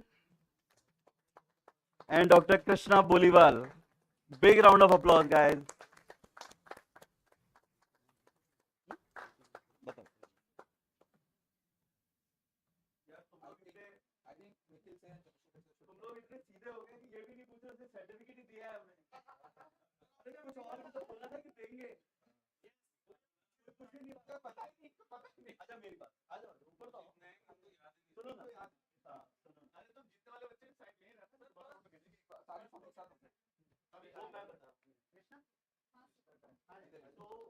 first prize जो था वो 8,000 each है.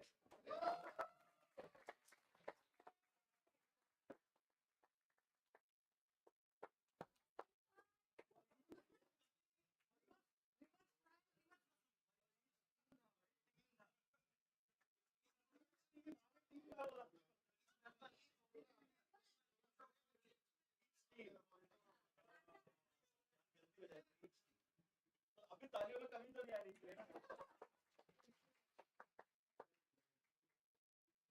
Second वाले आ जाओ यार, आ जाओ. इधर पैसा घूम के आएंगे. पहला ये इस बार ये मैं नहीं हूँ.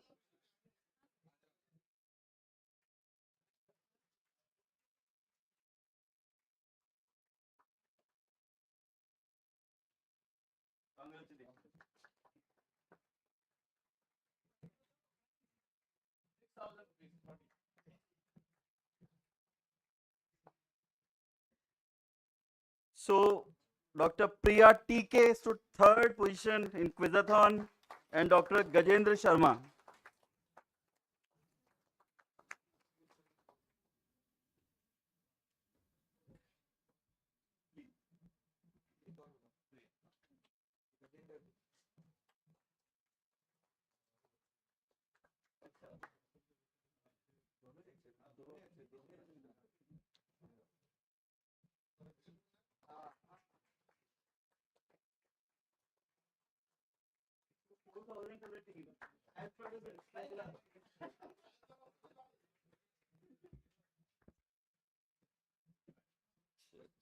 Sorry यार.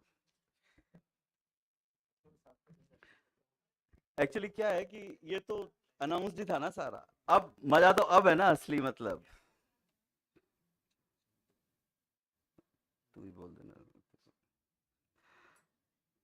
So for paper and poster, the third prize for e-poster. Oh, sorry, yaar, bhai, I'm really sorry.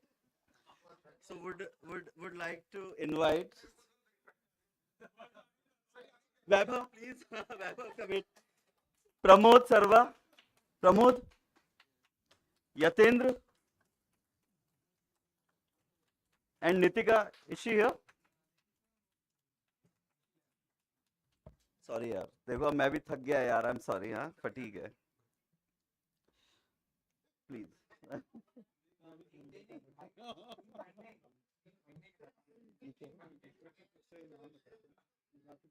हाँ नहीं, आप ही बताना। So the third prize in e poster goes to Dr. T.M. Maring.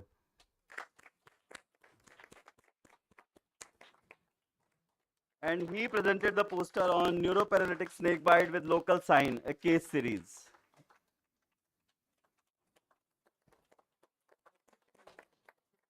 Hospital name is not there. You are from Apex? Wow, that's great. You are doing DRNB?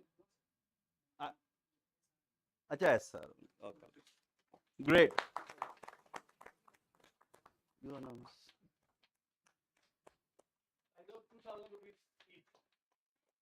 तो अरे एक ही है अब।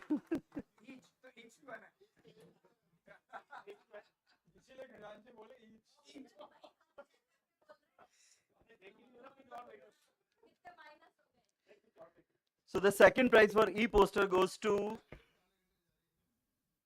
Dr. Priya TK from AIMS Jodhpur. And the poster was on management of basilar tip aneurysm and ICU perspective. Is she here?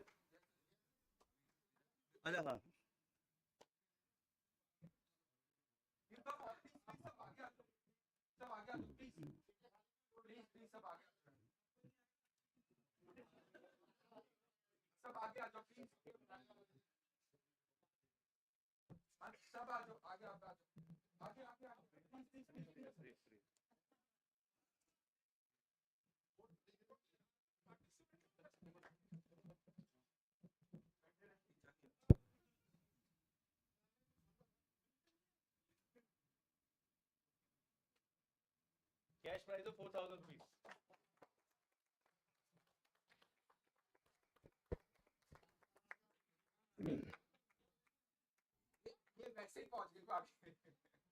And here comes the first prize for e-poster.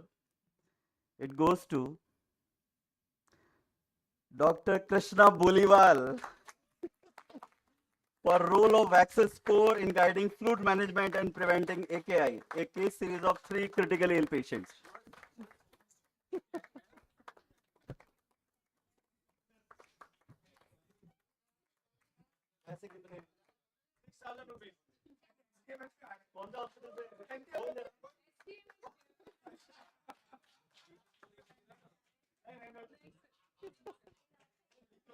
Very nice, very nice.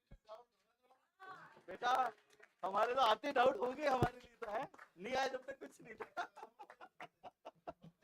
Thank you है।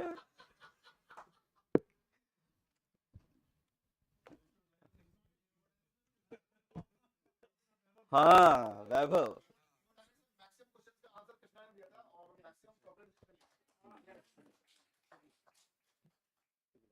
Okay. सो अब आता है oral paper. So the third prize for oral paper goes to Dr. Diksha Bharadwaj. Efficacy and safety of oral midodrine as an adjuvant to intravenous vasopressors in critically ill patients with hypotension.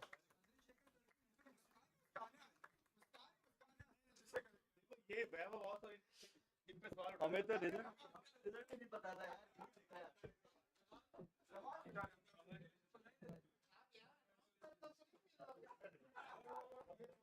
छपा हुआ है, इतनी जल्दी change नहीं होगा. We know कितनी देर में होता है.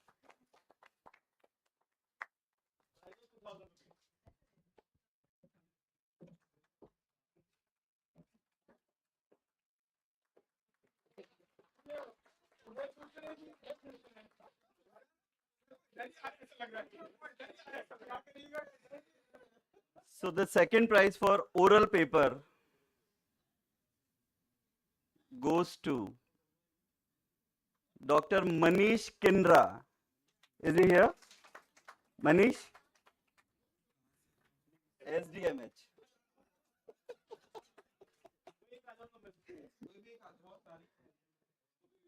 MB तू आजा, MB you come. So the title was dexamethasone in hospitalized scrub typhus patient, a novel retrospective case control study in a tertiary care unit.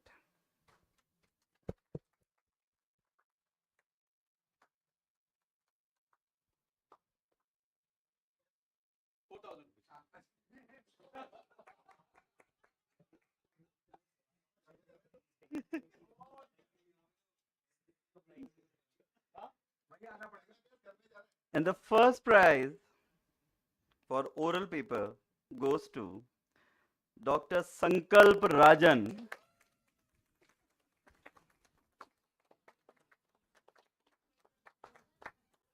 Clinical characteristics and outcome of AKI in critically ill adult and tropical acute febrile illness at tertiary care hospital in Western India.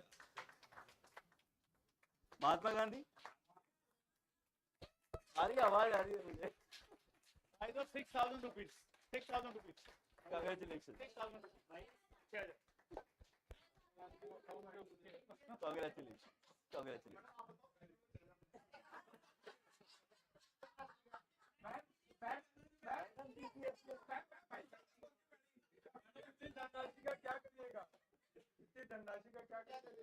तीनों के नाम कहाँ हैं?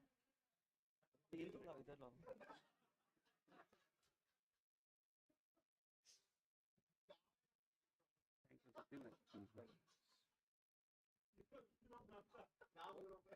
एक second.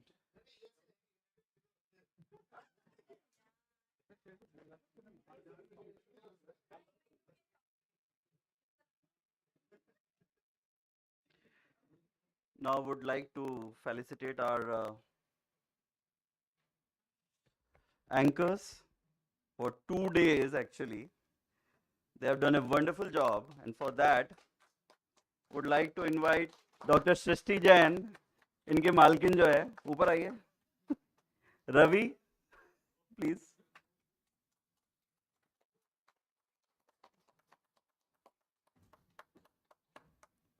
Arun, Anil, प्रतीक, किशोर आ जाओ यार. मतलब ऐसे ही सब एक्चुअली सब इन्वॉल्व ही थे, सब कुछ जो थे आपस में सब मिल करके. रवि